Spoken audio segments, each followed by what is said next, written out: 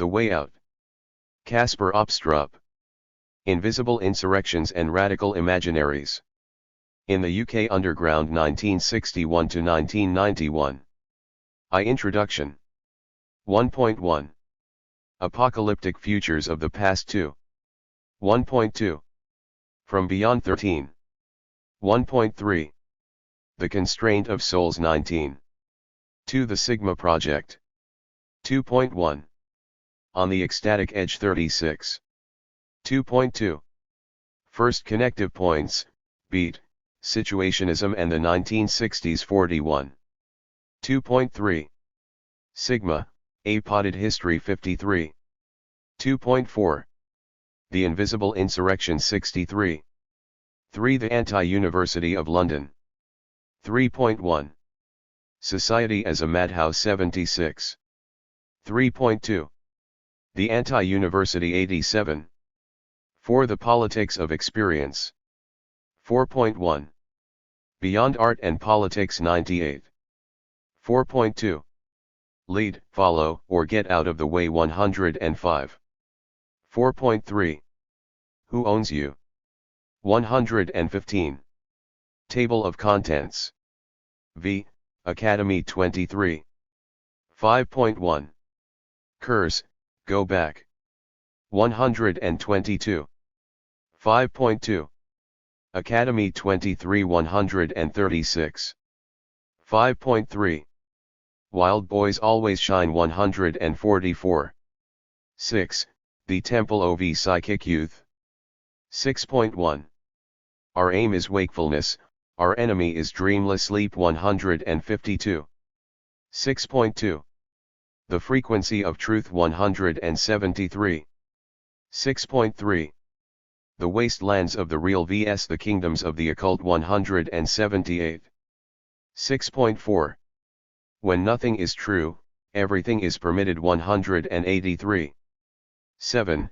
Invisible Insurrections and Radical Imaginaries. 7.1. A Sinister Dream Factory 190. 7.2. Across the Great Divide 199. 8. Afterward. 8.1. Conclusions 206. Endnotes 210. List of works cited 224. Introduction. 2. I mean, brethren, the appointed time has grown very short. From now on, let those who have wives live as though they had none, and those who mourn as though they were not mourning, and those who rejoice as though they were not rejoicing, and those who buy as though they had no goods, and those who deal with the world as though they had no dealings with it. For the form of this world is passing away. 1 Cor 7, 29-31. 1.1. Apocalyptic Futures of the Past. Are we on the brink of living in a drowned world? Or will the rise of the Internet realize the promises of communism? Whether the future brings digital utopias or ecological disasters, the various hopes, fears, and desires for a new age constitute a radical imaginary which is concerned with producing an unknown future which it, simultaneously, wants to produce a new type of woe/man to inhabit. It is a preoccupation with living in if not the end times then at least a post-apocalyptic wasteland where humanity ultimately is doomed, and it resurfaces as the perennial popular belief that we are living at a time when humankind is in the midst of a great transformation, be it from the industrial to the digital or from the age of Pisces to the age of Aquarius. It is concerned with death, but it is also concerned with survival, and it poses the question, how should we live if we want to survive even though we probably are doomed? To the groups and collectives inspired by this imaginary, it has been evident that the Earth was heading for disaster, but also that we have the technologies to prevent this disaster from wiping us out, meaning that these groups actively have been pursuing a project of human survival as a social and scientific challenge. This cultural current can be traced back to medieval heresies like those of the Brethren of the Free Spirit or the Anabaptists that sought mystical unity with the Godhead, while they, simultaneously, often have been seen as proto-communist movements. In the language of hereticism, it is an idea that the kingdom of heaven is imminent, rather than transcendent. Besides giving birth to revolutionary hopes, dreams of 3. Utopia, paradise on earth and the promised land. It has influenced thinkers like Charles Fourier and Henry de Saint-Simon, in turn becoming parts of the mythology of both anarchism and communism. The followers of this tradition desire to realize an Edenic state of primitive communism, but due to this double lineage stemming back to both social and religious movements, as much as this current is concerned with hopes for a new way of organizing the world, it is concerned with a lurking fear that the dreadful has already happened.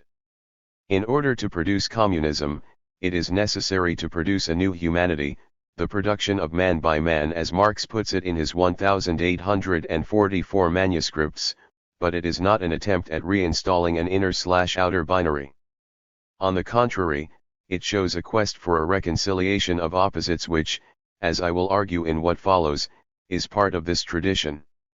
In opposition to the Augustinian separation of the city of man and the city of God and the Lutheran distinction between political and spiritual authority, already the Anabaptist preacher Thomas Müntzer, who was one of the leaders in the German Peasants' War with the battle cry Omnia sunt communia, all things are common, viewed the transformation of inner or spiritual man, a theme drawn from his readings of Christian mystics, as inseparable from the transformation of the outer order. The millenarian remainder in our way of thinking is inherently linked to ideas of an end to the present order and the emergence of new future unknowns. These ideas found a new home among the various modernist avant-garde movements who desired to create a tabula rasa. By the early 20th century, the artistic avant-gardes had become not only repositories for radical political ideas but also millenarian ideas which in the last part of the century were a cultural mainstay. Take, for example, Theodore Roszak who, when commenting upon the rise of New Age philosophy in parts of the counterculture, defines it as a search for religion, but religion as a matter of experience, not of belief and transcendence, i.e. it was to be non-transcendental and immanent. Indeed, if one sees the counterculture as a latent yearning for spirit alone, this goes a long way to explain the problematic relation to the thing, by which I mean the commodity, in the counterculture, leading to the once ubiquitous accusation of selling out. During the 20th century, the millenarian desires earlier expressed through heretical movements found cultural expression on a mass scale. This move might be seen in parallel to the broader movement in the West towards a post-secular society where radical ideas got transferred from their original context, a socio-political one, and found second life arousing the cultural imaginary as myths and visions of future perfects. David Weir 4. has convincingly argued by using the case of anarchism that when political movements no longer have a social foundation, their ideas are often haunting the cultural imaginary.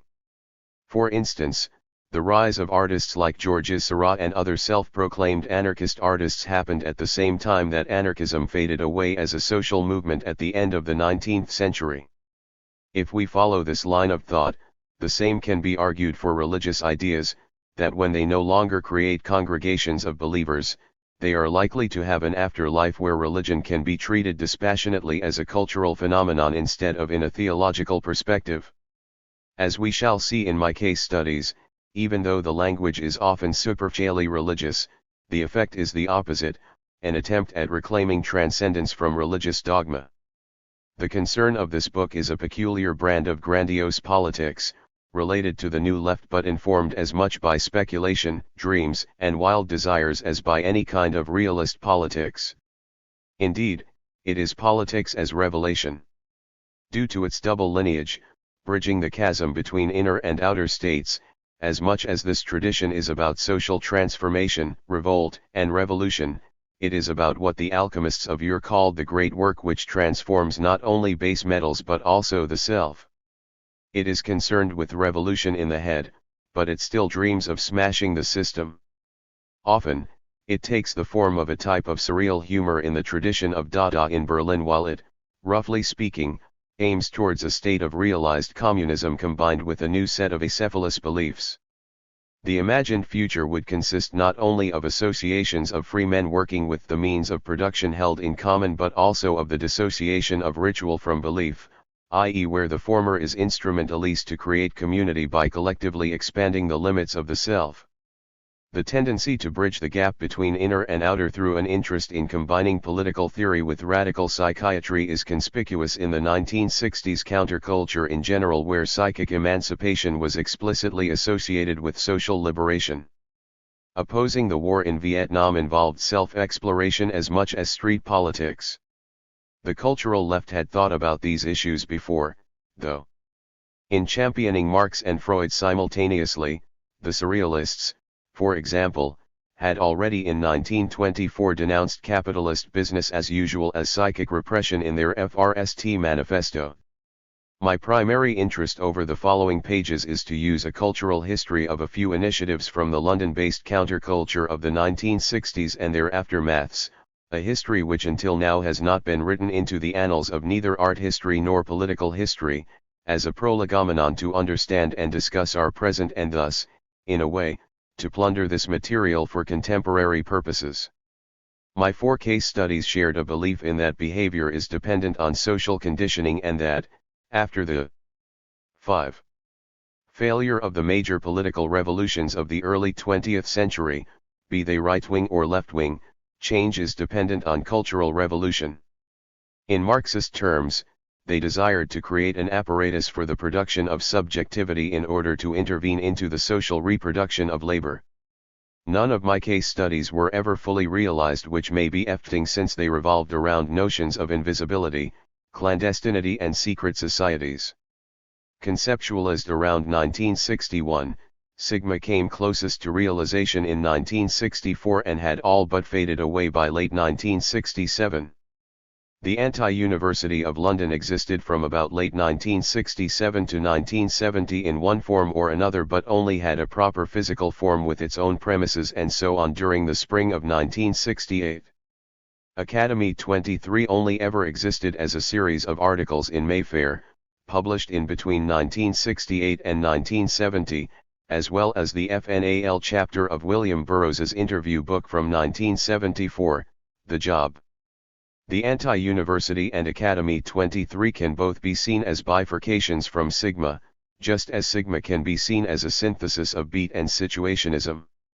Many of the people involved, like Alexander Trocchi, R.D. Lang, Joseph Burke, and William Burroughs, were or had been Sigmanauts, fellow travelers who, simultaneously, exemplify the inherent contradictions in the counterculture of the 1960s. This overlap between a group of people and a set of ideas in my case studies means that individual names often as not are used as a convenient shorthand for a group of collaborators. Finally, the Temple OV Psychic Youth, which existed from roughly 1980 to 1991, can be seen in direct continuation of the counterculture as an attempt at realizing Academy 23, thus bridging the gap between the counterculture of the 1960s and the tactical media scenes of the 1990s. More particularly, this book is an examination of a specific idea, the creation of a new type of university in order to instigate a new age on a planetary level through cultural production and experimental education, a task my 4 case studies approached through, respectively, a center, an anti-university, an academy and a temple, as it was being performed by a pop-cultural clash between the remnants of the European avant-gardes and ideas from the budding US counterculture. My aim is deliberately not to attempt to explain these 30 years of cultural resistance and make it into a representation of a state of affairs. Rather than a politics of representation, my concerns are with the politics of subjectivation. This means that I primarily will use my material to ask questions rather than to provide answers. Overall, I examine the material as related to a science of apparatuses, or dispositifs in the terminology of French philosopher Michel Foucault, whose inquiries into power, discipline, and control, as we shall see, are fundamental for this field, or, better, a technology for cultural engineering. 6. Am interested in sketching not only the subjectivities and biopolitical utopias envisioned by my case studies but also the abstract principle behind these in order to make it possible for this knowledge to be taken up and expanded upon by anyone who wants to embody or express it in a concrete specificity. In the public consciousness, The term cultural engineering is often associated with the writings of behavioral psychologist B.F. Skinner, who wanted to change the underlying contingencies in order to change man, a form of redesigning the environment to reach utopia which so far had eluded what Skinner called the literature of freedom. This literature had, according to Skinner, identified the other people and has proposed ways of escaping them or weakening or destroying their power, but it has made the mistake of defining freedom in terms of states of mind or feelings, and it has therefore not been able to deal effectively with techniques of control which do not breed escape or revolt but nevertheless have aversive consequences. It has been forced to brand all control as wrong and to misrepresent many of the advantages to be gained from a social environment. It is unprepared for the next step, which is not to free men from control but to analyze and change the kinds of control to which they are exposed. To this end, Skinner found that what must be changed is not the responsibility of autonomous man but the conditions, environmental or genetic, of which a person's behavior is a function, which opens the term towards interpretation in terms of not only systems theories but also a system of apparatuses.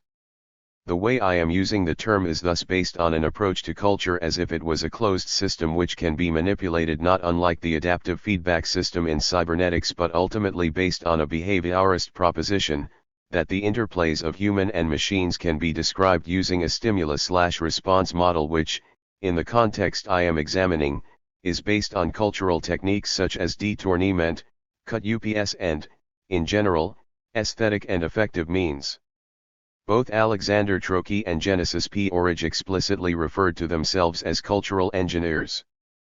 They wanted to awaken and activate the general intellect. In interviews, P. Orridge calls himself a cultural engineer and explains his use of the term. 7. Whilst Burroughs was indeed a classical literary figure of the 20th century, and Jason a classic 20th century Renaissance artist, who together bequeathed to us through intuitive science, a method and a prophetic appreciation of meaning, a pivotal approach to questions of perception and the nature and origin of literature and art, they can only be fully appreciated and, perhaps, finally understood, in terms of their central and passionate inner agendas and obsessions when considered and reassessed as serious, conscious, and masterful creative/cultural alchemists and practicing magicians, a mission for which I have taken the linguistic liberty of coining the term/occupation cultural engineer. For P. Orridge, the term thus refers to being a cultural alchemist who tries to effect change in the world by will alone while using popular culture as an alchemical jar. As such, his basic premise is to project his ideas into the public arena of popular culture to see whether they survive or not in their own right or what kind of interactions and confrontations they generate. The creation of TOPY was, for example, an attempt to see what happens when demystified occult and shamanic practices are released non-hierarchically into popular culture. It is a central part of my argument that the groups, collectives, affinities that I am analyzing, can be seen as experiments with cultural engineering which, ultimately, would be on a planetary scale, rooted in a desire for the world to become, if not utopia, then most certainly another world. They desired to produce a new symbolic order, a cultural imaginary FLLED with images, snapshots, assemblages of catastrophe, redemption, and desire fulfillment, radical freedom to be whomever, nameless, wildness. As such, an obvious predecessor is Alexander Bogdanov, who, besides being a systems theory pioneer, ran the Proletkult in the years immediately after the Russian Revolution, thus facing questions of not only how to use art to exceed what one is able to articulate for oneself but also to assert the supremacy of transformation as an existential situation. What these groups held in common was a desire to intervene in this shard of messianic time we call the present on the level of everyday life. Just as the artistic avant-garde strived to merge art and everyday life, thus superseding the category of art, the politics of these initiatives are equally striving to merge politics into everyday life, going beyond both art and politics in order to supersede capitalist relations by producing new subjectivities. New forms of life produced by the meetings of Messianism, Marxism, and magic, a radically unknown future which has nothing to do with 8. What came before it? Ephemeral as it was, Their production was a call for world revolution, carried out by artistic means and without any victims. Often, these imaginaries aimed for a certain kind of communism, but it was not just a simple dichotomy between, on the one hand, a future primitivism or, on the other, one of the techno-utopias from popular science fiction and fantasy. Instead, it was a form of communism that is a withering away of the political itself, a concern for the creation of new socio-political commons from which our everyday worlds can be reimagined. This merging between politics and life shows that an invisible politics of oppositional clandestinity must necessarily be a kind of biopolitics, a form of power that regulates social life from its interior, concerned with the production and composition of subjectivity and collectivity under capitalist social relations. It manifests itself as attempts at cultural engineering that aims at changing the world through creating an alternative apparatus which can produce new forms of life by producing a new kind of woe/men. The aim was to produce something that does not yet exist, something we cannot know what will be. It would be the creation of something completely other, a total innovation. Therefore, as much as my analyses concern certain cultural objects, mindsets, assemblages of words, images, and ideas, they are about life itself but not understood in any essentialist manner. It is about how we are living together and what spaces we create to live in, questions raised by cultural producers concerned with preparing for a great leap forward where they one moment imagine they are Fidel's compañeros and the next that they are part of Chu Tai's 8-root army during the long march. Under the reign of biopolitical, spectacular capitalism, questions around identity, subjectivity, and collectivity are central for any discussion of future possibilities. Therefore, I will in the following tentatively introduce a theoretical framework, primarily the notion of biopolitics, within which to understand my historical analyses. Some researchers, especially in early British cultural studies, apply a Marxist model to the fields of cultural production, subcultures, and anti-capitalism. This strain of thinking has some influence from the Frankfurt School, but especially from the structuralist Marxism of, for example, Louis Althusser or the early Roland Barthes.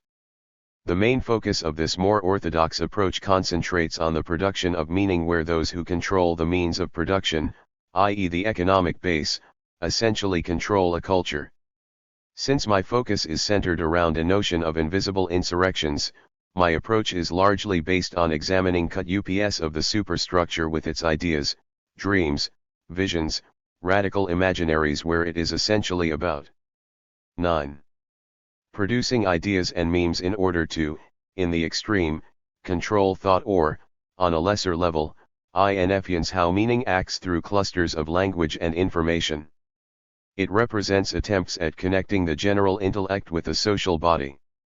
My concern is thus with an invisible and imperceptible politics which, at the same time, is open and psychedelic. It acts like a virus and spreads through contagion. It has become immaterial and moved beyond not only representation but also what is regularly understood as politics. The notion of biopolitics finds its contemporary usage in the writings of Michel Foucault, appearing for the first time in his History of Sexuality, 1. The Will to Power. Here he describes how power no longer focuses on the right to kill in order to protect a sovereign, but instead shifts its focus to the protection of a population. Before Foucault, the term had a 100-year-long history stemming from the Lebensphilosophy of Arthur Schopenhauer and Friedrich Nietzsche in Germany and Henry Bergson in France, and its lineage can be traced even further back to Greek antiquity as, for example, the Italian philosopher Giorgio Agamben does. In contrast, Michael Hart and Antonio Negri see it as connected to the response to the crisis in the 1970s, where there was a shift from the welfare state to the neoliberal state which operates through biopolitical forms of production and control. For Foucault, it was a means of describing a society where power and control have become internalized in behavioral patterns. He defined it as the attempt, starting from the 18th century, to rationalize the problems posed to governmental practice by phenomena characteristic of a set of living beings forming a population. Major theorists who have expanded on Foucault's notion include, most prominently, Agamben as well as Hart and Negri, but also thinkers like Paulo Verno and Maurizio Lazzarato. During the last decade, the notion has found common usage among intellectuals in order to reflect on such heterogeneous issues as the war on terror, the rise of neoliberalism as well as biomedical and biotechnological innovations such as stem cell research and the Human Genome Project, evolution and engineering. In their trilogy of books, Multitude, Commonwealth, Hart, and Negri focus on a process of metamorphosis which can create a new society within the shell of the old, as it says in the Constitution of the Industrial Workers of the World, through the biopolitical production of subjectivity. Biopolitics thus becomes a key scene of political action today, i.e. the struggle over control or autonomy of the production of subjectivity, where the political project becomes about opening the way for mutation and free creation on the biopolitical plan of 10. The immanence of social life. They introduce a terminological distinction between biopower and biopolitics, a distinction they FND suggested by Foucault's writings even if not used consistently by him, which I will not do either. Rather crudely, they define biopower as the power of life and biopolitics as the power of life to resist and determine an alternative production of subjectivity. An alternative production of subjectivity takes the form of a biopolitical event which is always a queer event, a subversive process of subjectivization that, shattering ruling identities and norms, reveals the link between power and freedom, and thereby inaugurates an alternative production of subjectivity. Being is made in the event. Production, work, and its refusal are central. For Hart and Negri, the capacities of biopolitical labor power exceed work and spill over into everyday life. Since work has become immaterial, it is possible to think and form relationships in the street, at home, etc., and not only on the job. We, meaning everybody who works, in an office, a school, a factory, as well as the unemployed and the underemployed, are, thus, being exploited not only from 9 to 5, but all the time. Since the extraction of a surplus has extended well beyond the classic factory, this means an increasing appropriation of what Marx in his Grundriss called the general intellect, the accumulated knowledges and capacities of human life as a whole, including things like habits, everyday practices, forms of know-how, etc. by neoliberal capitalism. Thus, capitalism not only commodifies and sells quantifiable goods and services but also feelings, effects and ways of being. Biopolitical class struggle takes the form of exodus. By this, Hart and Negri mean a process of subtraction from the relationship with capital by means of actualizing the potential autonomy of labor power. Exodus is thus not a refusal of the productivity of biopolitical labor power but rather a refusal of the increasingly restrictive fetters placed on its productive capacities by capital. This echoes Mario Tronti's classic statement of the refusal to work from operaia e capitali. The escape from control can be performed in a variety of ways and refusals, e.g. as vagabonds, by operating outside the field of representation, by using an imperceptible politics, etc. Central to the production of subjectivities is the notion of the dispositif, commonly translated into English as apparatus, which is the word I also use. Foucault used the term increasingly from the mid-1970s onwards when he began to concern himself with what he called governmentality. In a 1977 interview, he defined it as a network of heterogeneous elements. 11. Discourses, institutions, laws, propositions, police measures, etc. oriented by a strategic purpose. The apparatus itself is the network that can be established between these elements. It is a play of power which is linked to certain limits of knowledge that both arise from it and condition it, a set of strategies of the relations of force supporting certain types of knowledge. According to Hart and Negri, it is constituted by the material, social, affective and cognitive mechanisms active in the production of subjectivity. Agamben emphasizes that it is at the intersection of power relations and relations of knowledge, that it appears. Agamben traces the etymology of the word dispositivo back to a theological legacy stemming from the Christian paradigm of oikonomia, the root of the word economy, which is a set of practices, measures, and institutions that aim to manage, govern and control the behaviors, gestures, and thoughts of human beings. For Agamben, the term designates that in which, and through which, one realizes a pure activity of governance devoid of any foundation in being. This is the reason why apparatuses must always imply a process of subjective cation, that is to say, they must produce their subject. It is thus anything that has the capacity to capture, orient, determine, intercept, model, control, or secure the gestures, behaviors, opinions, or discourses of living beings. Agamben sees the phase of capitalism in which we live now as a massive accumulation and proliferation of apparatuses to the extent that today there is not a single instant in which the life of individuals is not modeled, contaminated, or controlled by some apparatus. The subject is exactly that which results from the relentless FGHT between living beings and apparatuses, where the apparatus is FRST of all a machine that produces subjective cations. Only as such is it also a machine of governance.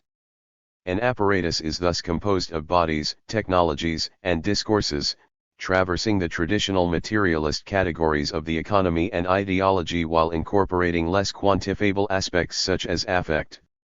What is important in this context is that it operates on a level beyond representation. It is immaterial, invisible, and works by forming our attitudes through assemblages of words, images, sounds, stimuli. As Hart and Negri argues, the production of subjectivity is essential for biopolitical capitalism, since it becomes the non-place of power through which we are being controlled through desires, affects, ideas and the like, as well as the economy. In his essay, Agamben calls for a profanation of the apparatus. The refusal of identity, becoming invisible, might be one such counter-appropriation of the apparatus. The impetus towards clandestinity might then be seen. 12. As an attempt to escape subjective cation as a productive form. As we shall see in Chapter 2, this was central for Alexander Trotsky, but it can also be seen as a strand in insurrectionary anarchism from Mikhail Bakunin to more contemporary groups such as Crime-Ethink, Ex-Workers Collective, and the Invisible Committee, who a few years ago encouraged the insurrectionary left to leave visibility. Turn anonymity into an offensive position. What these groups have in common is that they view clandestinity, becoming invisible, as ways to avoid identification and thus articulate a refusal of spectacular, biopolitical capitalism by becoming anonymous and imperceptible.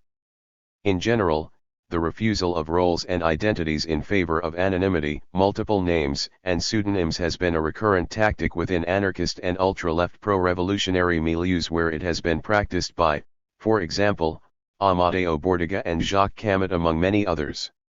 As such, anonymity and collectivity can be seen as both a threat and a promise depending on whether one is on the inside or the outside.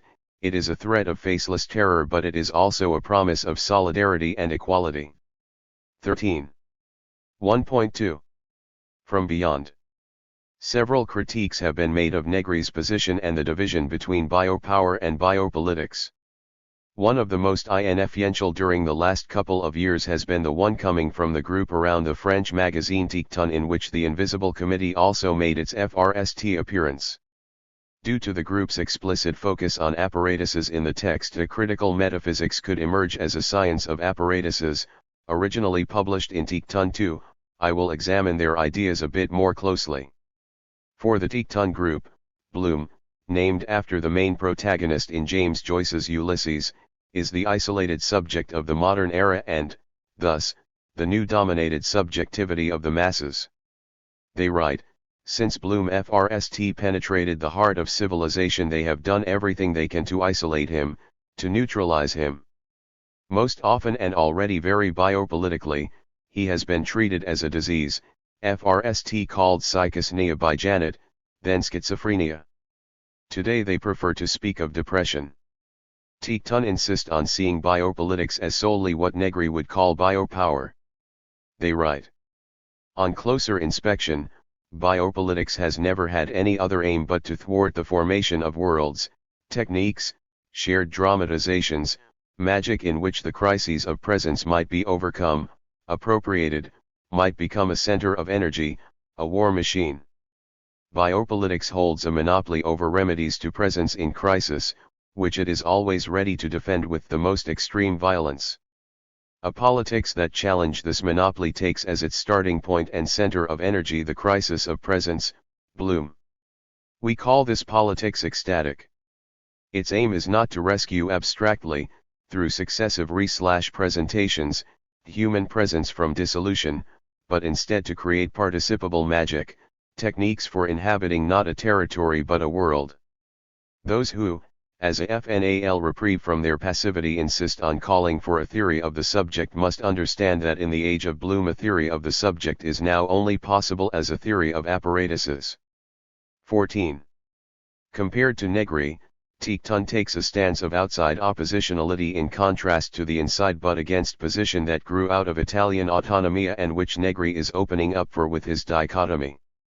Of interest to my analysis of TOPY in Chapter 6 is that what matters instead for Tikhton is to produce a critical metaphysics which will be a science of apparatuses that recognizes the crisis of presence and is prepared to compete with capitalism on the playing field of magic. We want neither vulgar materialism nor an enchanted materialism.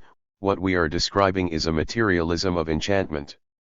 Today, there has been what, with Howard Slater's combination of Paul Virilio and Ludwig Feuerbach, can be described as an endocolonization of the species being. The fact that each being is now produced by apparatuses represents a new paradigm of power.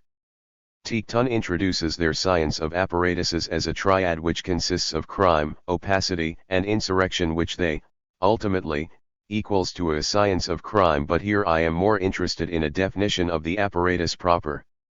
Tikhton has been included in the contemporary discussion of communisation theories, where communisation has been discussed as the communist production of communism in the here and now, as a process which is already underway instead of something that will arrive on the other side of, say, the dictatorship of the proletariat.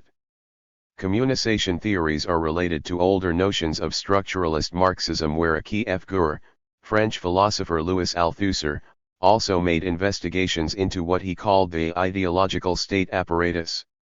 Althusser points out that the primary ideological state apparatus producing subjectivity in feudal times was the church, but under mature capitalist social formations it has become what he calls the educational ideological apparatus, a point I will return to. For Tikhton, the educational system no longer bothers to present itself as a coherent order. Instead, it is a hodgepodge of so many apparatuses meant to keep bodies immobilized. An apparatus, from their perspective, is a space polarized by a false antinomy where everything that happens within it is reducible to one or the other of its terms. Thus, every apparatus starts from a couple, and not a pair or double, for every couple is asymmetrical, includes a major and a minor premise. These premises are two different modalities of aggregating phenomena, where the major premise describes what is normal and the minor what is abnormal. That which is not normal is consequently definite as its negation, e.g. a medical apparatus will in this way bring the sick into existence as that which is not well. 15. Within the biopolitical, that which is not normal will thus be presented as pathological, when we know from experience that pathology is itself a norm of life for the sick organism and that health is not linked to a particular norm of life but to a state of robust normativity, to an ability to confront and to create other forms of life. The essence of every apparatus is to impose an authoritarian distribution of the sensible in which everything that comes into presence is confronted with the threat of its binarity. The apparatus wants to become part of us, to invade our bodies as a virus, which is why we have to develop the art of becoming perfectly anonymous. Whenever we stand out, we remain entangled in apparatuses. That the worker is both producer and produced under spectacular, biopolitical, or neoliberal capitalism is partly due to the fact that after its biopolitical turn, it is not just material forms of energy that capital seeks but non-material energies of labor power and vital force as well. Tikhton sees the imperial slogan as all power to the apparat uses. This, then, is where empire can be met on its own terrain. A possible project of resistance would, thus, be to take over the powerhouses of the mind, as Trotsky called for already in the early 1960s, even though it, as we shall see, was William Burroughs who went viral. In the coming insurrection, which in a way will come about due to a sort of sorely an image myth, it will then often suffice to liquidate the apparatuses sustaining the enemies in order to transform them where they in times past would have had to be shot. According to the THIRD group, the only strategy that can bring down empire is diffuse guerrilla warfare. This strategy they see as the deafening characteristic of autonomia and the Italian 77 movement. They write, unlike combatant organizations, autonomia was based on indistinction, informality, a semi-secrecy appropriate to conspiratorial practice. War acts were anonymous, that is, signed with fake names, a different one each time, in any case, unattributable, soluble in the sea of autonomia.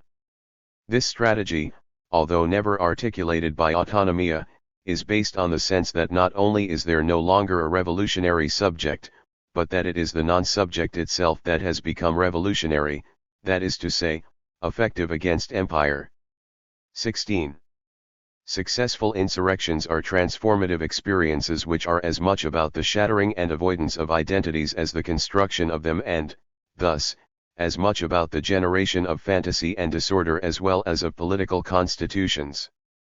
One of the central figures in the movement of 1977, Franco Bifo Berardi writes, the 1977 movement, in its colorful and creative Italian version and in its British one as well, which was punk, gothic and disturbing, was founded on one intuition: desire is the determining field for every social mutational process, every transformation of the imagination, every shift of collective energy.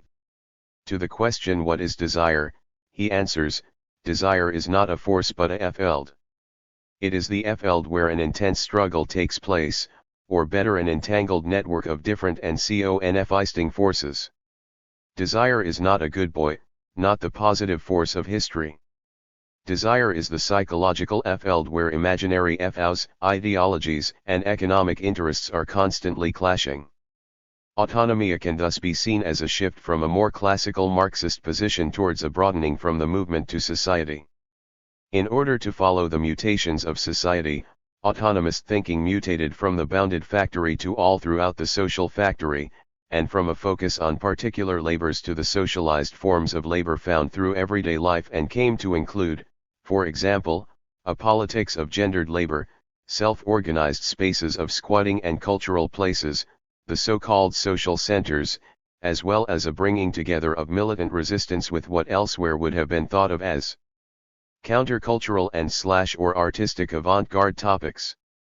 In the English-speaking world, it has been mainly seen as a way to bring together a Marxist analysis of class with the conceptual tools of post-structural analysis of subjectivity and culture, just like Berardi moves between an autonomist/compositional analysis of class and the schizoanalysis of Deleuze and Guattari in his double focus on labor and psychopathology. The central question for Berardi becomes how to struggle against the appropriation of the general intellect. This, he FNDS, is done by reconnecting it with the social body, since only this will start a process of real autonomization from the grip of capitalism. In his writings, another concept from Italian workerism is being elaborated, namely the concept of compositionism.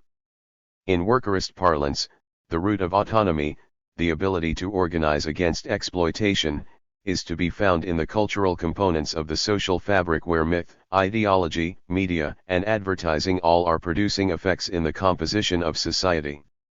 When they find a common ground, they produce effects of recomposition, while they, alternatively, produce effects of decomposition when they support exploitation and destroy solidarity.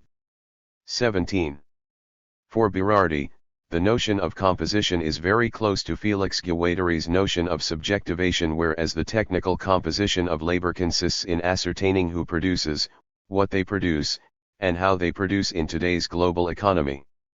The compositional analysis thus recognizes the forms of capitalist exploitation and control, while, at the same time, it gauges the means which are at our disposal for a project of liberation from capital. Following Guattari, Berardi proposes that we should explore how artistic practice evokes the complexity of the present and consider the conditions in which we find ourselves. For Guattari, subjectivity is multivalent and polyphonic. There is no one dominating factor, for example the economic, which determines our social being. To stay inside a biometaphor, thinking ecologically, we might see subjectivity in terms of multiplicity, a complex aggregate of heterogeneous elements where decentered relationships are important, i.e. there is no transcendent principle, no teachers, etc. Besides these, psychogeographic relations to architecture, to a collective, to economic factors are also important. This ecology implies a certain kind of self-organization, what Guattari called autopoiesis, i.e. the creation of a self. Subjectivity is thus formed predominantly by an individual, even though it can sometimes be a result of group formation, but what is important is that new cartographies of subjectivity can be invented. Guattari wrote, "The machinic production of subjectivity can work for the better as for the worse. At best, it is creation, the invention of new universes of reference, and at its worst, it is the mind-numbing mass mediatization to which billions of individuals today are condemned." In order to produce new subjectivities, Guattari looked to Immanuel Kant's aesthetic and the notion of the disinterested response. With art and poetry we form a relationship with a part that detaches itself from the object, especially in terms of rhythm and movement. This aesthetic response involves a kind of atypical desire, a break with the norm, a rupture in a sense, a cut, the detachment of semiotic content, for example, in a Dadaist or Surrealist fashion, can be at the origin of mutant centers of subjectivation. It produces ruptures in the dominant which themselves produce new refrains that hold together the heterogeneous in new ways. This asserts the importance of new forms of organization as well as the importance of breaking with the old. A central critique of the notion of biopolitics is that the living body is regarded less as an organic substratum than as molecular software that can be read and rewritten. It thus becomes potentially ethically and morally questionable, since it challenges the prevalent views of freedom and will by saying that we are all manipulable through culture, i.e. it hides. 18. A semi-totalitarian vision. Seen as a technique, it, simultaneously, spans and goes beyond the traditional political spectrum from left to right, or, maybe better, it is just as applicable for the right as for the left. It is double-edged while, at the same time, it fulfills the prophecy that capitalism must itself produce what will supersede it. In his discussion of the value form in Moishe Postone's Time, Labor, and Social Domination, Slater notes that, "With labor as a pivotal social form in capital, it is offered that the social mediations that ensue are productive not only of goods, but of social relations that themselves are objectified and made abstract. What is inst in this way, by a social function of labor, are forms of institution and procedures that rule over the society as a whole. In effect the worker produces, by means of this socially mediating form of labor, an abstract structure of social domination that formerly went under the name of God." This has many parallels. For Althusser it is what he calls the society effect, for Foucault it is the dispositif or apparatus, and for Deleuze and Guattari it is the abstract machine. What these all amount to is the intensive cation of social mediation. Thus, this intensive cation of social mediation is producing and dominating us in a network where control is no longer exerted on a macrosocial or anatomic level. Instead it is exerted at an invisible level that cannot be ruled, since it happens through the creation of linguistic and operative automatics. As we shall see in preceding chapters, part of the collective, radical imaginary of the 1960s was exactly to establish an alternative apparatus, a cultural war machine in Deleuze and Guattari's sense, where the machinic is an assemblage that functions immanently and pragmatically, by contagion rather than by comparison, insubordinate neither to the laws of resemblance or utility, and where production means the process of becoming.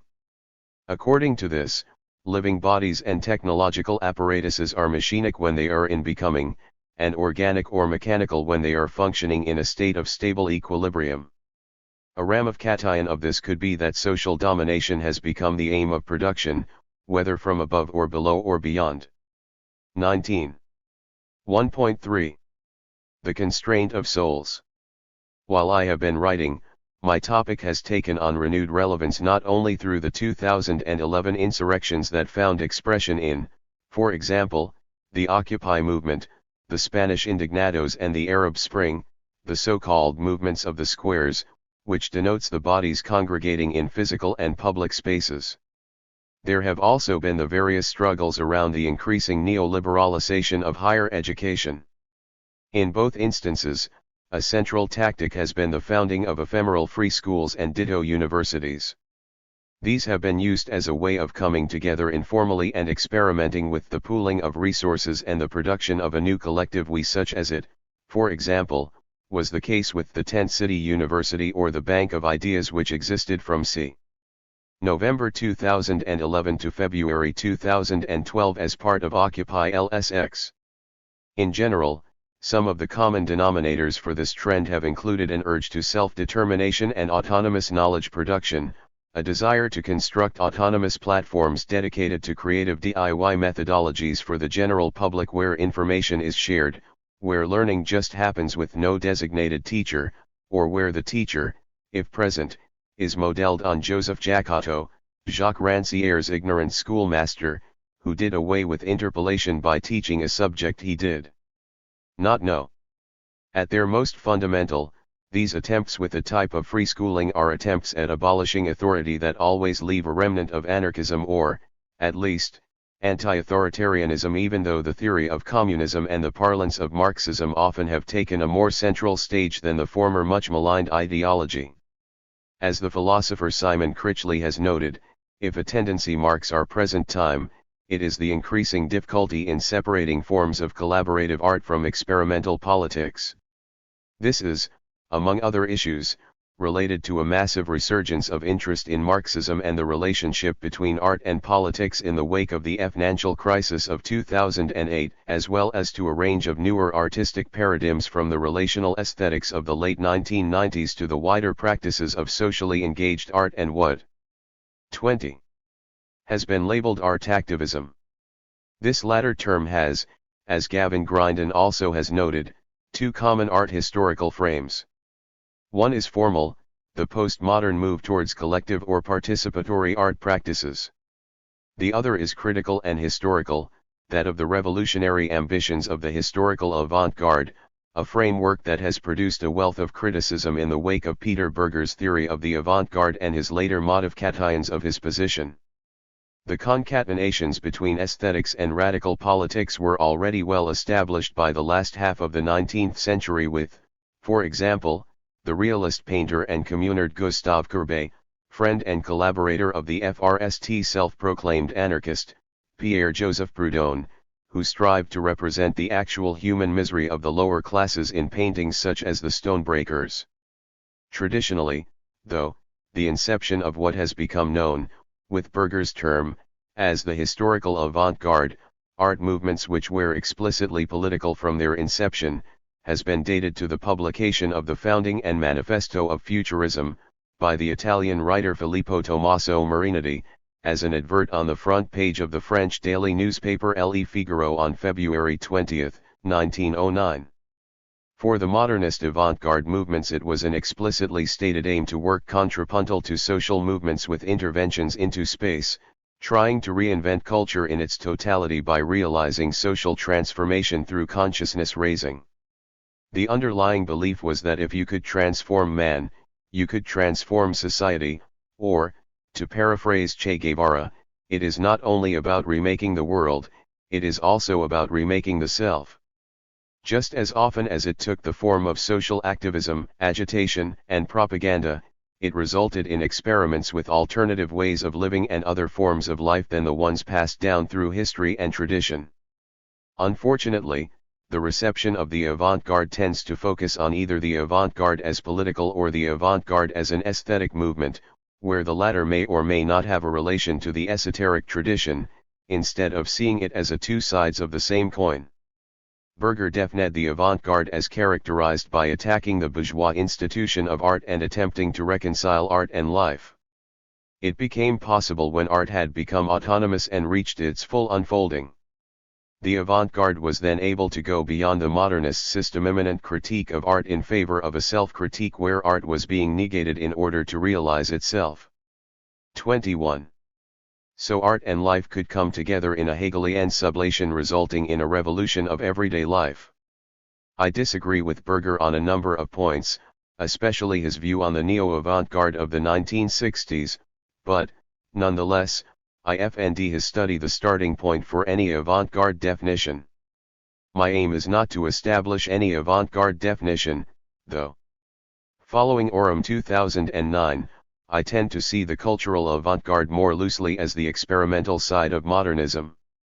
Thus suffice it for now to say that in desiring to make life into art and art into life by going beyond art as well as politics, my starting point is in direct continuation of Dada and Surrealism and, thus, of the aesthetic program of the historical avant-garde. In a literal sense, the Sigma project constituted its own vanguard by being nothing all men shall not one day become, as the Scottish former beat and ex-situationist Alexander Trocchi wrote in his 1961 Sigma Manifesto, which I will examine closely in Chapter 2. Additionally, the Sigmanauts, as Trocchi designated the loosely affiliated individuals that were meant to constitute Sigma, occupied an avant-garde position by seeing their present from the future. Instead, in what follows I will pay particular attention to the idea that a radical break is dependent on a need to learn everything anew such that social transformation becomes a matter of deconditioning and reprogramming, in short that radical education can bring about a cultural revolution. As Thomas Frank wrote in his study of 1960s advertising in the US, the meaning of the 60s cannot be considered apart from the enthusiasm of ordinary, suburban Americans for cultural revolution. And yet that enthusiasm is perhaps the most problematic and the least studied aspect of the decade. My focus is mainly on collective cultural production, but this production is often as not ephemeral and invisible, purely discursive, an art that does not wish to be seen. Instead, knowledge production and experimentation become central in an information war, opening up alternatives and imaginary lines of fight, showing that another world is possible. In this heady environment of apocalyptic visions and messianic hopes, I will thus examine a cultural program for social change through mental revolution, a perceived evolutionary step which I contextualize as a movement from the artistic and political avant-gardes towards what Roshak has called the Aquarian frontier, which, simultaneously, describes a move towards pop culture. Each in their own way, my chosen examples try to intervene from a background of art, politics, and esotericism into the pop cultural mainstream of the Cold War period with an idea about an experimental other future. My main concern is with an aesthetic subcurrent constituted by concatenations of art, radical politics, mysticism, and educational ideas. This 22. Subcurrent is discernible in the cultural history of the West back to, at least, the Marquis de Sade, and is easily traceable from there to, for example, Comte de Lautremont to Surrealism and the modernist avant-garde movements to the post-World War II cultural rupture which has been mythologized as the 60s. As such, the 60s might symbolize the FRST time concerns from the avant-garde, radical politics and pop culture melted together, where political revolutionaries became pop cultural heroes. One of the reasons why cultural production takes center stage in this context is, as Mackenzie Wark also notes, that what is distinctive about the situationist and post-situationist project is that it presents a certain poetics that it wants to make instrumental. This poetics is connected to the idea that one has to use what is already there. The artist is no longer a sole genius creating ex nihilo. Plagiarism is necessary, progress demands it, as Lautremont's famous adage goes. It is an idea which is related to not only the situationist détournement, which I will look closer at in Chapter 2 and which we can tentatively define with Raoul Vaneigem as the reinsertion of things into play. It is also related to the fundamental insight that the world is perceived as if there is no longer any outside. Capitalism itself will produce the means with which to overthrow and go beyond it. As such, détournement becomes a move of self-defense, using the weight and the power of the opponent against itself. The artists I will examine in the following chapters are well aware of this analogy to martial arts. Troki, for example, wrote about the invisible insurrection as a sort of mental jujitsu, and William Burroughs wanted the students at Academy 23 to study karate and aikido among a whole range of subjects intended to expand and or alter the student's consciousness. The period in which I am interested spans from 1961, when Alexander Troki wrote his essay on the invisible insurrection, to 1991, when the FRST incarnation of TOPY acrimoniously dissolved amid rumors of satanic child abuse and the like. The poetics I am examining can easily be followed through direct descendants from the temple, such as the association of autonomous astronauts, to the tactical media scenes of the early 2000s, to the hacktivism and Occupy scenes of today. I have chosen to stop my cultural history, which, like the objects it describes, is necessarily unfinishable and open-ended, in 1991. This year marks not only the dissolution of the temple but also the abolishment of the Soviet Union, thus creating a conceptual turning point from the new left of the 1960s to the new left of the millennium, which has shown a distinctly other character with its alter globalization. 23. Movements and, more recently, Occupy. As such, the background is the transformative years of the Cold War, from its peak in the 1960s until it faded out and gradually made the outside disappear states, most explicitly symbolized with the collapse of the Soviet Union. The radical imaginary of the period found expression in assemblages of symbols, images, and myths interwoven into the vocabularies of contemporary art, education and politics, thus taking part in delimiting how we are able to talk about the present and think about the future. Central to this imaginary is a belief that aesthetics can change the way we think and thereby change the way we act, thus preparing us for the unknown. It posits a type of revolution that wants to engineer human consciousness. It follows that cultural revolution becomes a kind of collective re-education that breaks the habits of obedience which have become internalized as a second nature in the exploited classes, a logic which can also be found in the writings of Paulo Freire and Frantz Fanon. Before beginning my exposition, I want to discuss the constitutive elements of my field of research. First and foremost, it is not about art in a narrow sense as a specialized field, but in its expanded sense, where it includes FLM, music, literature, happenings, and so on. This means that the term art as I use it in the following pages often is interchangeable with notions of creativity and cultural production in general. The latter might be the more precise term. Like the situationists, who saw strikers, rioters, and revolutionaries as creative agents, Troki was trying to free up an understanding of creativity that would no longer be accepted as being contained within individuals but as something existing between them, a concept reminiscent of Teilhard de Chardin's idea of a noosphere, where the omega point now would be the realization of art into life. It follows that the forms creativity can take are also widened: tape recordings, portfolios, crime, revolutionary activities. It is a type of cultural production that wants to engineer culture through the viral distribution of new ideas while remaining cognizant that to remake the world is to reinvent the self. The new social and new religious movements become the invisible forces that shape our worldview, constituting an imaginary which has been concerned not only with speculating about unalienated existence, but, more often than not, it envisions a next step in evolution, aligning it with the occult tradition.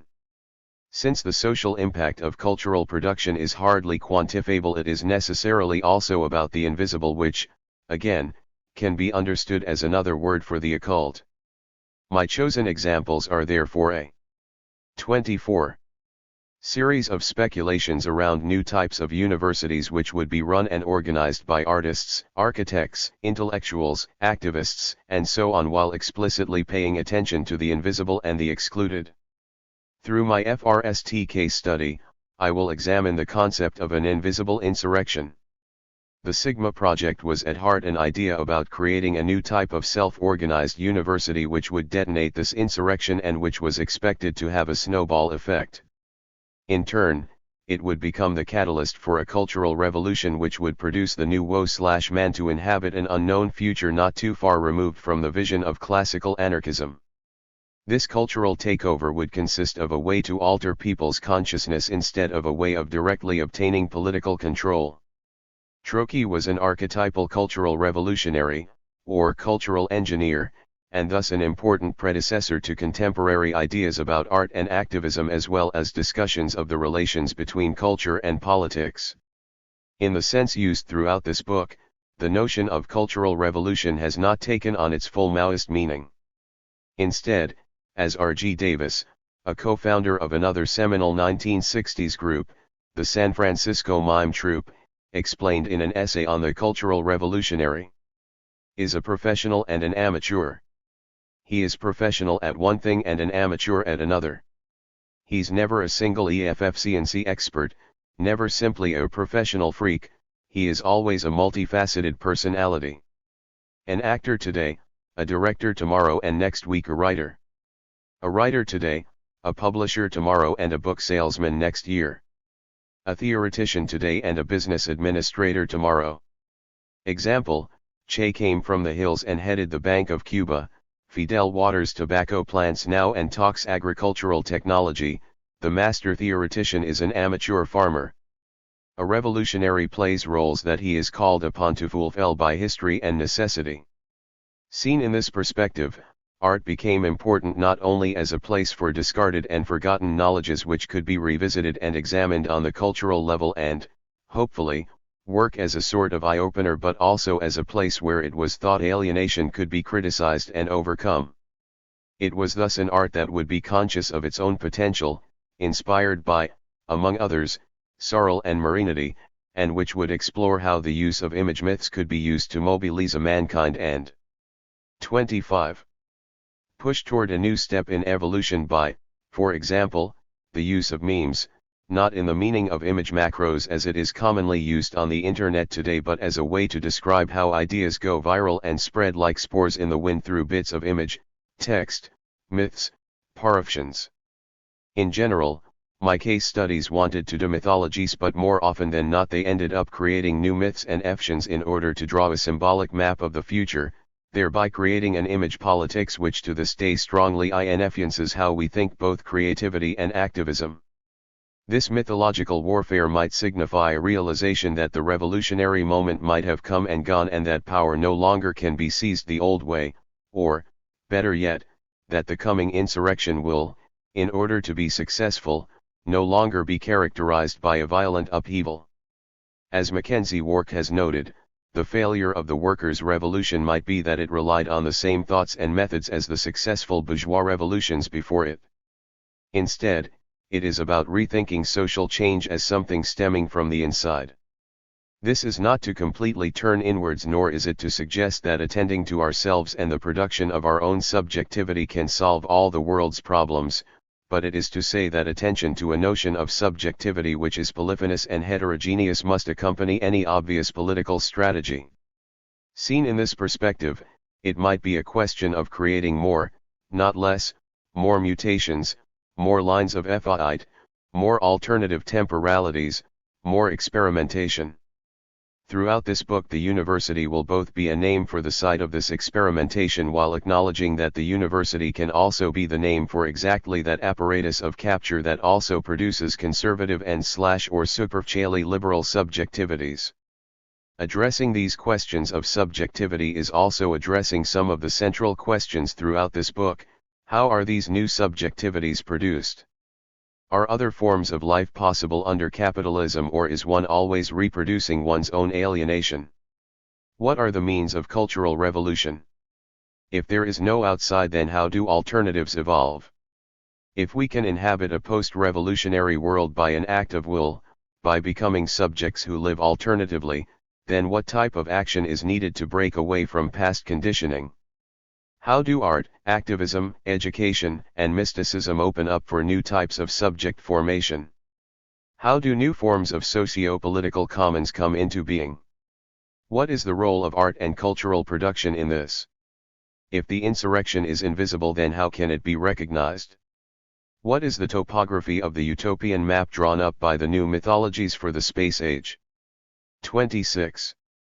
Basically, my argument is centered around the claim that the counterculture consists of both political and hedonistic poles, which I translate into an activist and an occult position. Keeping this double current in mind, I look at, on the one hand, attempts to make new schools and institutions in order to deprogram and recondition mankind to a new future, and, on the other, on how they have used tactical media and a certain type of post-situationist aesthetics in order to intervene in the present. It serves as a case in point that the underground and its immediate descendants are exactly characterized by this fundamental doubleness, that it is about both inner and outer. The failure of its world-transforming project might be localizable in the separation of the two when people choose only the politics or only the aesthetic in its original meaning as that which speaks to the senses. Contrary to Roschek, who found that the counterculture was characterized by a move from the political towards the mystical, or Oram who FNDS that the experiments of the 1960s points the opposite way, from lifestyle to terrorism, my argument is thus that the two are fundamentally inseparable. They mark a tendency which is best understood in unison and which can be fruitfully examined as a technique for cultural engineering by looking at some of the collectives concerned with creating alternatives by challenging notions of art and education. The central puzzle is therefore an uncovering of what means the underground wanted to use to reach what ends with sigma as my starting point. Part of my argument is that these initiatives, by coming from the modernist avant-garde movements, are operating in a post-political space beyond a traditional conception of left and right. Even though my case studies are posited on the ultra-left, the various techniques are easily recuperable by the right, where power is located in the everyday and in affects, commodities, architecture, cultural production, and so on, thereby creating a science of apparatuses. I examine these apparatuses primarily through two intersecting themes: the production and composition of individual and collective subjectivities, and the construction of new effective communities. In a world variously called postmodern, late capitalist, or simply empire, a world in which power has been decentered, virtual centers of power exist everywhere. We might say that these virtual centers of power are our own subjectivities, and thus that the battleground against this biopower is in some sense ourselves. Hence the importance in understanding politics, and political art practice, as not just being about institutional and ideological critique, but furthermore as involving the active production of our own subjectivity. Already in the 1960s, Timothy Leary noted that it was 27. Up to 3 types of subjectivity to bring about the great evolution of the new age that we are going through now, namely, according to him, the dope dealers, the rock musicians and the underground artists and writers. In the language of contemporary art and its theoretical articulations, we might say this production of subjectivity is a specifically expanded practice, since it always involves a diversity of projects and programs.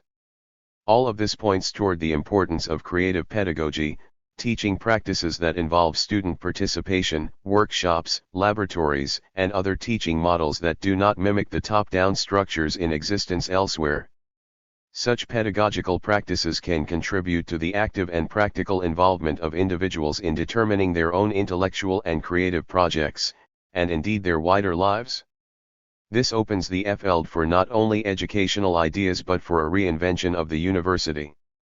Coming from within the art world, as a call to action from cultural producers, the history I am highlighting can in many ways be seen not only as a forerunner for tactical media, art activism and the various struggles around education, but also for contemporary art's focus on the gallery space as a potential site for experimental learning. The various experiments with learning and knowledge sharing are not only limited to the context of new occupation movements but have also become part of the dominant discourses of the international art scene, where questions concerning the relations between art, research, education, and biopolitics are being debated. Education is thus one of the major struggles over social reproduction today. In the context of free universities, art collectives, and the like, a type of educational, but not necessarily didactic, art had already in the 1960s become half architecture, half labyrinth, a site where magic and Marxism were able to coexist, where emphasis was placed on social relations and the intensive modes of engagements through which these emerge, and where it was possible to speculate about and experiment with new forms of life, a central theme from the situationists to the present.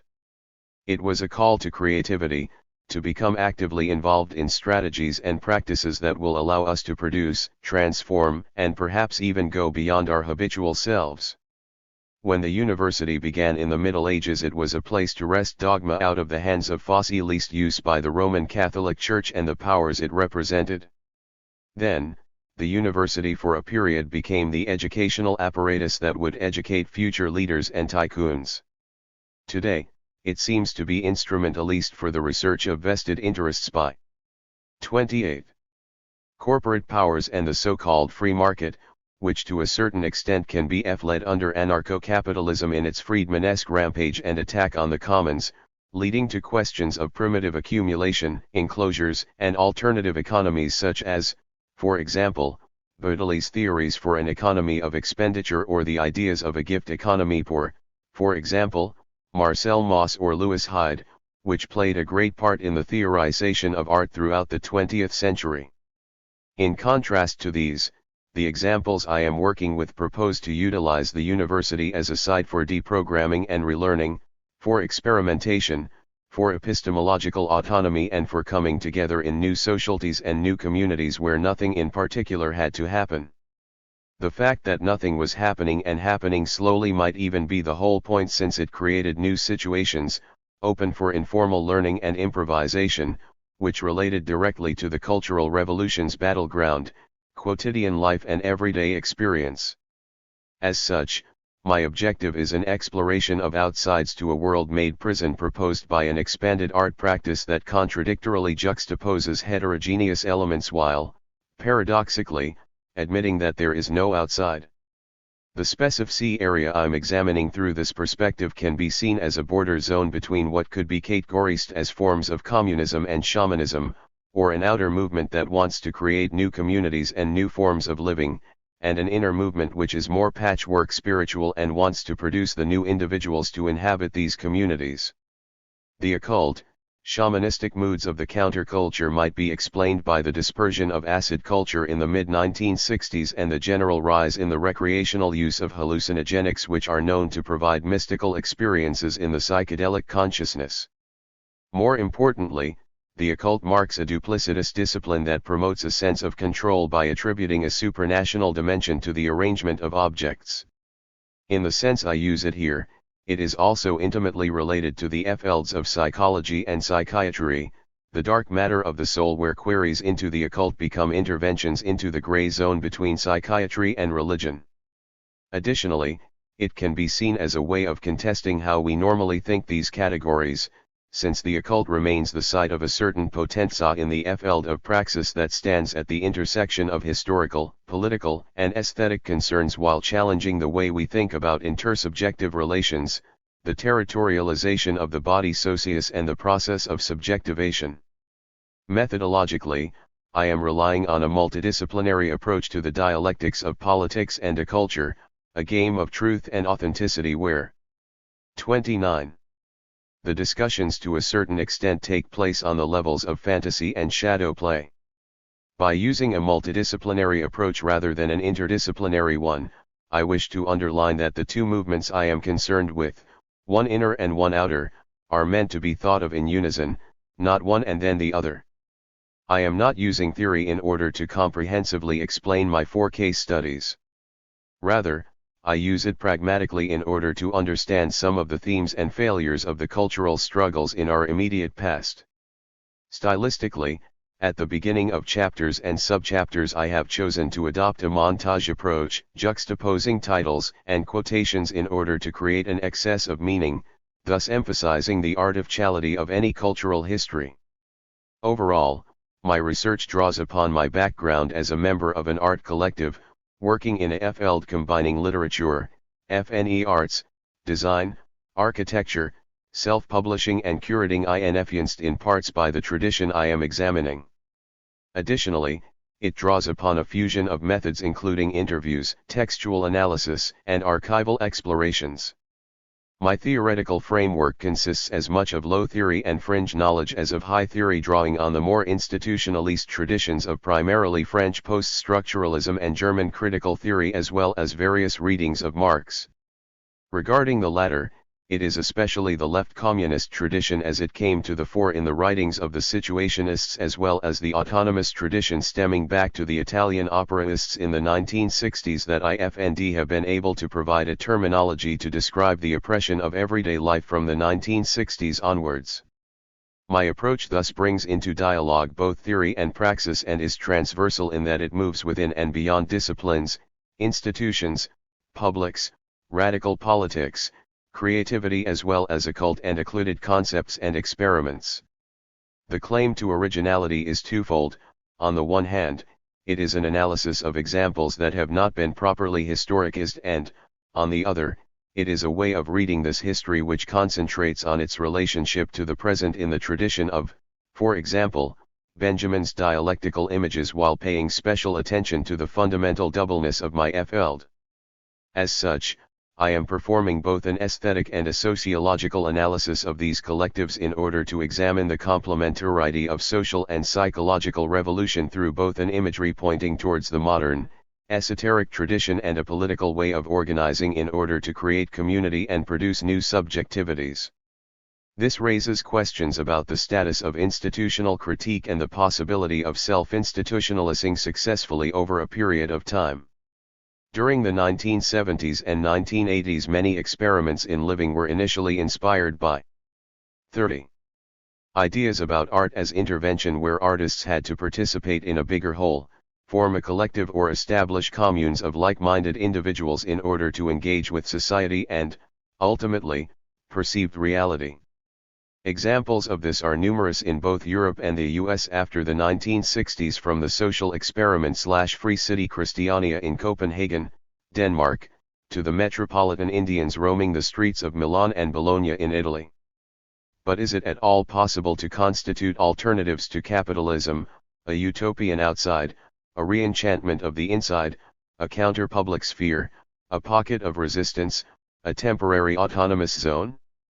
Or is radical social transformation in one's lifetime just another teenage pipe dream with a good swinging beat, part of the collective unconscious and the mythology of consumer capitalism? It is a history of failure, obscured by a rejection of rationality, but, nonetheless, a history of building community through creative living, hinting at what an invisible insurrection might look like and what unimaginable future it might lead to if the coming insurrection fails to arrive. The radical imaginary of the 1960s, which I view as the beginning of the present, was primarily occupied with ideas about space, inner space, outer space, infinite space, reclamation of space upon which to build the shadow society. But it was also an idea about changing the world by will alone. This happens to be Aleister Crowley's famous definition of modern magic, spelled with a K to differentiate it from mere illusionism. Crowley would have a tremendous impact on the occult revival of the 1960s, and in his philosophy, as in most parts of the Western esoteric tradition, everything is related to everything else and everything is vibrant, which means that one can intervene with precision to change the bigger pattern. This points towards one of the overall goal for the counterculture.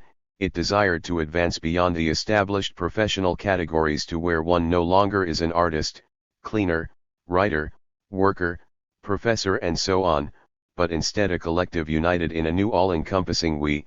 They wanted to overcome alienation and the separations of capitalist society in order to rediscover a new whole, a mystical whole, but also a whole which was purely non-transcendental and immanent.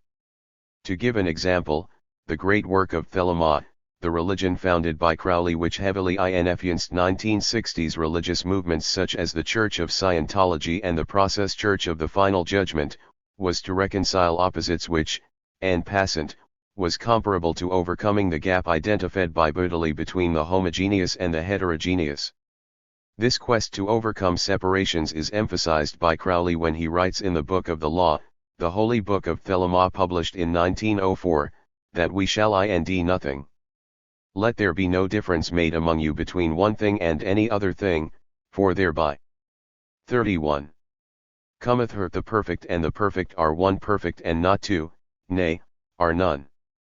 Throughout the early 21st century, The field I am examining has received renewed and increasing interest in the human and social sciences, where it methodologically has been characterized by the interaction between French post-structuralist theories and Italian post-Marxist/Operaist theories.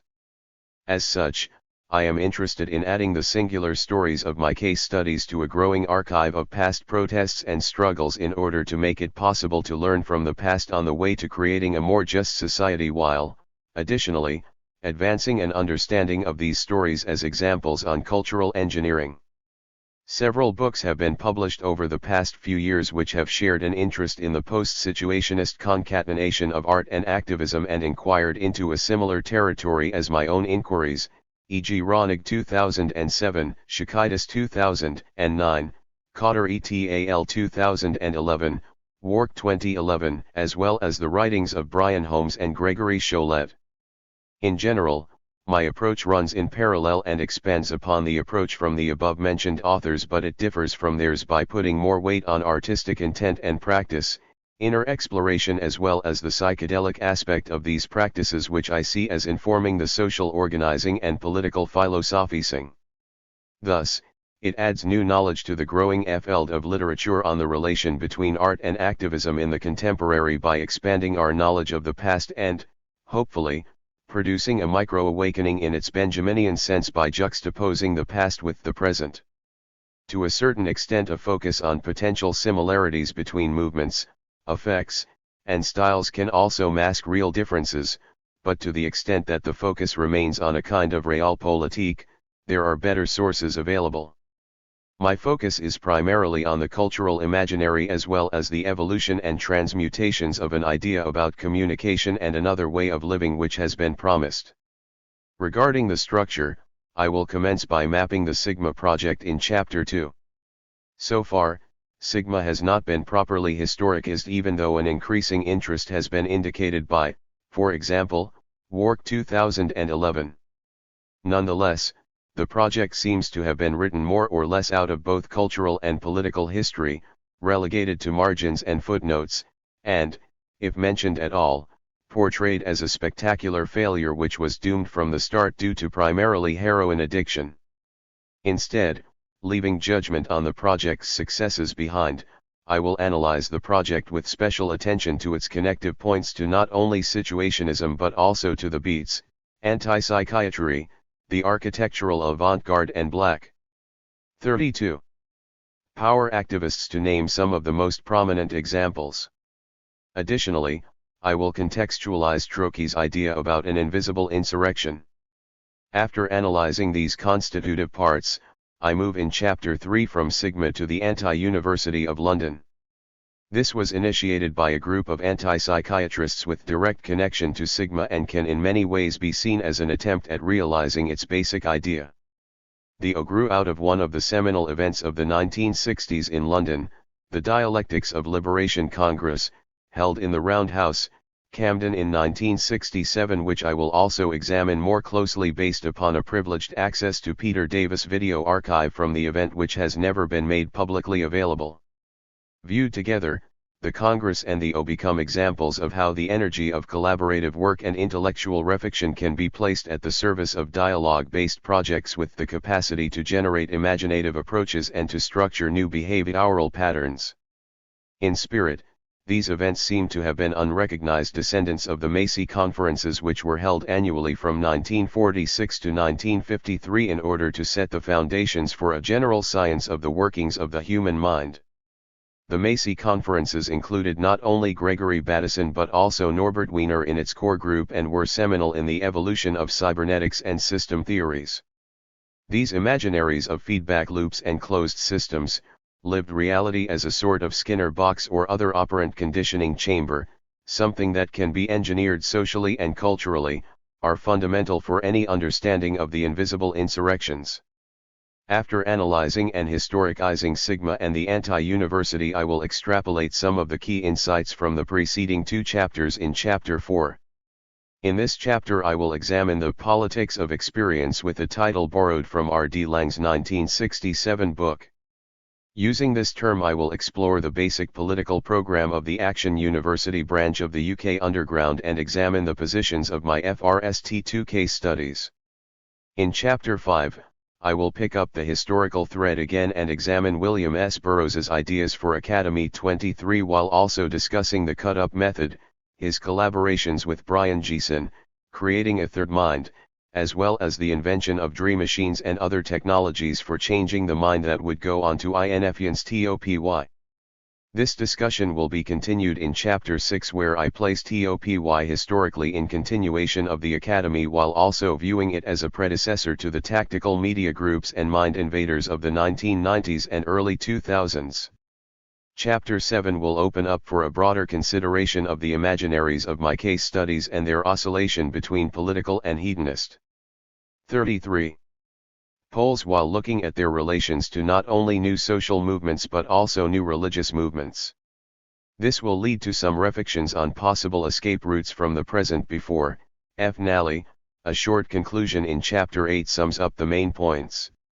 My field of study can arguably be definite as post-situationist since my starting point, the Sigma Project, splintered off from the Situationist International and definite itself in accordance with the Situationist point of view. The field constitutes a network of semi-autonomous groups, which overlap not only with each other, but also with politically radical milieus and cultic environments as well as with a contingent of the international avant-garde of happenings, fluxus, mail art, performance, and conceptual art. It is important to emphasize that the movement is never in a one-way direction, it is always back and forth in a state of constant flux where the pendulum points in the direction of hedonist and or mystical poles one moment and towards political the next as we shall see in the following chapter. 2. The Sigma Project. 36. This, then, is the beginning, a tentative organization of a sea of ambiguous experience, a provisional dike, an opening gambit. Ending, I should not care to estimate what has been accomplished. In terms of art and literature? Such concepts I sometimes read about, but they have nothing in intimacy with what I am doing, exposing, obscuring. Only at the end I am still sitting here, writing, with the feeling I have not even begun to say what I mean, apparently sane still, and with a sense of my freedom and responsibility, more or less cut off as I was before, with the intention as soon as I have finished this last paragraph to go into the next room and turn on. Alexander Trocky 1960, 251-252. 2.1. On the Ecstatic Edge. The above epigraph ends what would be Alexander Whitelaw Robertson Trocky's FNAL novel, Cain's Book. In its time, Cain's Book was a literary scandal that challenged the censorship laws of the day not unlike Sigma friend and collaborator William S. Burroughs's Naked Lunch. It FRMLY established Trocky in the public eye not only as a beat writer mainly inspired by sodomy, as he declared at the Edinburgh Literary Festival in 1962, but also as the Lord of Junk and the first prophet of permissiveness. As Aleister Crowley half a century earlier had been labeled the wickedest man alive by the popular press, the American novelist Lynn Tillman recalls that Trocky in the mid-60s was regarded as the most evil man in England, meaning that people blamed him for bringing in heroin and corrupting young people, as it is clear from Andrew Murray Scott's erroneous 1991 Trocky biography, which is subtitled The Making of the Monster. Scottish by birth, Trocky grew up in Glasgow. In the early 1950s, he made a name of himself in Paris by editing the literary journal Merlin, named after the famous sorcerer from the Arthurian legends and thus already hinting at an alignment with the occult revival of the 1960s. Additionally, he wrote a string of erotic novels for Maurice Giraudia's Olympia Press as, for example, Desire and Helen or White. 37. Thighs. In 1955, he joined the Letterist International, a Parisian avant-garde group that would be instrumental in creating the later Situationist International.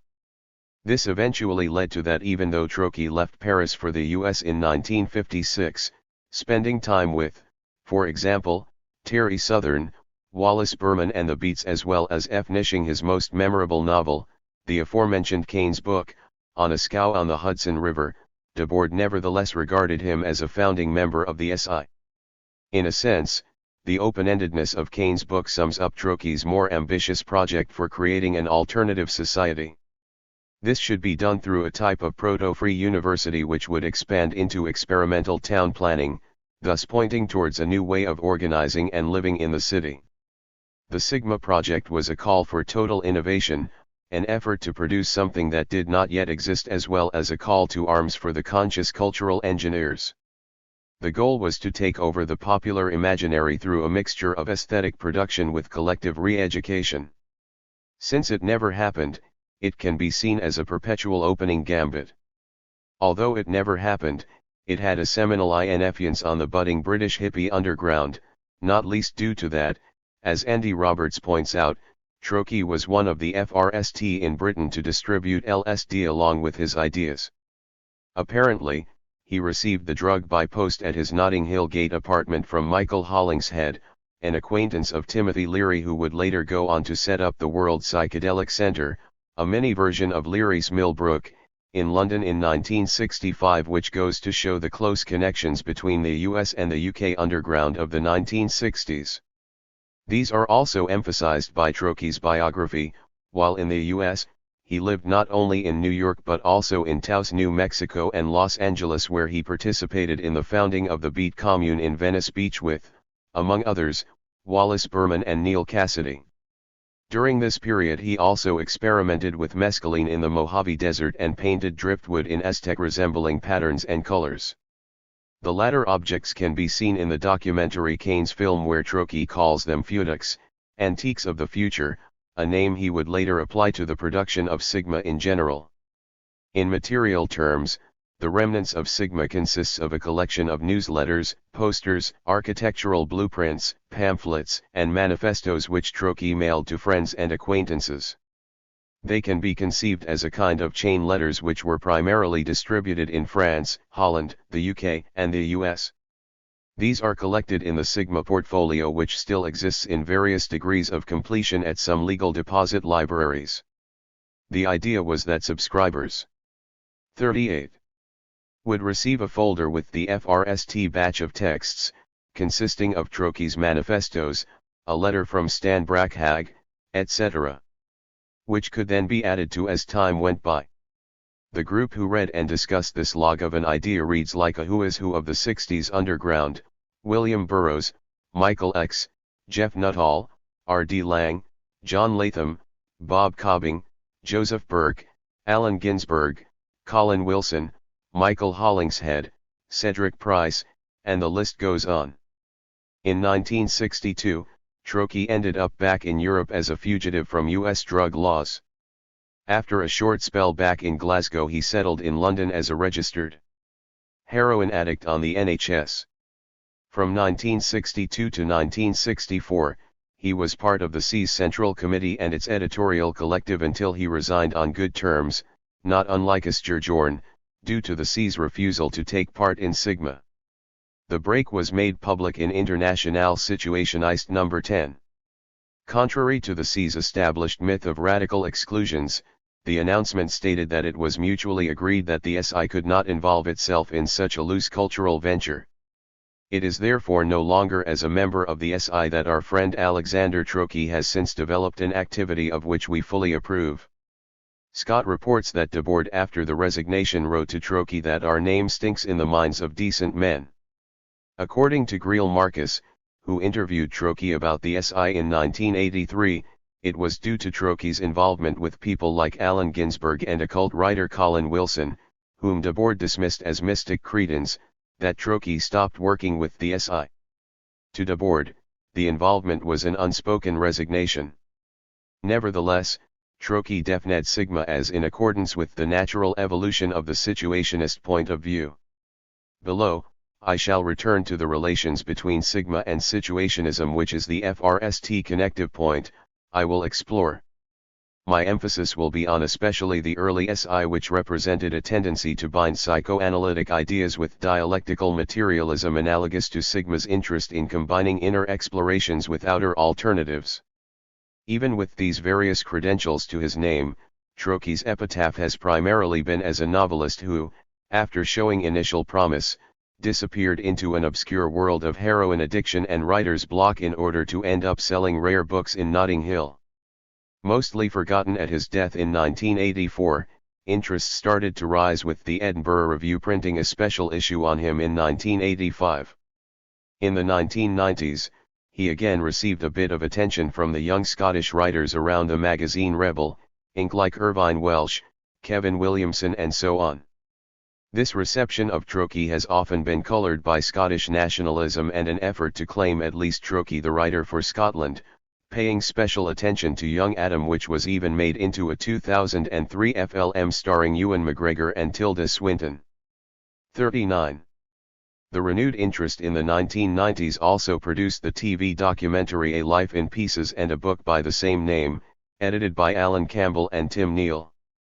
The latter collected the interviews made for the documentary alongside fragments of Troki's writings, tape transcripts, odd letters, and appreciations from a group of people who, primarily, were writers themselves. Their interest was mainly in the novels and why Troki was silent after Kane's book. Thus, they failed to pursue some of Troki's dissatisfactions with writing or to go into the more communal and countercultural activities with Sigma and, not least, the intentions behind it. Among the interviewees, only a few such as Burroughs and Leonard Cohen acknowledges Sigma et al., respectively, seeing it as an excuse for not writing due to writer's block or by perceiving Troki as the general secretary for a secret, revolutionary organization, while Jeff Nuttall laments that money already raised for Sigma's perennial plan to establish an anti-university/arts center/fun palace were frittered away on drugs, and more drugs. John Calder, Troki's UK publisher, sums up the general attitude towards Troki. He remembered the then recently deceased Troki in the Edinburgh Review, August 1985, as someone who might have become the outstanding British writer of his generation but was destroyed by his addiction. Sigma was dismissed with one sentence. What Sigma was really about was unclear to all except a few devotees, but it gave Troki an excuse to avoid getting on with a sequel to Kane's book. Notable exceptions which treat Sigma a bit more fairly are Howard Slater's short essay on Troki, Alexander Troki and Project Sigma, as well as a chapter on Troki at the end of Mackenzie Wark's Beach Beneath the Street, a history describing the network of people involved in the Situationist International. In general, though, the focus has been on the beat novelist rather than the 1960s cultural conspirator who desired to instigate the invisible insurrection. In contrast to this tendency, I am primarily interested in Troki after he had gone beyond writing to become a full-time dreamer and astronaut of inner space. Throughout the 1960s, Troki insisted on a radical, utopian practice which overlaps in significant ways with the heritage of the artistic avant-garde in both political and aesthetic terms and the broader, pop-cultural revolt of the 1960s in general. Upon his return to the UK, Troki summed up in intelligible terms the vision of the Beats and the Situationists and set about trying to realize it. Sigma would be cultural engineering on a planetary scale. Future subjectivities to inhabit an unknown future should be produced through intervention into cultural production. 40. In order to discuss this vision in a detailed and critical way, I will examine its evolution in the early 1960s where the Sigmanauts, as Troki calls them in Jamie Vaughan's short documentary FLM Marijuana from 1972, struggled to create not only a new type of university but also a modern myth meant to mobilize the masses so they would create an alternative society themselves. I will also examine the intentions behind Sigma, its connective points and how it mutated in significant ways.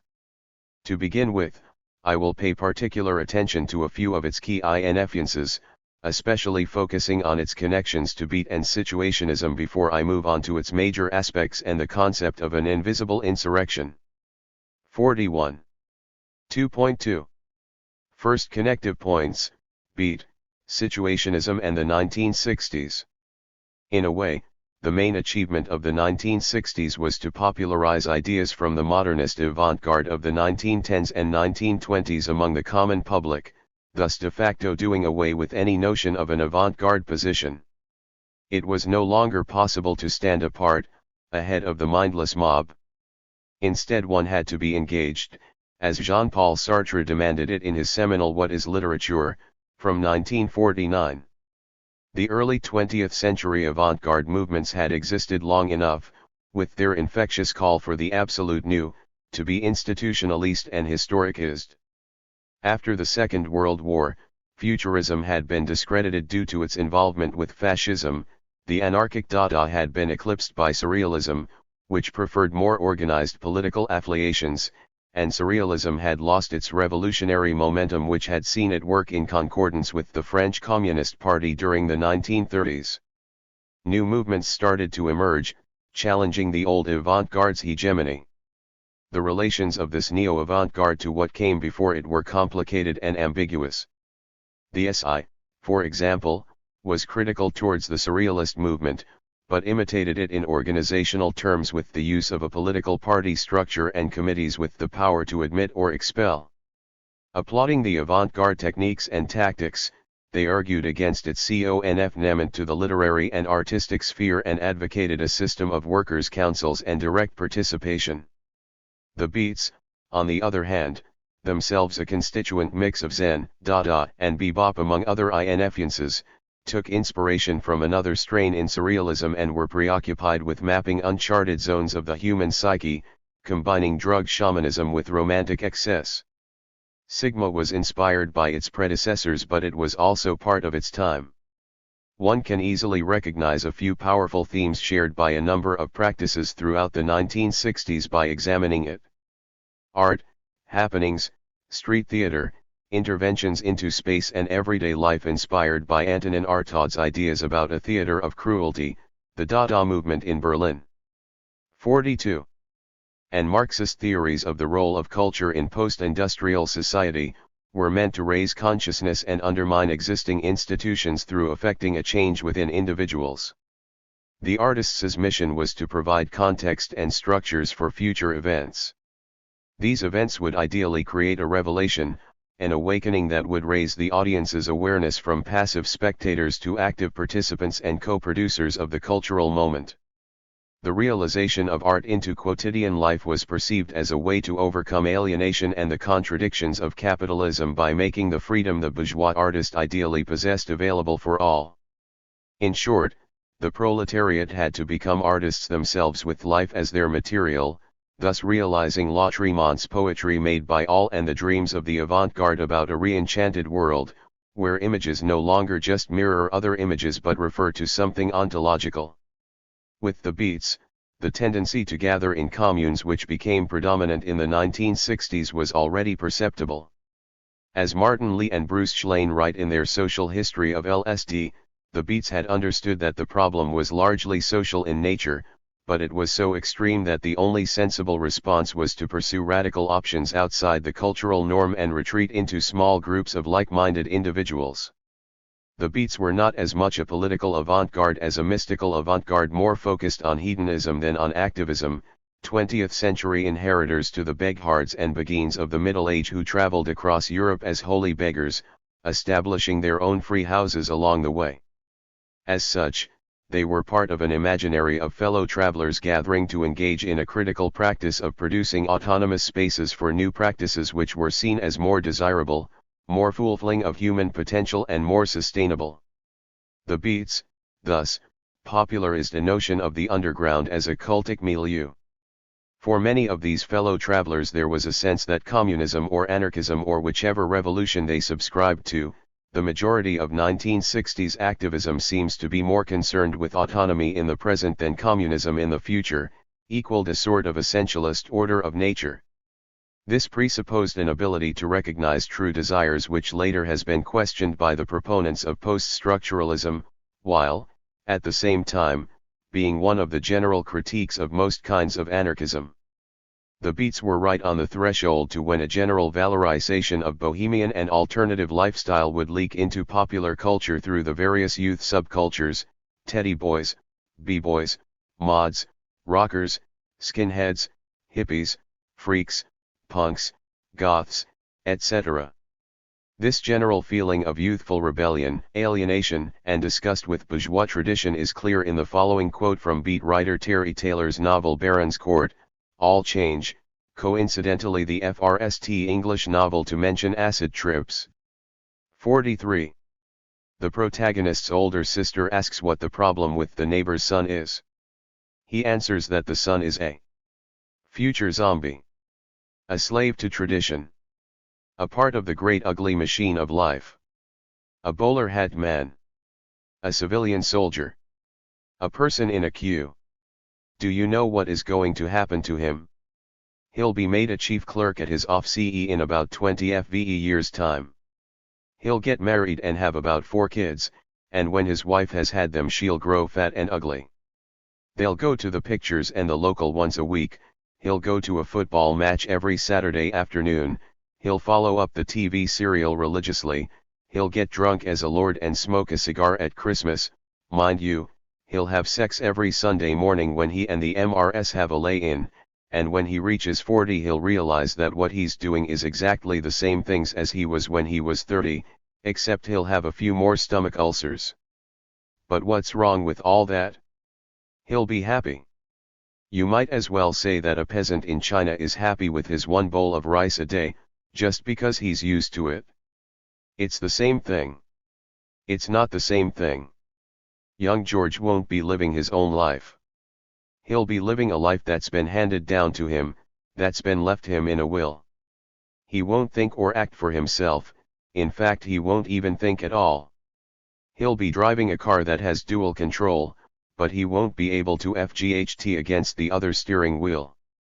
Interestingly, in relation to the concatenation of activism and mysticism which desires to reconciliate the contradictions of capitalist society that I will discuss later on, the exchange between brother and sister continues. She stopped eating her tribal dish, put her knife and fork down, and sat there staring at me. 44. What's the matter? I asked. I'm beginning to realize the reason why you carry on like you do. It's your birth sign. Aquarius, isn't it? Let me see. You'd probably make a faithful socialist because you have to FGHT for some dream or course. Charles Dickens was an Aquarian. You're probably a bit of a mystic as well. Remind me to cross your palm with silver sometime. But also remember that I'm a student of the occult myself.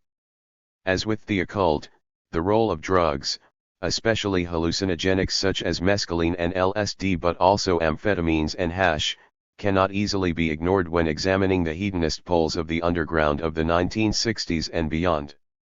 Drugs had already gained notoriety in literary and artistic circles through the explorations of mescaline by, for example, Henry Michaud, Ernst Jünger and Aldous Huxley, as well as the whole tradition of writings on drugs, e.g. Thomas de Quincey or Aleister Crowley for that matter.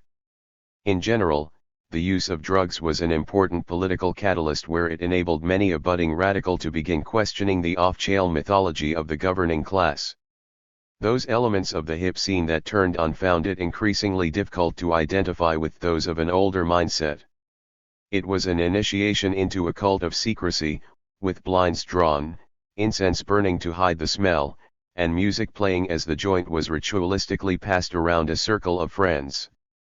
Famously, Trocchi referred to himself as a cosmonaut of inner space, and when interviewed by the BBC Radio Scotland in 1962, he stressed that drugs helped him to access other states of mind and that he, as one of the discoverers in the realm of human emotions, had a moral duty to experiment with strange and unknown states of mind. This was a point of view that also resonated with Sigma co-conspirator R.D. Laing, who later would write that he respected the voyager, the explorer, the climber, the spaceman.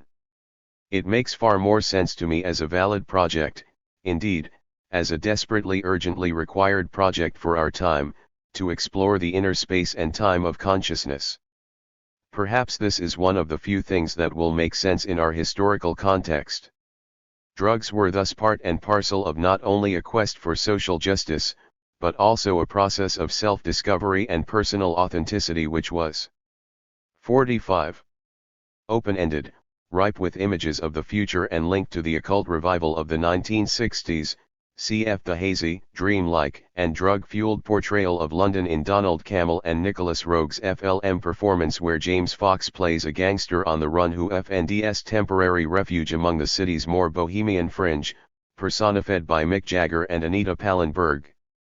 Many who experimented with mind-expanding drugs and hallucinogenics such as LSD found that the drug raised questions about the nature of personal identity and consensus reality.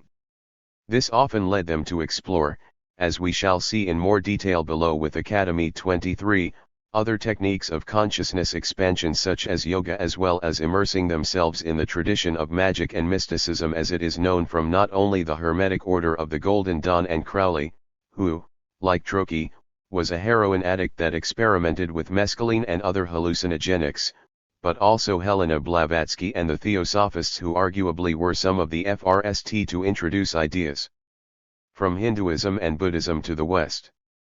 The underground thus became a place for the repressed and the damned in its Fortean sense of the excluded, that which is relegated to a life in the shadows, dreaming of altered stated and other worlds. In itself, the occult has always been an underground movement dead set on a fight from reason, thriving on secrecy and conspiracies, as James Webb has shown. Sigma wanted to combine the exploration of inner space from the Beats with the Situationists' outlook on society, thus combining the revolutionary tradition of the avant-garde with a hodgepodge of ideas ranging from psychedelic freedom to radical psychiatry in order to outline a politics of civil disobedience and cultural warfare which, ultimately, would overthrow society. As the Surrealists had brought Freudian dream analysis into a Bolshevik artistic putsch, the SI had their psychogeography and their conception of alienation, ideas that would overflow into Sigma.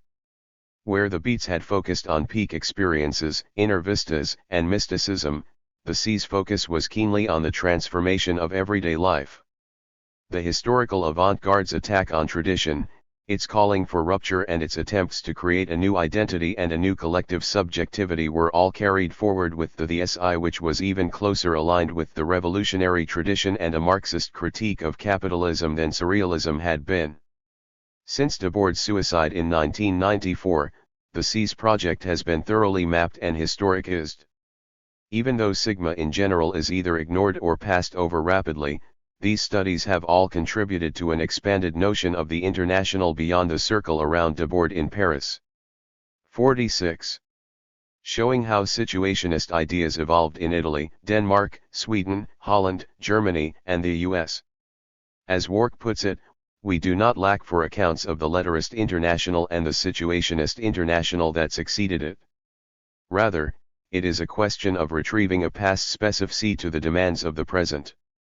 As an introduction to the SI, it thus suffices to say that from the mid-1950s to the early 1970s, the SI developed a revolutionary theory as well as a revolutionary practice. Of great importance to the post-situationist art field was not only an idea about total revolution but also its appropriation of the field of art as a space for experimental politics. Firstly, art needed to be its own suppression and question its own validity. This was the early stage of the SI, which correlates to a more bohemian critique of provincialism. Secondly, art had to be abandoned altogether. This latter position moved towards a political critique of alienation. The former artists were to become all refusing political revolutionaries, taking the creative urge from the level of representation into direct action by creating situations. The early SI, created in 1957 by a fusion of various post-war artistic movements, a splinter group from Isidore Isou's letterist group led by Guy Debord, as well as Ralph Rumney's one-man London Psychogeographical Association, split up in 1962. When they met up, the movements had a desire to change the world in common, but, by July 28, 1957, when the SI was formed in Cosio di Ariccia, Italy, they had agreed, as Rumney reminisces with the use of hindsight and a vocabulary that was not fully developed at the time, that already in their present is rather the world which is going to change man's very nature, and the role of those who yesterday sought to change the world will become critical if humanity can come to want to survive fully and passionately the cataclysmic disintegration of the integrated spectacle. The SI was critical both towards the artistic avant-garde and Marxism. Applauding avant-garde techniques, they argued against its confinement to the literary and artistic spheres. They rejected vanguardism as it is known from, for example, Leninism, and advocated a system of workers' councils and direct participation. Debord had been a member of Socialisme ou Barbarie from autumn 1959 to May 1961 and was afterwards an advocate of workers' councils. This latter group had been founded in 1949 by Cornelius Castoriadis and Claude Lefort, and the SI. 47. Adopted much of its political theory, from the characterization of the Soviet Union as a state bureaucracy to the idea of council communism, which would give all power to the workers and their autonomously formed councils instead of to the party. Castoriadis' thesis was that Soviet communism failed due to the Leninist concept of the vanguard party, which concentrates state power in the hands of a new bureaucratic elite, thus producing a new form of exploitation. In modern society, the central contradiction between the owners of the means of production and the labor force is replaced by that between order givers and order takers. This contradiction should, according to Castoriadis, be recognized as the sole mainspring of revolution, which basically would call for people to take control of their own lives through autonomous, self-managed workers' councils. Ultimately, revolution did thus not entail the taking of state power but rather the abolition of the state. These ideas about the Cold War being fought between state capitalism and free market capitalism influenced Debord's theories of respectively the concentrated spectacle and the diffused spectacle. Debord's brand of left communism can be seen as an important predecessor to the Italian autonomous Marxists of the 1970s by theorizing revolution as a never-ending process of critique that, as Richard Gilmanopolsky has pointed out in his book on spectacular capitalism, destabilizes the ideology of the dominant class without proposing a new hegemony to take its place. The concept of the spectacle has by far been the C's most important contribution to the art theoretical field. For Debord, the spectacle is a social relation between people. It is mediated by a barrage of images which overwhelms the senses of the individual spectator, so all that was once directly lived now has become mere representation. It is the negation of life that has invented a visual form for itself, proclaiming that all social life is mere appearance. It is important that the spectacle is not an abstract illusion, it is a worldview that possesses a material reality. Gilmanopolsky writes that the spectacle is a particular strategic interpretation of the world that functions as an operational logic that effectively organizes society in both structural and superstructural terms. He goes on to note that spectacular capitalism keeps up exploitation, while keeping down revolt, and that we remake the spectacle every moment we accept it.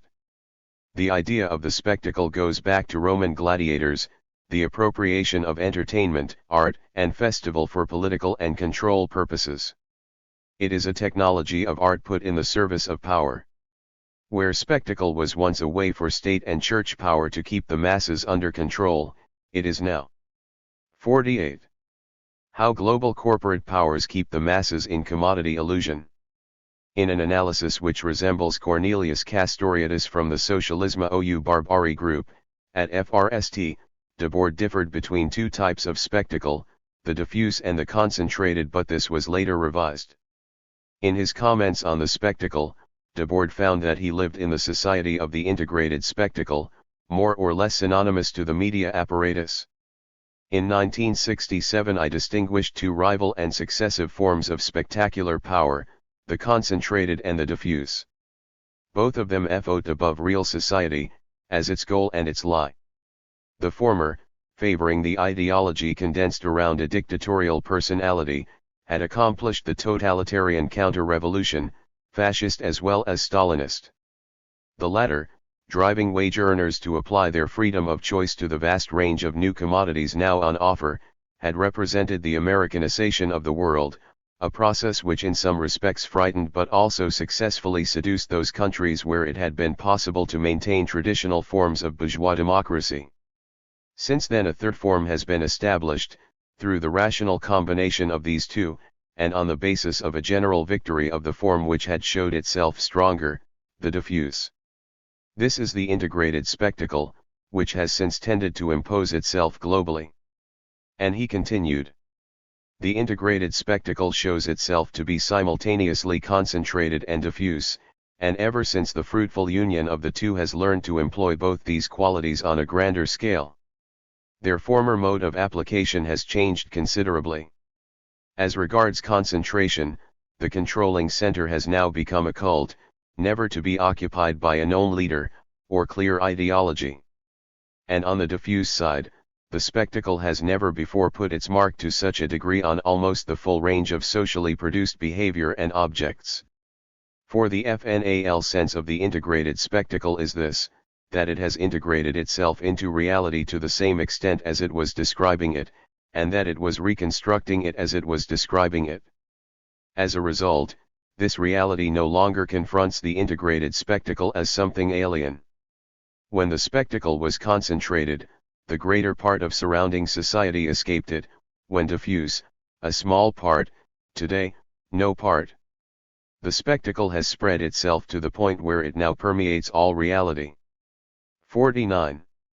In essence, the modern spectacle is the autocratic reign of the market economy as well as the totality of new techniques of government which accompanies this reign. It is hierarchical power evolving on its own. Its alpha and omega is separation and its function is the concrete manufacture of alienation. Debord even goes on to state that the spectacle is capital accumulated to the point where it becomes image. As such, the spectacle can be seen as a neo-Baroque image apparatus which keeps us sedated, keeps us in line through the use of image myths and biopower. The spectacle can be total manipulation of meaning-making processes through theatrical events that serve the production of power and the managerial needs to control and spin a good story in the face of bad news. Thus, it becomes a battle over consciousness and a dominant worldview. The basic premise for Debord's theory rests on the claim that there is a causal relationship between the dominant ideology and the general worldview of everyday people and, as such, it is a theory of hegemony even though it differs from the more well-known theory of Antonio Gramsci. The notion might be more related to what the German philosopher Walter Benjamin called phantasmagoria in his Arcades project. Benjamin described the new urban industrial phantasmagoria as a dream world where the objects take on meaning as dream images of the collective. This is what gives the objects and commodities a political meaning. Benjamin's goal was to interpret the historical origins of this dream into dialectical images with the power to cause a political awakening. The explosive force of the dialectical images, juxtaposing what has been with the now while being encountered in language, will be able to jolt people out of their dreaming state, resulting in an awakening of critical consciousness. He writes, "The now of recognizability is the moment of awakening, meaning that when one recognizes the past in the present one is able to see through some of the mechanisms of power or, at least, realize how long present misery has been in preparation. This insight is empowering since it does not cause him sorrow, but arms him. A certain amount of time and patience is needed, though, since he first tremors of awakening serve to deepen the sleep."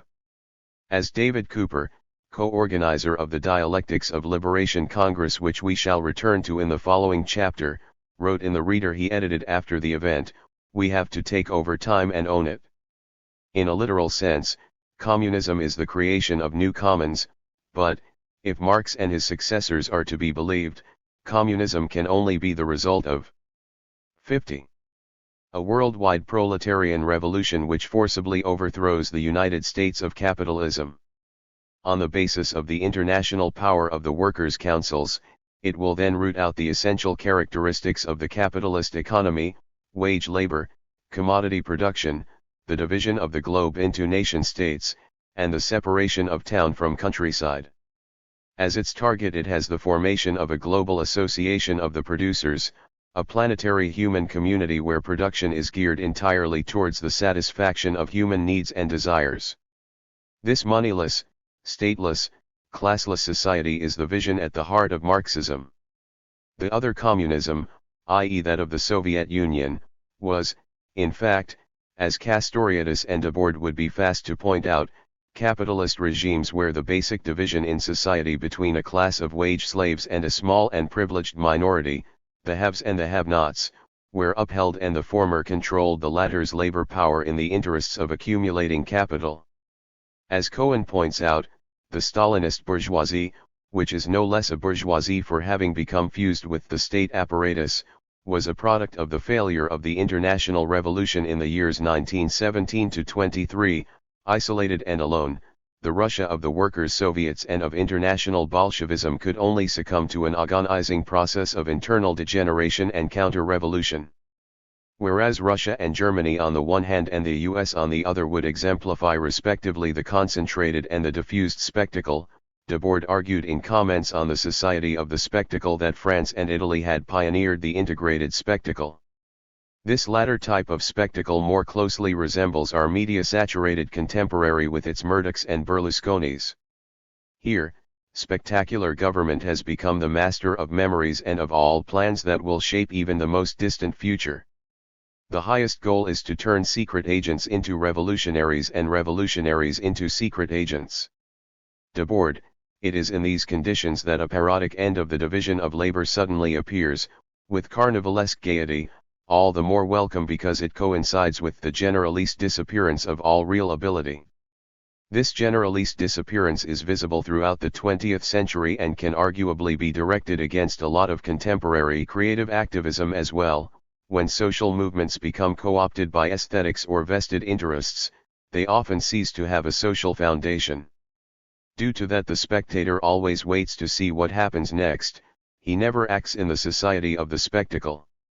He will no doubt like to be regarded as an enemy of the spectacle's rhetoric, but he will use its syntax. This is one of the most important secrets of spectacular dominion's success. In contrast to this, to be known outside spectacular relations is to 51. Be known as an enemy of society. One of the results of the dominion of the integrated spectacle has been that general community has gone. Debord, there is no place left where people can discuss the realities which concern them, because they can never lastingly free themselves from the crushing presence of media discourse and of the various forces organized to relay it. The infamous split of the SI in 1962 can, roughly speaking, be seen as a separation of the ludic and the analytical, mirroring in some ways the contention between the anarchic Dada and the more party-oriented surrealist movement, play and analysis, 40 years earlier. The former aspect of the SI is often understood as being continued by the Bauhaus situationists, or the second SI, around Jürgen Nash in Scandinavia, while the latter is understood as being continued by the specto-situationists, or the first SI, around Debord in France. This latter branch was officially dissolved in 1972 when it was reduced to 4 members, while the former sporadically appeared in primarily Denmark and the south of Sweden up through the 1970s. The split goes to show that the SI, just like Sigma, got caught between the old role of the artists and the new role of art. The story of situationism has often been framed as if it turned into a bipolar struggle between the so-called first and second SI post-1962, but, besides the Copenhagen, Paris angle, the invisible insurrection was already happening many places simultaneously, including Jacqueline de Jong publishing the English-language Situationist Times in the Netherlands and Troki publishing in London. In fact, the Situationist movement produced a number of periodicals, also including but not limited to the German Gruppspurs Spur, Heatwave and King Mob Echo in the UK as well as Black Mask in the US, thus building networks by trading zines, a trait that aligns it to the samizdat tradition as well as mail art and which would be passed on to punk and the more general counterculture. In relation to Sigma, it is especially relevant that the early SI wanted to unite political engagement and artistic experimentation. Before the split, these tendencies were perceived as a unified practice where there was an unmistakable expression of the twofold and indivisible use of action and representation, of political and aesthetic means in the situation. As the collective wrote in its early contribution to a situationist definition of play, it is a matter of struggle and representation, the struggle for a life in step with desire, and the concrete representation of such a life. They wanted to confront society's recuperation of artistic expressions with 52. The representation of society appropriated by the avant-garde, thus continuing the project of a permanent mental revolution, situating themselves to the left of Trotskyism while seeing themselves as carrying the key to communitarian life. As Gilmanopolsky also notes, a situationist politics thus consists largely in creating situations, through visual art, FLM, performances, and other innovative demonstrations, that shift people's interpretation of the world away from its acceptance. If we look at what the SI actually did, there were a series of interventions which have been more or less canonized, delivering manifestos translated word for word from French to English with a strong Flemish accent while applauding madly after each sentence, playing a tape with one's presentation while sitting motionless besides the recorder, but mostly there seemed to be a lot of detourned photo novels, collages made of pictures from fashion and advertising combined with crudely written Marxist slogans or commentaries on everyday life. Mixed media cut UPS and painterly modifications like Jorns the disquieting duckling. A proto-punk aesthetics before Jamie Reed and Malcolm McLaren appropriated it. And as we saw above, there were also the publications. The SI produced an impressive amount of theoretical essays and analyses, mainly published in their own Parisian-based journal, Internationale Situationiste, and overflowing into the two seminal works of situationist theory, Debord's Society of the Spectacle and Raoul Vaneigem's The Revolution of Everyday Life. The split came about due to that many of the involved artists insisted on artistic activity as well as a non-dogmatic, open, and anarchic practice that left it to the audience to draw the conclusions, while the more theoretically inclined circle around Debord wanted to move away from artistic practice towards an all-refusing, revolutionary political theory influenced by, for example, Anton Pannekoek and council communism. The Bauhaus situationists define it as a split between mobility and position. It goes to show that at its strongest, in a self-definite avant-garde, the relation between art and politics, between cultural production and social change, is always fragile. Art always risks becoming too contradictory, too easily co-optable, being used aesthetically to make anything palatable, while politics risk becoming shrill and dogmatic. 53. Nothing more natural than an obscene heresy or monstrous cult should develop in the mind of an individual who has delivered himself into the power of an infernal drug and smiles to see the destruction of his own faculties. Charles Baudelaire 1860, 78. 2.3. Sigma, apoded history. Mobility in terms of practice also defnet sigma. It would be a communal affair with tactics decided in situ, depending on what would be available when. Keywords were play and participation combined with an autonomous stance in relation to society which included self-organizing, self-institutionalizing, self-publishing, self-distributing, etc. Since it only ever existed as an idea, it is difficult to ascertain the extent to which some of the minor projects were developed. Knowledge lies in the hands of those who participated, part of an oral history everybody had their own take on.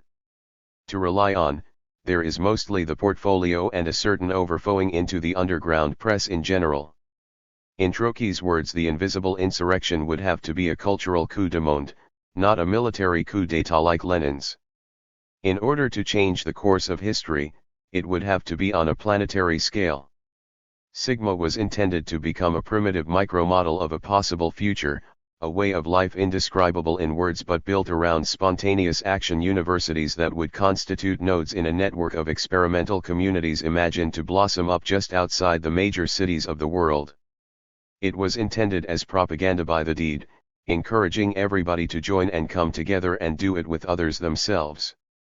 Barry Miles, himself a central figure on the UK underground scenes of the 1960s due to his management of the bookshop Better Books at 92 Charing Cross Road, refers in passing to Sigma in his History of London Countercultures after World War II, where he calls it a magnificent junkie dream.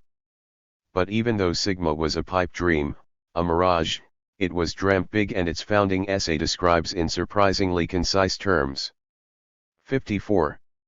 The sort of political aesthetic utopia envisioned by the earlier avant-garde movements. Already by the late 1950s, Trotsky had become interested in focusing creative production on the production of life itself. This was not unlike the C's position that, eventually, everyone will become an artist and that the work of art of the future will be the construction of a passionate life. Trotsky wanted to create a conspiracy of equals, or a mafia of the elect, as the painter Felix Topolsky describes Sigma in Kane's film, who would work together to engineer culture. He needed to stop identifying with the specialized profession of author in order to become something more fluid, something harder to pin down, albeit connected to the construction of spaces and situations which can be designated as temporary autonomous zones, experimental learning spaces, states of exception or just altered states. This transformative nature is essential to Sigma, it is always reaching beyond itself. It wanted to realize the urge to, simultaneously, lead and vanish. Debord had already noted the contradictory importance of occupying an avant-garde position while, at the same time, moving towards invisibility. He called for the most advanced artists to stop identifying themselves as such, art in the period of its dissolution, as a movement of negation in pursuit of its own transcendence in a historical society where history is not yet directly lived, is at once an art of change and a pure expression of the impossibility of change. This is an art that is necessarily avant-garde, and it is an art that is not. Its vanguard is its own disappearance. This points towards the redefinition that happened in art with the international collectives post-1945 where, through conferences and tireless publishing, art successfully moved away from an object-bound practice towards a more performative, tactical mode which ultimately wanted to realize a fuller notion of art. By focusing on both inner and outer, soul and society, Sigma wanted to combine a politics of ecstasy with a politics of experience, to quote the titles of two seminal 1960s works by respectively Leary and Lang which, taken on their own without necessarily referencing the books, describe two of the key aspects of the Sigma synthesization.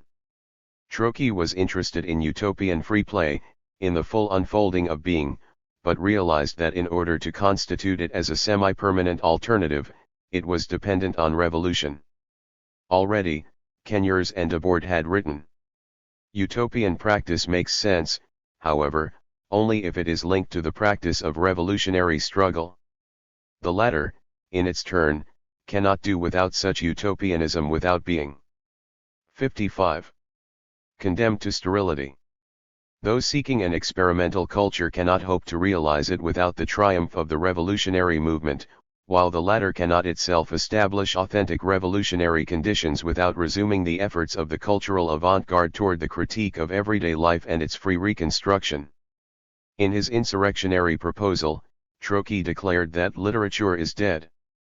The writing of anything in terms of capitalist economy, as an economic act is not interesting because we also want to paint and we also want to sing. Instead, he wanted to become a situation maker, an architect of happenings. He did not want to produce commodities, he wanted to produce a new way of living where the role of the produced objects would be to produce and shape the subject. Seen in this perspective, Trotsky did not as much stop writing as he expanded the concept of it, directing it towards a more conceptual and performative territory where he could contest established meanings and values. The Sigma co-conspirators wanted to create a unified platform from where those involved could be serious contenders in the struggle over culture and where previously dispersed peers and like-minded individuals could gather. The name was chosen because in mathematical practice, it designates the sum, the whole. This reflected their conviction that everybody would someday be included in Sigma. The name was consequently spelled in the lower case to signify an adjectival use. It was an intervention on the level of language with an idea of a new way of life. As a meme, it wanted to spread its own image of social domination through contagion and thus gain hegemony over our imaginaries, our collective dreams about our everyday lives. The legacy from both the Beats and the Situationists is evident in Trotsky's central themes, which are archetypical avant-garde: the enemy is time and history, the division between art and life must be overcome, play is more important than work, drugs are mind-expanding, ergo a positive force, FXED assumptions and stereotypes must be undermined and conventional categories must be transcended. In short, these themes necessitate the transvaluation of all values and the overcoming of the specializations of society in order to become a non-specialized specialist, a professional amateur in the words of Sturgeon, or the unalienated man famously described by Marx at the beginning of the German ideology, who can do one thing today and another tomorrow, to hunt in the morning, FSH in the afternoon, rear cattle in the evening, criticize after dinner. 56. Without ever becoming hunter, F. Sherman, shepherd, or critic. History is a nightmare from which we must awake, and when we do we will realize that the human possibilities are limitless. Trotsky was well aware that there were a considerable number of collectives in the 1960s with nearly identical goals to his own. He wanted these to link themselves adjectively to his project. That it caught on a bit can be seen in that a few numbers of International Times, a flagship of the UK underground press, were designated as a Sigmatic newspaper in its masthead. Another Sigma newspaper was the Real Free Press of Amsterdam. It follows that Trotsky wished for Sigmatic provos, Sigmatic Chicago Surrealists, a Sigmatic Panic Movement, Sigmatic members of the Motherfuckers, a Sigmatic Art Workers Coalition and so on. Sigma was always open to both collective and individual endeavors, and Trotsky stressed in SP 17, list of people interested, that the 50 names listed were in no sense a group, they are individuals who have, at one time or another, expressed a serious interest in the possibilities implied in the Sigma project.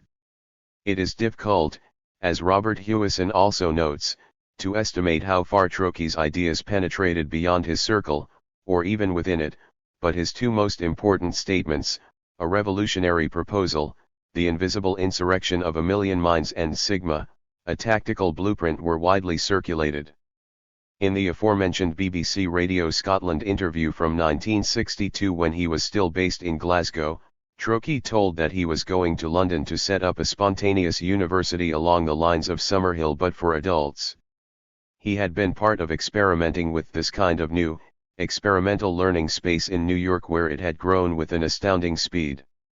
In London, him and his co-conspirators planned to make it pay, in the sense that those attached to it would use parts of the university as their artistic and literary agents. The money generated from this would then be contributed towards internal research. There would be no professors, or, put another way, the one speaking at any given moment would be the professor. The way to matriculate was simple: anyone who could come in and feel comfortable would be welcome to remain. In July 1964, Trotsky set about trying to realize the project by circulating friends and contacts with a series of typewritten pamphlets and manifestos, duplicated onto colored A4 size paper and assembled as the Sigma portfolio. The SP was seen as both a feudique in itself and a vehicle for artists to pool their resources, a work in progress that basically shared information which would be hard to obtain otherwise, and where people could participate by contributing. Bits were added to it. 57. Continuously. In effect, it was the creation of a sort of global chain letter, a strategy that in itself showed the double lineage from beat and situationism in Sigma. In Trotsky's circle, the idea had been pioneered by the American beat artist Wallace Berman. Berman spoke about new forums for art while editing, handprinting and distributing his own magazine Semina through the mail system, implementing the strategy in the mid-1950s around the same time as Ray Johnson and Fluxus, thus constituting an alternative route to the mail art movement, which is traditionally traced back to Johnson. As Scott also notes, it can, additionally, be seen in the tradition of letterism, where the adherents wrote to each other, thus eschewing the principles of commercial publication, an idea that would be carried over into Sigma, which also was to be a publisher. How to begin a project on this scale? Trotsky directly addressed this question in SP2. At a chosen moment in a vacant country house not too far from the City of London, we shall foment a kind of cultural jam session. Out of this will evolve the prototype of our spontaneous university. The original building will stand deep within its own grounds, preferably on a river bank. We envisage the whole as a vital laboratory for the creation of conscious situations. It goes without saying that it is not only the environment which is in question, plastic, subject to change, but man also. After the founding jam session, the Sigmanauts would be ready to take over the world. We envisage an international organization with branch universities near the capital cities of every country in the world. It will be autonomous, unpolitical, economically independent. Doomed from the beginning, in hindsight, the culmination of Sigma's particular quest for creating an alternative society and found a countercultural university also came in July 1964, when the portfolio started to circulate. At the end of this month, the Sigmanauts met with a group of primarily anti-psychiatrists, including R.D. Lang, David Cooper, and Clancy Sigel, at Braziers Park, a country house near Ipswich, Oxfordshire. This was the home of a community of quiet, self-sufficient, middle-class intellectuals, totally square with heavy overtones of Quakerism and Fabianism. The group around Lang would later, in 1965, go on to 58. Found the Philadelphia Association, which played an important role in the creation of London Anti-University. Jeff Nuttall, who was instrumental in setting up the meeting between the artists and the anti-psychiatrists, intended as one of the founding jam sessions, described the weekend in his classic Bomb Culture. According to his account, it was completely chaotic with bickering, heavy drinking, and Trokey overdosing on heroin the very first night. Clancy Sigel, who gave a semi-fictitious account of the meeting from the point of view of the anti-psychiatrists in the novel Zone of the Interior, agreed with Nuttall. In Sigel's thinly disguised account, the anti-psychiatrists from the Clare Council, named after mad rural poet John Clare and the fictional counterpart to the Philadelphia Association, met with the artists from Non-Rut, led by the junkie novelist S.Y. Appleby, at the Quaker-run Armistice Hall.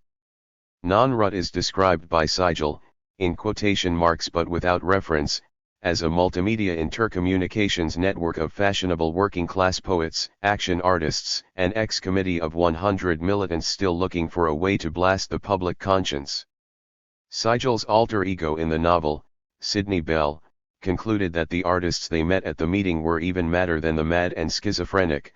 The anti-psychiatrists normally lived alongside in experimental communities such as Villa 23 and Kingsley Hall.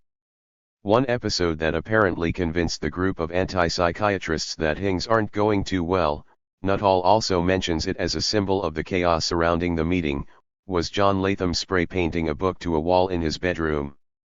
In his monograph on Latham, who would later become a founding member of the Artist Placement Group, John Walker Briefwhy noted, Sigma failed to materialize at the Oxfordshire meeting because the highly individualistic participants could not agree on common aims, procedures, and sources of finance.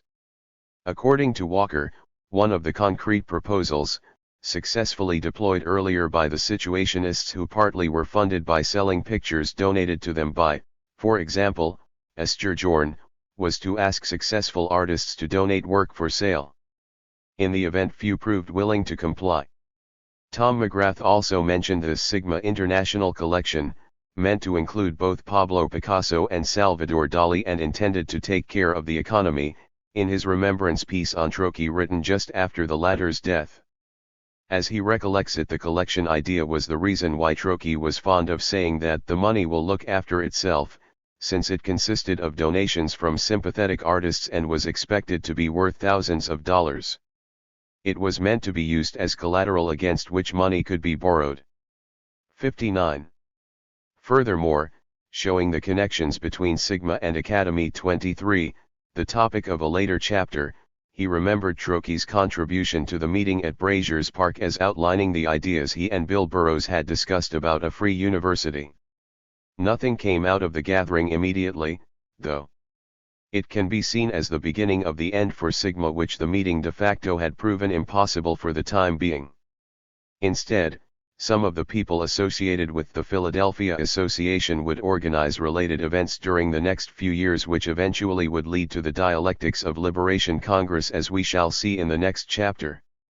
The Sigma portfolio consists of loose papers with no structural organization.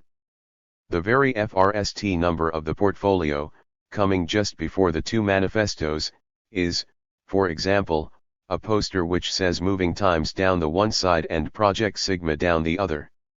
This broadsheet states that Trokey is the general editor, Nuttall is the associate editor, and that the title is courtesy of William Burroughs. It gives some general info on price and subscription, and it prints various short texts, e.g. The Barbecue by Trokey, Martin's Folly by Burroughs, some extracts from the theater and its double by Artaud, as well as various quotes from SP2 and SP3 attributed in general to William Burroughs, Robert Creeley, Alexander Trokey, Uncle Tom Cobley, etc. The info section states that from now on you are invited to take part in a continuous international concordium concerning the future of things. The moving time/Sigma poster was meant to be hung in the underground, the London Tube that is, and in the streets of the city. It can be seen in the tradition of sharing information through FY posting known from, for example, Victorian times and as an early example of what today would be called guerrilla marketing. Rejected by London Transport, it ended up being mainly posted in cafes instead.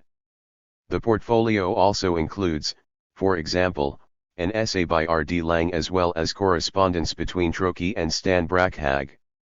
Another promotional poster included is the blueprint and explanation for Cedric Price and Joan Littlewood's Fun Palace, which I shall return to.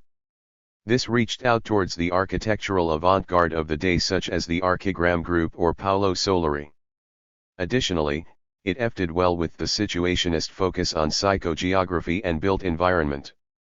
SP12, subscription form describes the portfolio as an interpersonal log constructing itself to alert, sustain, inform, inspire, and make more vividly conscious of itself all intelligence from now on.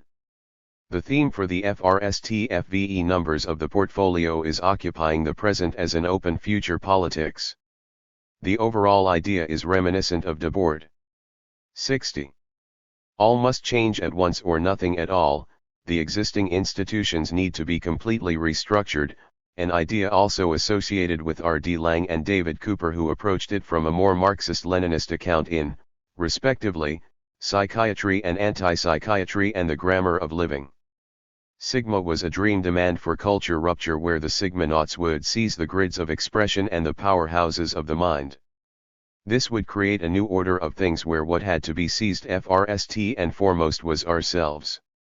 The activities were expected to snowball and effect a change within individuals, thus undermining existing institutions.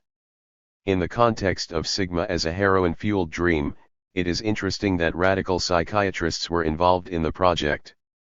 As Andrew Wilson points out, the journey through inner space to reorder the self and form a new society, which were so important for a lot of the art political initiatives of the 1960s, could be seen as a corollary of the position of the MAD in institutional culture, where hallucinogenic drugs had been used clinically within psychiatric treatment for years.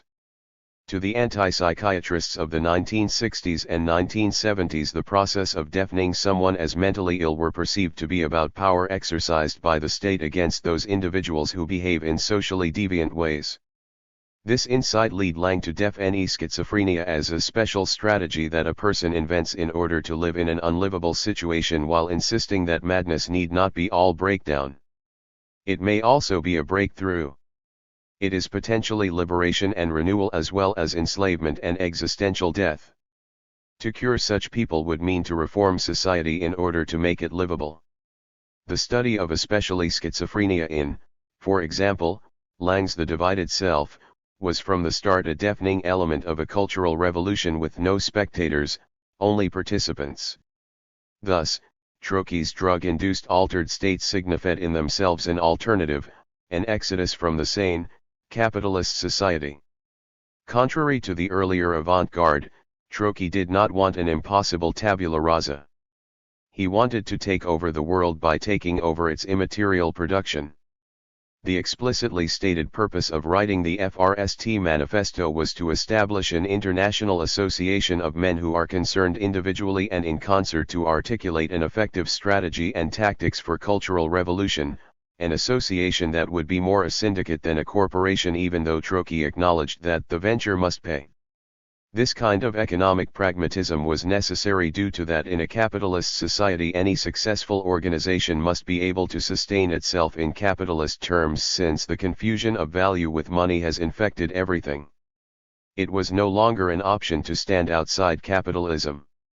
Therefore, the Sigma centers would be financed by 61. Simultaneously acting in the cultural industries as independent publishers and solicitors. To this end, Troki created the company Cultural Enterprises, Limited in 1964 to focus on cultural engineering, imagining the income to arrive from subsidies, commissions, retail, shows, fees, etc. Along with the emphasis on that no one is in control, no one is excluded in the blueprint, this emphasizes a debt to 19th century anarchism where similar petit bourgeois remnants can be found in the thought of the FRST self-proclaimed anarchist, Pierre-Joseph Proudhon, who was against corporatism and big business but supported the local entrepreneur. The general Sigma agenda is stated in SP 5, General Information, which was distributed under the masthead Project Sigma, a tactical experiment in metacategorical interaction. We must invent effective behavioral procedures which negate the status quo in form as well as in context. We must exploit loopholes in the systems, underground ways of getting to the people and making them think. We have to remember at all times, that the only enemy is non-personal spiritual ignorance, breeding fear, hysteria, schizophrenia. It is the object of Sigma to bring all information out in the open to make men conscious of their conditions. The conventionally passive audience must be brought back to collaborate in the making of the cultural moment. The apocalyptic undertones of Trotsky's thinking as well as the necessity of action are surfacing in statements like the world is awfully close to the brink of disaster. In fact, we are waiting for an accident which can't be predicted but which we have a duty to avoid. Both the early avant-garde and Sigma saw the future as apocalypse written across the sky, but while the avant-garde embraced catastrophe as a deluge that would wash away the shackles of monarchy and papacy, Sigma wanted to avoid the catastrophe. They both agreed, though, that if there was to be a future, bourgeois society would have to go. Not only was it necessary to leave the existing institutions behind and self-institutionalize, creating one's own network, it was necessary to simultaneously create the new collective subjectivities that would make use of this network. In order to do this, all information needed to be out in the open. This points to that Sigma was engaged with the truth. It was about existence itself, basic drives and emotions. It can be seen as a predecessor to the underground's information wars of the 1980s, which TOPY were involved in, as well as we shall see. It was a way of preventing anybody. 62. From positing themselves in a hierarchical position by withholding essential knowledge. The transparency thus emphasized that knowledge is power. Producing new types of knowledge can be seen as a way to contest the established powers and create new counterpowers while keeping its operations transparent is a way of democratizing this knowledge. To the co-conspirators, the passing of information through a network would thus be enough to transform society. It would result in a structural transformation of the system by empowering its participants to take informed action. Additionally, in its echoing of John 8:32, "And ye shall know the truth, and the truth shall make you free," it hints at some of the messianic remainders in many radical, cultural collectives such as Sigma, or TOPY for that matter. This messianic stream is also conspicuous in a letter Trotsky wrote to his brother Jack from Paris in 1955, "Revolution is the answer, a new attitude. The revolution has already happened in me. I am outside your world and am no longer governed by your laws." 63. The conscious and intelligent manipulation of the organized habits and opinions of the masses is an important element in democratic society.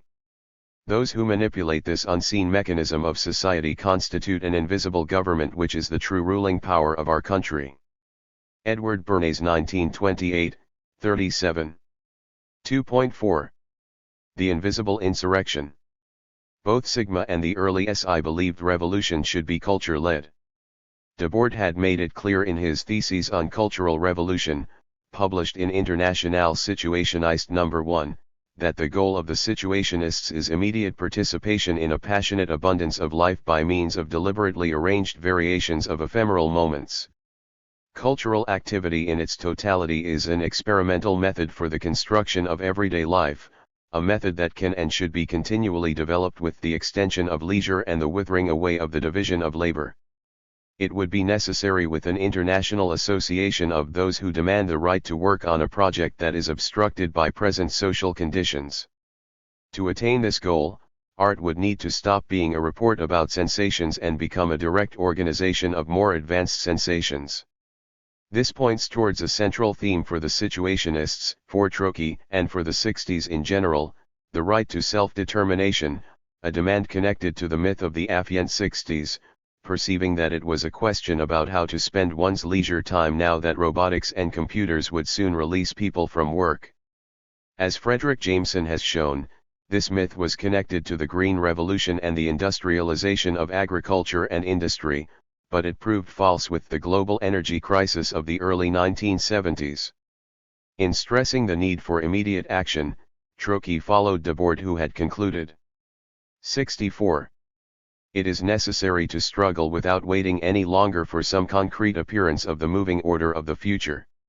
If we are ever to arrive at authentic direct communication, we must bring about the destruction of all the forms of pseudo-communication. The victory will go to those who are capable of creating disorder without loving it. The invisible insurrection would be instigated with détournement, the situationist technique of disrupting communication by turning already existing elements upside down and inside out, or by sampling past cultural products and integrate them into new creations, not unlike Jason and Burroughs's cut-up technique.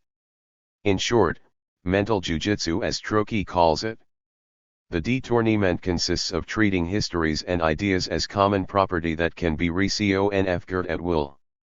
It is not simply plagiarism, since plagiarism upholds private property in thought by trying to hide its theft. Instead, détournement treats all culture as common property to begin with.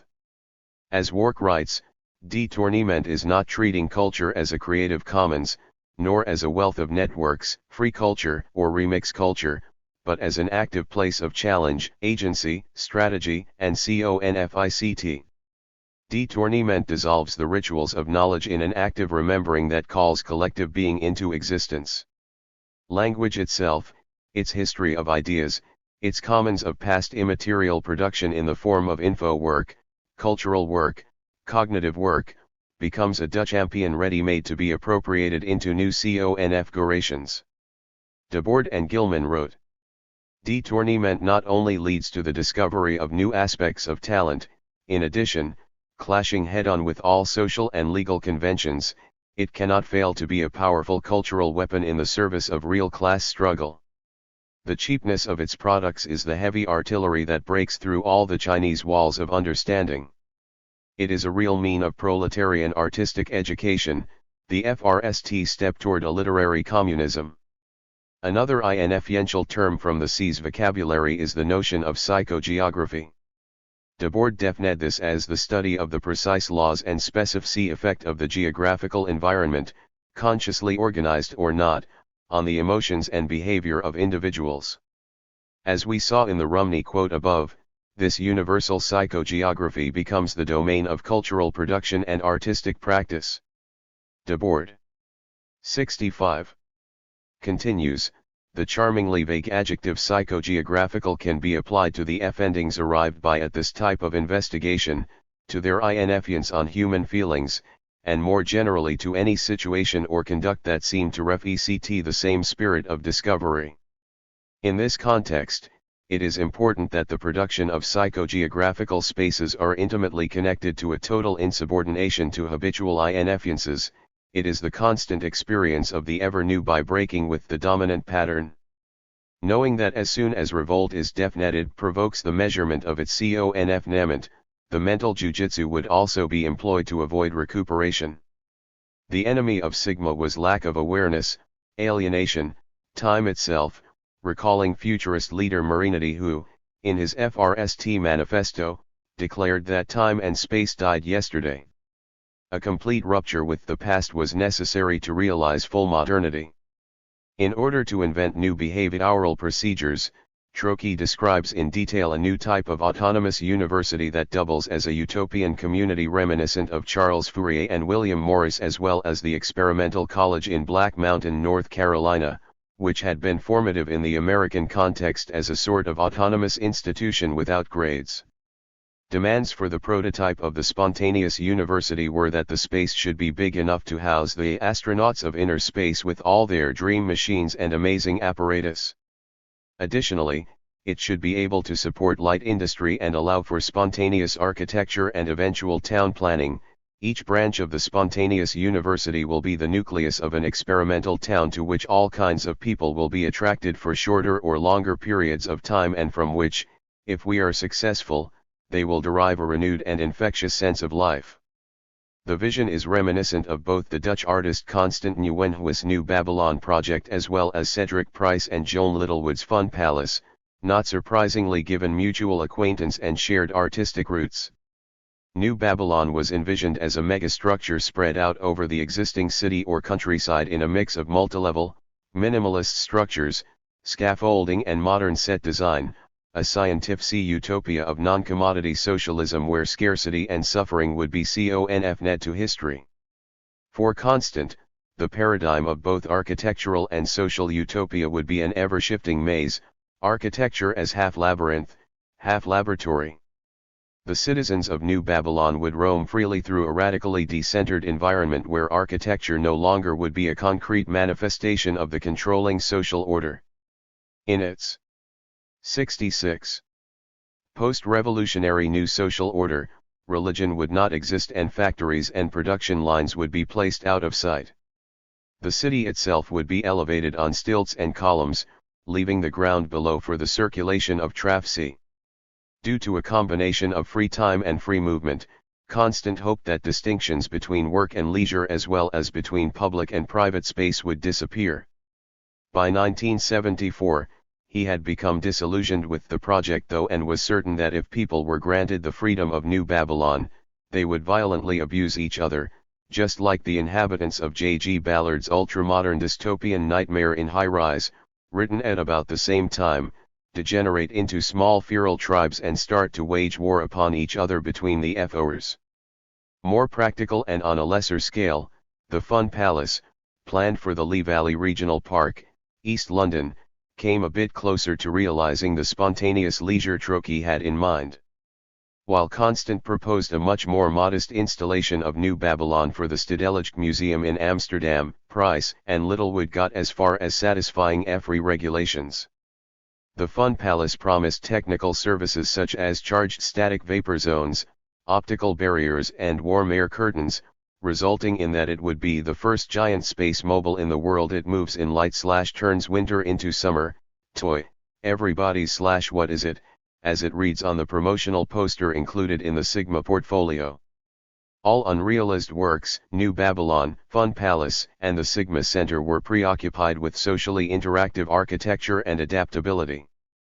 They were meant to grow into imaginary cities which would be a continuous drive, adrift through an ever-changing psychogeographical landscape.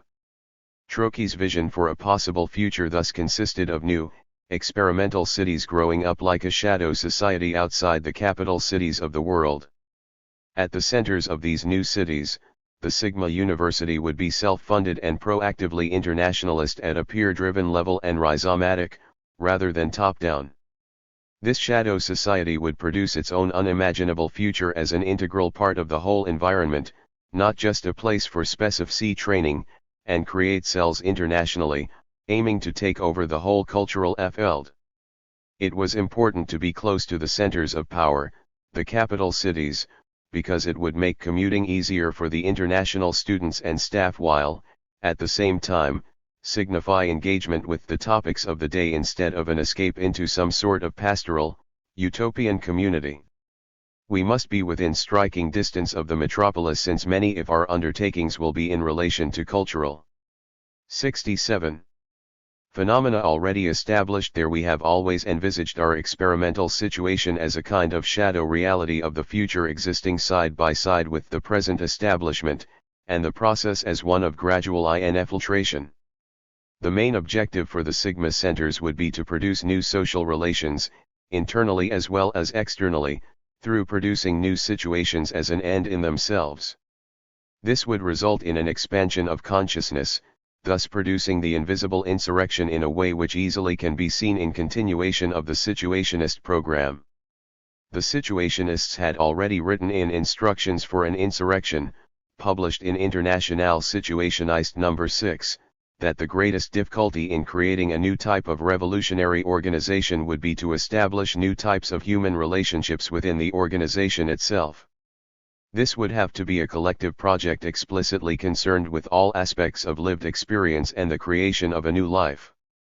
The different moments of situationist activity up till now can only be understood in the perspective of a reappearance of revolution, a revolution that will be social as well as cultural and whose field of action will right from the start have to be broader than during any of its previous endeavors.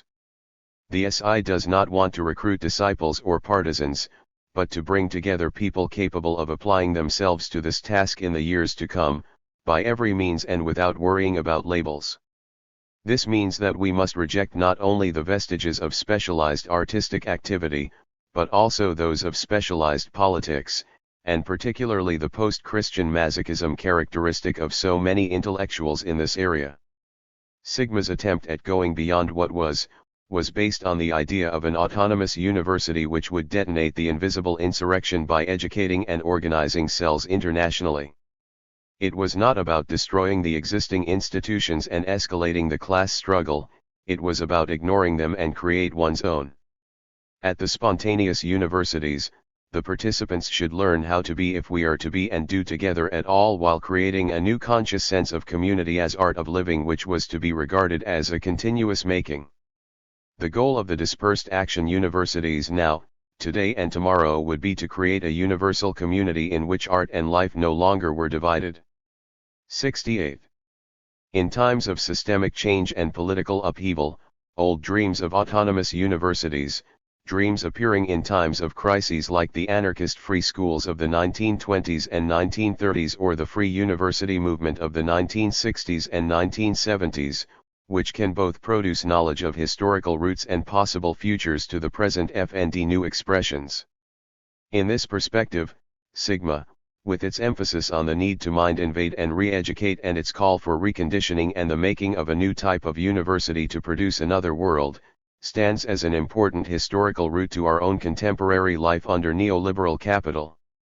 It mirrors our own quotidian struggles with their renewed focus on knowledge production and, by default, value production as issues to organize around. Already in 1943, Herbert Read had published his Education Through Art in the same spirit of remodeling society and its values through an education system with art at its center, collapsing disciplinary divides.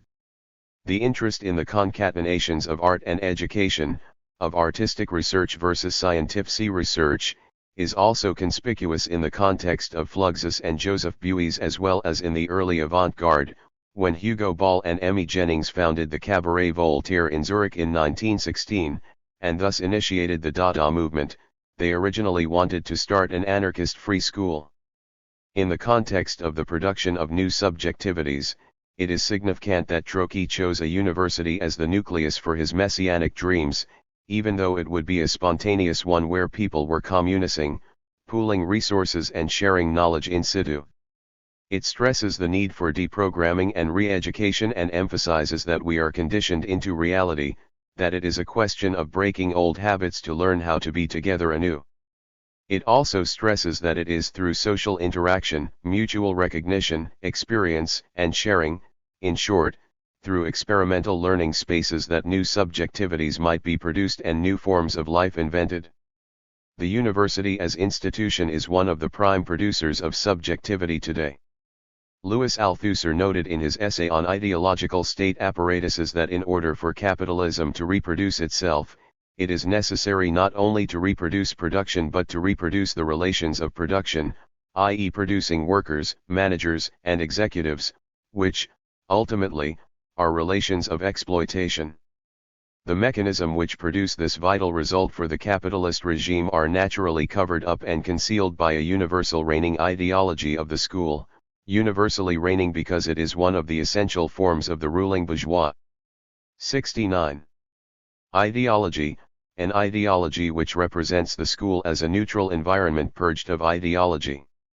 The idea that it is necessary to liberate education and counter-educate and the ideas about self-determination and free universities were central themes in the 1960s where it was crucial in Third World liberation movements as well. It becomes a theory of cultural revolution as collective re-education that can break the habits of obedience which have become internalist as a kind of second nature. The idea has had an enormous impact on cultural activist scenes in the West where it still plays a part in its imaginary.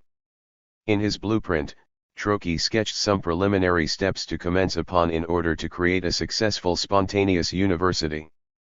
Firstly, money would be earned through experimental publishing on, among other ideas, the back of playing cards, on matchboxes, in the personal columns of national newspapers, on toilet paper and on all manner of labels.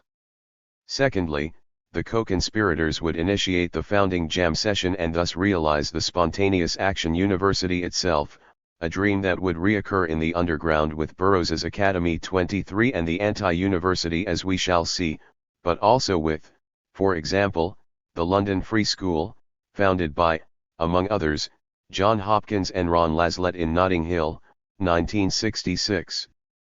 A third step for Sigma to commence upon would be to take over UNESCO, a symbol of the bureaucratization of all culture, on a world level, similar to what the early Situationists had envisaged in their Situationist Manifesto, which Trocky translated, rewrote, and to a certain extent detourned with Phil Green in 1964 as SP18. In this latter version, it stated, "We propose immediate action on an international scale, a self-governing organization of producers of the new culture beyond and independent of all political organizations and professional syndicates which presently exists. They can, that is to say, initiate nothing on a sigmatic level which would not finally imply their own obsolescence." As if to stress the conspiratorial character of the project, they added a bit further down that Sigma does not exist except for those who are with it. The original SI manifesto solely proposed an autonomous organization of the new culture, ending that the existing organizations are able to organize only what already exists. In its opening lines, the manifesto sketches what was perceived as the central 70. Contradiction in the then contemporary situation. The powers that be had created a meaningless life which made it impossible to enjoy the benefits of the technological progress. In effect, the strategy of self-publishing and self-distributing passed down from Wallace Berman and letterism was cutting out the middleman and the brokerage system. Thus, Sigma's FRST proposed move was to eliminate the brokers. In contrast to the futurists who wanted to set free to the library shelves and food the museums, the Sigmanauts wanted to self-institutionalize their own economically independent and autonomous Sigma centers, seizing the right to self-determination. The former expected a catastrophic revolution destroying the institutions and doing away with the shackles of aristocracy and class structure. The latter was more interested in mental revolution and inner growth as a liberating practice, thus undermining and outflanking instead of violently overthrowing the existing institutions. They wanted to increase our knowledge of freedom, thus diminishing the influence of professional politicians, but, as Gardner also notes, in its mix of the playful and the polemical, the Sigma portfolio throughout stresses individual consciousness raising before the formation of contingent activist communities. The issue was creative leisure since man has forgotten how to play, one of the central arguments of situationism, partly in debt to Yuan Huizinga's Homo ludens and its idea that human civilization goes from Homo faber, working man, to Homo sapiens, thinking man, to Homo ludens, playing man. After the preliminary moves, the blueprint summarized 3 additional goals. 1.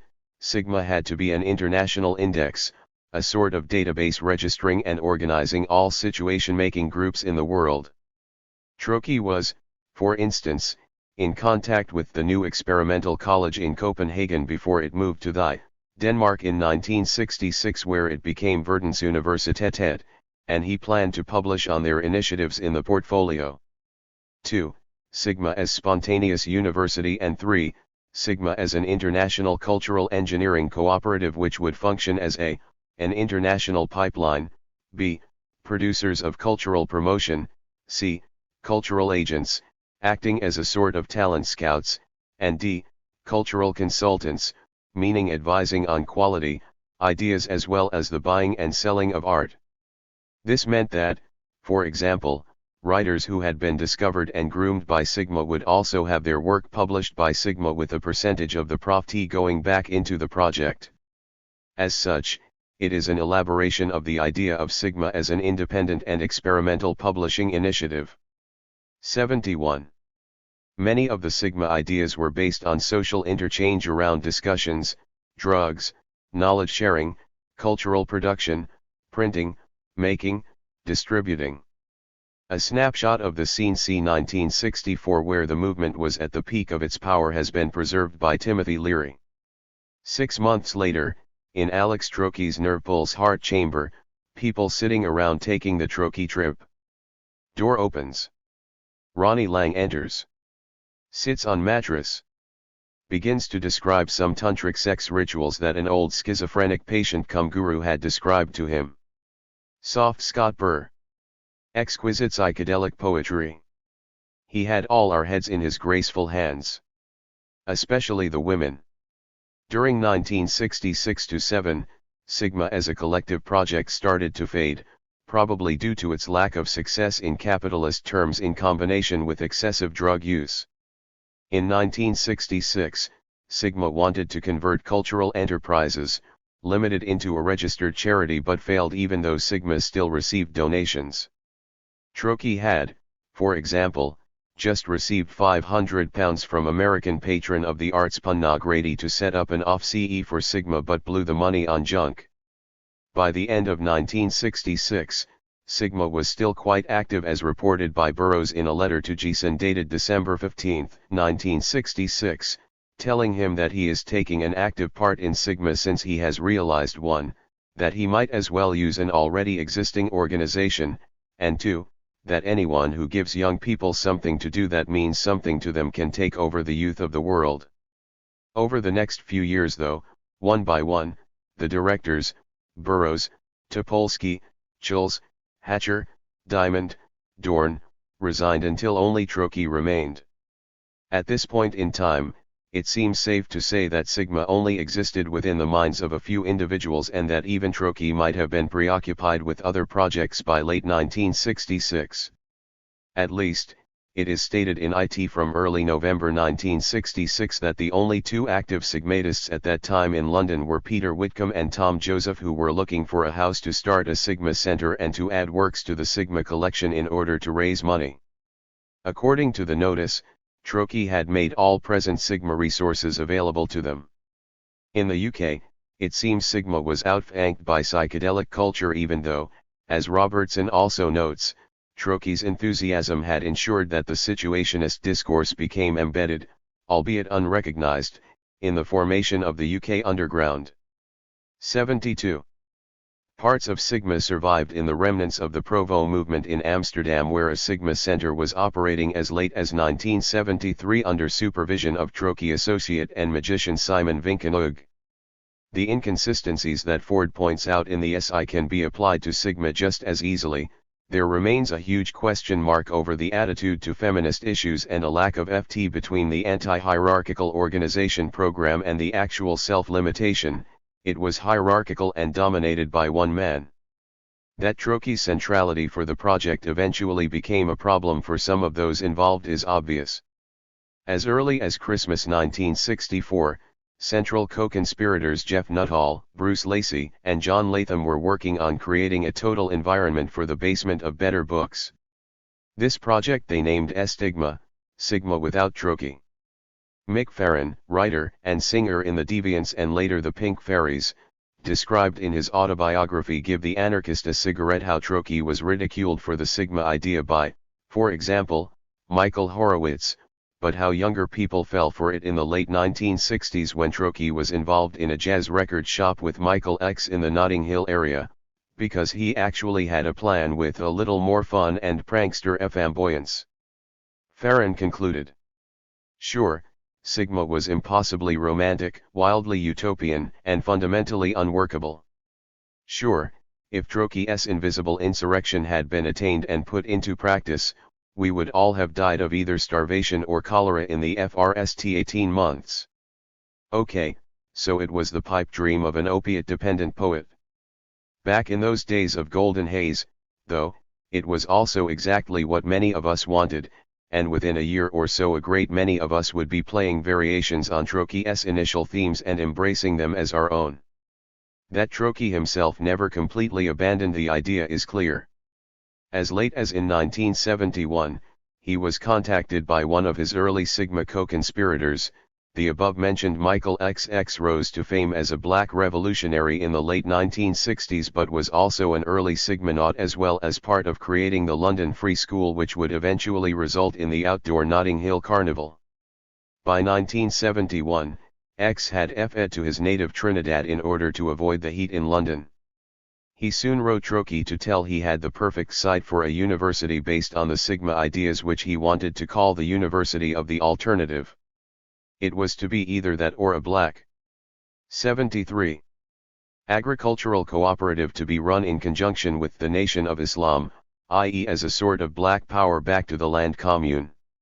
Troki immediately began fundraising by contacting, among others, John Lennon and Yoko Ono while receiving support from, for example, R.D. Laing, Felix Topolsky and William Burroughs in order to turn Trinidad into a real center for international youth. The plans again got thwarted by insufficient resources as well as Michael X's imprisonment for murder in 1972, resulting in his execution in 1975. 3. The Anti-University of London. 76. I'm talking about something that is so impossible, it can't possible be true. But it's the only way the world is gonna survive, this impossible thing. My job is to change FVE billion people to something else. Totally impossible. But everything that's possible's been done by man, I have to deal with the impossible. And when I deal with the impossible and am successful, it makes me feel good because I know that I'm not bullshitting. Sun Ra, quoted in Zwed 1997, 295. 3.1. Society as a madhouse. Throughout the 1960s and into the early 1970s, alternative institutions ebbed and flowed. According to Rebecca Zorich, at the peak of the movement in the late 1960s there were as many as 450 free universities around the U.S. By 1975 most had disappeared. Chief why, they were not conceived as replacements to the degree-generating university but as anti-capitalist alternatives. Offerings were eclectic, but politics and cultural critique often merged. Like Sigma, the O was one of the more elusive educational experiments with institutionalization in the 1960s. First and foremost, its genealogy can be traced to the free university movement, which in itself has a dual lineage. On the one hand, the free universities grew out of the civil rights freedom schools in Mississippi and, on the other, they grew out of the free speech movement in Berkeley, California, 1964.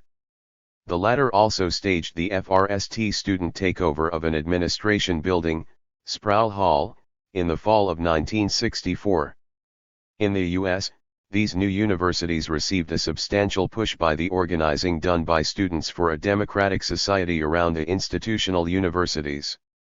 SDS railed against impersonal university policies perceived as turning students into fodder for corporate America and would later include the cell that became the Weather Underground, an example on an inverse trajectory to the one we have followed with Sigma, i.e. theirs went from engagement with hip, communicative warfare towards militancy and terror.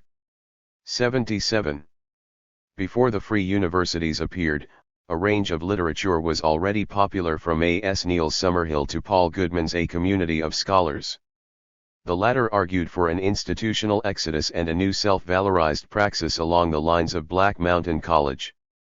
Ultimately, it points to how the educational foci ebb and flow through the utopian tradition stemming back to Plato's Republic, e.g. Robert Owen, who wanted New Harmony to have a university. In 1967, the free university movement exploded just to rapidly fade away after 1972. Around 1975, some libertarian educators, like Ivan Illich, still thought about deschooling, but in general it had become more the kind of homeschooling of, for example, the Christian right. Writing in 1970, Jeff Nuttall still found that the free university movement was the backbone from which the strength of the underground must ultimately spring, describing the free universities as consisting largely of voluntary weekend schools at which radical academics can meet their non-academic counterparts and pool their ideas. Another important part of the O's genealogy can be found in the intellectual milieu of what David Cooper in 1967 coined as anti-psychiatry in the aforementioned psychiatry and anti-psychiatry. Anti-psychiatry has come to mean many things and has been applied to groups as diverse as democratic psychiatry in Italy and socialist patients collective in Germany. In the UK, however, the term originally applied to the small group of psychiatrists, psychoanalysts, and former psychiatric patients around R.D. Laing, where the term was meant to denote the position of those who point out that it is not people who are mad, but the relations between them. Before the term was coined, Laing referred to the same conglomerate of ideas as existential phenomenological psychiatry. As we saw in Chapter 2, it entails a view on schizophrenia as a transformative state involving an attempt to cope with living in a sick society. By attempting to radicalize by relating personal problems to larger social problems, it can be seen a predecessor to the feminism of the 1970s. Anti-psychiatry was a break with the established social institution of psychiatry, inspired by, among other influences, Michel Foucault's Great Incarceration and his Madness and Civilization. It focused on the subjective side of being mad and centered around the psychiatrist's ability to be empathetic combined with an experimental attitude where personal experience became the criterion of truth. Like Trocky, the anti-psychiatrists in London saw themselves as mind commandos who wanted to take over the means to produce who we are while living among their patients in community houses such as Kingsley Hall in Bow, London, or wards such as David Cooper's Villa 21, where schizophrenics, at least in the public 78 mind, roamed around free and untreated, strung out on LSD, thus renegotiating the relation between patient and therapist. The experiments with self-institutionalizing in the context of Specifically, Kingsley Hall, the Dole Congress, and the O, were partly inspired by Jules Henry's Culture Against Man, which argued that schools make children stupid, hospitals people sick, and so on. The immediate predecessor to the O was the Free University of New York, mainly due to the people involved. FUNY later metamorphosed into the alternate University of New York and faded out around 1969 as the Free School of New York. It was founded largely on Trocky's idea of a sigmatic university in July 1965 at 20 East 14th Street by, among others, Alan and Sharon Krebs, Jim Mellon, James Weinstein, and Joe Burke, who had set himself up as a New York Sigma representative. The courses ranged from the history of the American left to sexual liberation and astrology. As Burke wrote in an article for Britain's Peace News, October 1965, preference was given to those courses which could not appear at an establishment university, and attention had to be paid to FUNY's radical, educational, and political position.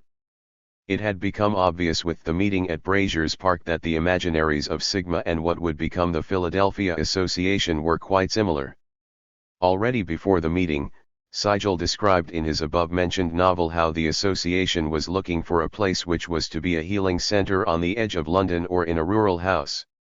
Interestingly, in relation to Sigma's ideas about town planning, Sigel's alter ego in the novel, Sidney Bell, describes his acid-fueled vision of the center to Dr. Last.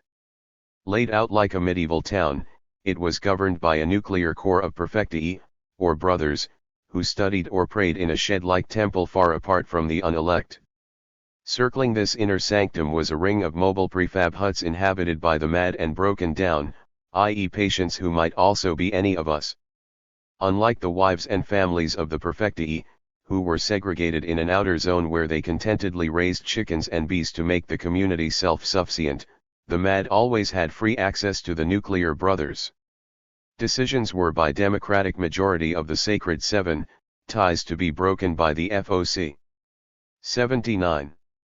The Sacred Seven was obviously the board of the PA, who would advertise their new commune to outside laymen as a new direction in family therapy, while, on the inside, it was primarily about working out individual transcendental destinies.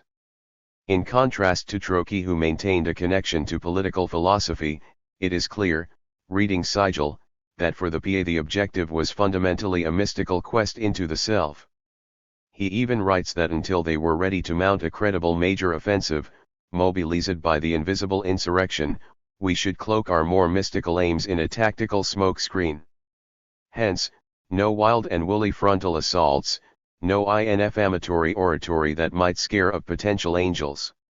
In September 1965, Burke, who had been reading the Sigma newsletter, met with Trokey in Glasgow and is encountered as Marvin Munchin in Sigel's novel, relocated to London to work as a psychiatrist with R.D. Laing and live at Kingsley Hall.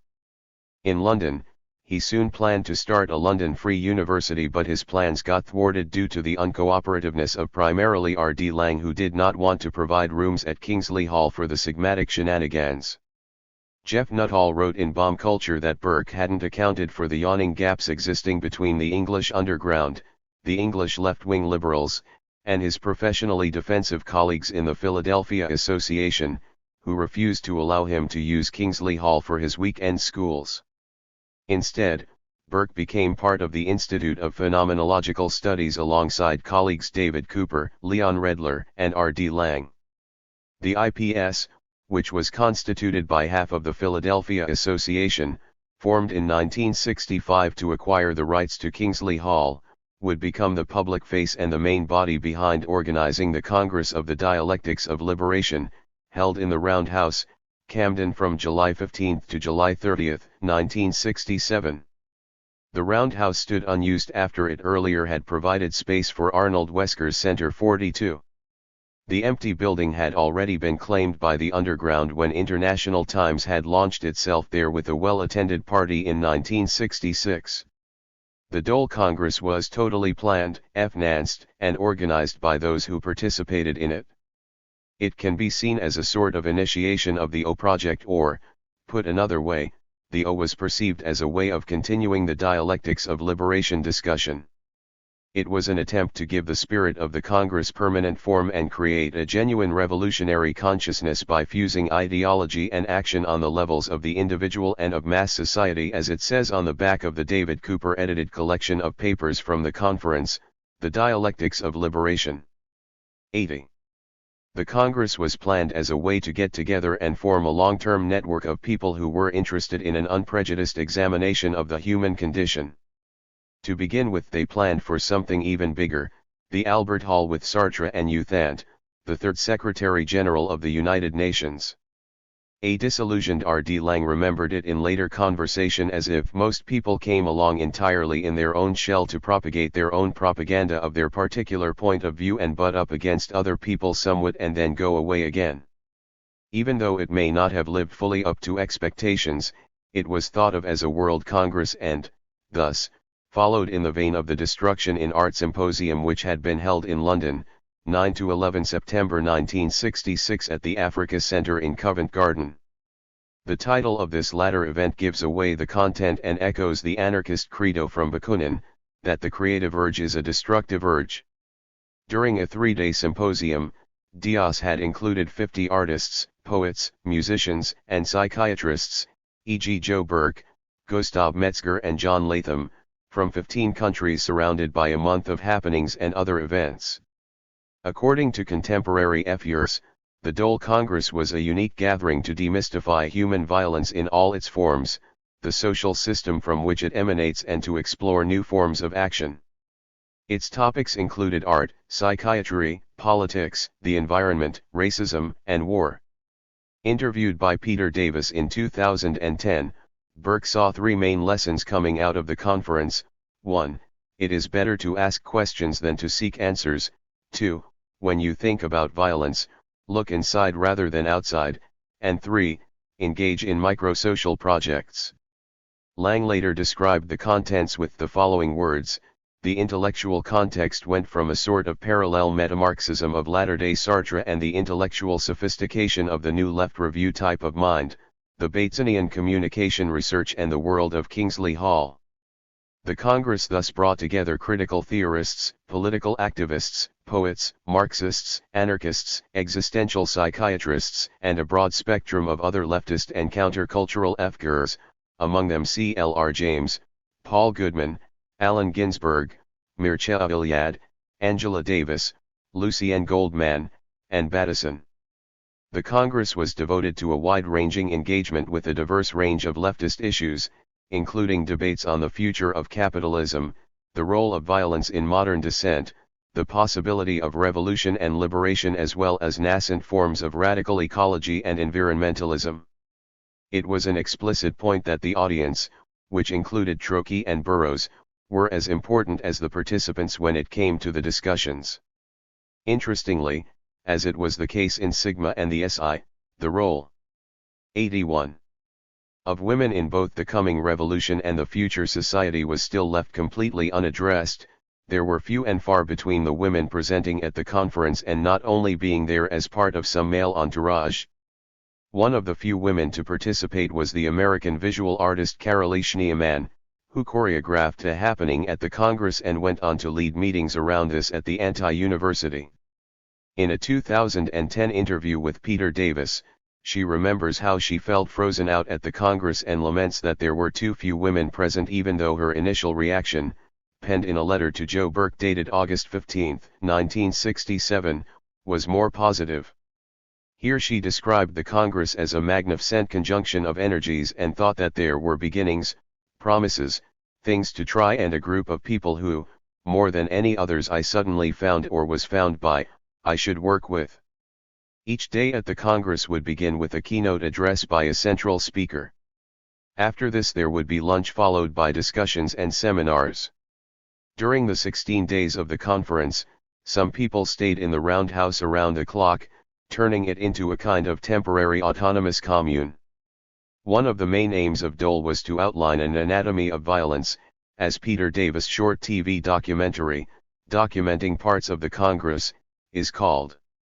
Another central question the Congress tried to answer was why revolution is necessary in a world of increasing affluence and welfare, a question addressed most directly by Marcuse's talk on liberation from the affluent society. A central theme was radical education. Martin Levy FNDS that the term radical education in the 1960s meant that these educators were for anarchism or Marxism, for freedom of choice, for young people, for civil rights, for the Cuban Revolution, for avant-garde art, for the free expression of sexuality, and for creativity and spontaneity.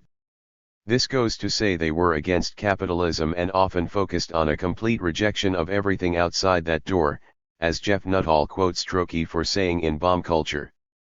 In the 1960s there was a severe critique of the educational state apparatus handed down from the first half of the 20th century.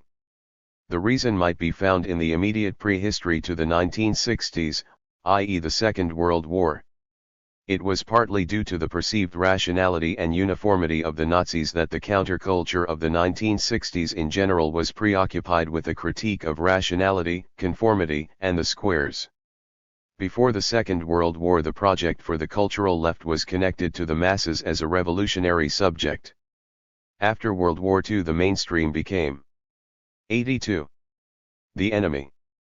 Perceiving that the Nazis were basically the masses turned evil by an institutional production of subjectivity through schools, churches, and the family, conformity became something to avoid, and it made the need for re-education and an alternative production of subjectivity all the more necessary. It is in continuation of the idea we encountered in Chapter 2, that revolution is first and foremost a matter of producing new social relations and learn how to live together anew, and thus part of the sigmatic belief that everything and everybody are conditionable. This radical imaginary focuses on how society reigns through myth and monopoly by the stories we are telling each other, that it is possible to intervene on a cultural level through counter-images and other stories. This locates it in a terrain where lines of communication are of utmost importance. Spectacular society maintains the status quo and tells us we are living at the end of history by endlessly circulating the same information, always returning to the same short list of trivialities, passionately proclaimed as major discoveries. According to Debord, this manufactures a present which wants to forget the past and no longer seems to believe in a future. The Congress also attempted to bridge the hedonist and the political poles of the New Left, to link bohemianism and social criticism into a common project which would provide an escape route from alienated life by exploring various inner states. In his introduction to the edited collection of papers from the Congress, David Cooper wrote, It seems to me that a cardinal failure of all past revolutions has been the dissociation of liberation on the mass social level, i.e. liberation of whole classes in economic and political terms, and liberation on the level of the individual and the concrete groups in which he is directly engaged. If we are to talk of revolution today, our talk will be meaningless unless we effect some union between the macrosocial and the microsocial, and between inner reality and outer reality. The stories of both Sigma and the anti-university thus show a sensibility towards a unified psychosocial approach, yielding inner and outer together. In his writings, Lang kept returning to the meaning of inner, which we already have seen Trotsky focus on. The term is, the former stressed, used in its Blakean sense. The inner, then, is our personal idiom of experiencing our bodies, other people, the animate and inanimate world, imagination, dreams, fantasy, and beyond that to ever further reaches of experiences. As we saw in Chapter 2, there is a 83. Strong yearning for reinstating the sacred and provide woe/man with a possibility for transcendental experience in these yearnings of the underground, which is related to this Blakean inheritance and the visionary tradition. Simultaneously, it can also be argued that the inner quest was for a sort of horizontal transcendence where it is more about transcending the bodily confness in an out-of-body experience than it is about reaching a higher level through a kind of Aufhebung. Lang would later expand on the meaning of inner. By inner I mean our way of seeing the external world and all those realities that have no external, objective presence, imagination, dreams, fantasies, trances, the realities of contemplative and meditative states, realities that modern man, for the most part, has not the slightest direct awareness of. It becomes a way of thinking the invisible and, as we shall return to later with Topy, Lang also argued in the tradition of spiritual teachers like Gurdjieff that being asleep and unconscious is the condition of normal man. He emphasizes the importance of a politicization of the personal, since this is exactly what has been repressed. We are socially conditioned to regard total immersion in outer space and time as normal and healthy. Immersion in inner space and time tends to be regarded as antisocial withdrawal, a deviancy, invalid, pathological per se, in some sense discreditable. In hindsight, though, the most interesting part of the dialectics of Liberation Congress might have taken place on the outer level, being the interpersonal experience of sharing the same time-space coordinates during the so-called Summer of Love, even though most of the key participants seemed to shrug it off and belittle what went on. In retrospect, Lang only had malevolent gossip to offer. Emmett Grogan, invited as representative for the San Francisco Diggers, paints the following image of a day at the Congress in his autobiography, Ringalevio.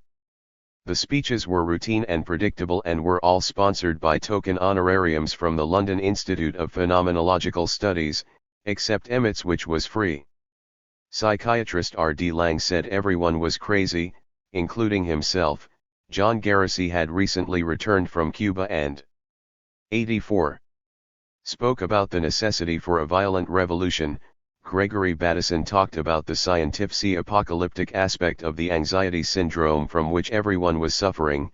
Allen Ginsberg insisted that the best tactic of psychopolitical action was to make public all the private hallucinations and fantasies of our priest, hero, politician, military, police leaders, like those of John Edgar Hoover, for instance. The keynote speaker, Stokely Carmichael, still very upset with Emmett, lashed out at the long-haired hippies who, he claimed, were advocating peace in time of revolutionary warfare and were traitors to the radical movement, because their upper-middle-class affiance afforded them the choice of nonviolence and the means with which to drop out of the FGHT for liberation, which he quoted as only coming through the barrel of a gun. Paul Goodman suggested that governments might begin applying social welfare ideals and principles by paying, for example, people on New York's welfare rolls to live in the country, instead of in the city. Give them the same money, and say, you don't have to live in New York, you can live out of New York. Herbert Marcuse didn't say anything because he wasn't there, having hopefully found something more important to do with time.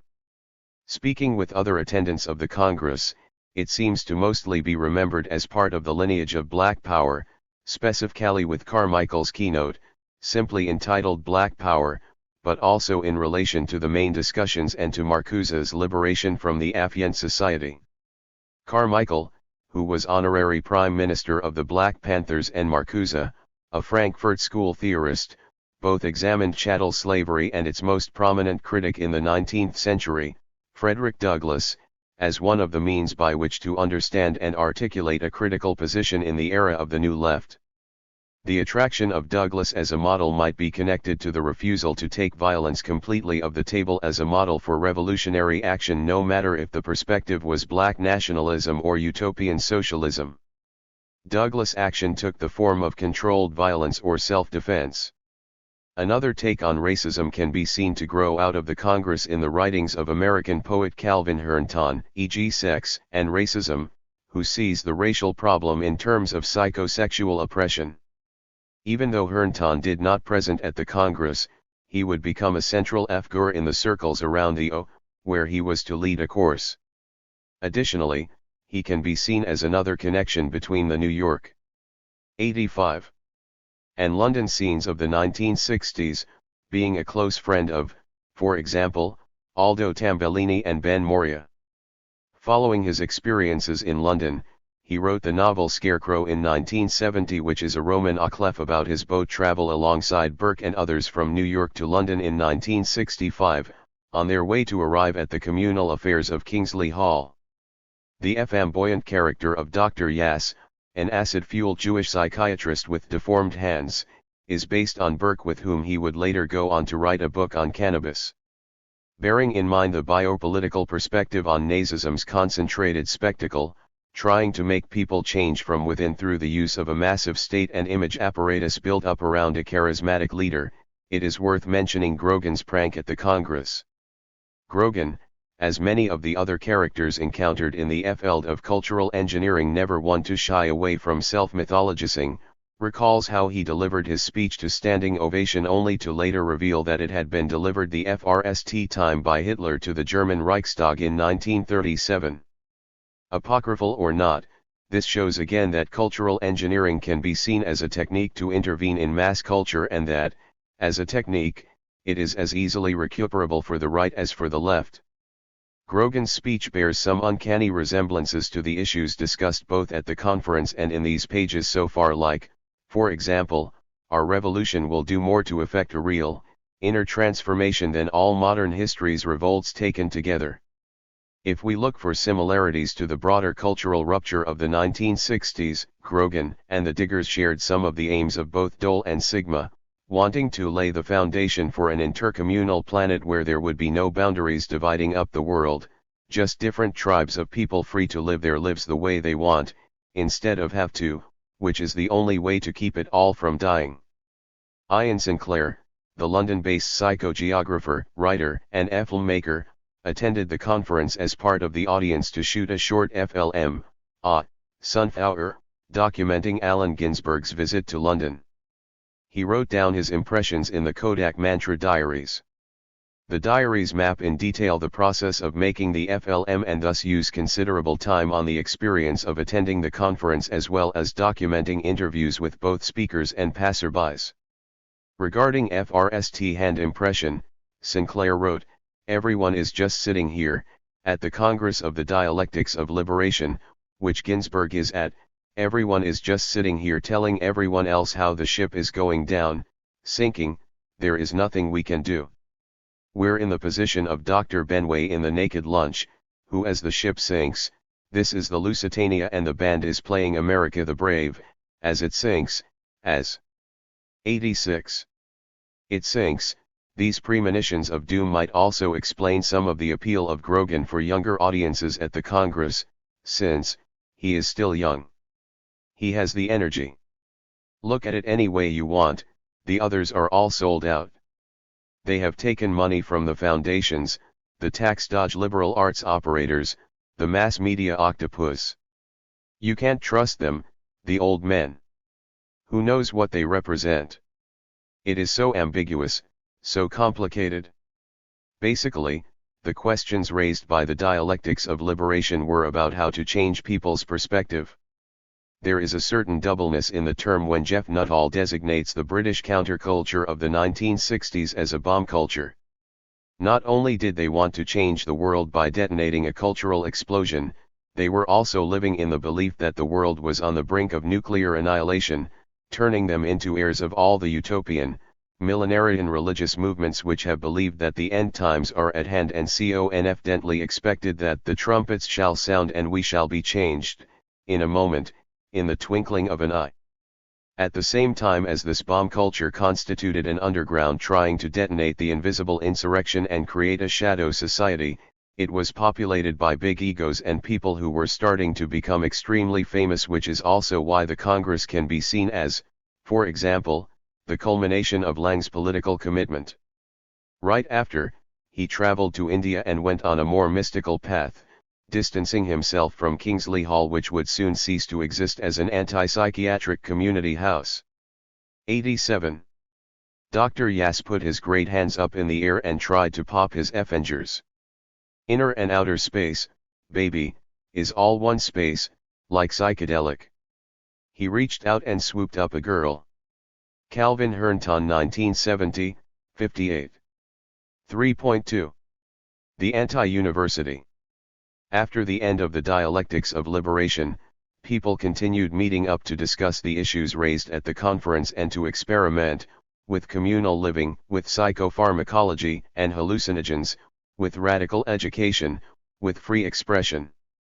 The milieu around Kingsley Hall and the Institute of Phenomenological Studies soon spawned an ad hoc committee and, in December 1967, the Anti-University was created. On February 12, 1968, with Alan Krebs as organizing secretary, it opened its doors at 49 Rivington Street, Shoreditch, London, in a building owned by the Bertrand Russell Peace Foundation, which until then had been occupied by the Vietnam Solidarity Committee. As a physical entity, a place with open doors you could visit, it lasted only a few months before it suffered the same fate as Sigma, lack of funding. Instead, in a version of history that pays no attention to the ideas and social relations produced, it rapidly became a crash pad for junkies who were soon evicted. The experiment itself echoed Trotsky in its essential definition of revolution through self-criticism and the insistence of Harold Norse, writing in IT number 26, 1968 alongside Trotsky and Robert Tascher to give three views on the anti-university: that it should be spontaneous and bring about a revolution in the mind, since that would be the only hope for the moribund human race. That the notion of a spontaneous university was central to the experiment is also conspicuous in the general information section of the OSFRST catalog of courses. A small number of faculty and students will travel to other cities in England and elsewhere for a period of up to 2 weeks at various times during the year. The purpose of this is to create spontaneous universities in outlying areas where 88. People will have the opportunity to listen to, discuss, challenge and, in general, turn on to a multifaceted analysis of what is going on.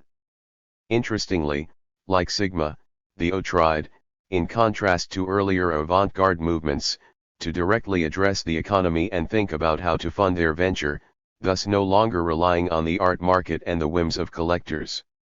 It can be seen as an early attempt at self-institutionalizing in order to valorize an alternative production of subjectivity. Even though they were outside the proper institutions, which famously became occupied by, primarily, the student movements in 1968 but also by some workers, they were anti-capitalists operating inside capitalism.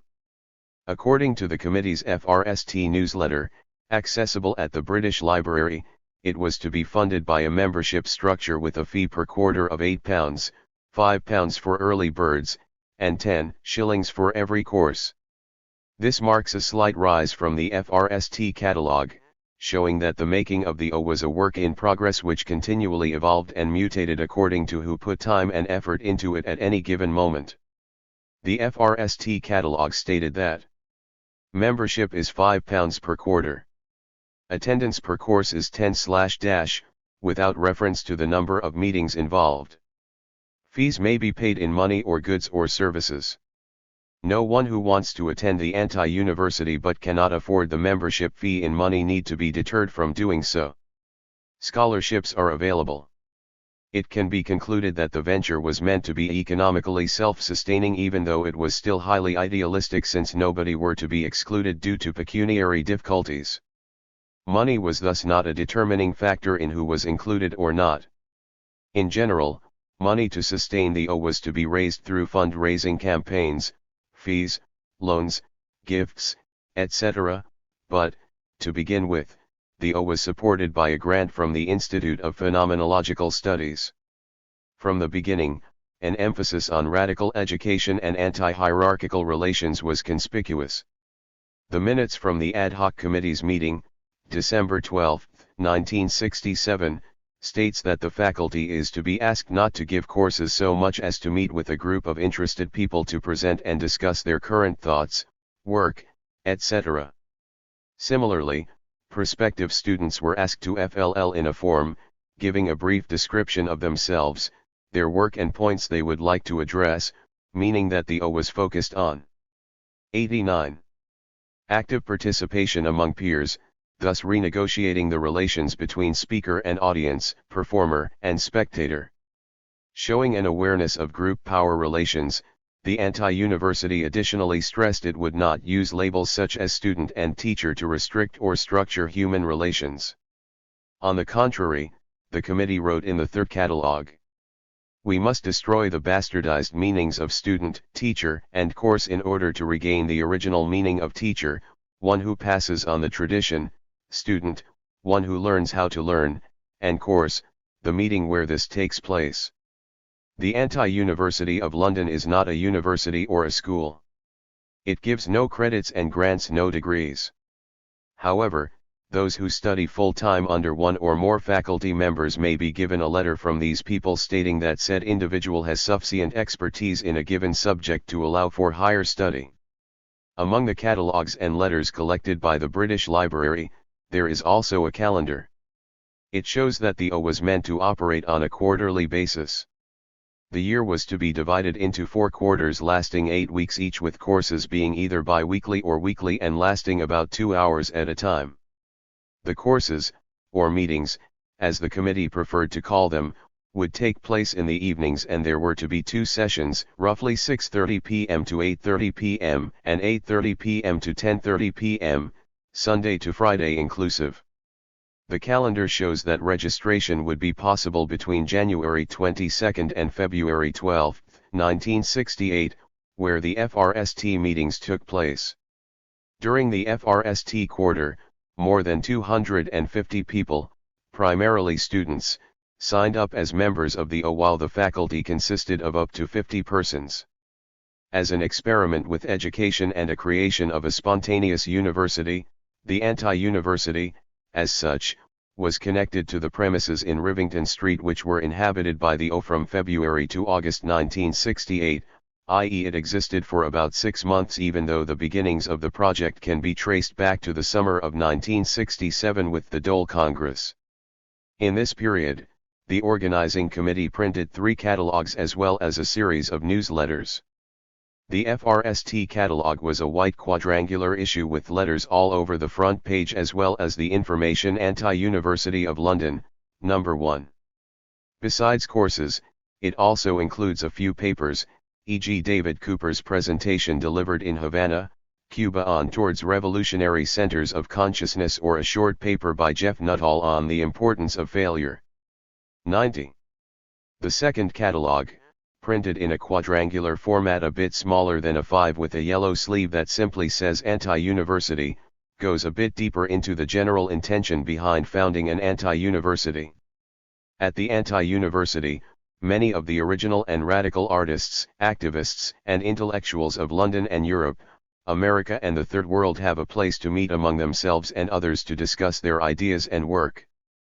The emphasis is on diversity of approach, but we shall work to unify disparate perspectives. Above all, we must do away with artificial splits and divisions between disciplines and art forms and between theory and action.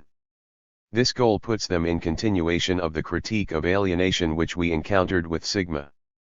In a letter to Paul Goodman, dated January 18, 1969, Burke explained the basic idea.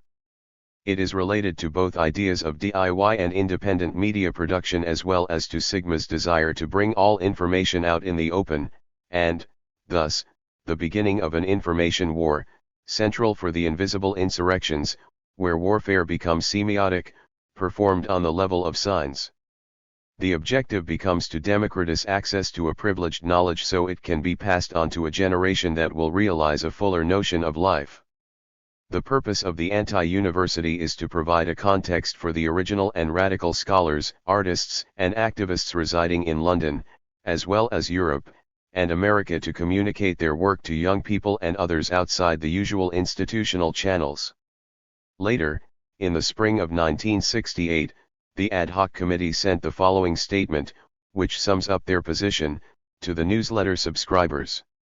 The Anti-University of London has been founded in response to the intellectual bankruptcy and spiritual emptiness of the educational establishment both in Britain and the rest of the Western world. It seeks to develop the concepts and forms of experience necessary to comprehend the events of the century and the meaning of one's life within it, to examine artistic expression beyond the scope of the usual academy and to promote a position of social integrity and commitment from which scholars now stand aloof. The Anti-University of London will be a meeting ground for discussion, discovery. 91. Rediscovery and revelation. It is intended as an ongoing experiment in the development of consciousness and will be related to other revolutionary experiments in universities, communities, communes, and direct action now taking place in Europe and America. As we shall see later on with Academy 23 and the Temple of Psychic Youth, especially the emphasis on rediscovery and revelation becomes central to the trajectory of the underground following in the footsteps of the anti-university, trying to win over a million minds.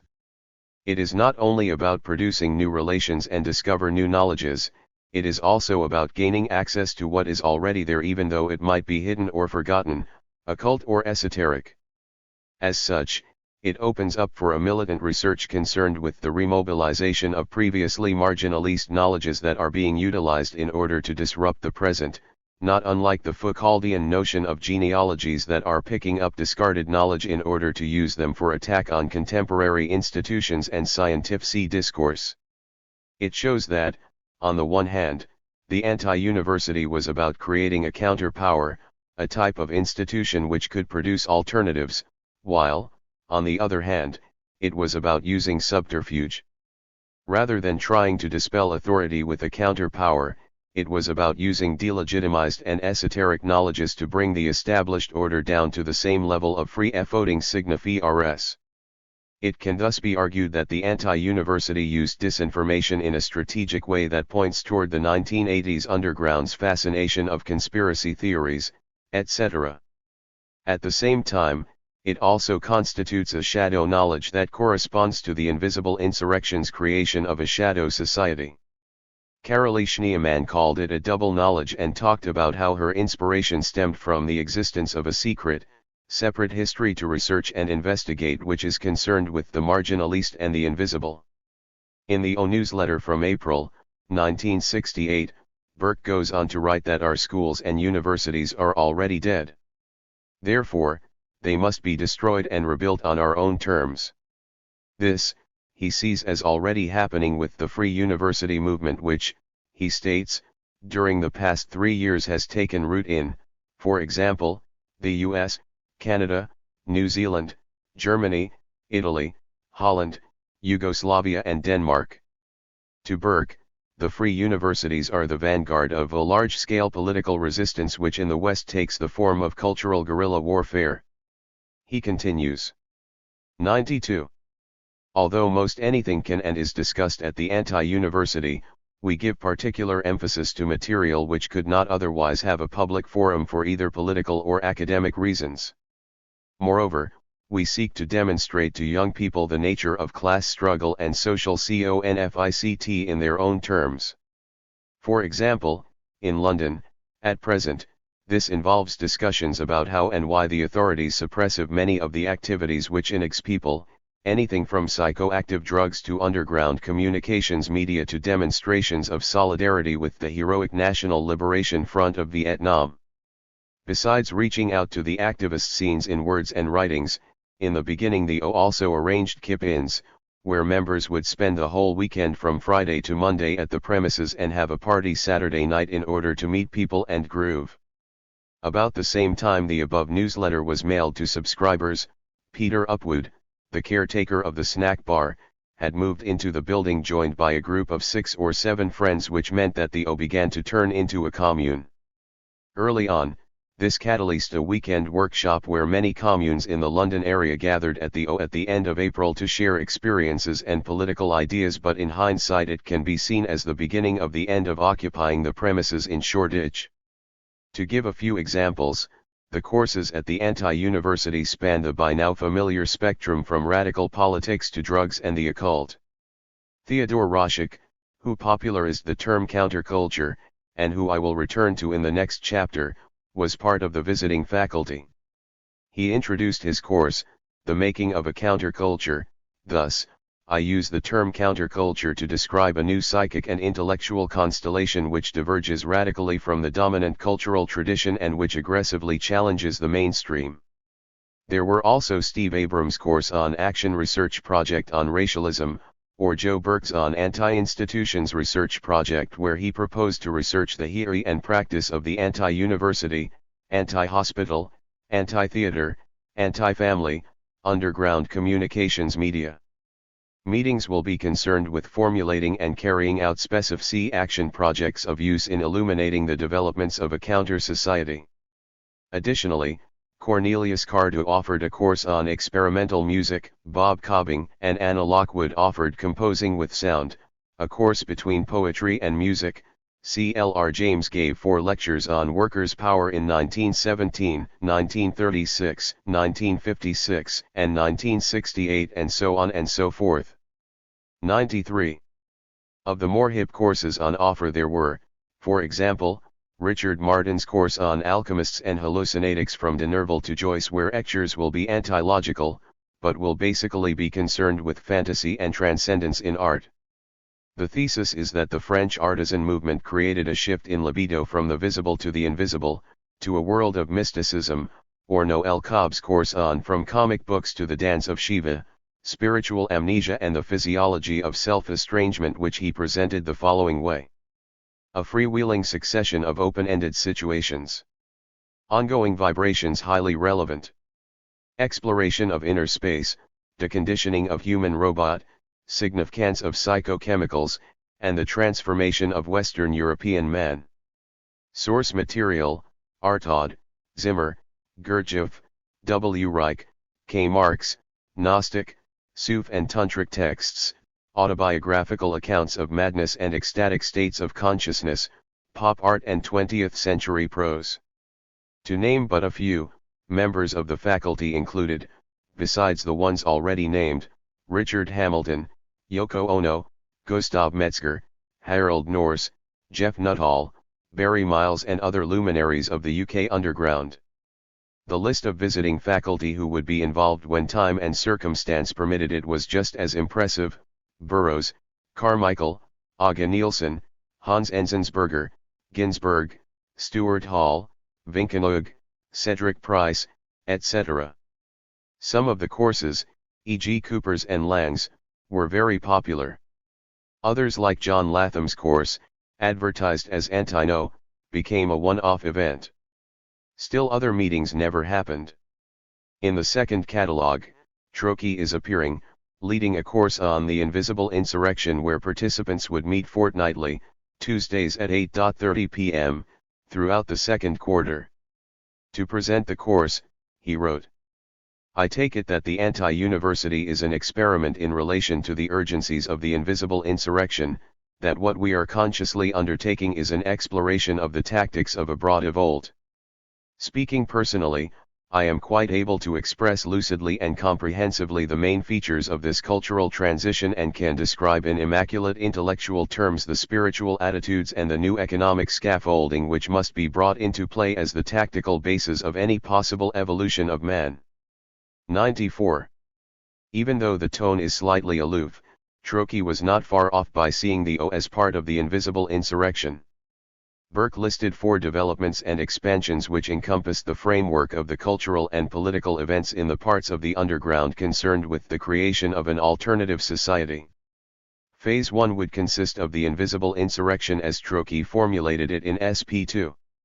This would be the phase of cultural conflict, of the reawakening of Black power as well as multifocal confrontation.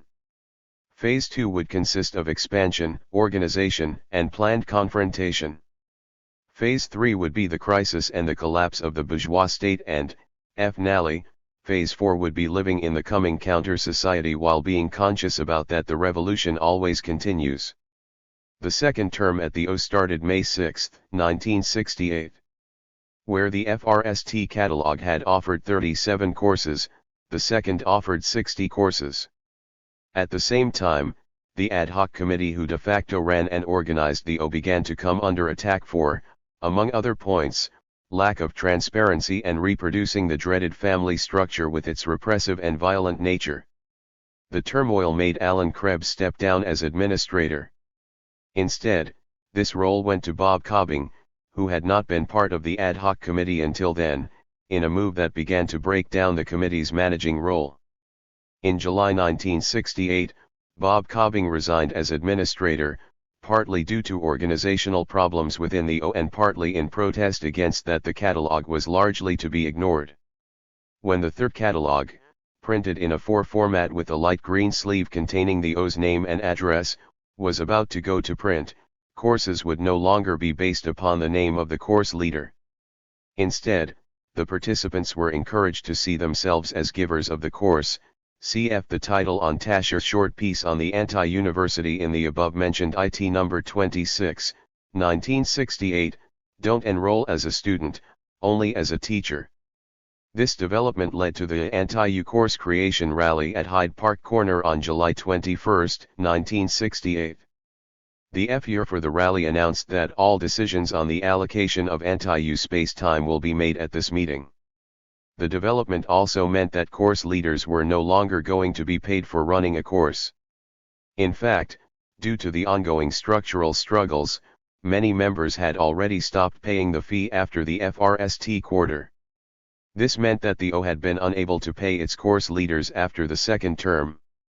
Thus, from the third quarter, beginning July 15, 1968, the O was going to be organized and maintained by the students, now with no money. Essentially, this spelled the end of it, bringing to mind Trocky's words from SP2 that in 95. Order to be successful in a pre-revolutionary, capitalist society, one needs to be successful in capitalist terms. At the beginning of August, the Bertrand Russell Peace Foundation wanted its arrears for electricity, rent, and telephone to be covered. Thus, the premises in Rivington Street had to be abandoned due to problems with paying the rent. After settling the bill, the O left the premises and continued as an idea, a dispersed anti-institution relegated to be part of the late 1960s zeitgeist. A number of courses and meetings carried on around London with Bill Mason's FAT in Soho as the hub and postal address, and advertisements running weekly in International Times until c. 1971.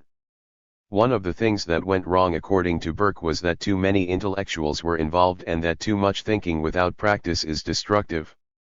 Another thing was, in general, that there were too many egos. According to Jacobson, the way the democratization of the O led to a less viable economic structure has to be seen in the light of the resistance to the teacher-student structure that the contestation of the fee payment represented. Instead, a more decentralist anti-university was needed and private FATs began to be utilized as meeting places instead, spelling the de facto end of the singular nature of the experiment, its mutation into something else where the energies soon evaporated and the ideas found other outlets. In short, the anti-hierarchical ambitions of the O descended into intercollegiate friction, proving that when the sun goes out, we will all be stars. For the politics of experience. 98. Entry number 42. To FGHT, the empire is to be infected by its derangement. This is a paradox. Whoever defeats a segment of the empire becomes the empire.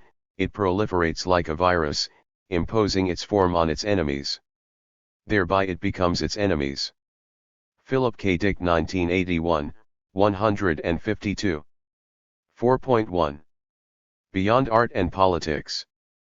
After having examined the histories of my FRST2 case studies above, in this chapter I will discuss these initiatives in relation to some similar initiatives as well as situate them in a context of art, politics, and the occult.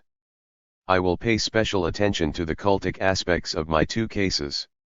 If the trajectory through the UK underground from Sigma to the O transmutes from political to hermeneutic philosophy, how does this affect the idea of total transformation?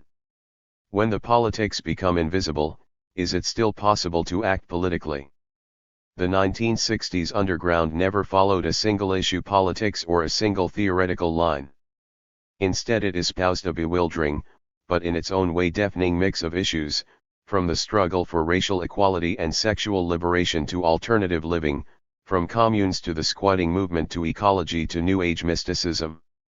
The dozens of pages on Sigma in the portfolio, complete with charts and diagrams, represent the design for an entire new social structure which was to be highly pluralistic with legalist drugs, infinite tolerance, open education, and other themes very much in line with the rising counterculture where revolt often mutated into style.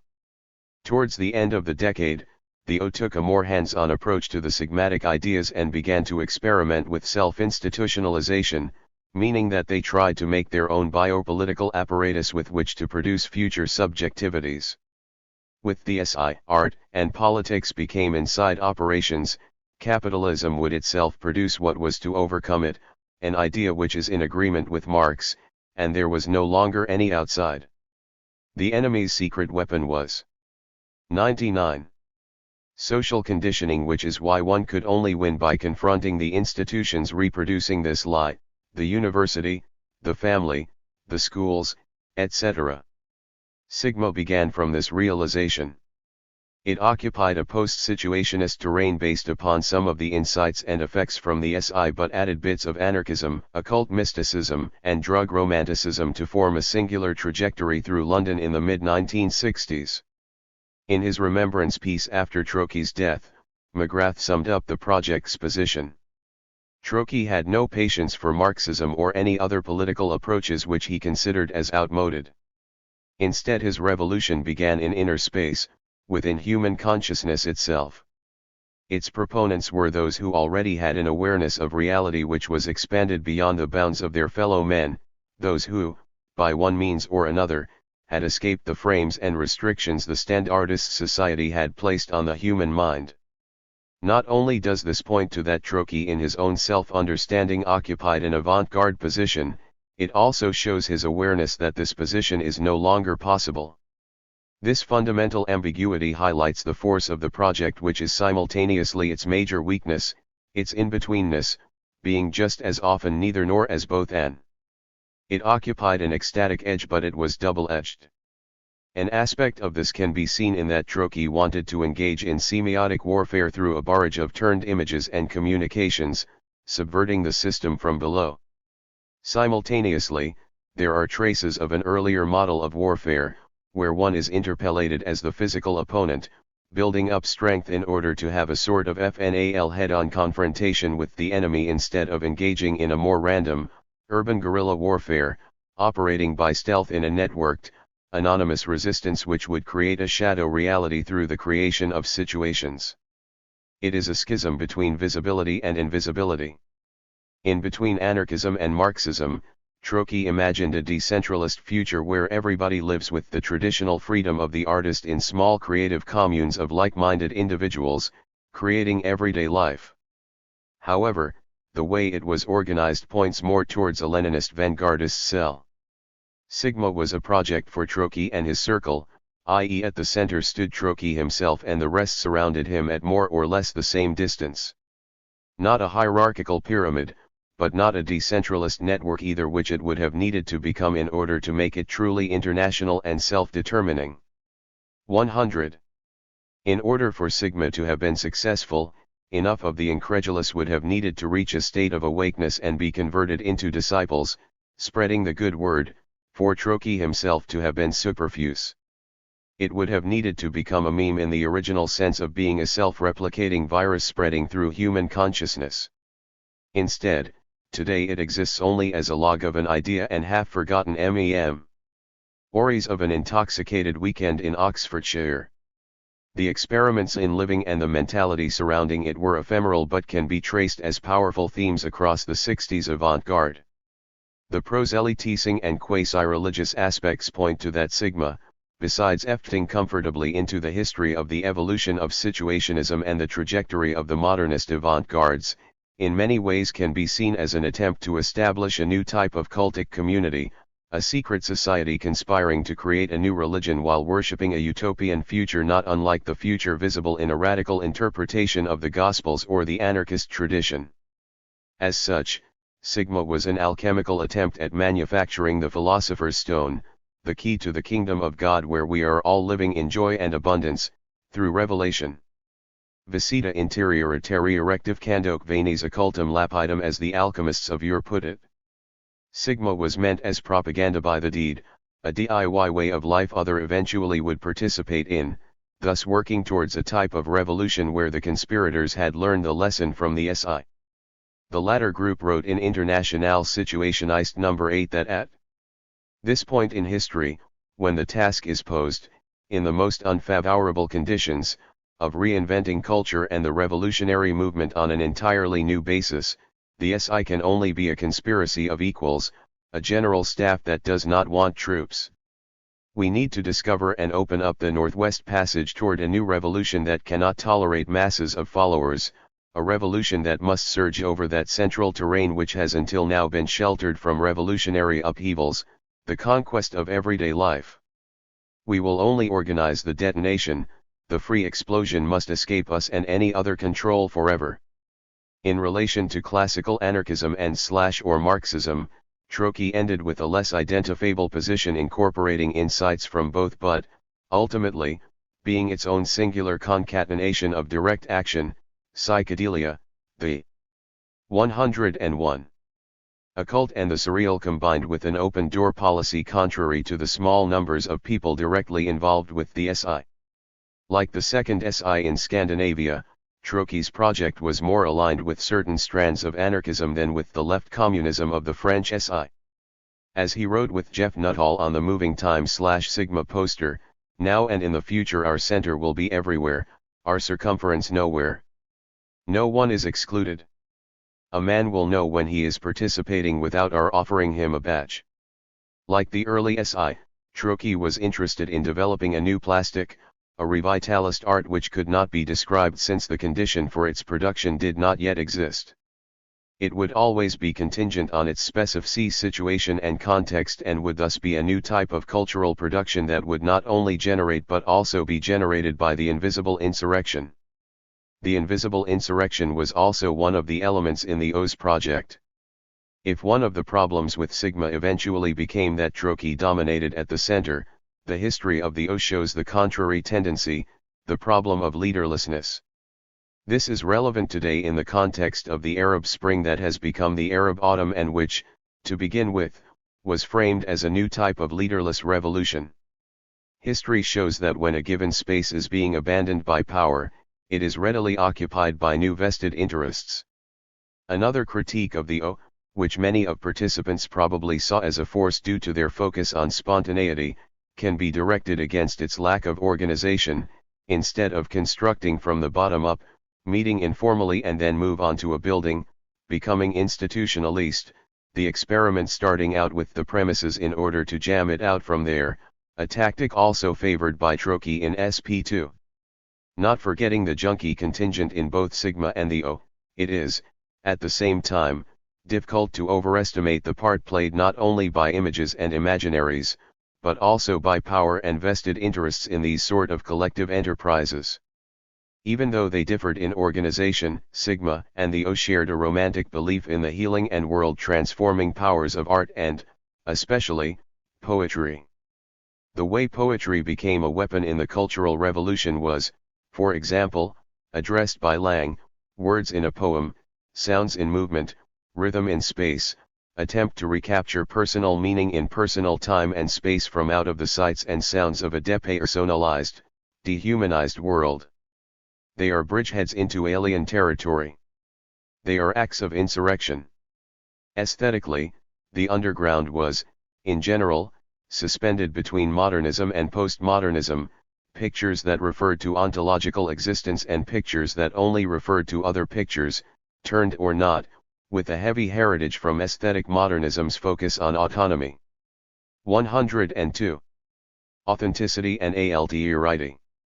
The obvious critique is of the naivete in believing that art, poetry, and music can have a direct and controlled political effect in the world, that it is something that can save us from alienation and separation. If art really wants to make a difference, maybe it is necessary to leave the aesthetic realm behind, as the specto-situationists argued, even though they were themselves obviously fascinated by the aesthetic domain and abhorred return to FLM making after dissolving the remnants of the group in 1972.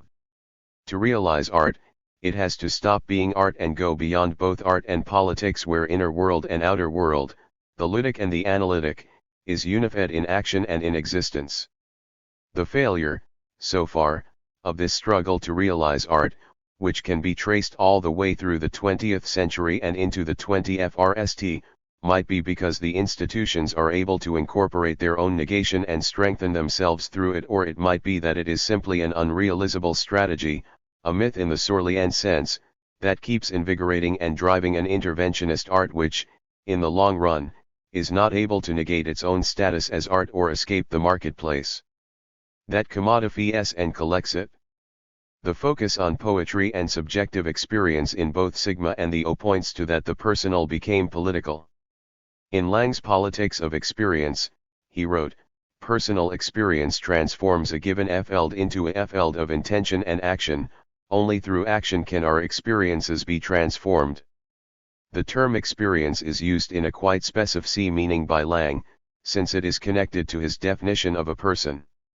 This is a twofold definition as, on the one hand, a center of orientation of the objective universe in terms of experience, and, on the other, the origin of action in terms of behavior, i.e. there is a distinction between experience and behavior where the latter is a function of the former, we act according to the way we see things. This opens up for ideas about behaviorism and cultural engineering, since it follows that in order to control the behavior of large numbers of other people it is necessary to work on the experiences of these people. Once people can be induced to experience a situation in a similar way, they can be expected to behave in similar ways. As mentioned earlier, for instance in relation to Troche's use of the adjective sigmatic, there were quite a few similar initiatives to Sigma and the O in the 1960s. As a result, my case studies can be seen from a plethora of perspectives.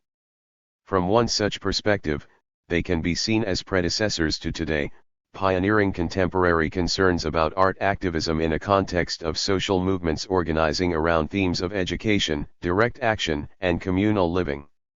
In this perspective, both initiatives are FRMLY parts of the New Left and point towards a political position which is post-anarchist or post-Marxist with hints of autonomist ideas, i.e. being 103. Critical towards the state and believing that the real locus of power resides with everyday people, including the marginalized and the impoverished. Another perspective looks at their historical context and is, thus, synchronic instead of diachronic. The dreams for a sigmatic culture, outflanking the systems of capitalist power through mutation while being produced by and producing spontaneous action universities can, for example, be fruitfully analyzed in relation to the German artist Joseph Beuys's notion of social sculpture, which shows obvious similarities. Beuys had an interest in radical pedagogy and self-schooling and was part of founding the Free International University in Dusseldorf in 1972 with the goal of pondering the future of society. He defined his notion of social sculpture as the process of how to mold and shape the world in which we live, i.e. again we see a notion of cultural engineering. He wrote, "My objects are to be seen as stimulants for the transformation of the idea of sculpture, or of art in general.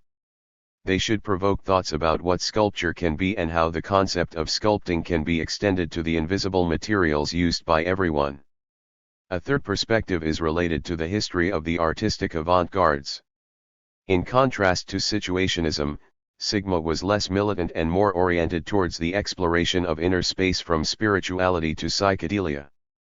Besides the political current, there is a strong occult current in the sort of countercultural thinking apparent in Sigma with the Tarot, I Ching, the Tibetan Book of the Dead, the Age of Aquarius, etc.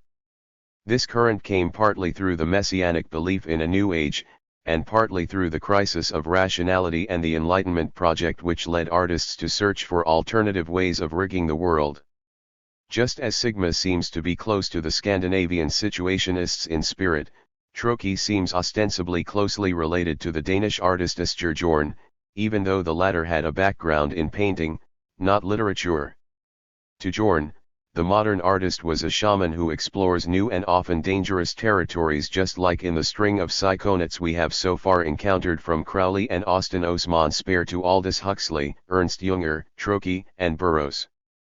In many ways, Sigma is a British cousin of Jorn's Imaginist Bauhaus. The international movement for an Imaginist Bauhaus began its existence in Switzerland, 1953, through a string of letters between Jorn and, primarily, Enrico Bage from the nuclear art movement, as well as some ex-Cobra members. In 1955, Jorn, along with Pino Galizio and Piero Simondou, created the Experimental Laboratory for Free Artistic Research in Alba, Italy, in order to focus not only on technique but also on fantasy and symbols. This school would not offer instructions, but it would create possibilities for artistic experimentation. As Jorn concluded in his notes on the formation of an Imaginist Bauhaus, our practical conclusion is the following: we are abandoning all efforts at pedagogical action and moving toward experimental activity. At the IMIB's experimental laboratory, aesthetics were to be based on a communication that would arouse and surprise, rather than rationality and functionalism. They should be concerned with the immediate effect on the senses, without taking into account utility or structural value. In 1956, the IMIB published the only number of their journal Aristica, and, in 1957, they fused with the LI and the LPA to establish the SI.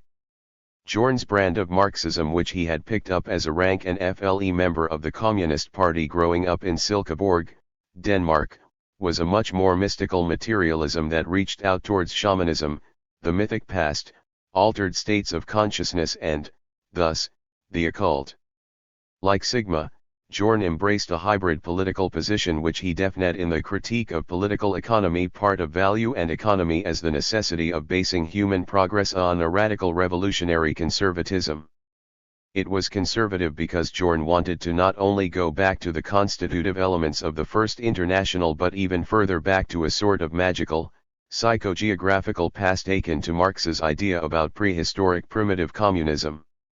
He goes on to explain that this conservatism consists of three elements which are all needed in equal measures: anarchism, or the principle of expanding personal freedom, syndicalism, or the creation of wise social organizations, and socialism, or the recognition of all social phenomena's interconnectedness. Jorn's contribution to the SI was not only ideas of pseudology and trilectics, it was also an idea about communism. For Jorn, communism was much older than the religions and meant both a consistency between the spiritual and the temporal, and a collaborative practice of aesthetic transformation of nature. Jorn FNDs that a modern reinstatement of mystery can supply a cultural ideology to Marxism which encourages everyone towards cultural activity. Thus, for Jorn, real communism is an aesthetics of total and unconditional experimentation beyond the restriction of any social norm. He writes, "Real communism will be a leap into the domain of liberty, of values, of communication. What awaits us in a post-capitalist society is not an industrial FVE-year plan, but radical, experimental freedom." 105. Sometimes the results were pretty, well, freaking gibberish to normal human ears, most likely.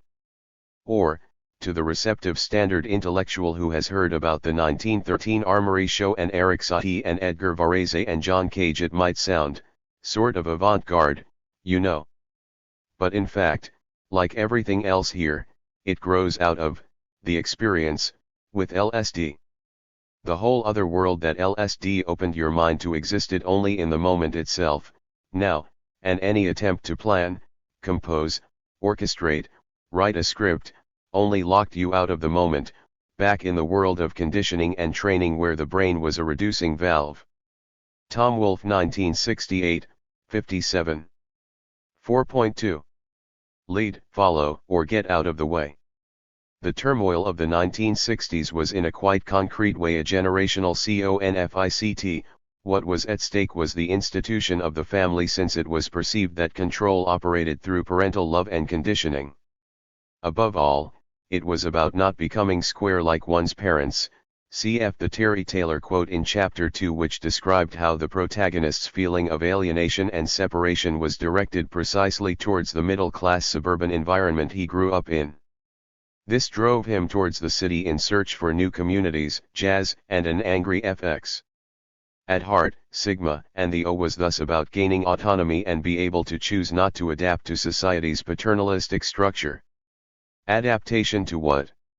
To society? To a world gone mad. The family's function is to repress eros, to induce a false consciousness of security, to deny death by avoiding life, to cut off transcendence, to believe in God, not to experience the void, to create, in short, one-dimensional man, to promote respect, conformity, obedience, to con children out of play, to induce fear of failure, to promote a respect for work, to promote a respect for respectability. 106. Instead, it was about creating what Lang called the Nexel family and Burke the anti-family, a term that covers tribes, gangs, bands, communes, affinity groups, and so on. In short, to experiment with social relations in order to discover new ones that could overcome the feelings of alienation spectacular society uses to rule us. The reason why this had to be founded on total revolution was due to that under the sign of alienation every aspect of the human reality is subject to falsification, and a positive description can only perpetuate the alienation which it cannot itself describe, and succeeds only in further deepening it, because it disguises and masks it the more. The fact that the new art and the new political structures could not be described was proof of their usefulness. It was left an open question, since it was first and foremost a question of acting in the present and awake from our dreamless dream state. This is not unlike George Sorrell's social myth and is, according to Judith Suissa, a fundamental aspect of the anarchist position, that one does not propose any blueprint for a future society. Along with the commitment to decentralist, non-hierarchical forms of organization and the rejection of the state and its institutions, the belief that the exact form the future society will take cannot be determined in advance is one of the few general points of anarchism, be it mutualist, federalist, collectivist, communist or syndicalist. Instead, the creation of a harmonious, free society is seen as a constant dynamic process of self-improvement, spontaneous organization, and free experimentation. For Sorrell, art should create images, the aforementioned social myths, which could be used to act upon the present to transform it in a way that had no relationship to the past but also without any project of future social organization. It can be argued that this idea about the myth and its influence on anarchist and syndicalist approaches to aesthetics was the main influence on Marinetti when he wrote his first Futurist Manifesto from 1909, i.e. it was ingrained in the modernist avant-gardes from their start. Sorrell saw the myth as an instigator of a class struggle, the essence of socialism according to him, which would create a catastrophic revolution of violence and aggression. Interestingly, one of the goals of the SI was to demythologize, but in the end this can be seen as the destruction of one set of myths to reinsert another. This difficulty in going beyond myth might be connected to how we exist in a myth-saturated media landscape and how biopolitical control operates through the use of images. That control operates through myths, which are essentially images, gives us an interesting perspective on the emphasis on invisibility and the importance of hiding in the shadows in the Sigma project. Acting through subterfuge and only entering the visible when the battle is already won had a powerful hold on the imaginaries of the 1960s, and the whole notion of 107 constituting an underground, notoriously, and literally, with Charles Manson's idea of helter-skelter, where his family would passively hide in a subterranean realm while a race war was being fought in order to later be able to resurface and rule the world. Millennialism and esoteric ideas about evolution saturated the underground's imaginary, thus creating an occult revival which was intimately connected to the underground's fight from reason and its desire for untrammeled freedom. Louis Powell and Jacques Bergier wrote in their popular bestseller The Morning of the Magicians, Secret Societies, Conspiracies, and Vanished Civilizations.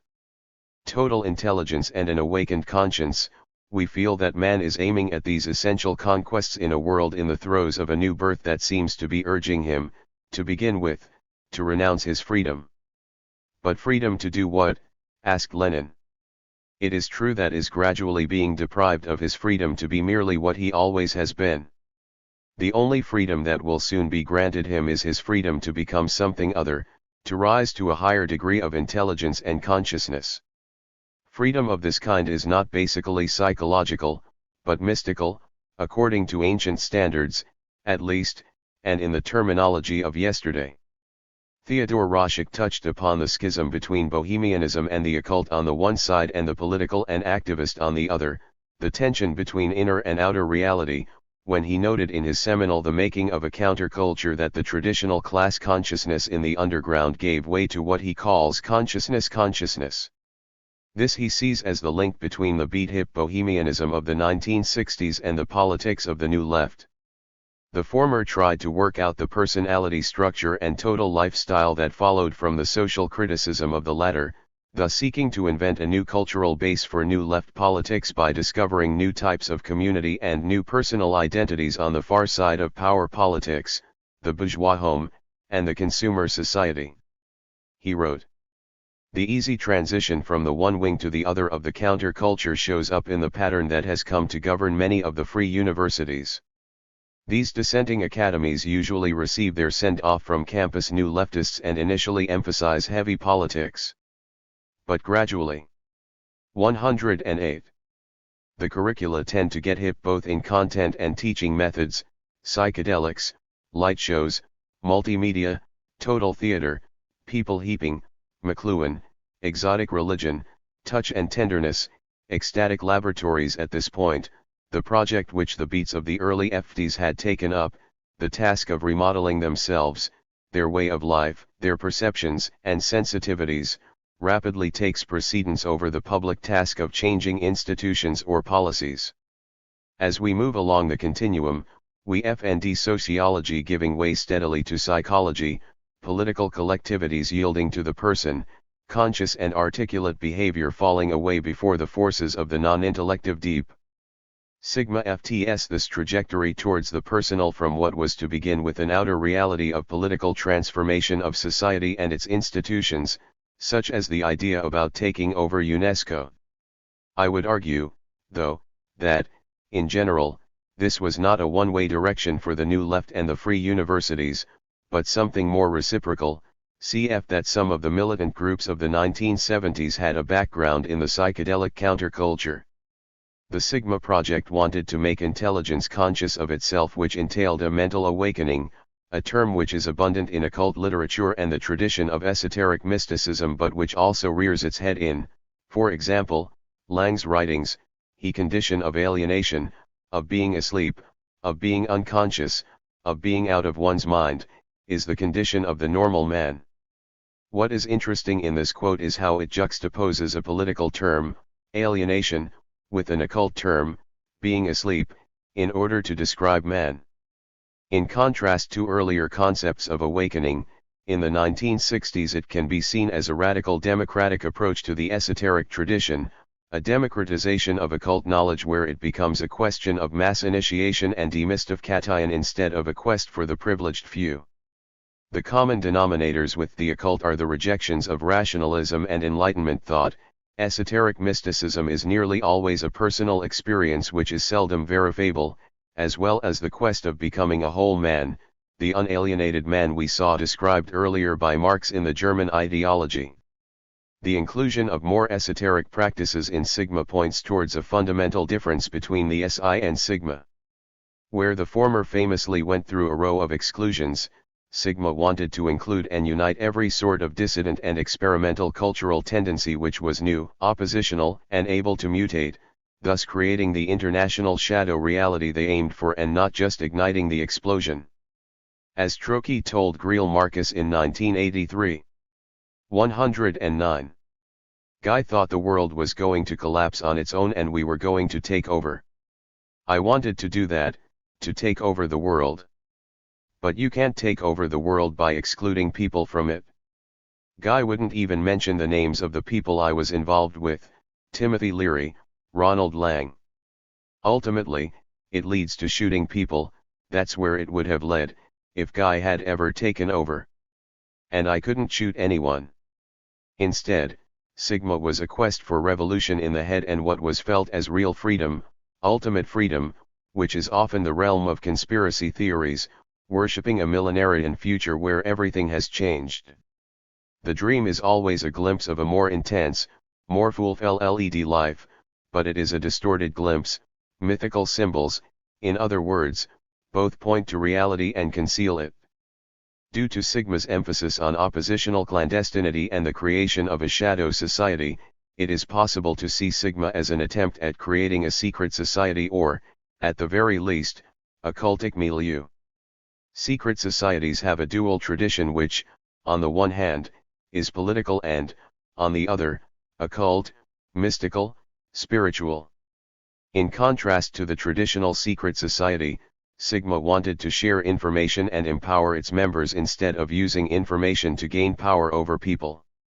Instead, they wanted to liberate conscience for the coming age of Aquarius where the revolutionaries simultaneously would be street effectors and prophets of a new age. Sigmatic culture would thus change the political landscape by intervening on the level of symbols and fantasies in order to take over millions of minds. The co-conspirators wanted to work on the basic drives, on human emotions, a realm traditionally reached through the aesthetic and, in many ways, Trotsky and Sigma ft comfortably beside other artists working within an expanded notion of art in a post-Duchampian aesthetics, e.g. the writer Ken Kesey and his merry pranksters, who famously traveled the US from coast to coast in 1964 with beat legend Neil Cassidy as the driver of their bus tour, attempting to make art out of everyday life. As Jeff Nuttall points out in Bomb Culture, the destination, as far as art is concerned, is the journey itself. The experiments with living and the hedonistic extremes were already present in Beat where they can be connected to an interest in alternative thought systems such as Zen or Buddhism. Tibetan Buddhism, for example, has a long tradition for tantric yoga and dealing with the use of pleasure for spiritual ends, and this drive found expression in the counterculture with, among other methods, the use of acid, hash, and heroin as well as experiments with sexuality deviating from the standards of heteronormativity such as group sex and gay love. Like Trotsky, Kesey can be seen as a link between the Beat generation of the 1950s and the hippies of the 1960s. Both projects experimented with living while being reminiscent of secret societies, cults around a charismatic leader, where the aim was mental revolution, the stakes the future of mankind. Like the merry pranksters, Sigma seemed to end up representing those elements of the hip scene that emphasized personal liberation where the task of deprogramming and remodeling themselves took precedence over changing institutions and government policy. These were perceived to change by default by changing their clientele. Both projects thus partly became the mystic's journey, the search for unification with the Godhead, ultimately meaning the world since they, like Buddha, considered themselves atheistic in the traditional sense, in order to overcome alienation. It was about living fully in the now. The New journalist Tom Wolfe quoted one of Kesey's talks to the pranksters on the difference between the actual now and the perceived now. The present we know is only a movie of the past, and we will never really be able to control the present through ordinary means. That lag has to be overcome some other way, through some kind of total breakthrough. A person can overcome that much through intellect or theory or study of history and so forth and get pretty much into the present in that way, but he is still going up against one of the worst lags of all, the psychological. Your emotions remain behind because of training, education, the way you were brought up, blocks, hang-ups and stuff like that, and as a result your mind wants to go one way but your emotions don't. In order to reach this ecstatic now, a self-s now of instant sublation, art would have to work on the basic emotions and deschool them. It would become mystical art, psychedelic art, alchemical art, which would be occupied, like in traditional alchemy and the Western esoteric tradition, with, first and foremost, the transmutation of self and then, secondly, the transmutation of certain metals, i.e. the physical, material world. It stresses the need for deconditioning and autonomous education, but, in some ways, it is more comparable with the urge to start a new religion than with the urge to transform quotidian existence, albeit not any organized religion with a dogmatic belief. Rather it is akin to a revival of medieval 111 heresies as, for example, the Brethren of the Free Spirit, with their notions of going beyond good and evil, to use Nietzsche's words.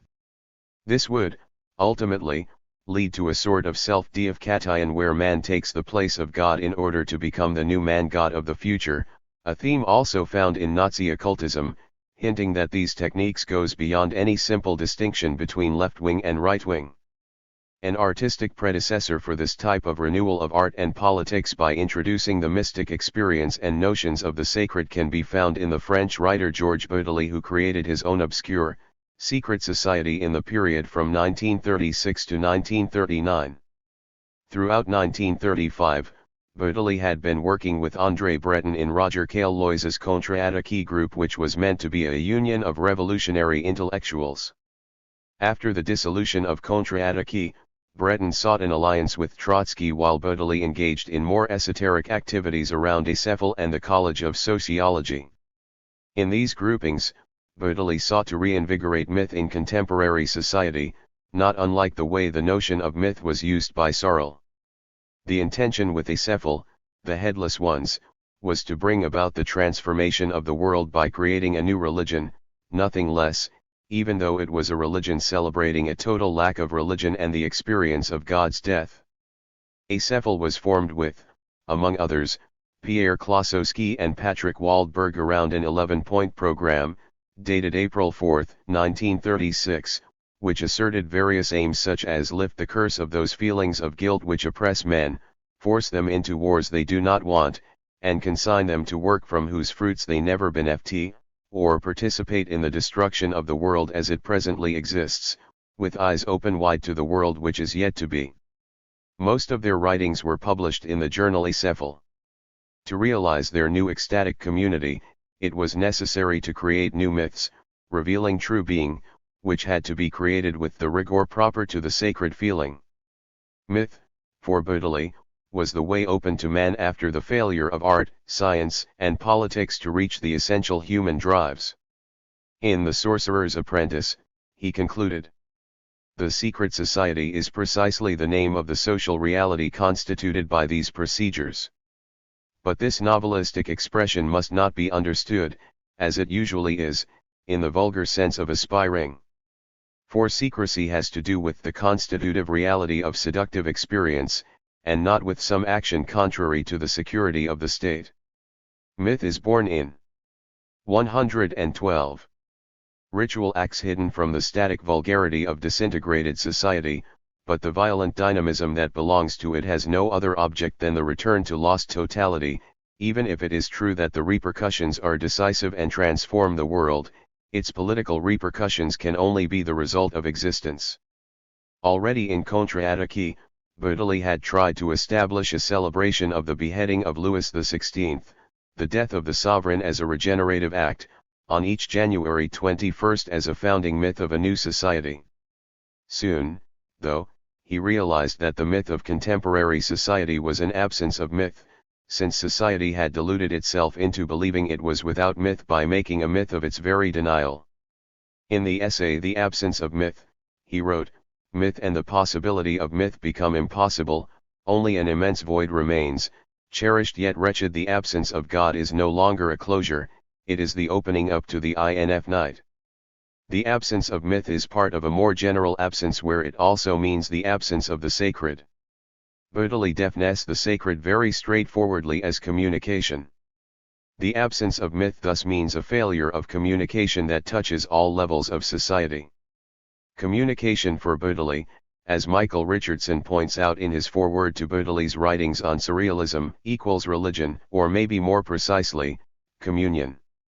Therefore, the forming of a new religion using a new language to communicate was seen as a possible path away from the present. Due to that, the sacred is seen as a form of communication.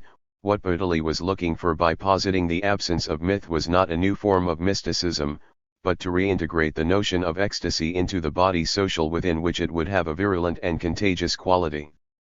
His interest was not in union with God, but with the social, where the need would be to recover the primitive in a contemporary form.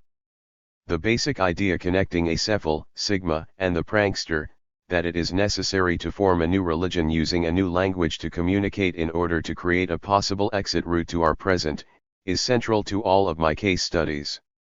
The new and extraordinary mental states discovered and explored demanded a new language beyond both faith and reason to capture their essence.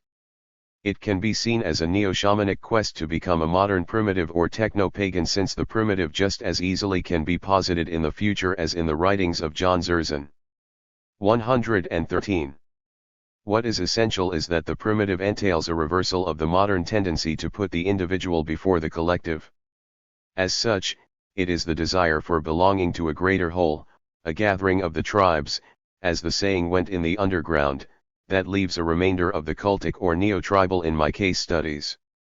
The underlying logic seems to imply that the transformation of the world and how we live in it, cultural engineering, is all about applying the proper technology to what is. Detournement is one such technology, and, as we shall see, it can be argued that magical thinking is another. In the thinking of Crowley and Spare, technology is magic and magic is technology, a point I will return to in later chapters. In this view, art is not a separate sphere, something to be contemplated by a multitude excluded from its innermost secrets, but part of the collective life and labor of the whole community. It thus becomes indissolubly bound up with ritual and magic, the quest to enter into contact with hidden realms. As Lang puts it in words that could just as easily apply to my next two case studies, Academy 23 and TOPY, if there are no meanings, no values, no source of sustenance or help, then man, as creator, must invent, conjure up meanings and values, sustenance and succor out of nothing. He is a magician. The notion of a spontaneous university is central to this discussion. If the revolution is to be mental, to be produced from the inside, it ties into the cultivation of young minds, and thus our churches, schools, universities, and other institutions, which Cooper imagined would become revolutionary center for transforming consciousness. The self-organized anti-institutions of the 1960s and early 1970s tried to produce new subjectivities and self-valorize, while they, at the same time, intuitively understood that they could not allow themselves to become fossilized institutions. Rather, they had to be mobile nodes in a network, continuously redistributing the power they accumulated. Sigma's spontaneous action universities wanted to create a shadow society, and the anti-university saw itself as a node in an international counter-society. Just like Sigma had used the portfolio to catalog and report on similar initiatives all over the world, the O listed the nodes of their counter-society, which, interestingly, included a summer school in Yugoslavia, part of the Eastern Bloc throughout the Cold War. Even though Tito was instrumental in forming the non-aligned movement in 1961, in the back of their second catalog, where they asked people to contact the secretary if they wanted to know more about or visit any of the following centers. 3 tendencies can be perceived from this list of associate acts. 1.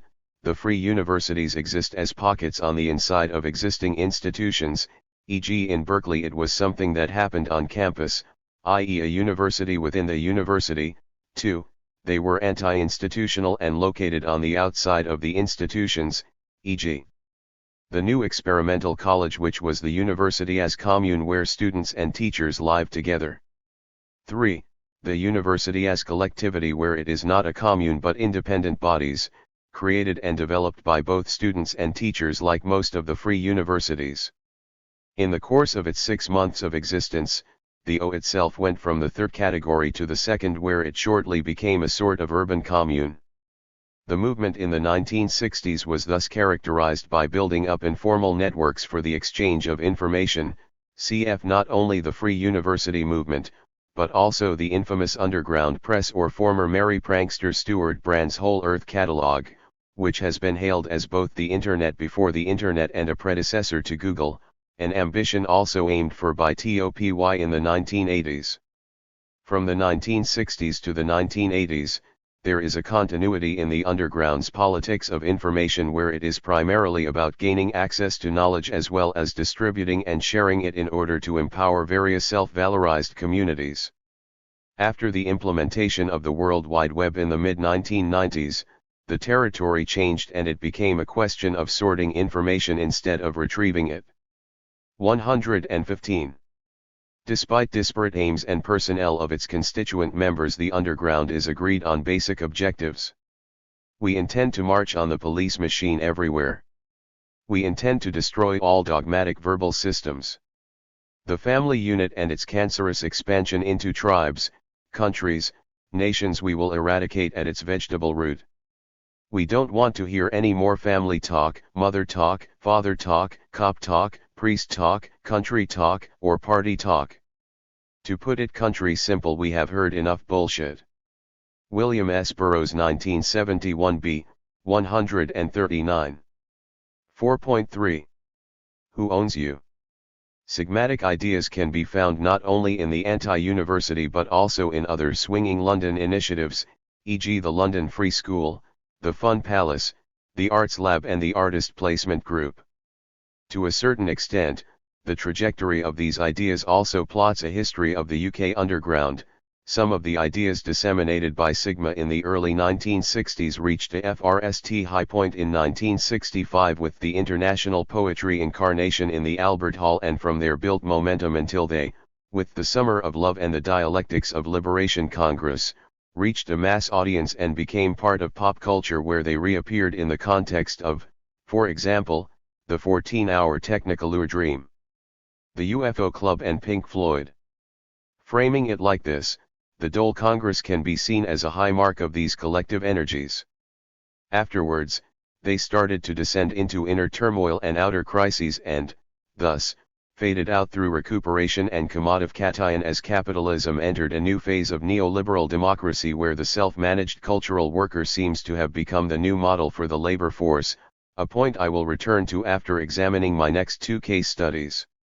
Suffice it to say for now that this points to the underground's fundamental doubleness, e.g. its leading figureheads who talked about anonymity and invisibility were rapidly becoming world-famous celebrities, and, also, the problematic relationship to commodities, where the counterculture became a vehicle for commodification and valorization of brand products like coffee cups carrying the visage of Che Guevara, and 116.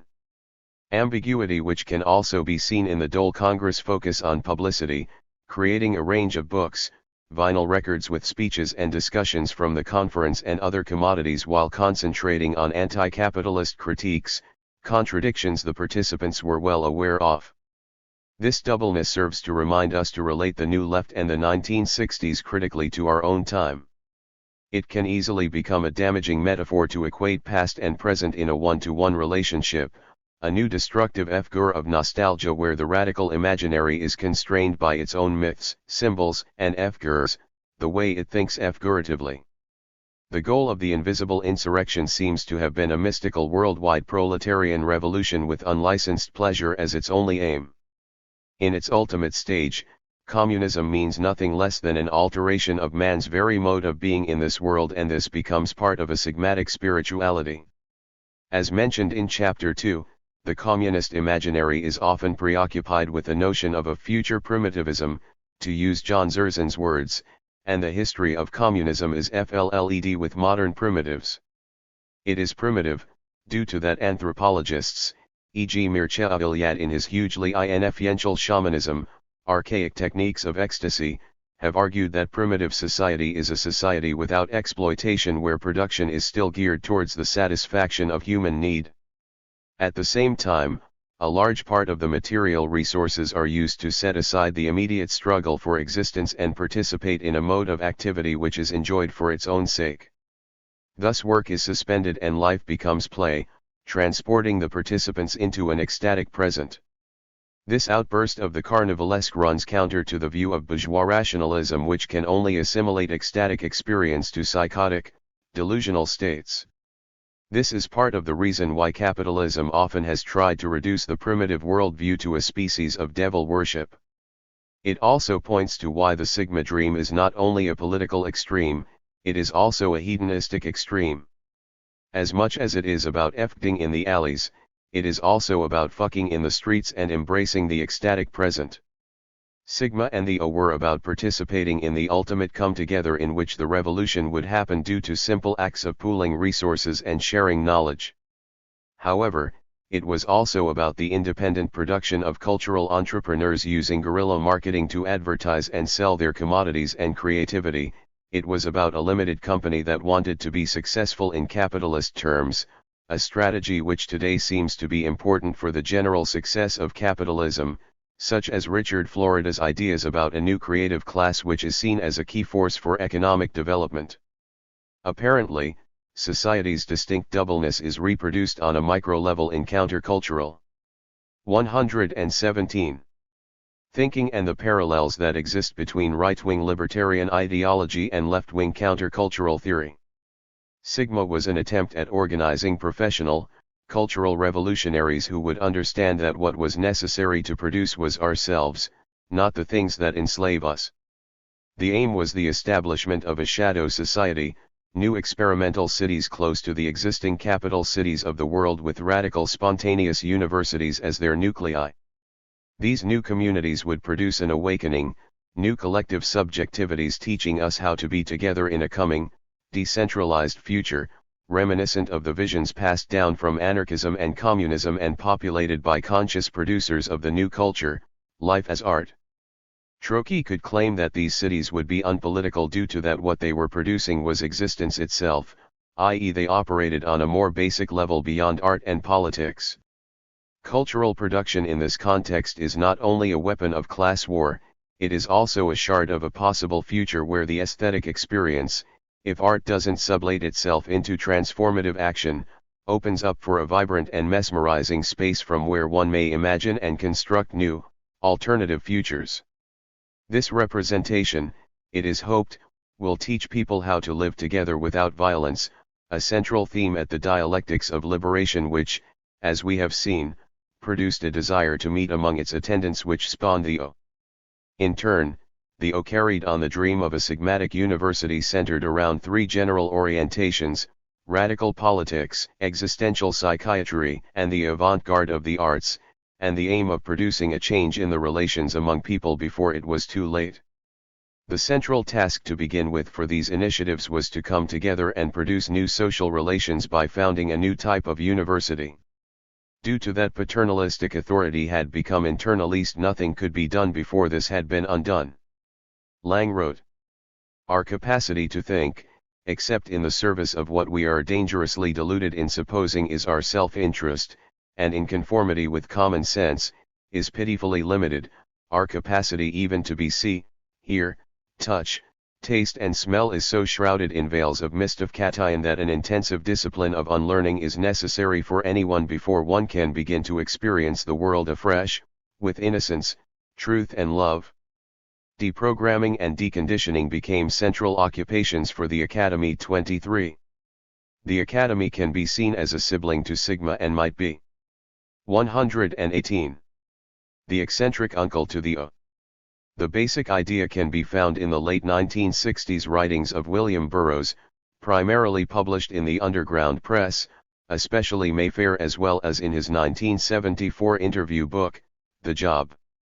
Burroughs was one of the major players in Sigma throughout the period as a co-conspirator and collaborator and, as we saw above, when Troche presented the Sigma idea to the PA at Brazier's Park, it was already explicit that the ideas had been developed through conversation with Burroughs.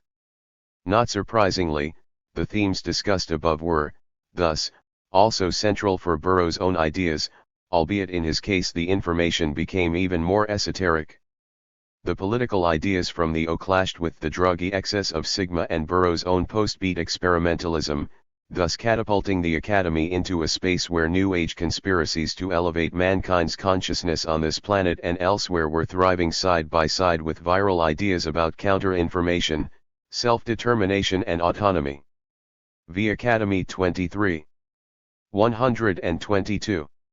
There was a grey veil between you and what you saw or more often did not see. That grey veil was the pre-recorded words of a control machine. Once that veil is removed you will see clearer and sharper than those who are behind the veil. Whatever you do you will do it better than those behind the veil. This is the invisible generation. William Burroughs 1974, 164. If the trajectory leading from Sigma to the O began with an activist agenda before gradually becoming obscured by mysticism, the trajectory leading to Academy 23 was from the beginning a path mostly traveled by psychonauts, explorers of psychedelic vistas through a Rimbaudien derangement of the senses.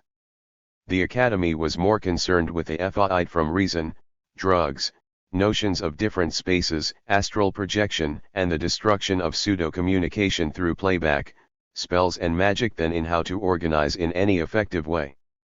Along this path any notions of the properly political were abandoned in order to colonize and conquer inner space. More often than not, the exact nature of the future was left to chance, but this did not stop the self-appointed cultural partisans from trying to tamper with the aleatory and intervene in the circuits of control through will alone. Whereas the writings surrounding Sigma and the O are fairly easy located in concatenations of communism and anarchism on the revolutionary left in general from Western revisionist Marxism and the New Left to autonomia and beyond, they were often printed in the underground press back to back with speculative writings on everything from dolphins speak to UFOs, establishing a terrain of alternative myths and counter symbols. Simultaneously with the interest in social and political concerns an interest in spiritualism, urban shamanism, altered states, etc., has thrived in this tradition. This might be connected to the idea of the artist as an explorer of inner space, a medium connecting us to an outside or a beyond through his personal, inner journey, but it is also connected to deconditioning. In the late 1960s, this journey grew increasingly esoteric, resulting in 123. Example, that David Cooper, the most politically oriented of the British anti-psychiatrists, left the Philadelphia Association in the early 1970s due to its increasing focus on spiritualism instead of politics.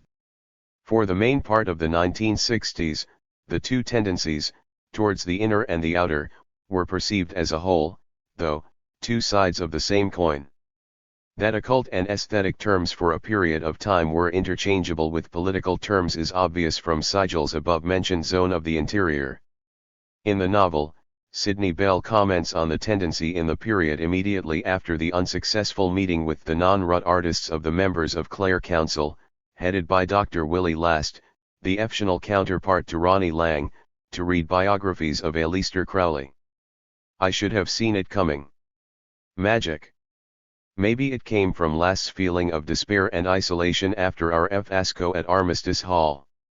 Whatever the ins and outs, Last broke his seclusion to announce, "Brothers, magic is class struggle carried over in otherworldly terms. It is rock for us to take our stand on." Thus, it became a secret objective for the invisible insurrection to re-enter the occult mainstream forced underground by 2 millennia of establishment suppression. Instead of class war, Last could preach that the occult is the superstructure's superstructure and politics simply the modern name we gave to this struggle, backwards and forwards in time, to gain access to long-hidden founts of supernatural wisdom. This sort of thinking became widespread with the occult revival in the 1960s, mixing the new left with the new age. A pop cultural example on this can be found in, for example, Robert Anton Wilson and Robert Shea's The Illuminatus trilogy, with its call for the immanentization of the Eschaton, which basically is a euphemism for reaping the rewards of the afterlife in the here and now. The interest in magic and the occult fed into visions of a coming era's psychosocialism or magical Marxism, and these imaginaries, in turn, became constitutive parts of former Sigma-Naught William Burroughs's Academy 23. Throughout the 1960s, some of the most influential experiments with chance were performed by Burroughs with his frequent collaborator Brian Geeson. Much has been written about Bill Burroughs, the Beat, the outlaw, the wife killer, the junkie, the celebrity, the larger-than-life character, but not much attention has been paid to his multimedia experiments with collage, sound, and video from primarily the late 1960s. 124. Additionally, not much analysis has been given to his years in London and his utopian/revolutionary thinking of the late 1960s, which combined ideas about revolution with experiments in what can be called multimedia magic in order to make it happen. There is also an under-examined cultic element in his new mythology for the space age, which is conspicuous not only from his involvement with Scientology in the 1960s but also his later involvement with the Illuminates of Thanatos, a chaos magic group, in the 1980s.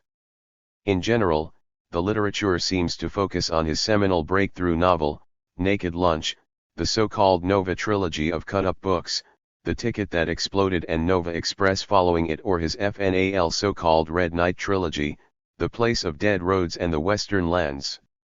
In contrast, my interest is primarily in his production of the late 1960s, when he returned to a more straightforward narrative and tried to give fictional form to the ideas he spoke about in The Job, in novels like The Wild Boys, A Book of the Dead, Port of Saints, and the short story collection, Exterminator. The time seems ripe to examine Burroughs, the Caller of Spirits, in order to better understand not only how he fitted into the context of the UK underground with its focus on spontaneous universities, but also how he came to be the high priest of the 1980s underground. The evolution of Burroughs' ideas in the 1960s cannot be understood without examining his collaborations with Brian Geeson. The latter also seems to speak to our own time, e.g. Brian Geeson, Dream Machine, the FRSTUS retrospective of Geeson's art at the New Museum in New York from July 7 to October 3, 2010. Burroughs had been coming to London on and off at least since 1960, when he moved there for a short spell in order to collaborate with Geeson, Anthony Balch, and their systems advisor Ian Somerville on experimental short FLMS like Towers Open Fire and the Cut UPS. Due to a restrictive visa, he could not stay. In 1966, he settled in London at 8 Duke Street in Marylebone, which he used as a semi-permanent base until he in 1974 relocated to the infamous bunker at 222 The Bowery on the Lower East Side of Manhattan, where a generation of rock musicians would later court him. In London, Burroughs evolved into becoming a revolutionary thinker, dreaming up left-field guerrilla tactics for the overthrow of society. As we saw in Chapter 2, Burroughs was part of Sigma's steering committee in the early 1960s as far as it was ever realized, contributing with several pieces to the portfolio, e.g. The Invisible Generation, just as Trokey can be seen as part of the virus board in Towers Open Fire. Additionally, he attended the Dialectics of Liberation and was a part of the Anti-University's visiting faculty as well. 125. Burroughs' ideas about a cultural revolution were also centered around a kind of free spontaneous action university or center. Just like with Sigma and the O, the idea was to deprogram and offer a collective re-education so we could inhabit a new future, or, in other words, self-institutionalize in order to produce an alternative educational apparatus. In the case of Burroughs, though, the idea of end times was even more at the fore. He thought that the path we are on collectively would lead to certain extinction for the human race. The only thing that could save us would be a form for willed mutation, preparing us for migration to outer space as astral bodies. Central for Burroughs was an idea akin to the situationist détournement, that it is possible to intervene with what is already there, making intervention into an inside operation, something which is hidden and deceitful in the sense that it is not what it looks like. This makes mutation possible. In order to will mutation into existence, Giessen and Burroughs perfected the cut-up method as the art and science of causing change to occur in conformity with the will, which happens to be Aleister Crowley's definition of magic from his Introduction to Magic in Theory and Practice, a point I will return to shortly. The basic idea is that it becomes possible to create a revelation through juxtapositions, an artistic equivalent of throwing the I Ching, which eludes not only the cult of genius but human intervention in general. Invisible forces speak through the producer and provide the type of insights said to reveal themselves in hypnagogic states. This resulted in that not only was Burroughs a central collaborator in Sigma and an important connection between the London and New York experimental scenes of the 1960s, but, along with Giessen, Aleister Crowley, Austin Osman Spare and the Process Church of the Final Judgment, he would also become the main inspiration for the philosophy, rituals, and practice of TOPY in the 1980s. In order to understand this impact, in the following I will focus not only on Academy 23, which TOPY can be seen as an embodiment of, but also pay attention to Giessen and Burroughs' third mind, their ideas on control, magic, and the space age as well as dream machines, part of the Sigmanauts' essential equipment, cf. SP2, and the cut-up method. The third mind was a term Giessen and Burroughs used to describe the psychic symbiosis which characterized their collaboration at its most intense period from 1958-1965, where they in periods stayed together at the famous Beat Hotel at 9, Rue Git l'Ecoeur in Paris Latin Quarter. In this period Giessen's visual art and Burroughs' prose were equivalents, sharing the same goals, to liberate words and create new modes of expression. The culmination of their shared works and worldviews became The Third Mind, a book-length collage. 126. Collaboration they finished in 1965, but which was never published in its original form. The book was meant to be a book of methods on the use and execution of cut-ups in its various forms. No two minds ever come together without, thereby, creating a third, invisible, intangible force which may be likened to a third mind, explains the introduction while stating that the book is a manual of elementary illusion techniques which traces a series of such collaboration. Simply put, the third mind is the collaborative practice itself when people are actively participating, collaborating, and knowledge sharing, thus making the whole greater than the sum of its parts. Giessen and Burroughs took the term from Napoleon Hill's self-help book Think and Grow Rich from 1937, which suggested that when you put two minds together the result will always be a third and superior mind which will be an unseen collaborator. As an artist, Giessen was interdisciplinary in the extreme. At an early age, he had moved in surrealist circles until he was excluded from a group show in 1935 by Breton. Besides painting, he was drawing, filming, photographing, performing, singing, as well as combining all of the above in some of the very first happenings on British soil. He also tried his hand at writing, with, for example, the novel The Process, which records a hallucinatory pilgrimage through the Sahara Desert. His painting style can be situated in between European art informal and American abstract expressionism. As such, it is not too dissimilar from the ink-splattered paintings of Henri Michaud or the let wrist paintings of the 1950s, incorporating text, image, and calligraphy, even though Giessen's works were not meant to exhibit readable words and phrases. Instead, they were a type of asmic writing where the calligraphies functioned as a kind of spells, meant to defeat materiality and free words, images, and even the body. His signature became a grid pattern which can be seen as background to many of the collages in The Third Mind as well as in Burroughs' scrapbooks. Made with a modified roller, the grid often consisted of lines of script running both right to left as well as up and down. It was inspired by the Kabbalah as well as a Moroccan curse he blamed for shutting down his restaurant in Tangiers, the 1001 Nights, in 1956. There is an additional point in that the words would often be unreadable, that they appear disappearing, which would become central for his and Burroughs' thoughts on control. As he wrote in his notebook in 1962, rubbing out the words is the real essence of magic poetry. The multimedia aspect, working with combining sounds, texts and images, made Burroughs and Geeson important precursors to the happening. 127.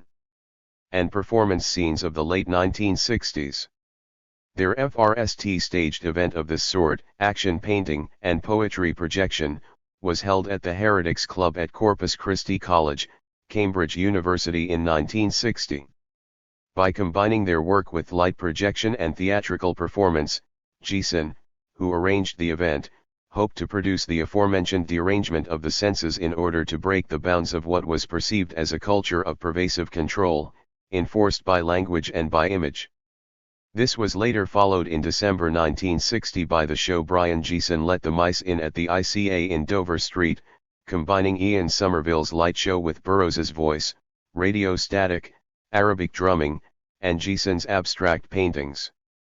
The experiments would later be described by George Maciunas in his famous treatise on Fluxus as expanded cinema and were meant to create a sort of total theater in the tradition of Antonin Artaud's theater of cruelty featuring manipulation, decollage, permutation, and superimposition in order to create what Burroughs would call an anxiety of bewilderment. Artaud's ideas, stemming back to surrealism, were ubiquitous in the 1960s, cf., for example, not only Sigma and the O but also the Panic Movement in Paris, the group Salvonian in Copenhagen or the Exploding Galaxy in London. As such, they constituted a fundamental inspiration for the developing performance and happening scenes. Artaud called for a new theater which would enable its participants to dissolve the stage and intervene directly into effective reality through performances. These would essentially operate on a metaphysical level while transgressing boundaries and communicating in a language before words that would be incantational and conceal what it exhibits. This sort of re-enchantment of the theater is intimately connected to the hidden tradition of magic and the occult, just as it can be argued that the surrealist techniques of automatic writing and automatic drawing, practices that were pioneered by spiritualism, are magic methods on par with the cut-up. In the third mind of Burroughs and Geeson, a shift happened where the cut-up became intertwined with the urge to battle control. It came to be seen as a magical practice, enabling its practitioner to intervene tactically in the world by rearranging relations between text, image, and content. According to Laura Hopman, who curated the show at the New Museum, Geeson saw the making of art as quasi-magical, akin to the practice of scrying, where an image is willed into apparition in a reflected surface by the mirror or crystal ball gazer. Equally, the casting of spells is meant to conjure, but it is also meant to cause things to disappear. Through material intervention, what was supposed to disappear was existing control forms while the cultural production should conjure. 128. Up new vistas of freedom. As such, Geeson's magic as art performed either an exorcism or the casting of protective spells. Hopman sums up Geeson's artistic practices in the following words: bent as they are on proving art's service as a weapon against control, Geeson's experiments are methods of escape from conventional ways of thinking and seeing, and vehicles for the exploration of areas of mind heretofore unknown. Geeson had discovered the cut-up technique accidentally in 1959 by cutting up newspaper articles placed on his work table to protect the surface. After discovering that the juxtapositions produced new surprising meanings, he began to rearrange the sections randomly. This resulted in Minutes to Go, the FRST manifesto of the cut-up method, including instructions in how to make them and the reasoning behind them.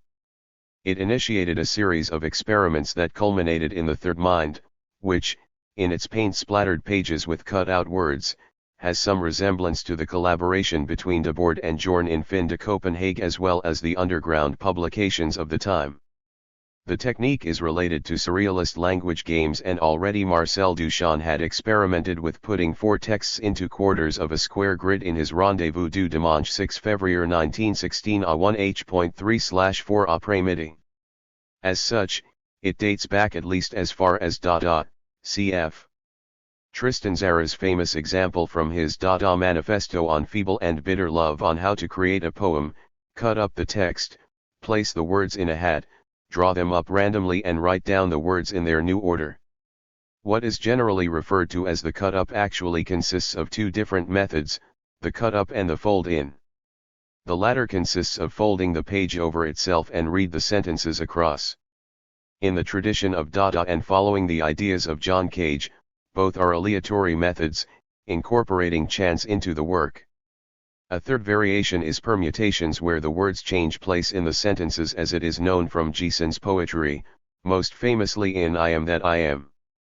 This permutated poem has become a classic example on early sound art in the BBC recording of it, broadcasted in 1961 as the Permutated Poems of Brian Jason, where Jason experimented with radio technology and the treatment of sound as a material.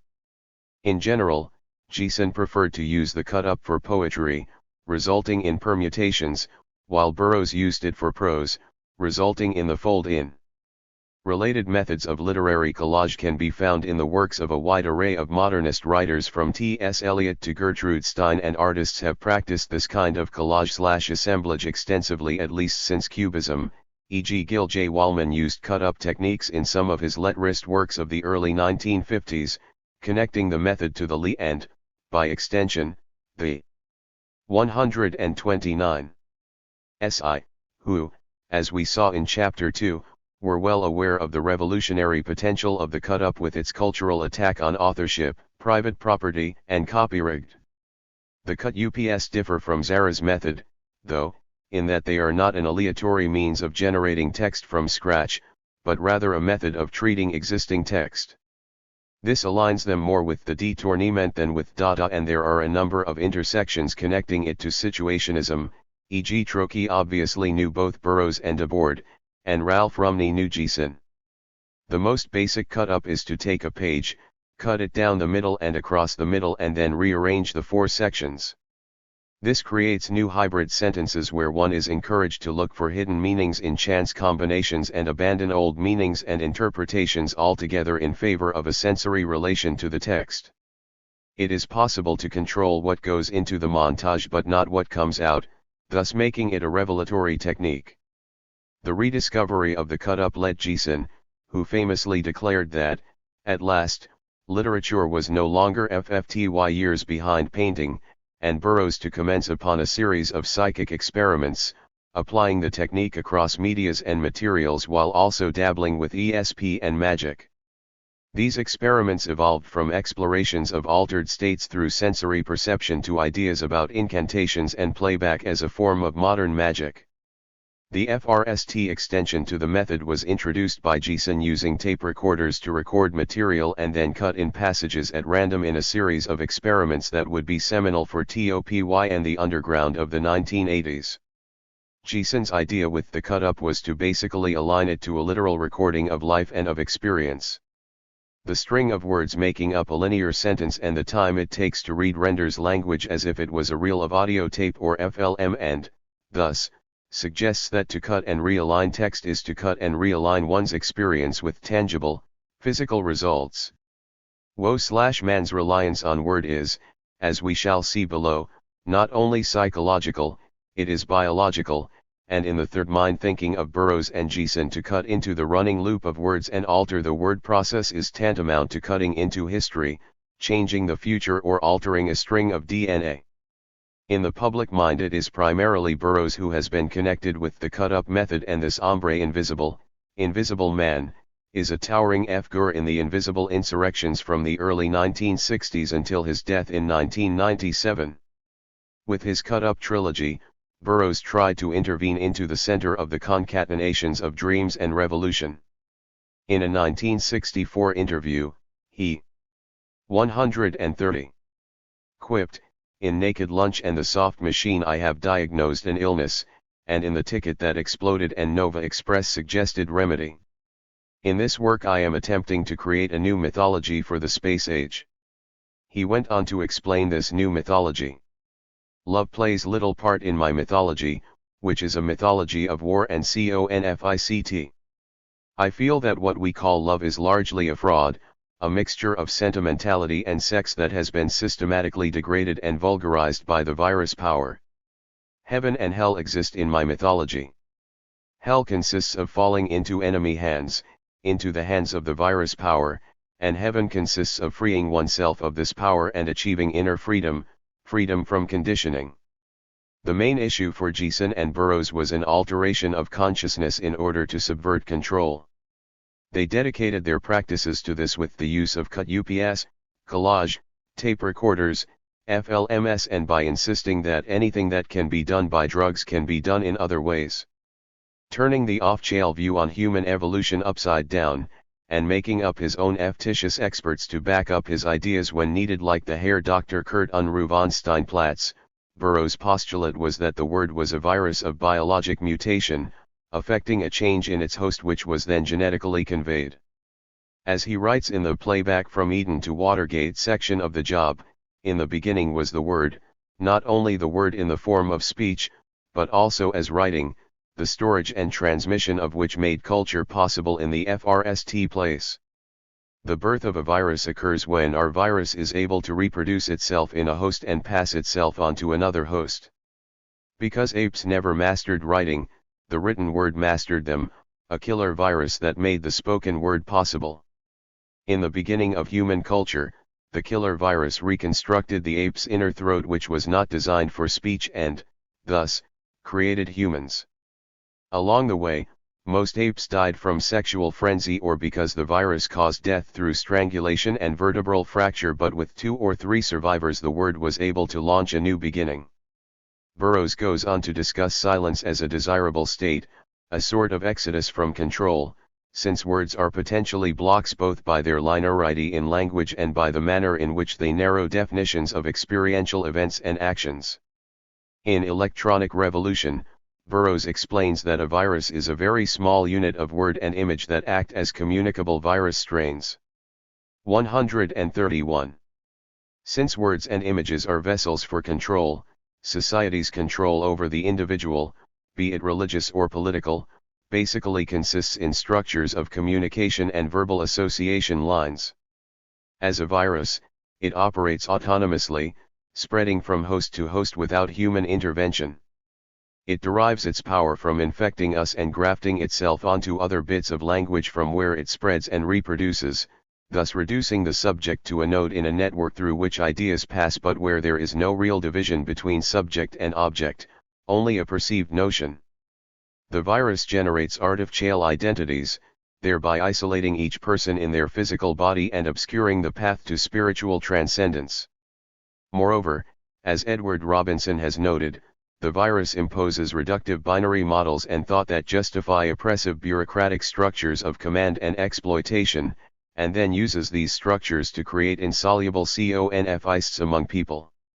In the period I am interested in here, Burroughs and Gieson searched for a type of communication that went beyond word structures by replacing words with colors, covering whole lines with blue, red, etc., all the while further eroding the borderline between image and text.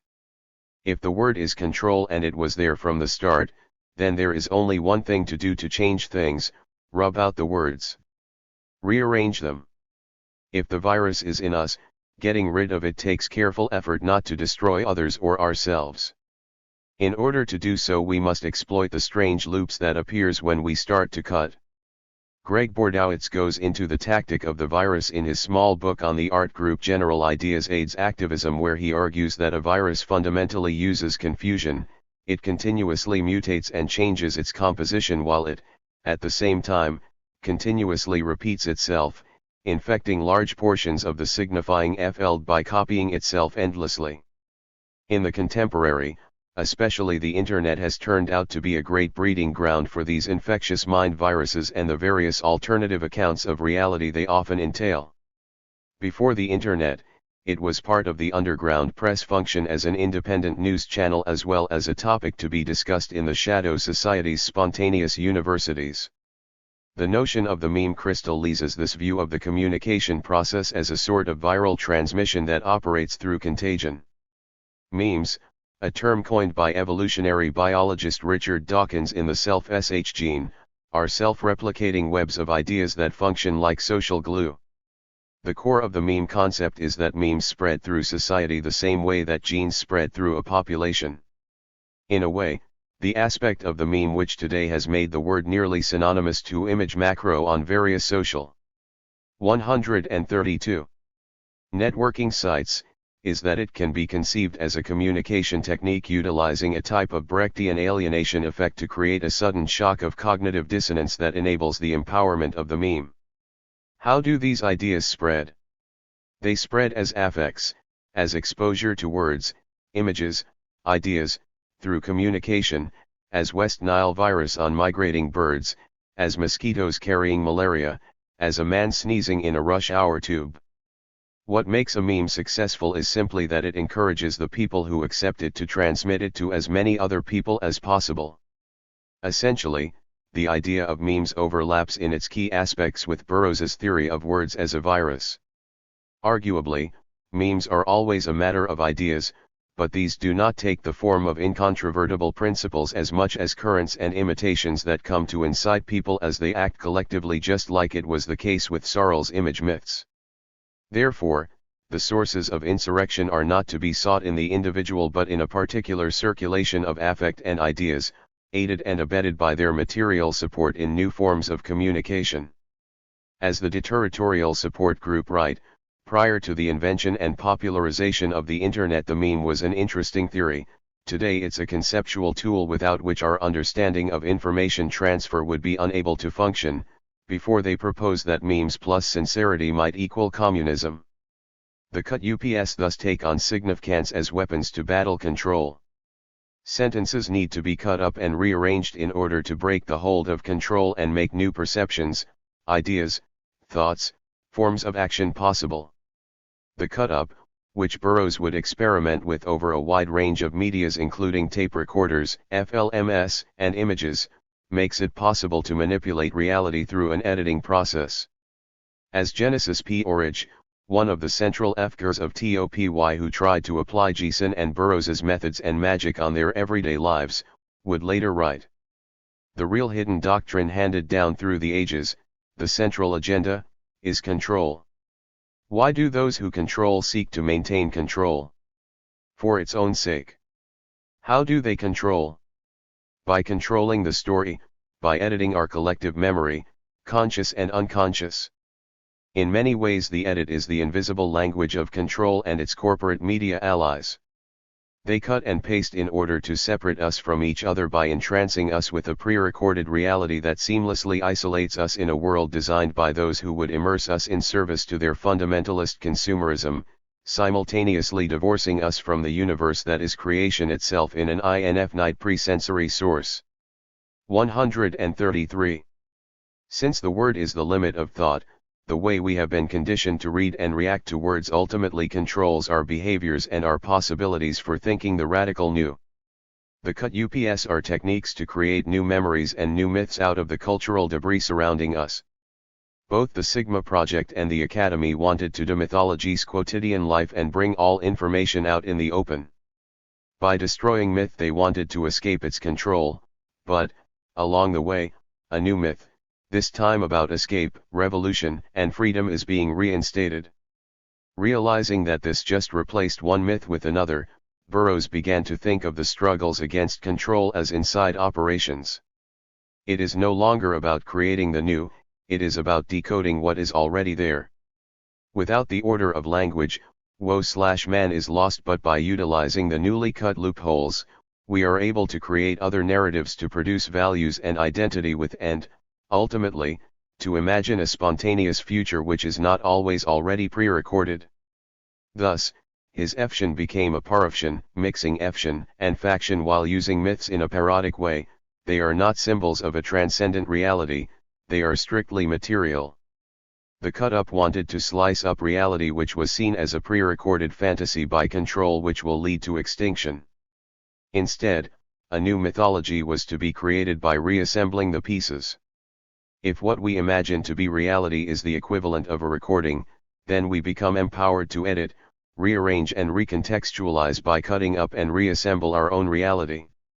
According to the definition Crowley set forth in Magic in Theory and Practice, i.e. making change happen by will alone and following the laws of nature, this can be seen as an essential magical practice.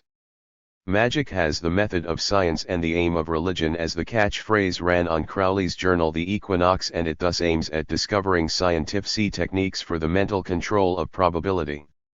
It is a non-transcendent methodical demystified process that allows its users to force the hands of chance in order to make things one truly desire happen, a formulation that points to the mystical experience of unity. What the cut-UPS offer is not just a new way of intervening with the world but a new way of thinking it. Burroughs. The new way of thinking has nothing to do with logical thought. It is no organismal subconscious body thinking. It is precisely delineated by what it is not. Like a moving FLM, the FOW of thought seems to be continuous while actually the thoughts FOW stop, change and FOW again. At the point where one FOW stops there is a split-second hiatus. The new way of thinking grows in this hiatus between thoughts.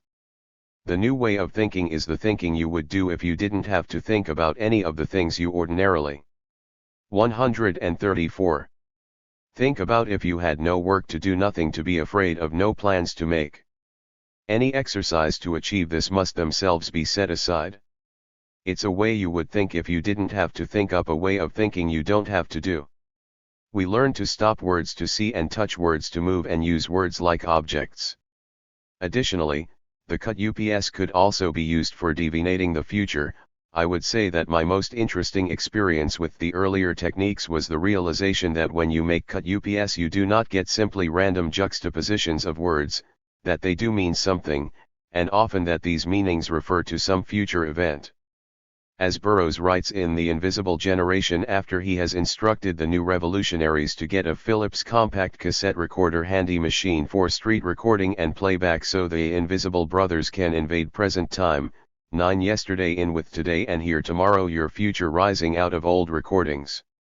In his interviews as well as the lectures he gave at the Naropa Institute in Boulder, Colorado during the 1970s and 80s, he repeatedly stated that if you cut into the present, the future leaks out. That the Invisible Generation, schooled at Academy 23, is deeply connected to Sigma's invisible insurrection, that they might even be its sigmatic protagonists becomes clear from a letter Burroughs wrote to Jason, dated November 21, 1966. Response on the tape recorder article has been excellent so far. People are actually doing the experiments described. Needless to say, I will push the project as far and as fast as possible. Alex is in contact with a lot of young people through Project Sigma who are willing to do the work of writing letters, organizing tape recorder evenings, etc. Plenty of young people here who want something to do. Jason and Burroughs were cutting up texts and rearranging them to destroy their face value meanings, but also to reveal hidden ones, in an operation not unlike tea leaf or entrails reading. The tape recordings ultimately became an audio virology that could intervene directly into the surroundings, since if you want to start a riot, put your machines into the street with riot recordings, move fast enough you can stay just ahead of the riot. Burroughs called this technique of manipulating reality waking suggestion, a concept he took from the occult writer Dion Fortune's classic Psychic Self-Defense, in which it describes 135. An exposure to sounds and images that are being registered by a subject while his/her attention is diverted elsewhere, but which would have been perfectly visible or audible, had the subject been attentive. Regarding who controls, Burroughs wrote, who, then, need to control others but those who protect by such control a position of relative advantage? Because they would soon lose this position and advantage, and in many cases their lives as well, if they relinquished control. Control is always secret, hidden, subtle, it never shows its true intention, and its object is always the protection of vested interests. As in Sigma, one way of battling control would be through transparency, where all information is out in the open. When people start talking about the danger posed by making psychic knowledge available to the masses, they are generally trying to monopolize this knowledge for themselves. In my opinion, the best safeguard against such abuse of knowledge is widespread dissemination. Burroughs thus casts himself in the role of whistleblower. The inclusion of detailed scientific instructions for the replications of his experiments within his work serves to enable others to repeat them, and, thus, make knowledge freely available to all. 136. I went on to talk about adrenaline and the other neurotransmitters in the body, like serotonin and the various endorphins. Inside my head, inside all our heads, there is a sea of chemicals. And it is we of the 1960s who are the blessed generation, for, thanks to the new pharmotechnology, thanks to LSD, methadone, and other drugs, for the first time in human history, we have the means to navigate upon this strange sea. We can become as gods. Is this not the most wonderful thing to have happened ever? Robert Irwin 1999, 202. 5.2. Academy 23. As we saw above, Bertoli realized that when all political solutions seem to have failed, ultimately it becomes a matter of belief. As it was the case for Sigma and the O, a common project for many cultic experiments has been to find both a new way of living in the world and a new way of perceiving it, thus realizing the kingdom of heaven on earth by creating new ecstatic communities. With Academy 23, not only the political extremes of the counterculture but also the hedonistic extremes found their institution even though it was an imaginary one. The fusion of the two wings of the underground, a concern with hidden knowledge and a desire for revolution, opened a new playing field which doubled the tactical terrain to be political and mystical. It can be argued Academy 23 was as much an idea about a free monastery as it was about a free university, concerned as it was with not only revolution and new social movements, but also with evolution and new religious movements. One of the goals of Academy 23 would be to train youth to become aware of how control uses the word as a conditioning device. Burroughs gave the following example. Opinion control is a technical operation extending over a period of years. First, a population segment preparation, is conditioned to react to words rather than word referents. You will notice in the subsidized periodicals A. 137. Curious prose without image. If I say the word chair, you see a chair. If I say the concomitant somnolence with the ambivalent smugness of unavowed totalitarianism, you see nothing. This is pure word, conditioning the reader to react to words. Preparations so conditioned will then react predictable to words. In Burroughs' analysis, words are the principal instruments of control since the technocratic control apparatus rules through suggestions, persuasions, and orders which all consist of words. This relational character of control suggests it is always partial and never complete. In a world of information overload and perpetual distraction, control and repression might as easily manifest themselves through a dismissive giggle or a yawn of boredom as in violent suppression. In an example of what Herbert Marcuse called repressive tolerance, freedom is allowed as long as it is stripped of all political meaning. Academy 23 was concerned with alternative futurities that could reclaim this freedom. Revolution was needed in order to create these new futures, and evolution was needed in order to inhabit them. For revolution to effect basic changes in existing conditions, three tactics are required: 1. Disrupt. 2. Attack. 3. Disappear. Look away. Ignore. Forget.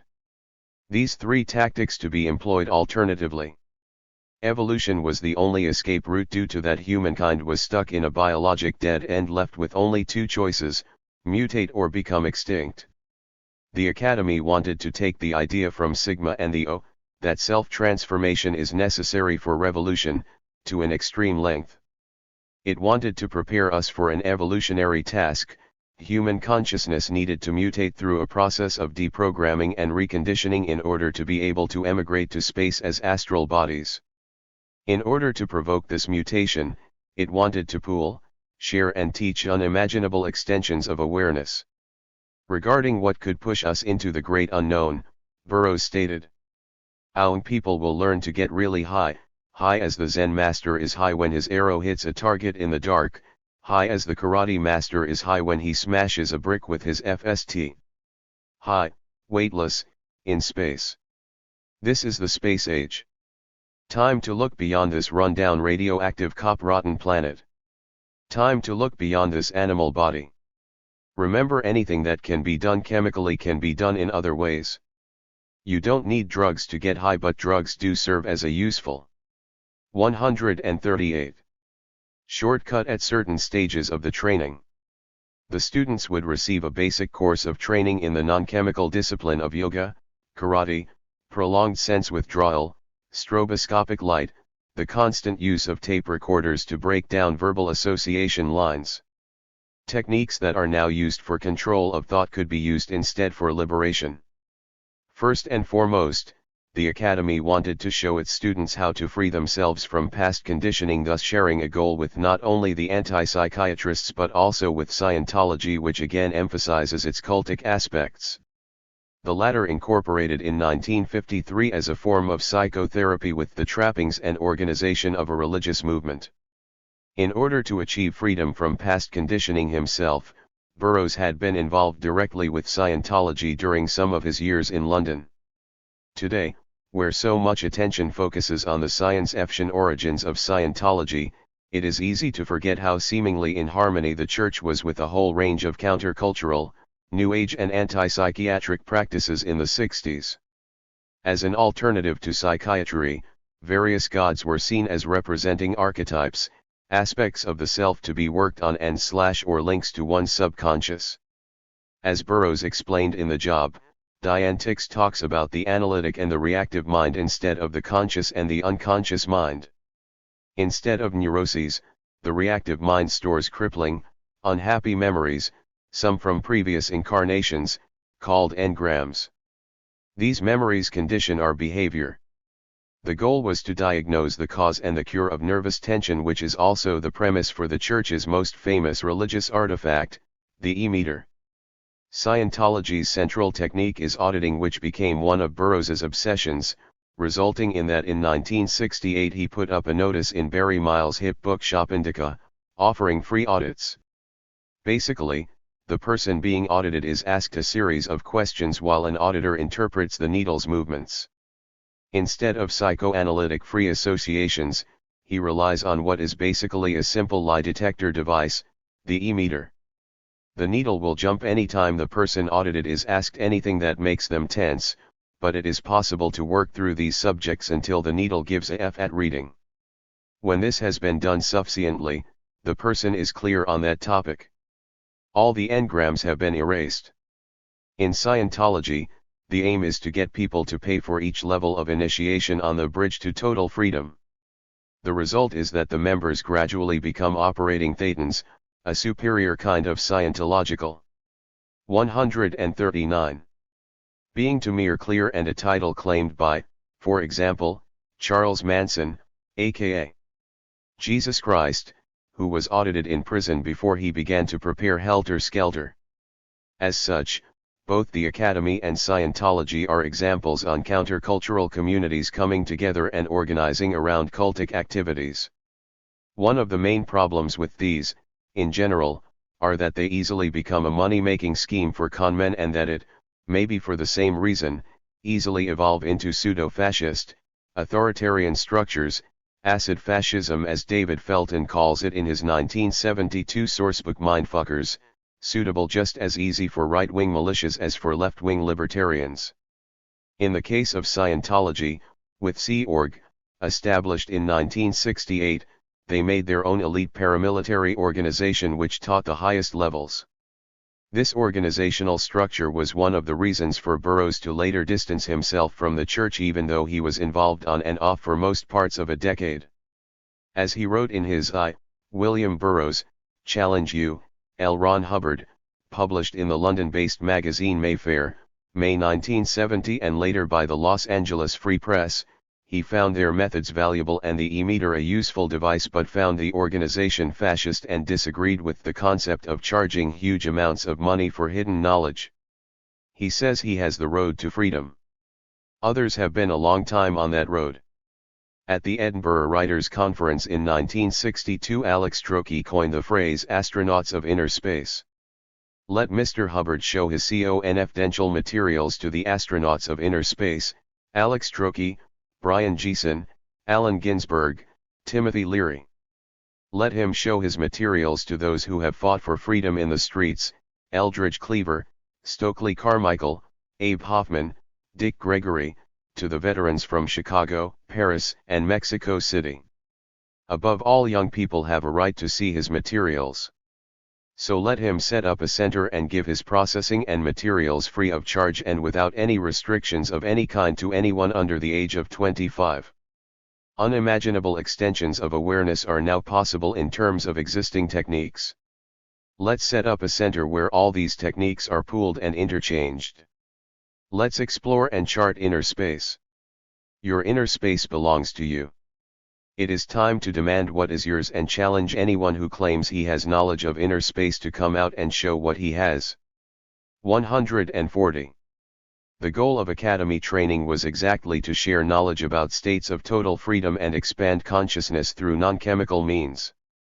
This would result in an expansion of human possibilities and, according to the principle of evolution, a following mutation of the species. To achieve this end, dream machines were an essential means since they could provide drug-free hallucinations. As we saw in Chapter 2, they were also meant to be part of the equipment of the Sigma centers. The basic idea behind these machines is to explore the connection between efficer experience and altered states of consciousness, a connection which has probably been known since the discovery of FRE, in order to provide a drug-free hallucinatory experience, often described in terms similar to a LSD trip. As with the cut-up, chance and coincidence seem to have played an instrumental part in the discovery that led to the experiments. Jason was traveling on a bus between Rastique Olivet and Marseille in the south of France in 1958 when passing a long avenue of trees. Closing his eyes against the setting sun, he encountered a flood of color visions, stopping abruptly when the bus left the trees.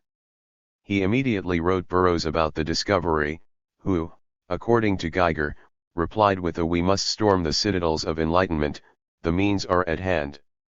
Those means, decided Jason, would be to develop a machine harnessing the visionary potential of efficer, to make the ghosts walk in public, making illusory experience available at the effic of a switch.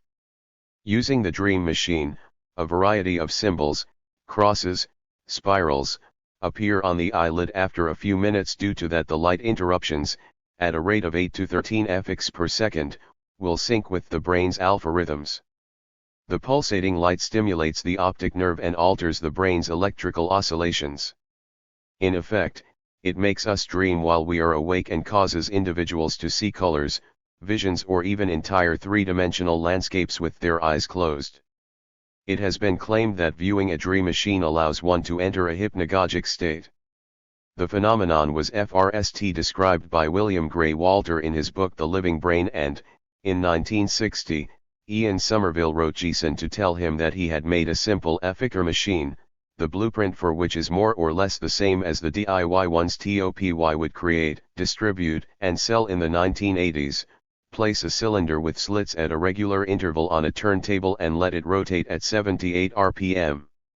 Suspend a light bulb inside so the light will efficer at a precise intermittency. Then look at it from close distance with eyes closed. In 1961, Jason took out a patent for the procedure and apparatus, patent PV number 868,281, he invention which has artistic and medical application, is 141. Remarkable in that perceptible results are obtained when one approaches one's eyes either opened or closed, to the outer cylinder slotted with regularly spaced openings revolving at a determined speed. The efficer experience with its fragmentation of continual images found its way, alongside the tape experiments, into the cut-up trilogy. Burroughs commented on it as a new art form in the job.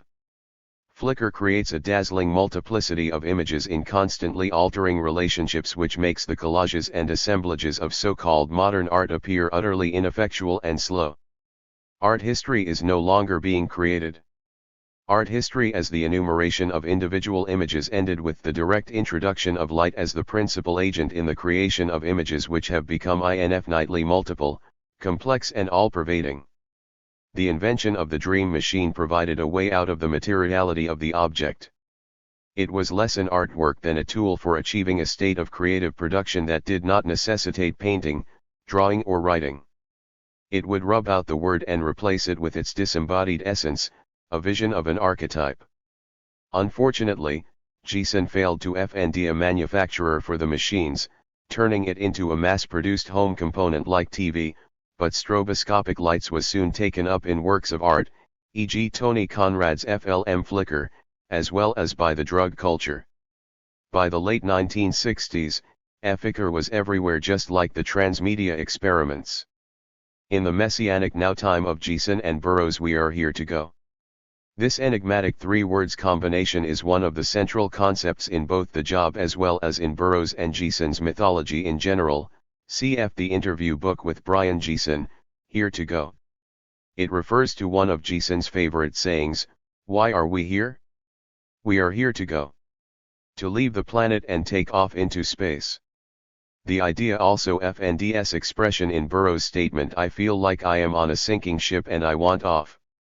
Leaving the planet has nothing to do with conventional space travel, to explore outer space is to explore inner space, making it akin to astral traveling. When we go, we will go as pure consciousness, making it impossible for the word to follow us since we will then think in images and association blocks and no longer have vocal cords or hands with which to write. Everything was permitted to reach this end since they were working under the impression that there were only minutes to go, as Terry Wilson, Jason's assistant, explains in the documentary FLM Flicker. Like Sigma, they were working under 142. The impression that the world was on the brink of total apocalypse. Their belief system seems curiously close not only to medieval heresies centered around turning the world upside down and become as gods ourselves, but also to more modern beliefs such as the one that led members of the Heaven's Gate cult to leave their earthly containers behind in the spring of 1997 in order to travel through space with the comet Hale-Bopp. The way to rub out the word was to edit the message of control, to engage in a semiotic information war and rearrange meaning, an idea not too dissimilar from Troche's notion of mental jujitsu and the situationist détournement, which also consisted of turning already existing materials in order to conceptualize what already is in a new way. Off-chain language, and thus off-chain information, needed to be decoded. Burroughs wrote, "The aim of academy training is precisely decontrol of opinion, the students being conditioned to look at the facts before formulating any verbal patterns. The initial training in non-chemical methods of expanding awareness would last at least 2 years. The program proposed is essentially a disintoxication from inner fear and inner control, a liberation of thought and energy to prepare a new generation for the adventure of space." Space might be the central metaphor in Burroughs' work from this period in the late 1960s and early 1970s. It signifies everything that is at stake in the struggle against control, as well as the belief that in order to progress we must take the step into space. This step is made possible by shedding the conf-ness of our bodies and move beyond it. For Burroughs, dreams represent our connection to a fantasy of space, and their function is to train the individual for future conditions. By constructing a one-God universe, control is attempting to destroy humans' capacity to dream by keeping all thoughts of space out of the minds of the population. The Academy's purpose was to teach us how to dream big. Big dreams and space metaphors are familiar tropes in occult thinking. Connected to a belief in that we are standing on the threshold of a quantum leap in evolution and consciousness which will result in mutation and the beginning of a new age, be it the space age, the Aeon of Horus or the Age of Aquarius, it has been one of the major ideas fermenting the rise of the so-called New Age movement. It is also a common theme in much science fiction, e.g. Arthur C. Clarke's Childhood's End, which sees human consciousness expanding rapidly after we come in contact with 143. The overlords who prepare us to leave the planet as pure consciousness in less than a generation, or Doris Lessing's The Sirian Experiment, which provide an angle on the evolution of planet Earth and its inhabitants seen from a superior race of colonizers and administrators living on Sirius. The idea also resurfaces in a lot of countercultural writings, e.g. Robert Anton Wilson's Cosmic Trigger, Final Secret of the Illuminati, or, albeit on a more general level, in Wilson and Timothy Leary's SME Superscript 2LE Project, an acronym for Space Migration, Increased Intelligence, Life Extension. Part of this imaginary found popular form in Gene Roddenberry's Star Trek television series, where Captain Kirk and his crew on the Starship Enterprise declared space the FNAL frontier and set the mission to boldly go where no one has gone before. This found an echo in Burroughs's foreword to The Job, where he wrote that space is the FNAL frontier. To travel in space you must leave the old garbage behind: God talk, country talk, mother talk, love talk, party talk. You must learn to exist with no religion, no country, no allies. You must learn to live alone in silence. Anyone who prays in space is not there. For Burroughs, to be in space is to achieve a particular mystical mindset that results in complete freedom from past conditioning and control. To achieve this state, it is not necessary with interstellar travel, spacesuit, and air support. It is necessary to take the step into regions literally unthinkable in verbal terms in order to break the patterns of control. To this end, the esoteric tradition is exactly consisting of older systems to think the unthinkable, e.g. the Tree of Life glyph from Jewish Kabbalah, which can be seen as a visual representation of the descent of mind into matter and, thus, the different stages of creation. Like Trotsky, Burroughs, and Geeson were psychonauts exploring a kind of alchemical anarchism where there is a direct connection between inner and outer space, a literal psychogeography for a new ecstatic community produced by the underground's spontaneous universities. At Academy 23, the invisible insurrection would be invisible the way electricity is invisible. It would detonate through the unlearning of our former conditioning, which can be traced using e-meters. Then new subjectivities and new social relations would be produced, while the students would learn how to transform the world through an electronic revolution brought about by using cut UPS and playback to make things happen. Essentially, it was tactical media before the term was coined, or, better, it was tactical magic. In Burroughs' analysis of control, control has already become post-Fordist. It operates through virus power with memes, self-replicating structures, and the only way to battle it is to become invisible, like the virus itself, and reassemble its transmissions into new meanings. 144. They were servants of that social machine of the future in which all irrational human confict would be resolved, all confict of interest negotiated, and nature's resonance condensed into frequencies which could comfortably phase nature in and out as you please. So they were servants of the moon.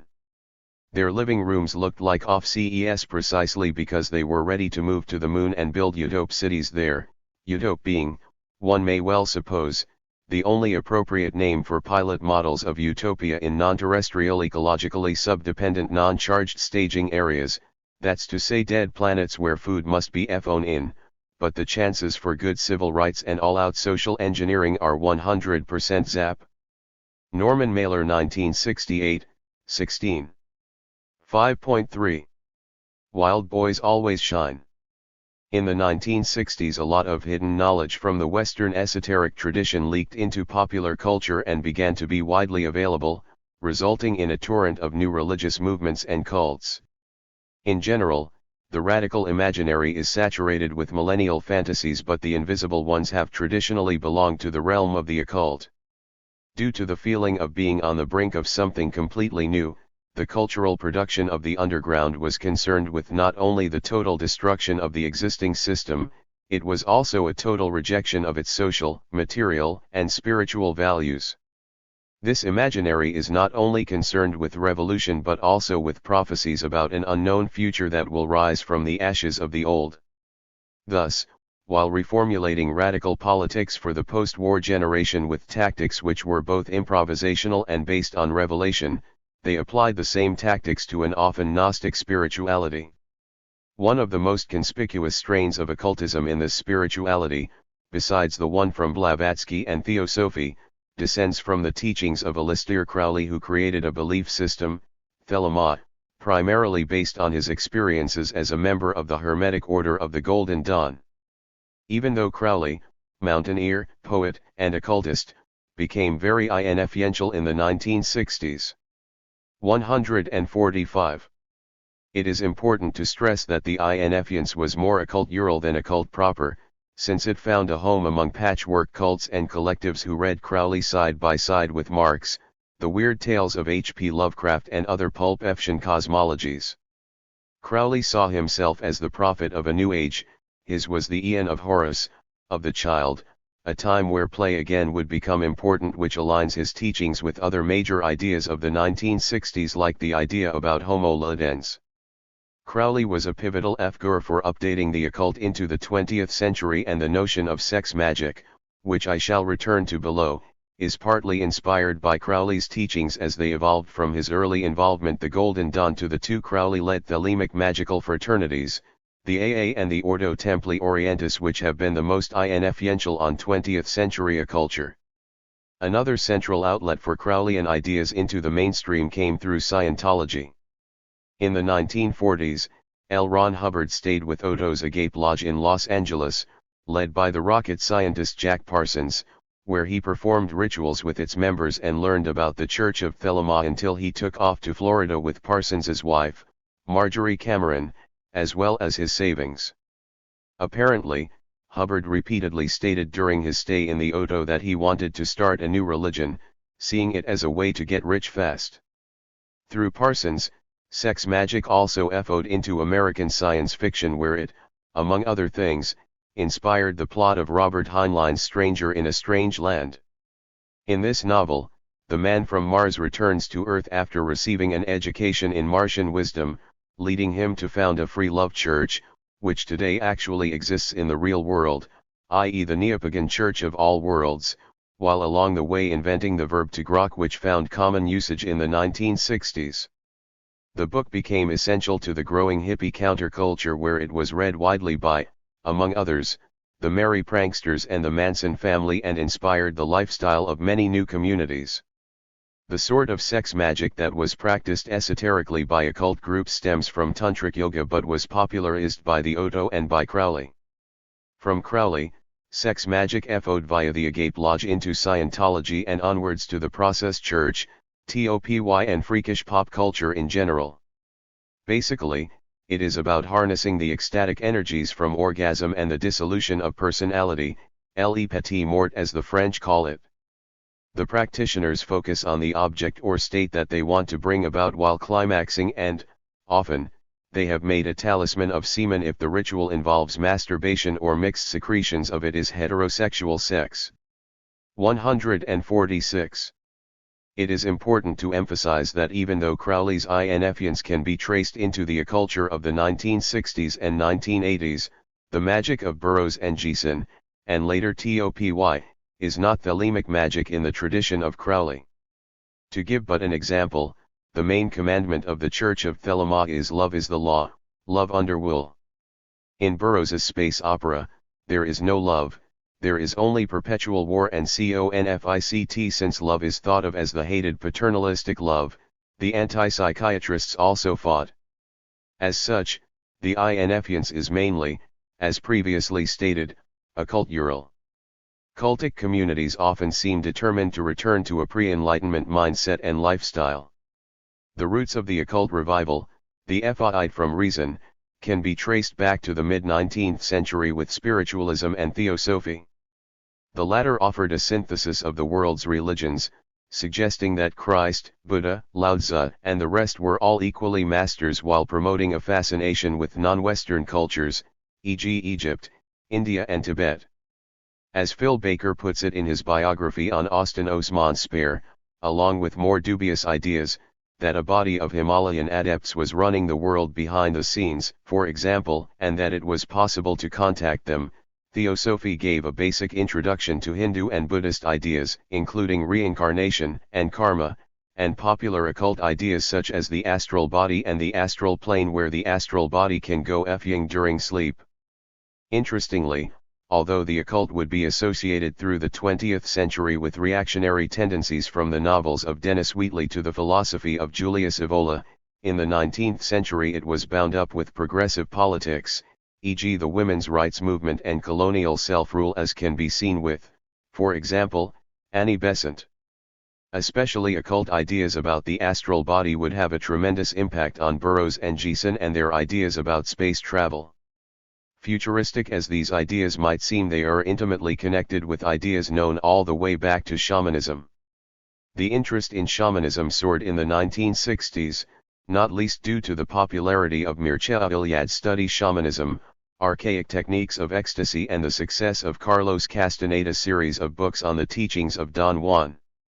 On the topic of shamanism and astral traveling, Alan Cohen wrote, "But the most characteristic of all the shaman's powers is the ability to project his consciousness outside of his body, to engage in spirit fights either across the familiar earthly landscape or to the otherworldly realms of heaven and hell. This is the true ecstasis, the being beside oneself. It is this above all which gives the shaman access to the realms of myth, to the archetypal secrets of the world." 147. This adds a slight twist to Burroughs' demand to the Academy's students that they learn to be high as kites. It brings to mind how Thich Thun sees the starting point of the communist program in becoming a sorcerer, which will turn the imposed schizophrenia of self-control into an offensive conspiratorial argument. The magician know how to go beyond himself, not in the ideal sense, but actually, in the existential sense. This implies that the strain of countercultural thinking yearning for total change still, today, are influenced by the kind of non-transcendent material and occult spirituality which was a constituent part of the spontaneous universities of the 1960s. The hodgepodge of ideas that constituted Academy 23 can thus be traced back to various Western secret societies, i.e. Freemasonry, the Golden Dawn, Otto, etc. The main part can be traced to Crowley and his spiritual philosophy, Thelema. Thelema had been invented by revelation during 8, 9, and April 10, 1904 in Cairo, when a being named Iwas, a minister of Horus the Child aka Ho'arparkrate or Harpocrates, Thelemic cosmology's central deity, dictated the Book of the Law to Crowley. Interestingly, Crowley sees the future as the age of the child, which probably had a certain attraction to the imaginary of the 1960s, which, as we have seen, was fueled by ideas about ludic man in the leisure society. Also, Crowley discussed the magical being or body of light as the essential magic work, apart from any particular operation, in his 1929 book Magic in Theory and Practice. Burroughs was concerned with invisibility and becoming astral bodies, and Crowley addresses this head-on when he concludes that the first task is to separate the astral form from the physical body, the second, to develop the powers of the astral body, in particular those of sight, travel, and interpretation, third, to unify the two bodies without muddling them. This being accomplished, the magician is efted to deal with the invisible. Tactical magic thus consists in the ability of fragments randomly juxtaposed, of collage, assemblage and montage, to make it possible to tell one's own stories and shape the perception of reality. This is not a matter of claiming that history is only made up of the stories we tell ourselves, but simply that the logic of stories and the ability to act as historical agents go together, as the French philosopher Jacques Rancière has pointed out. Politics, art, myths, forms of knowledge construct effigies, that is to say material rearrangements of signs and images that influence the relationships between what is done and what can be done. The themes and ideas around revolution, dreams, and control in the job found exceptional form in the Wild Boys, which introduced several significant themes that would become important to the underground of the 1980s. The 148. Struggle to escape the mechanisms of control, the search for transcendence of the biological trap of duality, as well as the ability to rewrite one's own past. Set in an apocalyptic near future, the novel contrasts the last remnants of civilization which exists in totalitarian enclaves with the Wild Boys, a revolutionary tribe who are able to subvert through rewriting identity and history.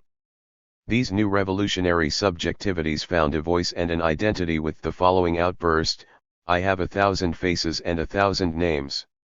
I am nobody, I am everybody. I am me, I am you. I am here, there, forward, back, in, out. I stay everywhere, I stay nowhere. I stay present, I stay absent. The Wild Boys are imagined as feral packs of youth exchanging skills in a worldwide network. They share a common language based on transliterations of a simplified hieroglyphic script, they are deep into sex and violence, and they are continually joined by boys from all over the world. The image of a smiling wild boy becomes a hugely popular media icon and spreads the wild boy virus across civilization, making youth from all over the world run away from home and gather in nomadic tribes. The wild boys lack an individual sense of self.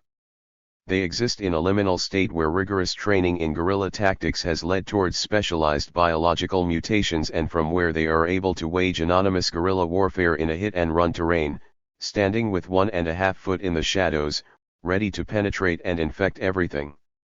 As such, the wild boys echo the tactics for Sigma's invisible insurrection, but, at the same time, they precede the Invisible Committee's desire to FEE visibility and turn anonymity into an offensive position.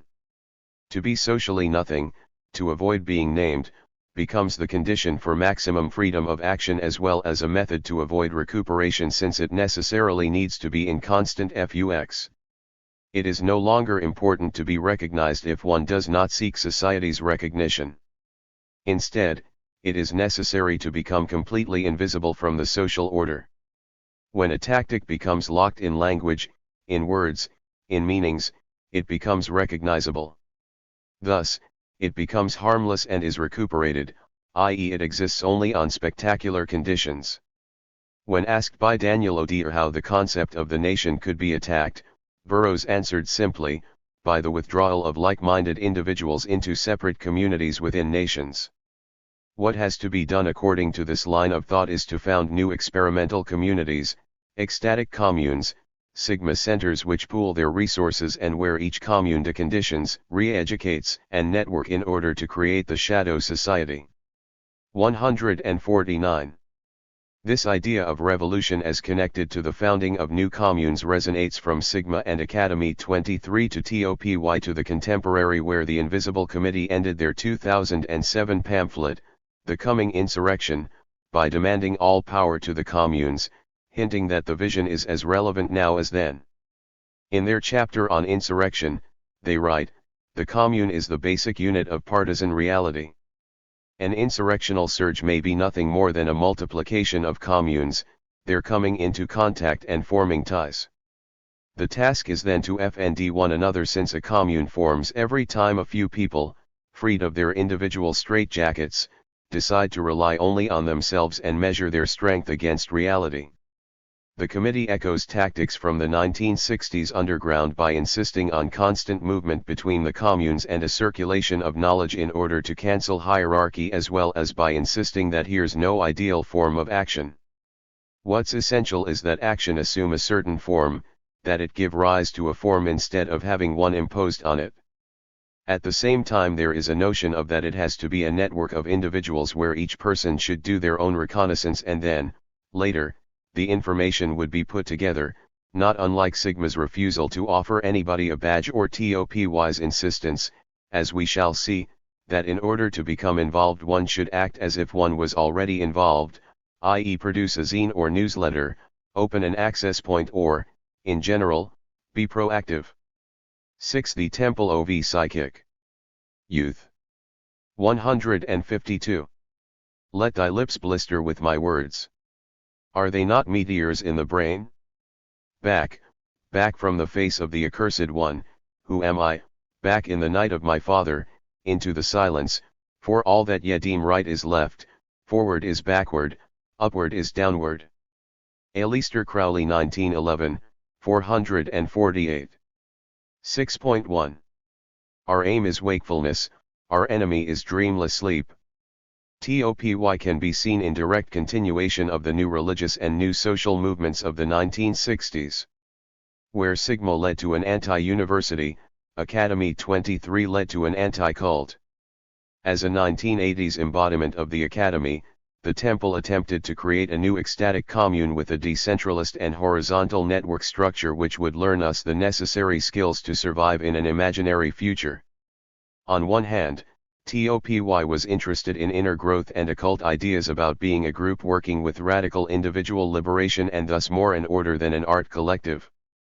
On the other, its interests were a culture and cultural engineering, attempts at putting a signature on the mainstream. TOPY proudly claimed that they did not seek any followers nor did they have any gurus. They tried to show by example their chosen way of life. Then it was up to people if they wanted to join or not. In this sense, it was entirely DIY. To begin with, they studied other 20th century cults. Especially the process church was examined for the best in cult aesthetics. TOPY needed an ideology for those involved, levels to achieve, secrets to reveal, an inner and an outer order, symbols and uniforms, regalia, internal writings and so on. In order to make it appear as a serious, focused, militant network, TOPY started out with a logo and a strong visual look inspired by the process who had an identifiable visual image. They wore tailor-made black uniforms and was often accompanied by German shepherds. The temple's methodology was primarily based on the cut-up ideas from William Burroughs and Brian Geeson. This heritage was displayed openly. If 153 coded parts of the early TOPY uniform were, besides a shaved head with ponytail, a gray priest shirt, gray military-style trousers, combat boots, a psychic cross and a number 23 insignia, worn to be identified as a member of the community. This uniform was adhered to in roughly the period from 1981 until 1985 to 86 when the temple entered its second, so-called hyperdelic, phase. They also carried an ID card, the frequency of truth, which stated that the bearer was an active individual in TOPY, i.e. one of those with the courage to touch themselves. Furthermore, the ID stated that TOPY was dedicated towards the establishment of a functional system of magic and a modern pagan philosophy without recourse to Mistafkatian, gods or demons, but recognizing the implicit powers of the humane brain linked with guiltless sexuality focused through will structures. The number 23 was ubiquitous in TOPY, they wore it as a badge. The central ritual demanded 23 sigils created on the 23rd of each month at 23 hours Greenwich Mean Time, and the psychic cross was a vertical line with 3 horizontals, the central line shorter than the other 2 and all the lines in the proportion of 2/3. The number holds a special place in Burroughs's space mythology, where it is claimed the number appears with a noticeable higher frequency than suspected according to statistics. It can also be found in the writings of other countercultural luminaries like Robert Anton Wilson. For TOPY, the number is a reminder of the inherent plasticity of our inherited reality. It was chosen to represent a magical vision of life instead of a linear and existential one. An awareness of the relation to Academy 23 on behalf of TOPY is also obvious from that the temple arranged for a couple of evenings with William Burroughs in 1983. These events, which included readings, projections, concerts, and contributions from various artists from the industrial scene, were called the Final Academy. The roots of TOPY can be found in industrial culture, the band Throbbing Gristle and, earlier, the performance group COUM Transmission. The punk chronicler John Savage explored the field of industrial culture in his introduction to re/search #6/7, Industrial Culture Handbook, which presented itself as a reference guide to the philosophy and interests of a flexible alliance of deviant, international artists. In the gap caused by the failure of punk rock's apocalyptic rhetoric, industrial seemed like a good idea. Punk's implicit concentration, in its purest form, on situationist theory, the 154 boredom of everyday life, and the images that FLLED fanzines and sleeve graphics, graffiti, cut UPS of FT's consumer goods and the council block death factories of South London, had left the door open for an even more comprehensive investigation of capitalism's decay. Savage went on to list FVE ideas he would prefer to call industrial, while, at the same time, emphasizing that pop music was no longer important. Instead, for a short period, television was. Television was perceived as the terrain where the next battle in the information war, a war where information is a bullet, the human voice a weapon, would be fought. Savage's FVE ideas were, 1. Organizational autonomy. This is primarily about self-owning one's record label but also about self-organizing and building one's own networks.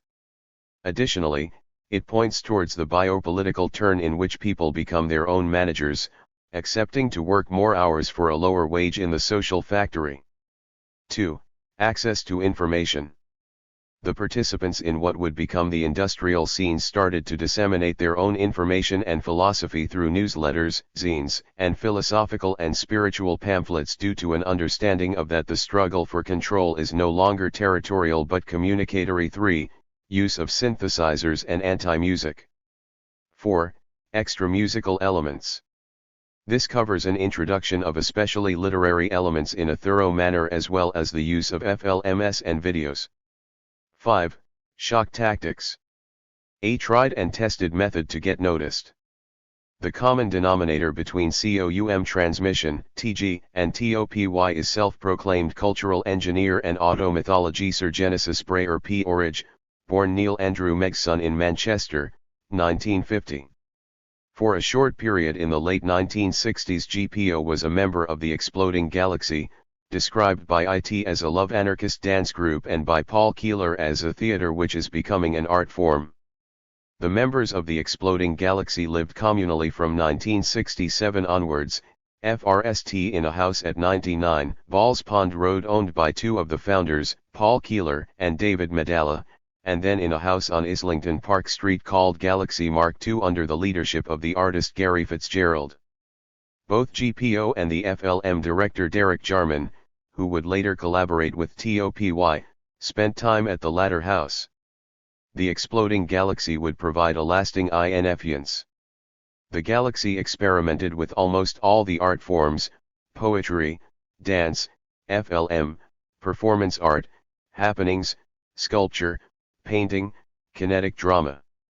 It was concerned with radical behavioral modification and, thus, the production of new subjectivities. It was a crash course in stripping away bourgeois values and inherited 155 ways of being by using brutal deconditioning techniques and group sessions.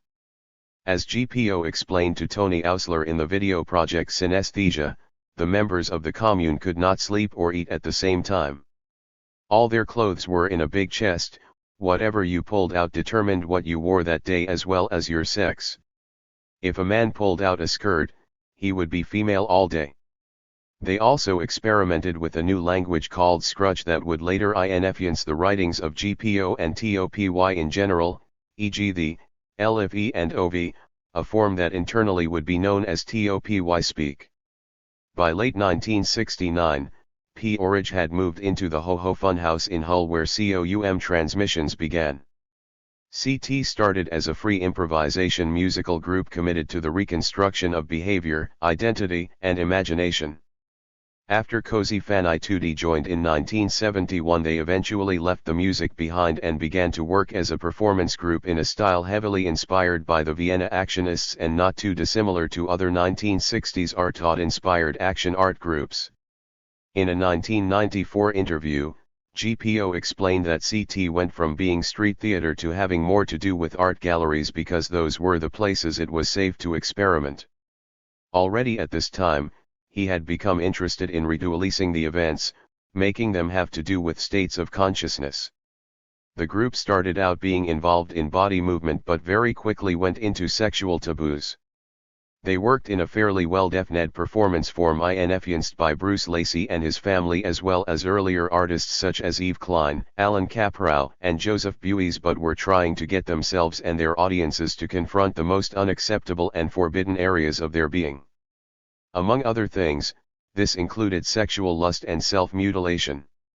Barry Miles writes in his Countercultural History, continuing the ideas that Genesis had absorbed during his 3 months with Transmedia Explorations, he set out to shock their audiences into a clear recognition of present time, devoid of prudery, hypocrisy, or any preconceived notions of behavior. On September 3, 1975, COUM transmissions became throbbing gristle, apparently Yorkshire slang for an erection, which soon became the main focus for their activities. CT seemed to have reached a climax with the infamous retrospective prostitution at the ICA. TG debuted at the opening, which Tory MP Nicholas Fairbairn described in the Daily Mail the next morning, October 19, 1976, as a sickening outrage. Sadistic. Obscene. Evil public money are being wasted here to destroy the morality of our society. These people are the wreckers of civilization. 156. In 1981, TG split down the middle. Chris Carter and Cozy Fanny continued as the duo Chris and Cozy, while Peter Sleazy Christopherson and GPO continued in Psychic TV, co-founded with Alex Ferguson. GPO explained in the aforementioned interview. That stopped because it had got so there were no games left. With the best will in the world of trying to confound it, we'd become a rock band. The one thing we didn't want to be, that we despised, was the rock band, and we'd become one. We could go on stage and be as atonal and confrontational and dismissive as we chose, and the more we were, the more it was okay. Because people had worked out that that was what we did. Before the whole thing ended, I was already beginning to put out leaf ETS from the Psychic Youth headquarters. I was beginning to build the next project into TG. In a re/search interview with Throbbing Gristle from 1979, GPO tells Vale that, "Oh, you need a movement which has no rules, not an anarchist movement, but where it encourages people to express their individuality. That's what we never had. All these movements always have a set of answers and rules, and these are what we are. There's never been one where everybody's different, and all that they agree on is that they're trying to go in a particular direction, but each one in their own way. We need an anti-cult. We have all the cults, what we need is an anti-cult, for all the people who don't FT in. I want to keep it as a temple, the temple of Psychic Youth. And if somebody wanted to celebrate something in a ritual, they would invent their own ritual and celebrate it. Everybody could have a totally different one. It would be like, completely, totally flexible. Most of the time it could be concerts, sometimes it could be a workshop, sometimes it would be empty, it doesn't matter. I want somewhere where it didn't matter what happened, where nobody had to feel anything had to happen either. This project would evolve into TOPY. Their FRST headquarter, or temple, was 50 Beck Road in Hackney, London, a house which earlier had housed Industrial Records. The name grew out of Throbbing Gristle's live performances. TG had begun to experiment with the more common expectations to fandom by starting to refer to the concerts as psychic gatherings and 157. To fans as Psychic Youth, e.g. the last TG single to be released, Discipline, had the words Marching Music for Psychic Youth printed on the sleeve.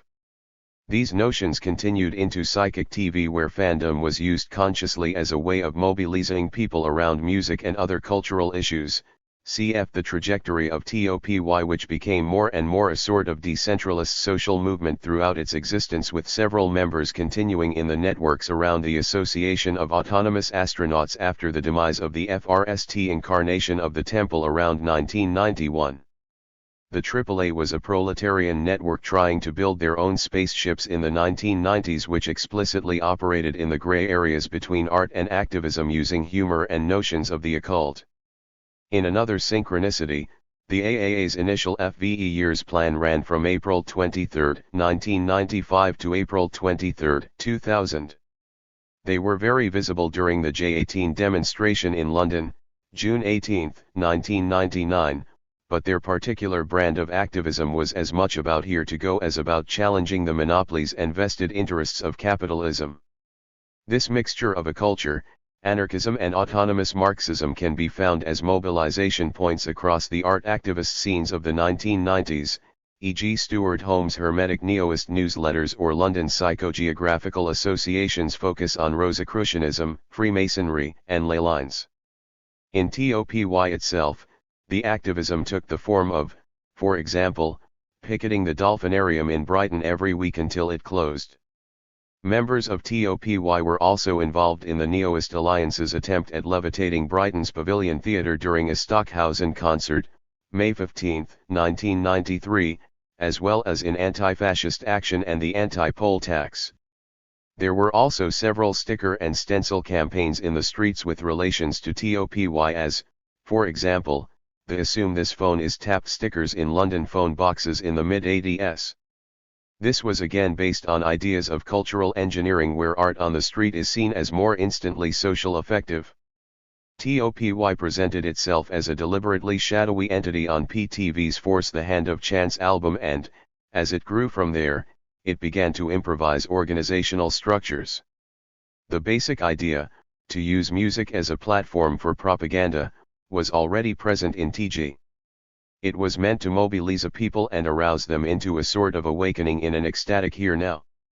As such, the temple began as a discussion between GPO and the American performance artist Monty Kazaza where they had considered what might happen if a rock band, instead of just seeing fans as an income FOW and an ego booster, focused that admiration and 158 energy toward a cultural and lifestyle directing network. What would happen if we created a paramilitary occult organization that shared demystified magical techniques? Sleeve notes could become manifestos, a call to action and behavioral rebellion. Thus, the temple began as what some has accused of being merely a PTV fan club or a personality cult. PTV became the propaganda wing of the temple, just as the temple can be seen as the ideological wing of PTV. It evolved to become a sort of democratic and weirdly semi-fictitious social movement with a penchant for art, activism, and occultism, inspired by Burroughs' ideas about the Wild Boys and running the gamut from individualist to authoritarian to democratist to dissolved during its lifetime.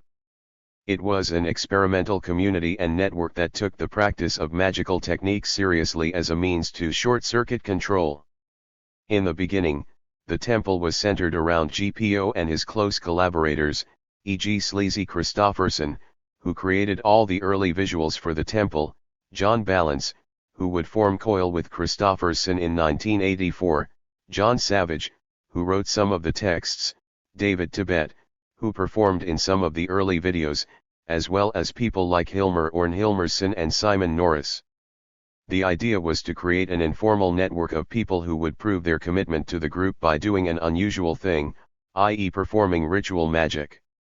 It evolved to become a group of writers, musicians, technicians, FLM makers, painters that is as much a mutually supportive, though often diverse, arts movement as it is anything else in all areas. The temple is a cooperative venture. Regarding the particular direction, GPO later stated, "My lifelong obsession is for focused mutability, and to change the means of perception. To challenge every status quo as a matter of principle and never rest, never assume or imagine that the task of reinvention has a finite ending. Permanent change toward a radical, positive, and liberating evolutionary mutation of the human species is the core essence and motivation of every single aspect of my creativity." Like Sigma and the anti-university, the organized psychic youth also had a business plan. Both PTV and TOPY were subdivisions of a company created in 1981 called Psychic Television Ltd. An album track from Force the Hands of Chance, Message from the Temple. 159. Was as mentioned above the initial open call to affiliation with TOPY. It features the voice of Mr. Sebastian, who later would become a central person in the so-called Spanner trial in 1991. On top of a violin-soaked drum machine track, he reads the FRST short text of the Grey Book, a basic mission statement and explanation of sigil magic. The temple strives to end personal laziness and engender discipline. To focus the will on one's true desires, in the belief, gathered from experience, that this maximizes and makes happen all those things that one wants in every area of life. The text is also being read in the video work first transmission where Mr. Sebastian again provides the voice while Derek Jarman the body. The Grey Book was intended as an instructional manual. David Keenan calls it a compendium of techniques for usurping control logics and recovering mastery of self in his book on PTV Associates Coil and Current 93. It states the mission clearly: we are not seeking followers, we are seeking collaborators, individuals for a visionary psychic alliance. What we suggest next is not instruction. It is a method. Our interest is therefore practical. The enemies are also named. It is continuity and coherence, restriction and confinement, guilt and fear. It was the process which was important, its method rather than its identity or the results of that band's activity. Following Crowley's definition of magic, this is a magical act on a very basic level, and so was any act of successful cultural engineering perceived to be. Crowley. It is my will to inform the world of certain facts within my knowledge. I therefore take magical weapons, pen, ink, and paper. I write incantations, these sentences, in the magical language, i.e., that which is being understood by the people I wish to instruct. I call forth spirits, such as printers, publishers, booksellers, and so forth, and constrain them to convey my message to those people. The composition and distribution of this book is thus an act by which I cause changes to take place in conformity with my will. From the beginning, PTV presented themselves as more of an experimental FLM and video collective than as an actual band. Additionally, they produced their own TV programs, e.g. the above-mentioned first transmission. GPO credited the expansion into new technologies to TOPY mentors Burroughs and Geeson. To him, they were occult alchemists and practicing magicians whom he had looked up to and befriended during 160. The 1970s. They had pointed out to him that the alchemists always used the most modern equipment and mathematics, the most precise science of their day.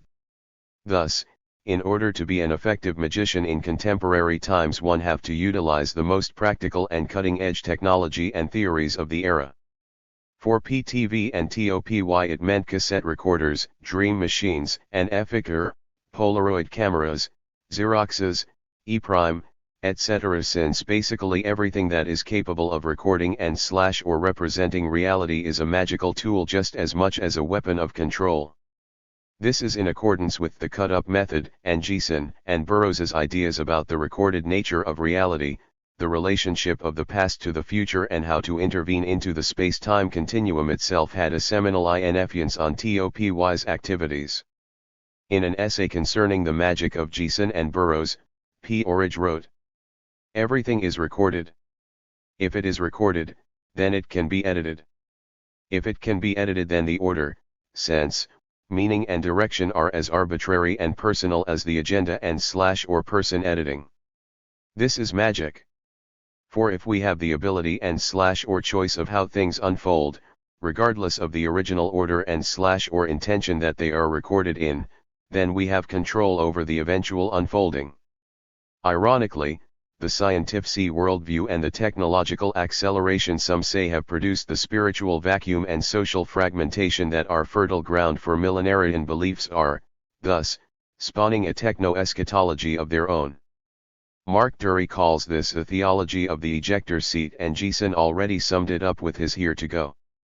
Especially television became an essential area for TOPY to invest in. Since one's programming is a virus, and TV, at the time, was the perceived vehicle of a kind of mass programming of behavior, just that it stopped transmitting late at night could be interpreted as control saying good night. Time to go to bed, not to mention the opinions it helped its audience to form. It was especially this media that drew attention as a possible way to battle the virus power through subversion and editing. It was seen as an actively oppressive mode of control in Burroughs' sense of the word, where it is an intrinsic function of any linear form of mass communication. The methods for subversion were detournement and the cut-up method, the idea of the third mind, and the introduction of chance into the editing process, which created the possibility for a Guattarian autopoiesis of the 161. Subject. Without formatting, one image may clash with another, creating a third, new image. One idea may clash with another, creating a third idea. A new idea. And new ideas lead to new understandings, and new perceptions. As Dada did with painting, and Geeson and Burroughs did with writing, PTV did with TV, breaking it up in order to see what happens. The videos were distributed by mail, by the West German-based decoder branch due to problems with English authorities, and were incorporated into live performances. Though it hardly chipped away at the structure of commercial TV, TOPY's FRST transmissions were meant to be the FRST step towards a deprogramming without regard for the preoccupations of commercial TV, or redundant assumptions about entertainment and value. Precisely for this reason, they were meant to be shown between the hours of midnight and 6 a.m. This invisible insurrection was about taking over the means of perception. The Grey Book combined this analysis with experimental research into sexual energies. The manipulation and the use made of the sexual instinct through visual media has turned a large portion of people into unknowing fetishists. They are investing sexual energy in images and objects without knowing it, and are thus unable to reclaim and make use of that energy. This process breeds a host of scopophilia, people who obtain simulated sexual gratification through the process of watching. Indulging in scopophilic activity can, in the long run, result in an unconscious acceptance of the separation between mind and body, sexuality being denied its natural course. The fragmented worldview that keeps people from drawing the right conclusions and seeking active release from their circumstances is reinforced. Over the last 50 years, TV has been the greatest single factor in the control of the attitudes of people. Even if it was unintentional, which seems unlikely, the prevailing view of the world as seen by the writers, producers, and controllers of TV companies has become the accepted norm to which the viewer inevitably compares herself. This quote also shows their awareness that spectacular capitalism rules through images and separation. In a short paragraph on chaos magic, Eric Davis mentions TOPY in his Technosis, Myth, Magic, and Mysticism in the Age of Information. He FNDS they are loosely echoing Jacques 162. Eliel, Adorno, and other critics of modern civilization in that they consider mainstream society as nothing more than a totalitarian system of social control. Like Deserto's poachers, they try to outwit and trick the society of the spectacle, breaking its ideological spell through atavistic magic, experimental media, and dark-side sexuality. He goes on to remark that TOPY's most brazenly imaginative, if rather desperate, act of media poaching was the television magic described in Orridge's book Esoterrorist. Though deploring TV's use as a tool of mass indoctrination, Orridge also believed that, actively engaged, the tube could be a modern alchemical weapon, an electromagnetic threshold into the primal goo of dreams, before he concludes that his kind of occult pop art is an extreme example of the techno-pagan will to reenchant contemporary psychic tools along the lines of archaic ones. This reenchantment of psychic tools points to the occult imaginary that has surrounded TV since its beginning. Jeffrey Sconce argues in his book, Haunted Media, that the transmission signal encountered with TV is linked to fantasies about an uncanny, alternate dimension, a limbo realm not unlike the vast expanses of outer space with which TV has frequently been identified. Sconce, who looks at electronic, disembodied presence via telegraph, ether, radio, TV, etc., writes in a sentence that links directly to the ideas about bodies of light circulating in TOPY. Wherever streams of consciousness and electrons converge in the cultural imagination, there lies a potential conduit to an electronic elsewhere that, even as it evokes the specter of the void, also holds the promise of a higher form of consciousness and transcend the now materially demystified machine that is the human body. Due to that the message of the temple was primarily spread abroad by the psychic TV records, it was most often music fans rather than already serious seekers of occult knowledge that created the network. In the early days this created credibility issues with more established magic hall fraternities such as the Oto or the Illuminates of Thanateros. As such, TOPY was just as much a descendant of the infamous hell-free clubs of the 18th century, which consisted of rich aristocrats challenging conventional morality through a cocktail of violence and hedonism, as of the esoteric tradition. The more enthusiastic individuals that got in touch were told it was an open, self-generating, and non-hierarchical network and were invited to 163. Open up their own access points, subgroups administering sigils, questions, and suggestions for the region or zone, as well as distributing information, newsletters and various kinds of tapes, videos, etc. The access points were overseen by what became the TOPY stations, main headquarters that administered a whole country or territory. At its peak, there were 3 stations, UK, USA, and Europe. Each TOPY house would have a nursery, a room dedicated to rituals and sigillization, what was just called a temple by Otto and the Process Church. 50 Beck Road became the London TOPY station and later the TOPY station UK. Several initiates lived and worked there after 1988 when the inner circle around GPO, the equivalent of the Process Omega, relocated to Brighton, which became home to the TOPY Global Station. This was part of a search for a big house, a long-term aim to create a TOPY Tribal Research Center, that went on until 1991, not unlike Troche's dream of a vacant country house to found the prototype of the spontaneous university in. Soon TOPY had FVE houses in Brighton, and the purpose of this commune also rings familiar. With Sigma in mind, we posited that by sharing all our skills, properties, and assets voluntarily we could all live a lifestyle way beyond our personal resources. At this time, it had become clear that in order to continue to evolve, TOPY had to become the template for a way of life by trying to combine a system of living with spiritual and mental exploration. Transformation can only occur if the individual is prepared to sacrifice all they have, including a previous personality, and place in a status quo. Smashing old loops and habitual patterns is essential. In order to maintain the network and the costs of post and printing, TOPY BIN FTS and TOPY merchandise were initiated, which made TOPY more visible in the street culture and drew in more people, who in turn began more access points. At the end of the 1980s, quite a few TOPY individuals became nomadic, traveling about the access point network, exchanging labor and other skills for shelter.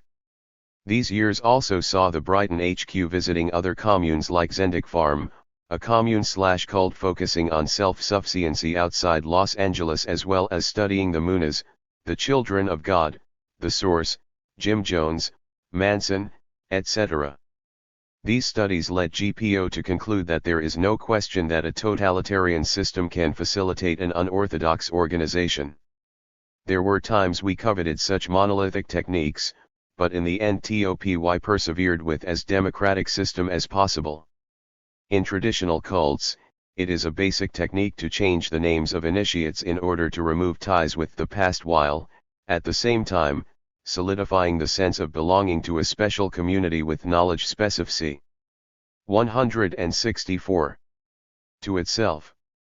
In receiving the new name, one is reborn into the cultish way of life.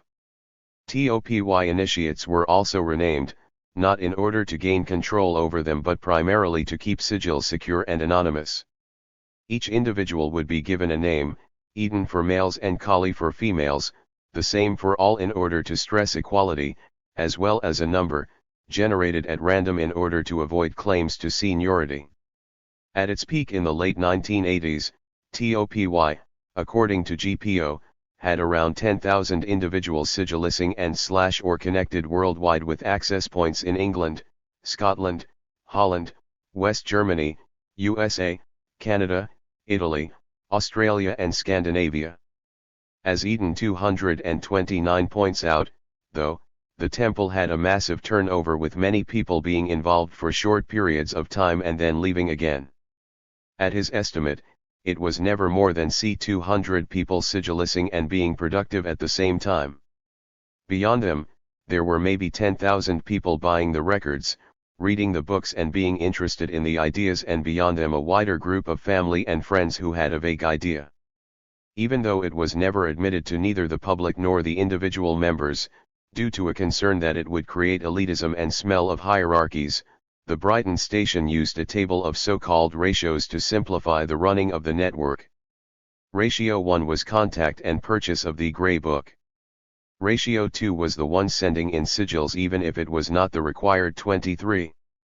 Ratio 3 was involvement in an access point or completion of the 23 sigils. Ratio 4 was administration of an access point, active participation in a TOPY station or living in a TOPY house.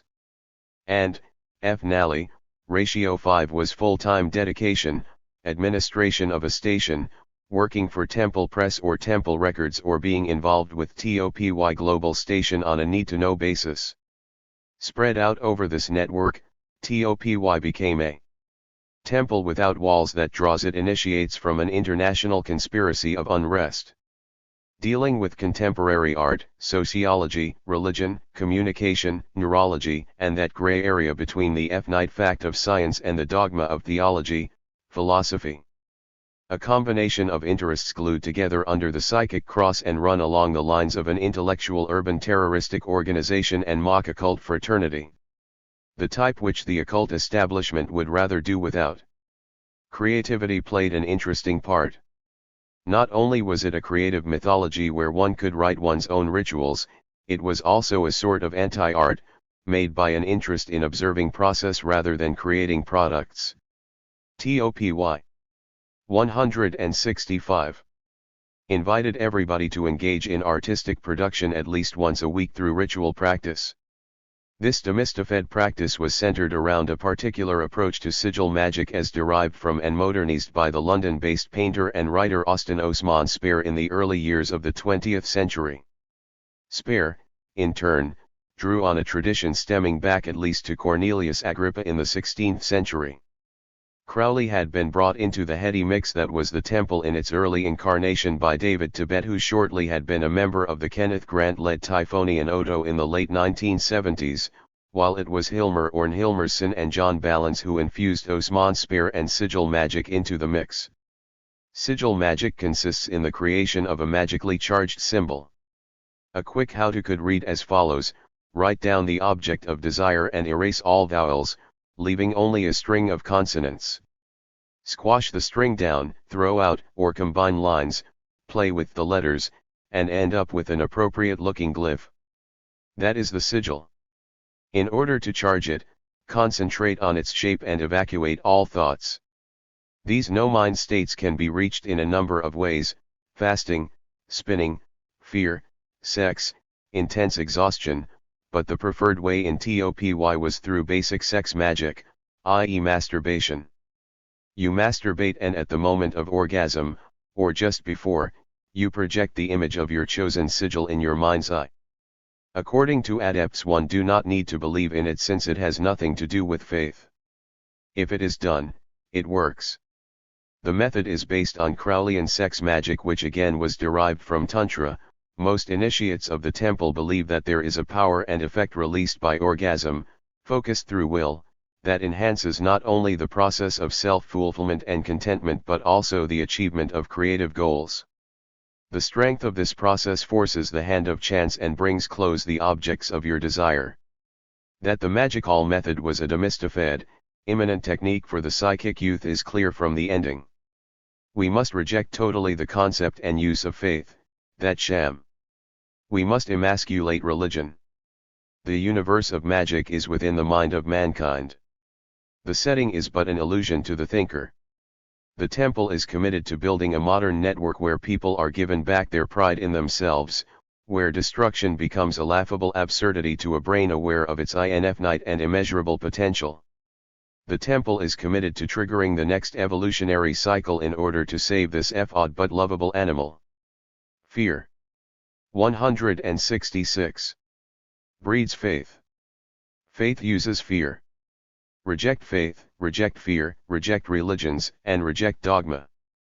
The central ritual that was required in order to join TOPY was the sigil of 3 liquids. This consisted of that on the 23rd day of each month at 2300 hours GMT for 23 consecutive months, each TOPY member would ponder something they truly needed, create an appropriate sigil, which took the form of paintings, sculptures, drawings, collages, assemblage, mixed media, etc. And then write down in detail what they wanted to happen, thereafter anointing the paper with blood, spit, sexual fluids, and a clipping of hair. After drying, it would be placed in an envelope and mailed to a TOPY station and eventually TOPY Global, where it would be fled under each sigilizer's identity number within the temple. According to Jason Loeb, these archives remain undisturbed at an undisclosed location somewhere in the world to this day. Basically, the ritual combines elements of Crowley's sex magic with Speer's development of an individual alphabet of desire with elements of the sacrificial use of blood and saliva as well as other techniques to maximize the experience. As a byproduct, it creates an artwork to act as a receiving vessel or talisman for the desired. Art thus played a major role in this disciplining of the self, but it was an art that was not meant to be seen, somewhat circumventing the logic of the art market due to its talismanic nature. At the same time, it required a masturbatory intensity of concentration, maybe more pleasurable than the art itself, where the process was the product. Even though it was contemporary, it constantly bordered on the future, at least in the very moment of creation, giving form to future desire. The idea behind the sigil ritual was, on one level, to inspire self-discipline and regularity, to unite with other adepts in time, to initiate personal empirical research about ritual magic and, not forgetting, to honor the 23 enigma as inherited from Burroughs and Gieson. On another level, it was about using orgasm to in a sense post a desire into the deep conscious, bypassing social barriers and filter. This would result in that the usual laws of probability broke down and one's effective focus was increased, making what you wished to happen more and more likely as you continued using sigils to reinforce your will. Ritual was a way then that the individual could force the 167 hand of chance as well as a way in which demolished man and woman can be healed. Additionally, the sigil OV3 liquids FTS neatly into the trajectory of male art and fluxus with the act of sending bodily fluids through the post. The whole playing with bureaucracy and institutions, pretending to be a fully F-edged professional organization, can also be traced to male art where it was common to use one's own rubber stamps and set oneself up as the international foundation of. The people involved in the network could easily be one person doing art, but they would not be artists, they would be an establishment or an organization. Home notes regarding the influence of fluxus on later art movements that although P-Origin no longer has anything to do with the TOPY, there is a direct line of transmission through his male art activities to the temple, making this organization far closer to what Maciunas envisioned as the outcome of retro-futurist activities than the aesthetic garbage being perpetrated by those artists who are now claiming affiliations with fluxus for careerist purposes. Simon Dwyer, who was involved at an early stage in writing some of the texts in the Grey Book, also makes the connection to male art in his rapid eye interview with GPO. By the mid-70s he was involved in male art, and, again, his contacts made during this time, such as Al Ackerman, and the influence of the philosophies of people such as Fluxus founder George Maciunas, show some bearing on the later work of the temple, who, viewed in this light, close up, appear not so much as a satanic church. As a male art movement focused on religious imagery and various forms of ritual. When interviewed, Eden 229 told a story that sums up how many got involved. He got into psychic TV and became fascinated by the sleeve notes due to that they emphasized an open-ended, spiritual approach to life unlike the other game in town, the anarcho-punk scene around the band Crass whose members lived communally at the Dial House in Epping Forest, Essex. If TOPY was related to the sterner end of anarchism, Crass was arguably related to the class struggle end of anarchism. Later on, Eden 229 went through a phase mailing back and forth with various people doing zines and reading all the interviews. 168. Etc., until he in the summer of 1988 mailed in his FRST sigil. This resulted in a little welcome pack with suggestions to further reading including Burroughs, Gieson, Speer, and Crowley as well as some general countercultural texts. After the move of the P-Origins to Brighton, he participated in mailing out newsletters and answering the correspondence that arrived at Beck Road. Besides meeting up weekly to socialize and do rituals, the members of the London Access Point produced zines, books, videos, and tapes centered around their interests and research which they distributed in the TOPY network. They also reached out towards the local community and arranged events, concerts, performance art evenings, workshops, social outings to stone circles, etc. Many of these practices would later be carried onwards into the 1990s by kindred spirits like AAA or LPA. Many of the TOPY access points were involved in releasing material for distribution, and Eden 162 tells a similar story about his involvement in the Scandinavian section of TOPY Scan. He emphasizes that the field of research within TOPY never was occultism per se or culture per se. It was since day one always about a culture, a term coined in TOPY to signify the interchangeability where the clear-cut borders were gently erased. Due to the focus on the unhampered sharing of information, hidden or otherwise, he sees the global TOPY network as a sort of precursor to the Internet, just like Eden 229, who also sees TOPY as kind of the Internet before it happened. As such, magic was never the primary goal of TOPY. It was just one tool to be used in the formulation and execution of a radically new approach to life outside the confness of the mundane. In his interview with GPO, Dwyer saw the temple's only political step in that it admitted and initiated anyone who had the genuine desire to become associated and then promoted informed self-discovery to them. By passing information on like a viral infection, one-to-one, it hopes to nudge society gradually into perceiving reality in a different, and more realistic way. The members of the London station explained when interviewed in 1991 that they were attempting to bring about a radical improvement in the quality of everyday life. Most people pursuing this aim, from political parties and performance artists to writers and occult orders, limited themselves to certain areas of activity, they argued. By contrast, the temple was designed to be active in any area, to free our minds by any means necessary. We are ready to use, abuse or ignore any concept from culture. 169. What was important was to try to put words into action and, ultimately, negate control and fear. From Crowley, TOPY took the experimental approach and the idea of keeping a log, a magical diary stating that when this is done, this and that happens. From Speer, they took the idea that our ideas shape the world we observe. In their way of adopting Speer and Crowley into a demystified sigil-based practice where there are no pointy hats or Latin words, no formalist rituals, the magic thinking of TOPY is very similar to the chaos magic scenes of the 1980s, even though TOPY called their approach for intuitive magic. Before this, the prevalent occult tradition was from W. E. Butler, where occult practice was seen as a way of working on one's inner archetypes, i.e. a form of advanced psychotherapy on the self, as in the Process Church or Scientology. Like TOPY, chaos magic rejects the historical symbolic systems of the occult as arbitrary constructs devoid of any intrinsic spiritual power. Instead, having learned the lesson from Crowley, the true source of magic is the mage's own will in the existential emptiness of a relativistic cosmos. As GPO stresses in an essay on how cut UPS and the notion of waking suggestion can tear the fabric of reality. We are not talking about a matter of faith here. Faith is something that has a low quotient in these experiments.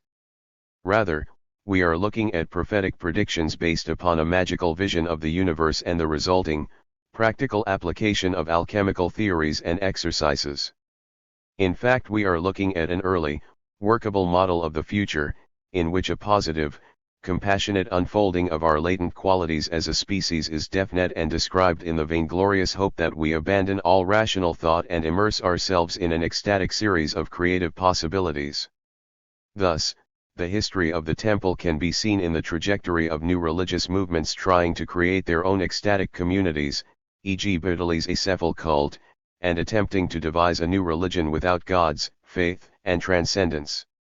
Instead, it is a creative patchwork mythology tailored to the individual, meaning that it is unique for each person, but still embodying a conception of what we were, are, and shall be. In contrast to, for example, Eden 229, who sees TOPY in the trajectory of more straight punk and industrial culture and as a gateway into activism. 170. Collectivism and social, not art or religious movements. Jason Love emphasizes the occult and individualist strain in TOPY when he writes, "The Ordo Templi Orientis or Odo, a Masonic body founded in Germany in the late 19th century and later captained and reformulated by Aleister Crowley in the early 20th, can be considered the clearest precedent to TOPY, a secret society created as an access point into the world of magic. Halfway points for those interested in the hidden undercurrents of reality, training wheels that, when eventually discarded, would lead the individual either towards more abstruse orders of robed spiritualists or, preferably, onto their own 2 feet and their own personal apotheosis. As such, TOPY can be seen as an element of what the American political scientist Michael Barkin has called improvisational millenarianism.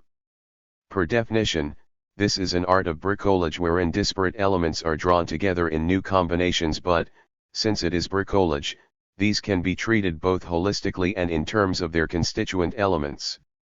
TOPY can fruitfully be seen as one of these odd conceptual structures, a patchwork cult where a Fortean emphasis on stigmatist knowledge combines with constitutive elements from more than one esoteric tradition, but especially Speer and Crowley, as well as art, science, technology, and radical politics.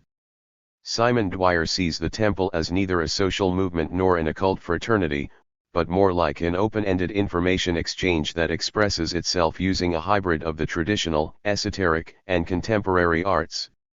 The spiritual philosophy, according to Eden 229, was accepting that one could experiment with ritual magic, but that it was all a product of human consciousness and connected to archetypes and other products of human creativity. If you're interested in developing your communication skills, you can do a ritual around Mercury who's involved with communication, and you can look back and see what other rituals people have done to invoke Mercury, and you can do that. And the idea is that you do that as part of a sigil. I can sit here now and say I desire to be a more effective communicator, but that's a rather weak statement. If you're sitting in your room, 11 o'clock at night, and there's some heavy-duty ritual type music playing, you've got your Mercury incense. 171. Burning, you're focusing your whole body physically and psychologically around this idea, then you're performing a kind of ritual based on things you got through other occultists that have done this, and that adds a level of intensity to it. Some people would say that by doing that you're communicating with the gods up in the air. For me, it is just a way of embedding it more effectively in your subconscious, so that you can do it. TOPY's magical practice was essentially a postmodern hybrid of the Western esoteric tradition, centered around visualization, just like, for example, neurolinguistic programming, and based on the idea that identity is an internalist, optional construct which can be remade at will and told in a new way. Whereas the study of Crowley demands, among several other qualifications, a working knowledge of Egyptian mythology, TOPY had a more DIY approach, taking bits and pieces and assembling them to a new whole where the only measure was whether it worked for the individual or not. They are still open, though, for the same sort of essentialist critique as can be directed at not only Crowley but also essentialist anarchism. By operating with the notion of a true will, they are operating under the premise that some things are more authentic than other things. As such, TOPY was the inheritor of a century's worth of occult and countercultural science, and then some, a crust-punk laboratory where radical and, in many cases, previously forgotten ideas were synthesized into a way of life. TOPY tried to break personal habits and preconceptions in order to generate an autonomous space for the practitioner to individualize their identity and create their own chosen narrative. By being suspicious towards all forms of dogma, the temple was interested in non-aligned, undogmatic investigation into what exactly is going on. Minus the bullshit of organized religion, the rhetoric of party politics, or the promises of occultism that only serve to pervert that understanding and thus strengthen the foundations of control. It tried to trigger people's own imagination by existing in the form of a question. In contrast to the role of women in Sigma and the O, as well as the misogyny of Burroughs and Geeson, and maybe foreshadowing GPO's later interest in pandrogyny, queer theory, and questions of gender, there is an explicit feminist perspective in the temple's analysis of control and its apologies for orgasm, by studying the oppression of women through 172. The ages we can see in a nutshell the nature, methods, and manifestations of oppression as it is used in any society and in any age against those who are pro-life and expanding. Yet on a broad scale, encompassing both sexes, the repression of sexual instincts functions to make people submissive and inclined to irrational behavior, and thus paralyzes their potential. This might go to explain that people like the American novelist Kathy Acker was temporarily involved with the temple in the early to mid-1980s when she lived in London. 173. When off-chain science has come to such a pass, like all the rest of social spectacle that for all its materially modernized and enhanced presentation is merely reviving the ancient techniques of fairground mountebanks, illusionists, barkers, and stool pigeons, it is not surprising to see a similar and widespread revival of the authority of seers and sects, of vacuum-packed Zen or Mormon theology. Guide Aboard 1988, 41. 6.2. The frequency of truth. In the period from 1981 to 1991, TOPY went through three distinct phases. The FRST was the early militarist phase, which was introduced as a fashion. The members took on uniformity to test the individual and public response to it. To play a mischievous game with fashion in order to negate it. This phase was nothing short of total war, to use one of TG's slogans, and was a sort of tribal declaration of war on man's sleepwalking state, sitting passive in front of the TV. The second phase was roughly initiated around the time PTV had its biggest commercial success with the single Godstar and a cover version of the Beach Boys' Good Vibrations. This was the multicolored, psychedelic phase with silk saris and purple slacks, a fashion GPO termed hyperdelic, psychedelia forged with modernism, as he explains it to Dwyer in the above-mentioned interview. In this period, the temple spoke about angry love, a unification of the hippies' peaceful idealism with the more militant ideas from the situationists c. 1968 that resulted in a love that is selective, an anger which is justified, and born out of sheer frustration. During the third phase from roughly 1988 to 1991, this continued into experiments with acid house, raves and MDMA, which saw PTV becoming the merry prankster-esque cheerleader squad for sex, drugs, and magic, while the production of the temple increasingly became oriented towards producing transcendental bliss instead of waging war on control and the powers that be. This 174 period saw PTV traveling the forefronts of the new rave scenes in their tour bus named Even Further in a nod to the pranksters and becoming instrumental in starting the DIY culture of the early 1990s. A last, sort of posthumous, phase can be traced in the period from 1991-1994 after GPO had left the network and its members increasingly became people without an interest in PTV and / or GPO who mobilized shortly under the psychic cross before drifting on. TOPY's explicit focus on a modernization of sex magic became both their selling point and their downfall. First, the Spanner case happened, which involved a group of men being accused of having a gay S/M porn ring involving piercings and tattoos. One of the men on trial was Mr. Sebastian, the voice on the message from the temple. Initiates from the London station showed up at court every day to shelter him from journalists and the public. The case ended with that tattooing and piercing were ruled criminal acts of grievous bodily harm, punishable with a sentence up to 7 years.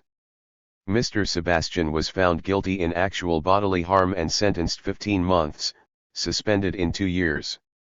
The whole affair drew attention to TOPY due to their public support of Mr. Sebastian while, at the same time, re/search number 12, Modern Primitives, which featured an interview with GPO and his FRST wife, Paula, who both had helped put the book together, was used by the prosecutor and, subsequently, seized at customs. Initially, GPO had been on the list of people to try, and even though he was dropped from the list, it had become clear that the authorities kept an eye on him and TOPY. On Saturday, February 15, 1992, 23 detectives from Scotland Yard's Obscene Publications Squad raided the Brighton home of Genesis and Paula P. Orridge, confiscating more than 2 tons of material, sculptures, musical instruments, letters, unseen FLM footage by Burroughs, Geeson, and Derek Jarman, as well as every single photographic negative in the house, material which they apparently destroyed. Before this action, yet another media storm had been raised around GPO and TOPY due to an episode of the Channel 4 documentary series Dispatches, screened in early February 1992. This program was a sensationalist investigation of ritual satanic child abuse, allegedly happening throughout Britain at the time and conducted by a network of evil child molesters. Dispatches showed edited clips from a supposedly secret cult video showing what they claimed was forced abortion and torture, a video which turned out to be first transmissions which, ironically, was partially funded by Channel 4 to begin with. It also showed interviews with a witness, Jennifer, later proven to suffer from false memory syndrome. In the program, she told how she, 175, had been taken to a house in East London with a dentist chair where she had been ritually abused in the basement and later forced to kill her own child as a sacrifice to Satan. The Dispatches team pointed GPO out to the police as satanic ringleader just before the program aired, threatening to tell on air that the police knew who it was but refused to act on it, resulting in the raid. It was later proven that the program was backed by strong Christian interests. On March 1, 1992, the Mail on Sunday exposed it as part of a right-wing Christian conspiracy. They were able to both expose the witness as well as trace the television presenter, Andrew Boyd, to the fundamentalist Petersfeld Fellowship Church. In addition, they featured an interview with Derek Jarman, expressing shock and outrage since he was in the video and knew it had been shot already in 1982. Nonetheless, various medias jumped the bandwagon and accused GPO and TOPY of being Satanists who abused children. At the time of the raid, GPO and his family were traveling in Asia. They chose self-imposed exile in the US instead of returning to Brighton. Around 1992, GPO circulated a short message internally in TOPY, simply stating changed priorities ahead. This was accompanied by a letter stating that he had closed down the network already in 1990. Many members decided to continue TOPY, but the momentum left with P-Orage. Over the next couple of years, TOPY UK slowly disappeared into the shadows. At this point, the network had started to open up and become something different, also recruiting members who did not listen to PTV or who painted graffiti and were into hip-hop, etc. At the same time, other bands had begun to use the psychic cross in a very visible way, e.g. Dutch techno band the Psychic Warriors of Gaia. In a way, GPO shut down the network just as it was becoming clear that TOPY was not a personality cult, but its own self-replicating entity. A cynical reading would be that TOPY, ultimately, was an extension of GPO's brand and that he wanted to keep it pure, even though it seems just as plausible that media witch hunts had turned TOPY into an albatross around his neck, that it had become too visible in the public's eye. According to P-Orage, he closed down the network September 3, 1991 in accordance with his original intent. It was a temporary catalyst and was always meant to only exist in a 10-year circle in order to avoid recuperation and locked identities. Cf. how the Association of Autonomous Astronauts also operated with a FVE year plan. Therefore, everything claiming to be TOPY today is totally bogus and brutally deceptive. It was an anti-cult and the goal was always to break habitual forms of 176 behavior and avoid any kind of permanent institutionalization. To keep performing the same rituals would have involved that TOPY and the sigil OV3 liquids eventually would become like the Catholic Church and the Holy Communion. As GPO explained in a 1994 interview with Philip H. Farber, TOPY was always meant to end, because we knew that there's a natural human need to effetin things and to give them shape and form that's familiar. To have routines and to have a comfortable sense of status. But that's not what it was about. So it had to be terminated, it had to be honorably discharged before it became that which it was actually meant to expose. We didn't want it to be a parody. Since 1994, there has been silence around the TOPY network in the UK and Europe. In the US, the network continued until 2008, where it merged with other occult organizations to form a new network called an Autonomous Individuals Network. In recent years, GPO himself has continued something he calls TOPI, a unified principle, not an acronym, and not an open source network, which covers the ongoing energy from the TOPY experiment. This also includes the Pandrogyny experiments he commenced upon in the early 2000s with his late second wife, Lady J. Breyer P. Orridge. They applied the ideas of cut-up and the third mind directly on their bodies in order to overcome the biological gender dualism and create a third being, Breyer P. Orridge. The years since TOPY have generally changed the direction of GPO's efforts in cultural engineering from a macro to a micro level due to a perceived change over the last 20 years. In the documentary FLM Flicker, GPO argues that it is no longer about effecting control as it was for Geeson and Burroughs. Control has become all-pervasive with the internet. Instead, it is about effecting inertia. To TOPY's initiates, magic was the realization and redirection of one's will toward conscious ends. To reach these, people had to disconnect from all sources of information that attempted to program them into unconscious submission and replace them with information to access one's own magical and technological abilities. The goal was to develop a magical technology of liberation while also using occult means to reach psychological ends. The method was based on cut-up techniques, disruptive and recombinant tactics that could be deployed in music, visual media, and collage art in order to rupture social programming and consensus trance. It can be argued that the temple basically was a network of people having orgasm at the same time. It can equally be argued that they were a techno-pagan cult seeing orgasm as an easy way to reprogram their own subconscious. 177. Using the energies of chaos magic as a wake-up call. A common critique of TOPY was that they became the autocratic cult they set out to parody. GPO claimed that did not happen until after 1991 and that the experiment had to end exactly in order to avoid recuperation.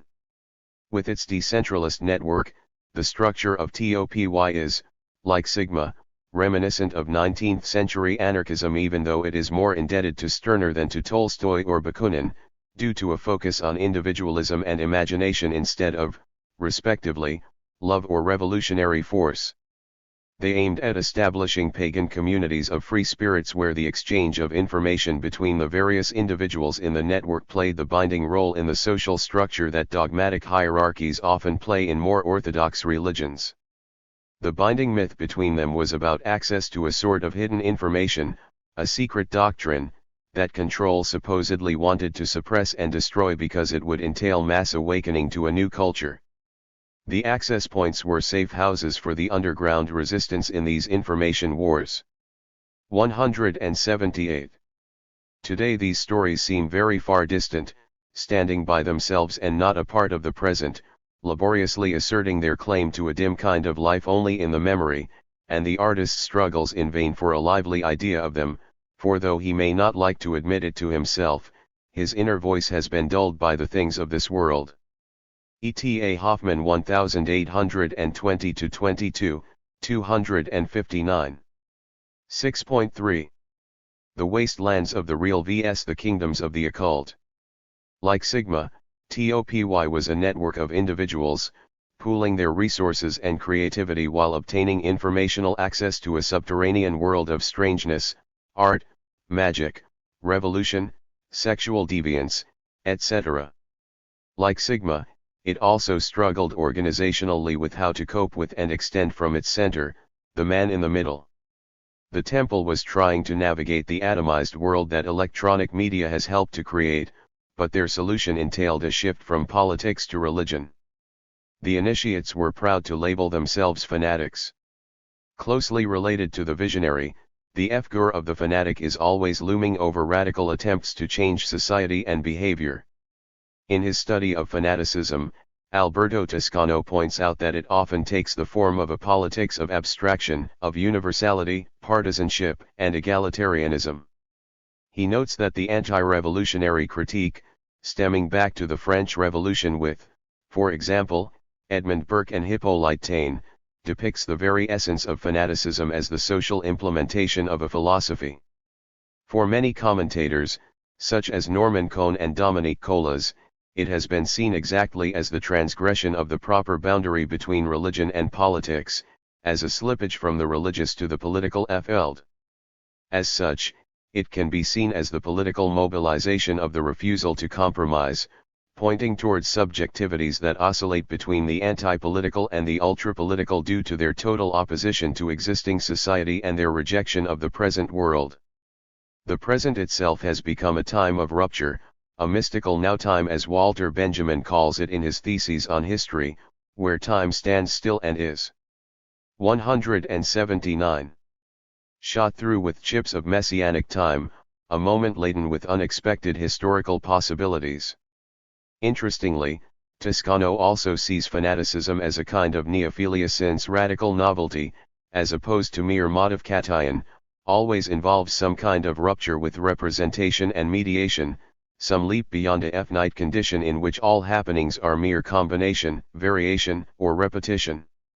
Regarding how this rupture is arriving, Toscano characterizes millenarian movements with words that might as well apply to sigma or topy, suffused with an apocalyptic ideology either drawn from a pre-existing canon or syncretically fashioned.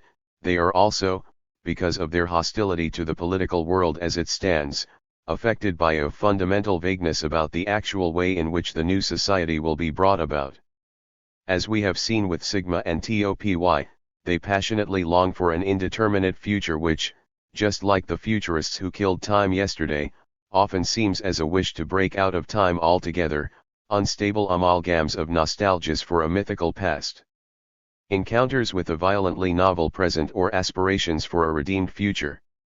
Theirs becomes the most extreme of utopias, and a very modern one, where time is theologically negated and concentrated into a molten instant pointing towards the political importance of time as revolution, pitted against every feature of the reigning order.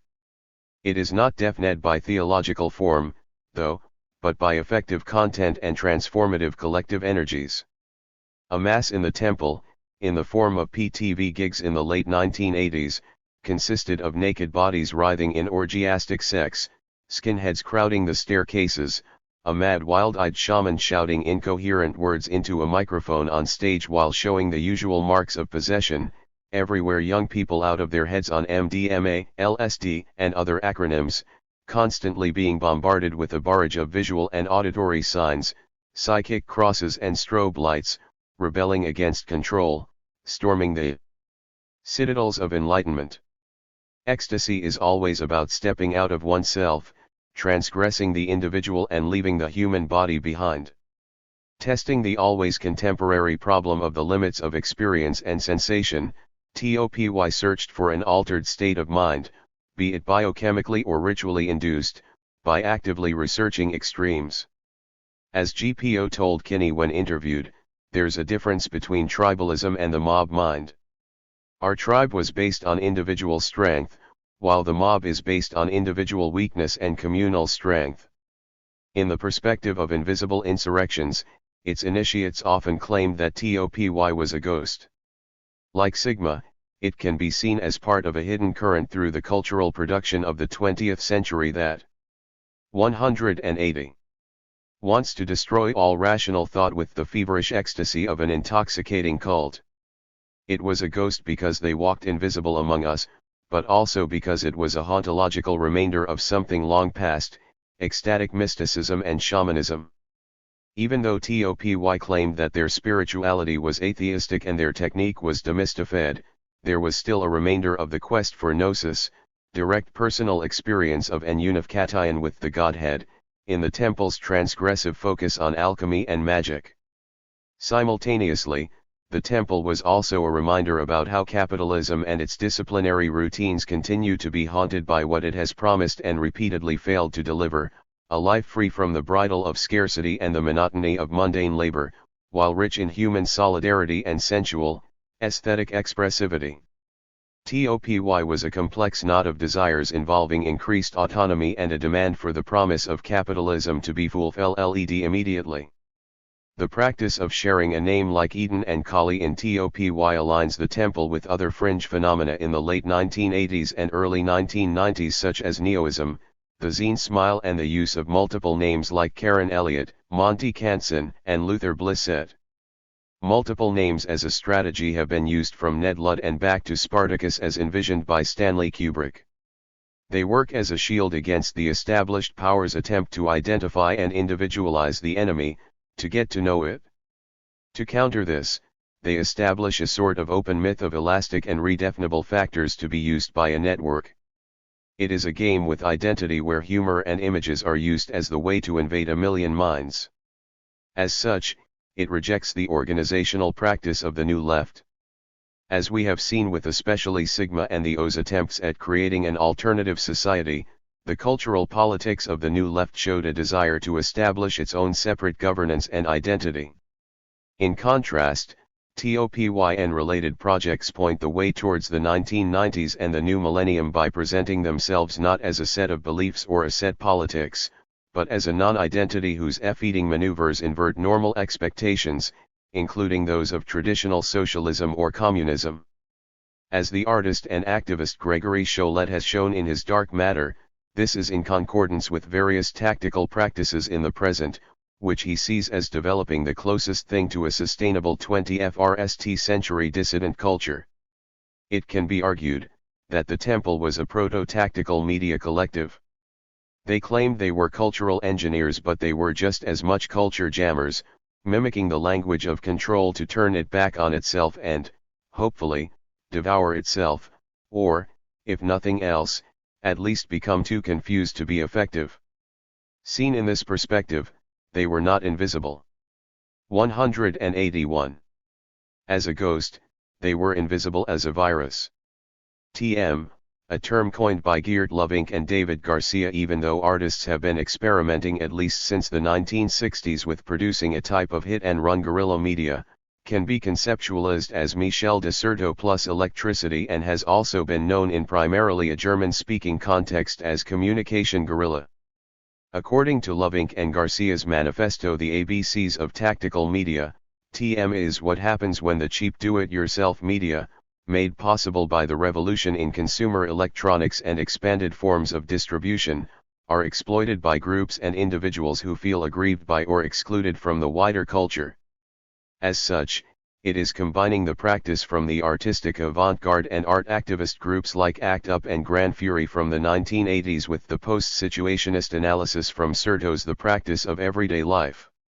Certeau wanted his everyday dissidents to become cultural poachers, and TM celebrates the sniping at the symbolic order as a liberatory escape from capital. Typically, TM borrows new media technology made accessible by global capitalism and turns it against the state and corporate authority. For Cholet, the term includes media pranks, culture jamming, digital swarming, hacking corporate websites and other hit-and-run electronic guerrilla tactics aimed at a debris society of the spectacle. He writes, no less than opportunistic capitalists, TM, and other interventionist activists have learned to tinker with this wreckage, taking it apart, reassembling it again, parodying or clowning about with its elements, mimicking its functions.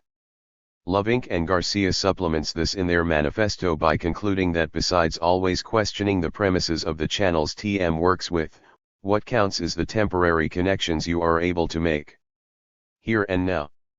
Not some vaporware promised for the future, but what we can do on the spot with the media we have access to. The French post-Marxist philosopher Jacques Rancière FNDS that suitable political art produces a double effect, the readability of a political signification as well as a perceptual shock caused by the uncanny, by that which resists signification. Due to its focus on magic and a culture, it can be argued that TOPY's production, especially in the later phases, fell into the trap of pure hedonism we encountered with the free schools of the late 1960s, where the readability of political signification disappeared in drug-fueled parties. These can be interpreted as a such of exodus, but are, ultimately, just confirming the status quo, whereas their most successful actions pointed toward an alternative where people are mentally liberated. 182. To create themselves, who they want to be and what life they desire to live. As such, TOPY can be seen as an attempt at founding a new, atheistic religion that preached life as art and that aimed at liberating us through a kind of living diagesis where the social world takes shape from the stories we tell. Their tactics would be magic due to that they perceived a vibrant relationship between the inner and the outer, but it would be magic with a marked absence of cloaks, incense, pentagrams and general Dennis Wheatley-style paraphernalia. 183. Let my servants be few and secret, they shall rule the many and the known. Aleister Crowley 1997, 305. 6.4. When nothing is true, everything is permitted. The subchapter title above is, according to Burroughs and Geeson, the last words of Hassan I Sabbah, legendary late 11th century leader of the Ishmaelian sect of the Hashishins. The words led TOPY on a path to freedom aimed at complete self-fulfillment and enjoyment. This, in turn, led them to embrace an individualist strain in the philosophies of freedom that runs from Sada to Stirner to Nietzsche to Crowley's famous maxim, do what thou wilt shall be the whole of the law. To these thinkers, traditional religion and conventional morality are incompatible with the idea of freedom. Thus, they try to forge their own ethical codes, often arguing, like Sada, that they are following nature, which becomes the prime mover of the universe in place of God if they are not going all the way, claiming, like Nietzsche, that nature itself is totally arbitrary and contingent, only chance rules. Albeit a chance manipulatable by will. Like Sigma, Academy 23 envisioned a possible future not too dissimilar to the decentralist model known from classic anarchism.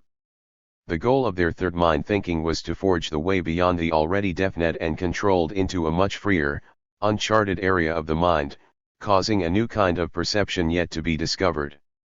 Additionally, it was about establishing communes and pooling resources.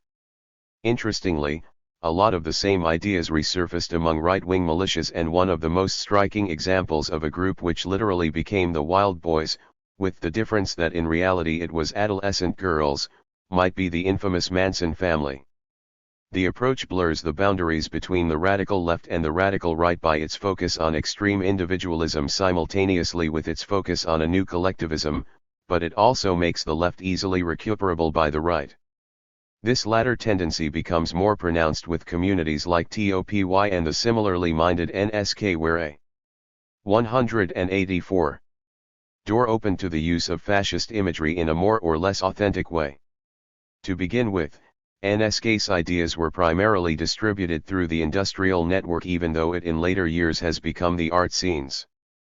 As well as playing with cultish elements and fascist imagery, NSK launched their own avant-garde called Retrograde and were heavily involved in a kind of communication guerrilla relying on over-identification with the institutional language of fascism, resulting in a sort of Brechtian Verfremdung.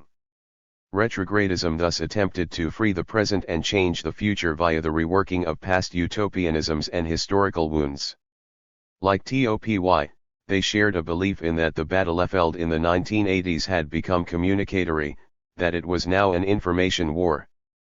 They also shared a belief in that setting up one's own institution, in their case a passport-issuing state, was a way to counteract society's institutional powers and control, and the relationship between NSK and Laibach mirrors the relationship between TOPY and PTV.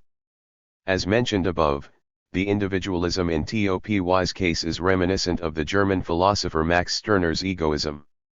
Stirner's goal was also to destroy language, the word, the subject, in order to find new and often ephemeral subjectivities. In The Ego and His Own, the case of the individual against authority, Stirner argues for an anarchist society consisting of unions of egoists who would form contractual relationships and compete peacefully with each other. In his defense of personal autonomy and his analysis of control, Stirner anticipated Burroughs and Geeson. Language or the word tyrannizes hardest over us, because it brings up against us a whole army of FXED ideas. This leads him to conclude that truth, as something embedded in language, is purely a human construct. He writes, "The truth is dead, a letter, a word, a material that I can use up. All truth by itself is dead, a corpse, it is alive only in the same way as my lungs are alive, to wit, in the measure of my own vitality. There is also a mystical core in Stirner's vitalism, realizing the ego becomes a sort of self-deification, making the ego into a new god, as Marx and Engels pointed out in their attack on Saint Max in the German ideology. This sort of self-deification was also TOPY's ultimate goal, as it is in much mysticism and what has become known in occult circles as the left-hand path. The most common criticism of this sort of individualism from a left perspective is that revolution becomes a question of lifestyle instead of class struggle. Individualism easily creates hierarchies, thus excluding all individuals who are not living their life animated by strong passions. The ones who are fully awakened become an elect few, the Übermenschen of human evolution. It stresses how the techniques of cultural 185 engineering goes beyond left and right, since the ideas are equally important for right as for left libertarians. Both want a Nietzschean transformation of humanity where the individual becomes who he are and makes a work of art out of himself. For Nietzsche, the emancipated human being is an egoist concerned with developing himself, who helps the unfortunate because he is overflowing with generosity and strength, but whose ultimate ideal is to realize in himself the eternal joy of becoming. TOPY's quest for ecstatic experience was thus also a search for the psychedelic Superman, arguably also one of the production goals for my other 3 case studies. Since individual rebellion often plays into the hands of vested interests, it easily becomes a FXED identity. As has been shown by various authors over the last 10 years plus, in a way individuality has become the new conformity and, thus, fuel for consumer culture. This means that the post-punk strategy today has been recuperated by the new spirit of capitalism, a point I will return to in my discussion below. TOPY's vision of the future was living in an environment in which communication and socializing has taken the place of material culture, like great whales in the ocean. Increasingly though, communication and socializing have become material culture in the sense that those are the commodities we consume. From the 1970s onwards, free market capitalism has put more and more value in ideas, brands, and ephemeral consumerism as well. Due to the contractual agreement in the networks of individuals that constituted TOPY and Sigma, it might be more fitting to see the individuals in these initiatives as always already singular plural, to use a term from Jean-Luc Nancy's writings.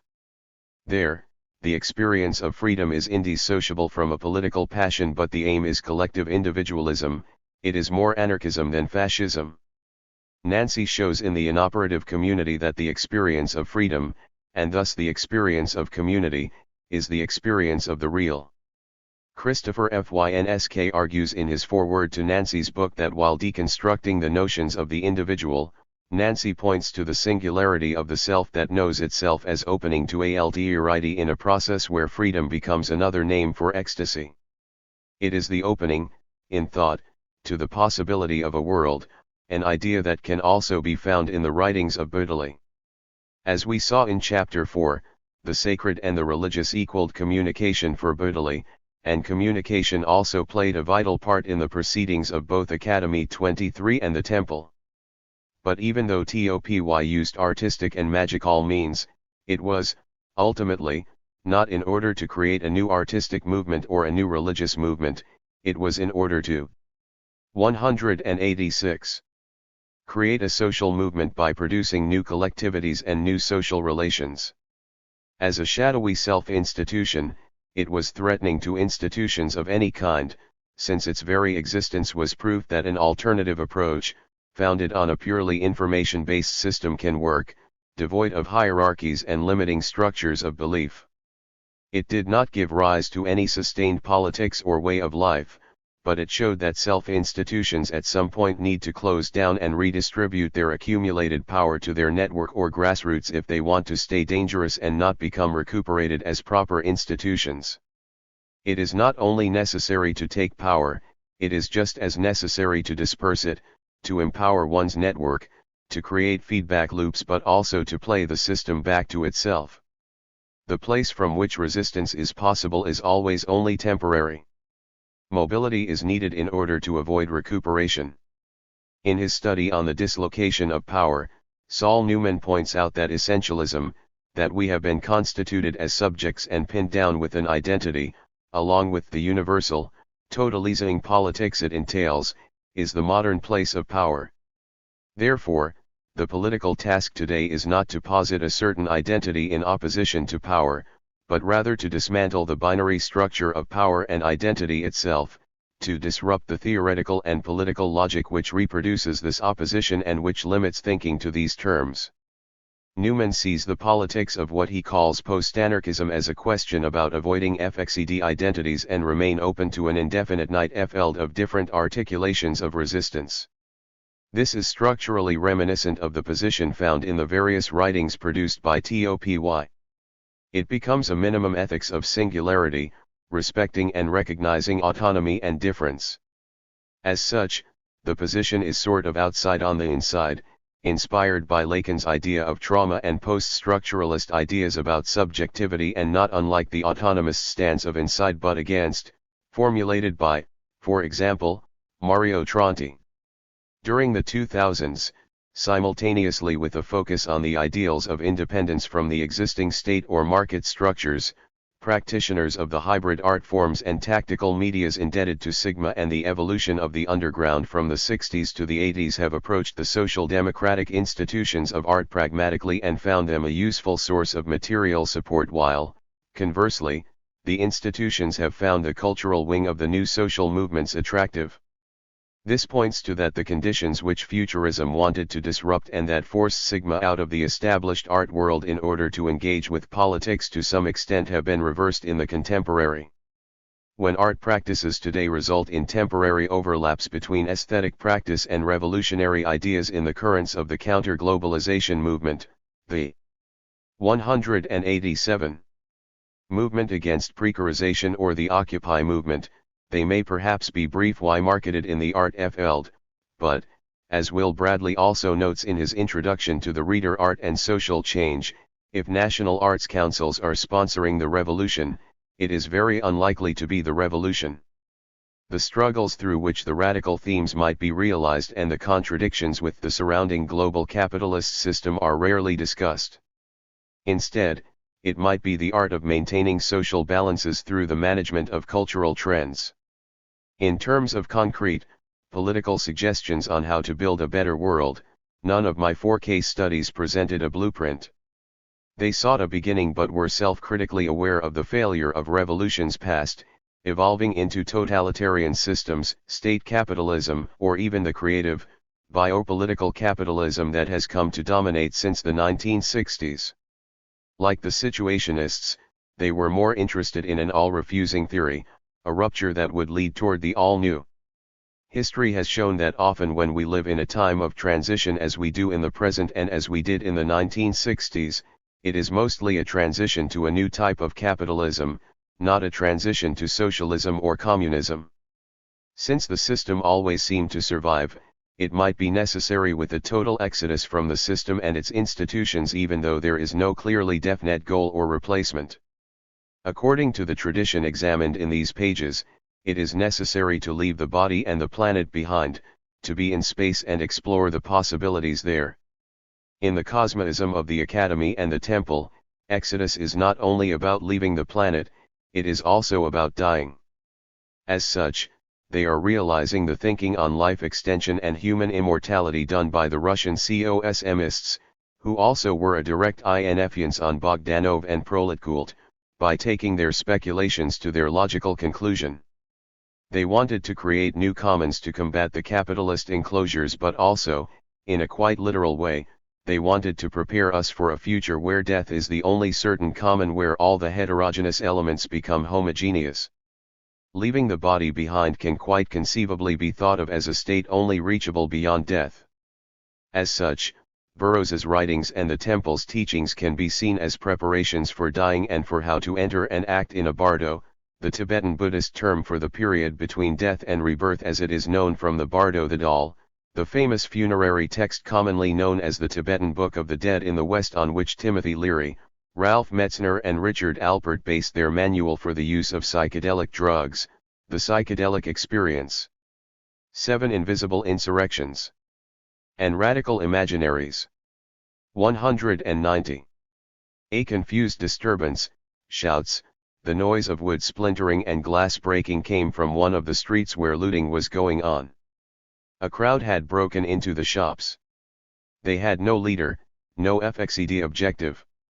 They were just a disorderly mob surging about in search of excitement and booty, frightened, hungry, hysterical, violent. They kept FDing among themselves, picking up anything that could be used as a weapon, snatching each other's spoils, taking possession of all they could lay hands on, even the most useless objects, then dropping them and running after some other plunder. What they could not take away they destroyed. They had a senseless mania for destruction, for tearing to shreds, smashing to smithereens, trampling underfoot. Anna Cavan 1967, 104. 7.1. A sinister dream factory. Sigma wanted to build up all-encompassing action universities, centers that would be sustained by a kind of DIY cultural production and would grow until their communards would be able to take over the world. The O wanted to expand this cultural revolution while penetrating the inner secrets of madness, the family, and the human condition in order to create and maintain critical networks, thus gradually creating an alternative society through a combination of radical education and snowball effect. Academy 23 took the social concerns about how to live together and weaved occult and spiritual meanings into them to create a new mythology and provide tools for entering the space age by stepping outside one's bodily confness and commence upon exodus to the stars as bodies of light. TOPY was an embodiment of these ideas even though its initiates became cultural engineers in their own right, working across disciplines with a type of proto-tactical media. They desired to intervene into the reproduction of work and individuals by popularizing a notion of sex magic and the power of orgasm, thus seeing a patchwork revival of Western esotericism as a viable alternative to both materialist science and dogmatic Christianity. 191. All four experiments wanted to create F-eating situations which would create moments of awakening, turning passive spectators into active participants. Their invisible insurrection would be a transformation of human consciousness itself through a transformation of artistic creativity into ecstatic communion.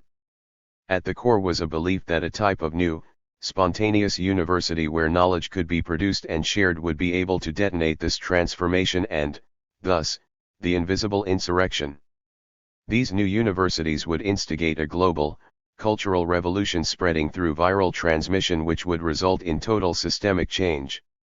The choice of a kind of university stresses that it is through experimental learning spaces that new subjectivities can be produced and new forms of life invented. Before we can enter a truly new future, past conditioning needs to be unlearned. In order to contest alienation, this action university would be an integral part of the whole environment, not just a place for specific training. The insurrection would be a communal affair which would improvise a new type of social relation into being by deconditioning us here and now without any blueprints for the future except to make it happen. Thus, it was focused on FRST practice, then theory. The Sigma conspirators as well as many other movers and groovers in the 1960s underground shared a sense of urgency, that it seemed necessary to culturally engineer on a planetary scale and shatter social domination through the implementation of counter-memes and new apparatuses. They felt it was the last chance to save humanity from a catastrophic future we had created ourselves. This apocalyptic vision, they juxtaposed with an idealist type of dream politics reaching back to German Romanticism. Often, this dream seemed to center around the production of a new common knowledge on which a new mythology, a new image politics picturing us coming together could be built by the continuous recombination of what is already there into ever new cut UPS and collages that would be both critical and self-critical while being fueled by a crisis of representation. Jameson found in his short essay, periodizing the 60s, that the political innovation of the 1960s was possible due to a crisis in existing institutions and class consciousness, resulting in the prodigious expansion of culture where it became coterminous with social life in general after its former autonomous realm started to crumble. This, ultimately, paved the way for a culture of the simulacrum in Baudrillardian terms. Capitalism got enlarged on a global scale through a dialectical combination of decolonization and neocolonialism which freed certain social energies, yet this freedom, which was an objective reality for a short period in the 1960s, turned out to be a historical illusion, caused by the transition from one systemic age of capitalism to another. This points to the idea that the transition of capitalism is intimately connected with 192. The expansion of the cultural realm where the utopian fervor and counterculture of the age masked, and in a sense mirrored, the unleashing of new forms of repression and new economic forces. Questions of recuperation thus become unavoidable. One of the things that sets the examined initiatives apart from earlier revolutionary movements, besides the nonviolent means, is a sensibility towards a politics of information and knowledge power where knowledge sharing becomes a way of redistributing wealth and the objective becomes one of seeking information in order to pool it, ideas that since the 1990s also, ambiguously, has formed part of the neoliberal discourse of the knowledge economy. As Brian Holmes and Gregory Chollet also acknowledge, Certo's everyday dissidents who we encountered above always appear on the verge of mutating into something else, described by neoliberal theorists as the networked engine of 21st century capitalism. This argument is in line with the autonomist Marxist idea that capital is a parasite and resistance is primary, resulting in that capital evolves exactly by co-opting the critique against it. The tactical games on the inside thus operate in two directions simultaneously. They provide means by which ephemeral ashes of resistance can hide from the panoptic gaze of power by disappearing into some temporary autonomous zone, but the same act of mimicry inadvertently projects something that might in a moment of panic be mistaken as an exaggerated menace as it happened to TOPY with the satanic child abuse accusations in 1991. According to Luke Boltanski and Eve Chiapello in their The New Spirit of Capitalism, the distinctive feature of the 1960s was exactly that the artistic critique of alienation from bohemians and artists and the social critique of inequality from workers' movements melted together as we saw above with, for example, Roszak's definition of counterculture as the unification of bohemianism and the New Left. After the 60s, it seems like the critique of social injustice has been drowned out by marketing language co-opting the critique of alienation, thus neutralizing the appeal of radicalism while reorganizing capitalism into the flexible, network-intensive knowledge economy of today.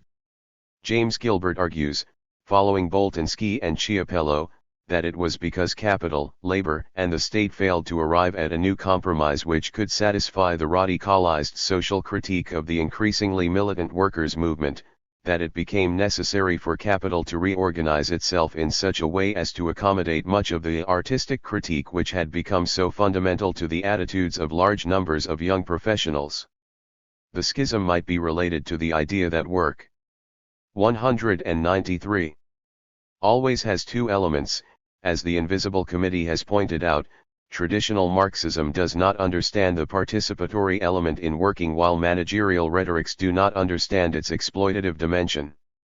Even though I have argued that the position of my 4 case studies were beyond art and politics in the sense that they first and foremost provided access to tools that anyone could utilize, in general, the political thinking of this tendency tends to be localizable in a concatenation of left communists, communization theorists, autonomous Marxists, and anarcho-communists. In short, they each contributed to the sort of non-dogmatic left that Lenin accused of being an infantile disorder. Recuperation by the right of these ideas has become more conspicuous post-1991 with the rise of, for example, neo-folk or the appearance of an organized social right in Italy who have used the notion of a third position beyond to legitimize their politics. When I throughout this book think inner and outer space together while being open to a third position, it is thus clearly more in the spirit of Jorn's trilectics than any variation of Hegelian dialectics. My case studies can be conceived of as efforts to create new social spheres in which academic as well as other forms of knowledge intersect in creative ways, raising questions about the privileged status of the university and the role it plays in broader social processes of knowledge production. One of the striking things working with these histories on the brink of disappearing from living memory and, thus, having their experiences erased from the general intellect, has been how timely some of the ideas have seemed. The remainders of a type of anarcho-communism reared its head again with Los Indignados, Occupy, the Arab Spring, etc., where for a certain time there seemed to be a promise about a leaderless revolution even though it lacked the overtly hedonist tendencies from the underground and does not seem to have, for example, a music scene. While I have been researching and writing, a wave of protests around changes in higher education started to happen across the UK with a new wave of free schools and critical universities opening their doors in the context of social centres and other occupied places. Spaces such as those facilitate pedagogical encounters across differences, providing concrete examples from the practices of alternative media activists. It highlights that the significance of these movements lies in the emphasis activists place on collective knowledge production and mutual learning in their search for promising future escape routes. In the ultra-left imaginary of the 1960s and early 1970s, there was a deep connection between knowledge of oneself, especially of one's own 194. Pleasure, and knowledge of the world, and satisfaction was regarded as the only way to reach autonomy. There was a vivid awareness that colonization operates through the mind and the body, and that the only way to reach freedom was by working on one's subjectivity. The invisible insurrection would thus ignite a revolution which would be as much about coming through a journey of self-discovery and libertarian experiments as about a militant confrontation with the powers that be. With their shared focus on inner reality and outer reality, the Sigmanauts in all their disguises tried, like Marcuse or the Surrealists before them, to apply the methods of both Freud and Marx to their present situation while, simultaneously, going beyond them towards the unknown. The radical left of the 1960s still has a strong appeal with its critique of particularly the institution of the family and its internalization of power relations. A critique of the ideas of hedonism and leaderlessness in the context of new social movements could be that the Communist Party is necessary because it does not know what will happen in the future, and because mass spontaneity will not bring revolution to the proletarians. Other related points can be raised from a more Leninist conception of social change, engaging the question of, for example, vanguardism, than the one achieved here where it has been my primary goal to examine the politics as they were revealed in the cultural production of the book's protagonists who tend to be poets and artists, not Marxist scholars. After the fall of the Berlin Wall in 1989, many, who rejected vanguardist organization in favor of immediate and specific action, found room in what Simon Critchley refers to as neo-anarchist movements, by which he means what has also become known as the counter or anti-globalization movements after Seattle, 1999. These forms of direct action had to be more diffuse, to combine components of visibility and invisibility, and become interventions into everyday life.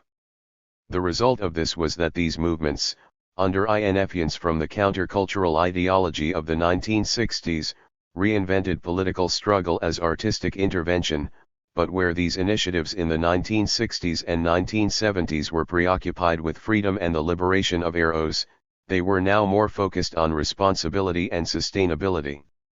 The idea about either a complete rupture or total innovation does, thus, not seem feasible today. On the other hand, cultural revolt and lifestyle anarchism are not enough to challenge capitalism if the aesthetic actions are not followed by social actions, echoing the split from 1968 between those who believed imagination was enough and those who believed that social and political struggle entailed a return to Marxist forms of analysis, confict, and action. 195. These sort of affects from our immediate past thus re-enter the present full of warnings and semi-occult notions of awakening from a somnambulistic state as well as dreams of a more fulfilling life. Their concern is with how to utilize culture in order to intervene on the level of social reproduction and produce alternatives. In the 1960s, this was perceived as being connected to an aesthetic practice of creating feedback loops of cut UPS which, it was believed, would make the system collapse under its own weight through a kind of over-identification. Eventually, it was hoped this would result in a new global supreme action, a type of poetry we all want to believe. For an example of this we need only look at how the rise of the Internet occasionally gives rise to a myth of cybercommunism. As a prolegomenon to a discussion of the immediate future seen from our contemporary, these examples raise questions about the relations between discourse and beliefs as well as the centrality of myth and images. Whose interests do these stories serve and who gains from them? Is the task at hand to produce knowledge and distribute it in temporary networks, or is it more about refusal to work and semiotic guerrilla warfare? Or is the question really one of leaving this world? One thing seems to be certain: it is no longer solely a question about gaining visibility and representation as it was for a lot of the art activism of the late 1990s and early 2000s in the context of the anti-globalization movement, but also increasingly a question about organizing and growing in the shadows, becoming invisible, becoming anonymous, staying hidden until strong enough to take over. The main objective for the initiatives I have examined has been the creation of new, experimental communities. The participants felt marginalized in mainstream society and wanted to create a new unalienated community in which they could belong, and, along the way, this idea became radicalized as part of the general rupture of the 1960s and the resurfacing of utopian socialism, concerned not only with education and schooling but also with, for example, food, housing and medical care. It thus became entangled with ideas about changing the world through cultural activism, where another world would be made possible through a revolution fought on the level of ideas, words, and images which would remain open to participation. In any revolution, the first thing needed is destruction of the past in order to escape conditioning and make space for the new. Otherwise, nostalgia for the recent past and hopes for the present becomes the sentimental compensation for an uncertain future. In the analysis of the 1960s, what was holding the system together was love, as in parental love and the normal family, which might hint at why there is no room for love in Burroughs's mythology. Basically, it is then about inventing a language which the 196 parents do not understand. The problem is that nostalgia makes it almost impossible to uproot bourgeois culture completely, as can be seen from, with a more contemporary example, that most people blamed the Taliban for destroying the Buddhas of Bamiyan in 2001 and saw it as a reactionary gesture instead of a progressive one. In early 2013, plans to rebuild them were well on their way. In order to leave this world behind, man needs to change, to invent new tactics and new languages. Therefore, the Sigmanauts and their descendants struggled to find a new language that would no longer prescribe what must be done but instead would be experimental and concerned with some of the same issues as the emergent mid-20th century discourses on cybernetics, communication media, and systems theories. It would be a language which would be conscious that, as Lang wrote, the choice of syntax and vocabulary are political acts that define and circumscribe the manner in which facts are to be experienced. Indeed, in a sense they go further and even create the facts that are studies. The invisible insurrection was thus a sort of meme war in the social body where the stakes are the formation of men's attitudes. The notion of invisibility leads from a quantifiable world into a shadow world of viruses, bacilli, genes, molecules, atoms, the stuff that constitutes reality but cannot be seen, and where the borderline between propaganda, information, and art begins to erode, as Jacques Ellul warned against. Gregory Cholet also plays with the notion of invisibility in his exploration of the dark matter of the art world, which in turn is influenced by Silvia Federici's writings for the Wages for Housework campaign. Just as capitalism is based on unpaid labor, most of the proper art world, understood not as a field of vested interests but as a field of creative cultural production and rebellion, producing new ephemeral subjectivities as well as resistance to capitalism, is creative dark matter. I.e., it is invisible. According to Cholet, the term dark matter describes the up to 96% of artistic production which is outside the institutional spotlight, even though the tactical media field has begun to filter in and become visible in what has been referred to as capitalism 2.0, where the art of subcultures to a certain point has become fetishized by people in the art world, not to mention the world of advertising. The spread of information technologies has done that invisibility today becomes more and more corporeal. This is a question of recuperation and another reminder that subjectivities need to be in constant flux if they want to escape being locked into recognizable meanings and, thus, become a part of control structure. Increased visibility always poses certain risks. 197. By grasping the politics of their own invisibility and marginalization, these artists covered by dark matter inevitably challenge the formation of normative values. When this excluded mass is made visible, it is always ultimately a matter of politics and a rethinking of history, due to that working in the outer margins of the art world often is connected to reasons of social and political critique. The larger question for these collective phantoms, to use Brian Holmes's concept, is one of reorganizing society, not one of getting acknowledged and economically rewarded by existing institutions. Cholet writes, "Here politics must be understood as the imaginative exploration of ideas, the pleasure of communication, the exchange of education, and the construction of fantasy, all within a radically definite social artist practice. What can be said of creative dark matter in general, and therefore by extension the invisible, that which is its own disappearance, is that either by choice or by circumstance it displays a degree of autonomy from the critical and economic structures of the art world by moving in between its meshes. It is an antagonistic force simultaneously inside and outside, like a void within an archive that is itself a kind of void."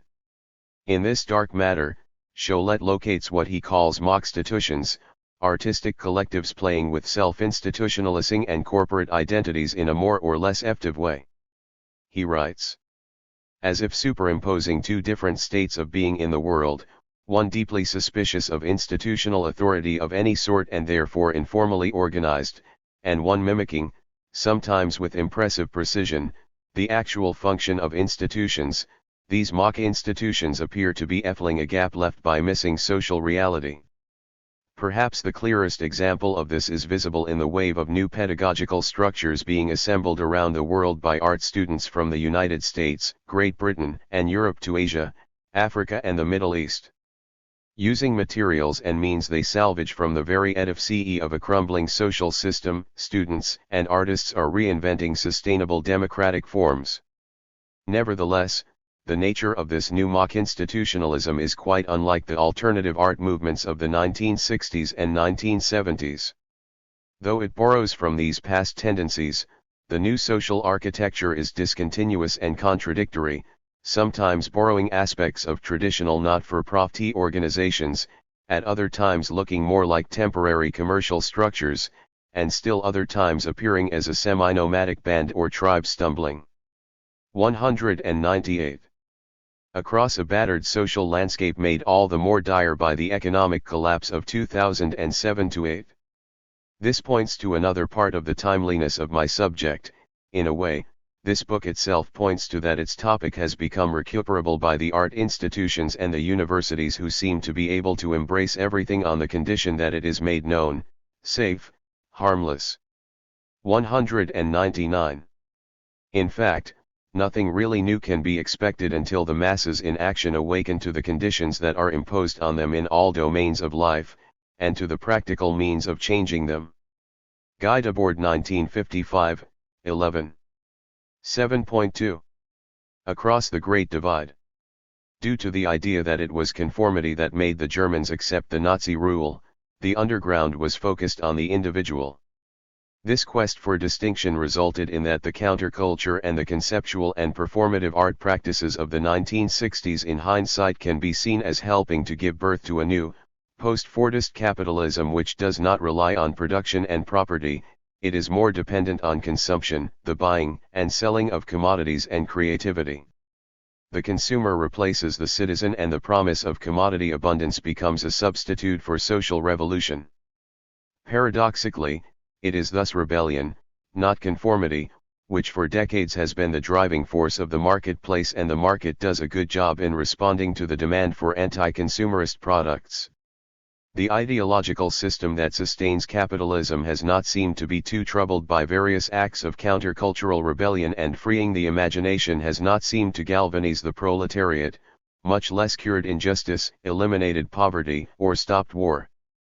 Due to that, it tends to be temporary individual anarchic eruptions more than the constitution of permanent alternatives. It often seems to be rebellion that provides entertainment for the rebels instead of social change. This was already pointed out by Jameson, who noted that postmodernism, though equally as offensive as high modernism, no longer is oppositional. Indeed, it constitutes the very dominant or hegemonic aesthetic of consumer society itself, and significantly serves the latter's commodity production as a virtual laboratory of new forms and fashions. The invisible insurrection tried to avoid commodities and wanted to stay in the shadows until it believed itself strong enough to take over. From the shadows, it would detonate a meme which would spread like a virus.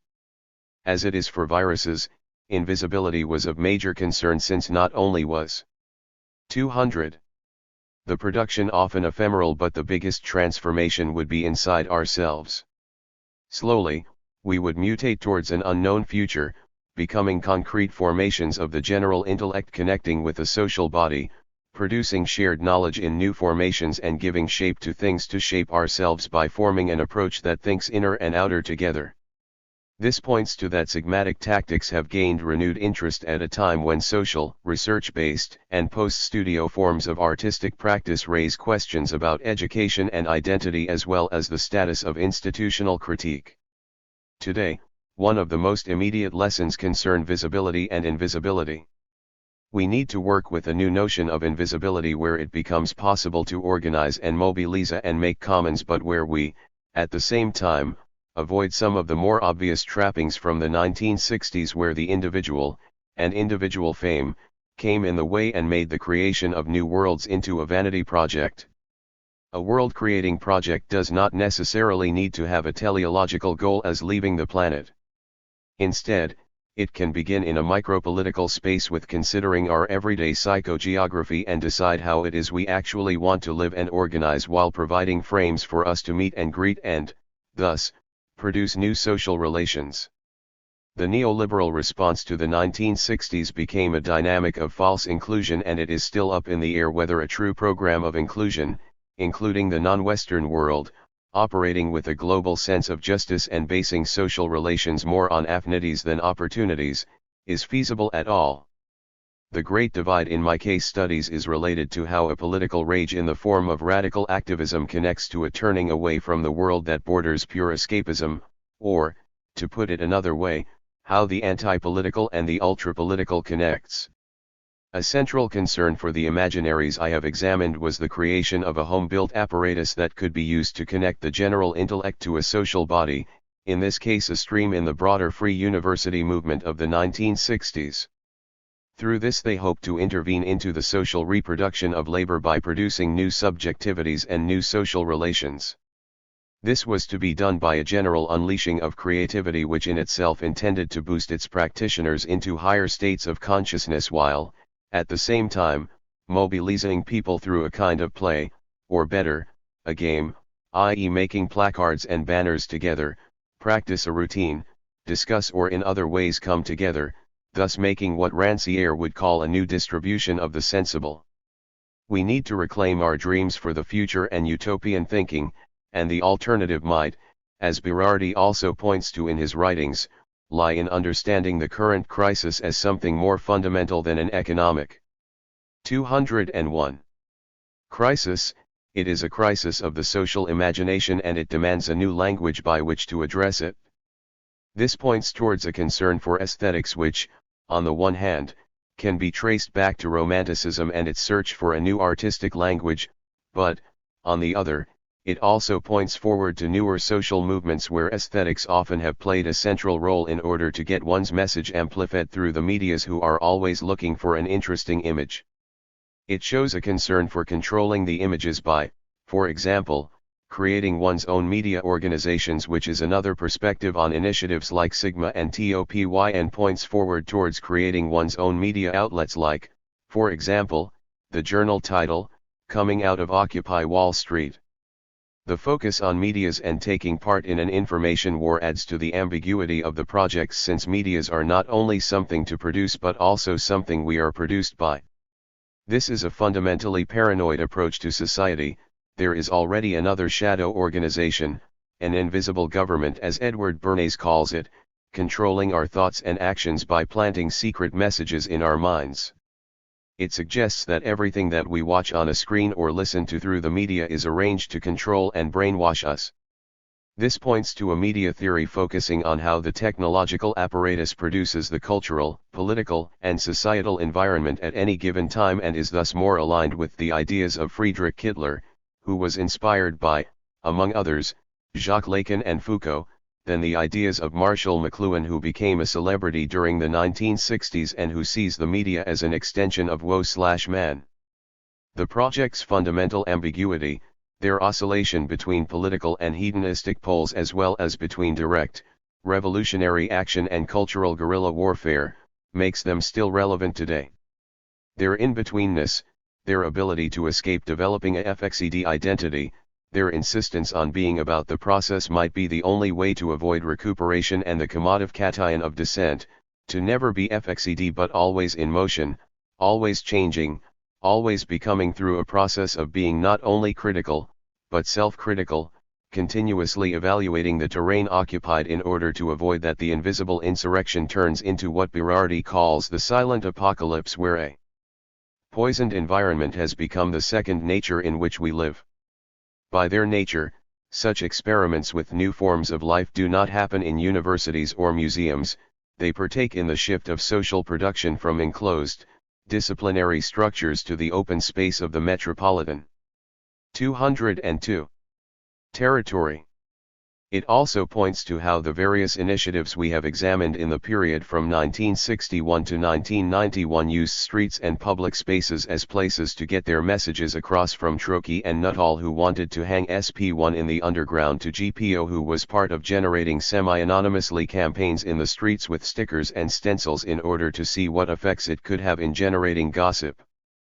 This points forward to later graffiti and street art scenes due to an urge to communicate to as broad a public as possible, also the multitudes who never visit an art gallery, as well as a belief in that art on the street is instantly social effective, an argument that would resurface in the 1990s, where political street art campaigns became the norm in metropolitan areas. The notion that these ideas need to spread like memes and networked contagion becomes in the biometaphor the equivalent of that they spread like a virus, as Burroughs thought. This is interesting from the point of view of the social factory. In a world where the factory has reached far beyond its walls, disease has become anti-capitalist in itself, since it is today one of the few socially acceptable ways not to be productive. Another perspective opened up by my inquiries that could be further explored is the strain from cybernetics that points towards some of the singular combinations of the 1990s, where cybernetics and cyberculture met and gave rise to a new imaginary about the liberatory power of the internet and the computer.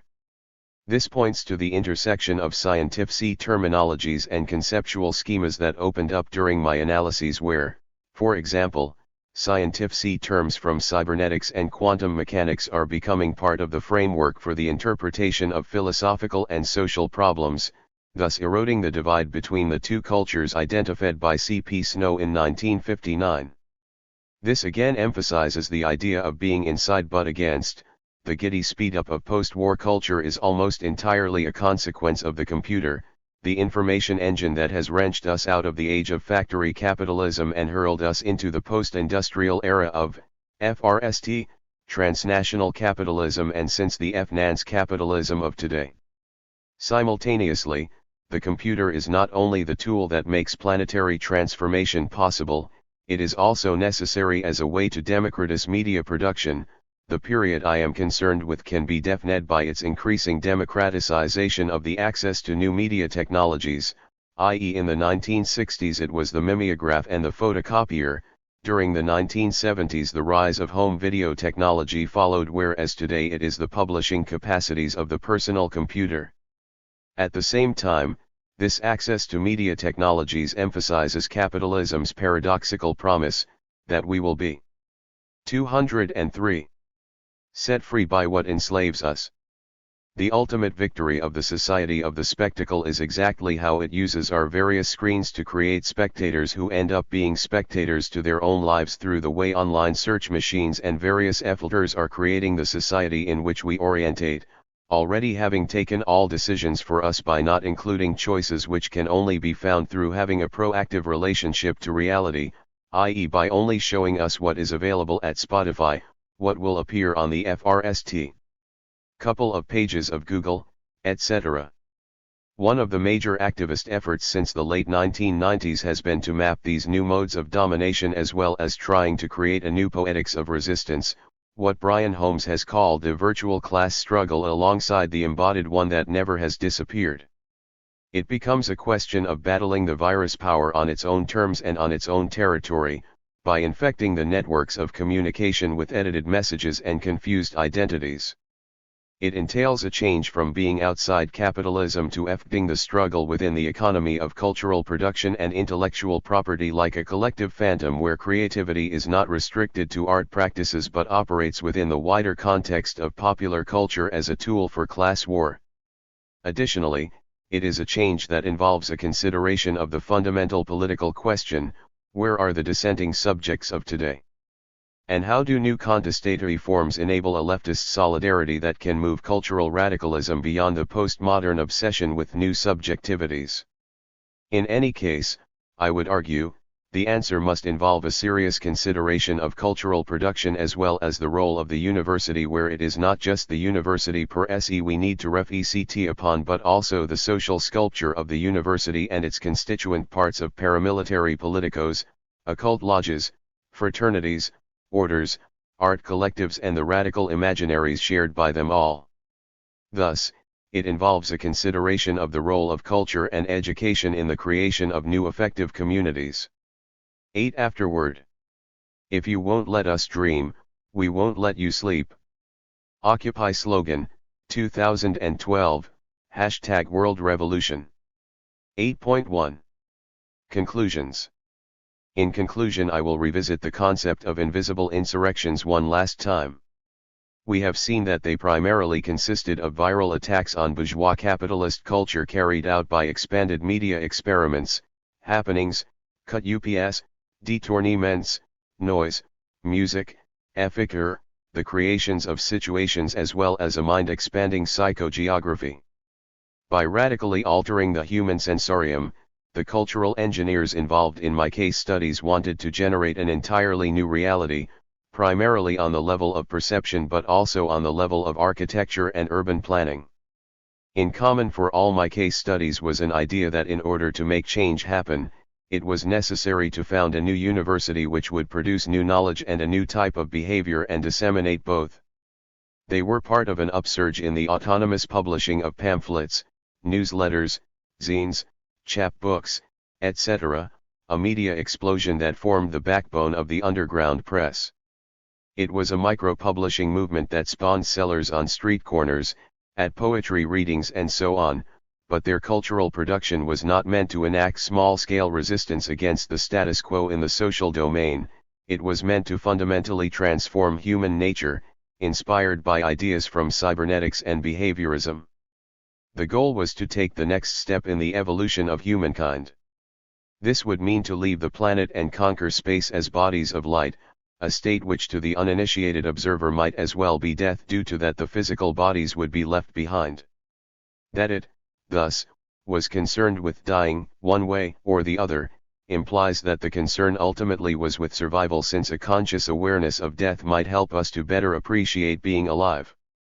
The means to reach this goal of expanded being and a fuller notion of life would be a non-chemical expansion of awareness made possible through, for example, ups, efficacy experience and 207. Playback.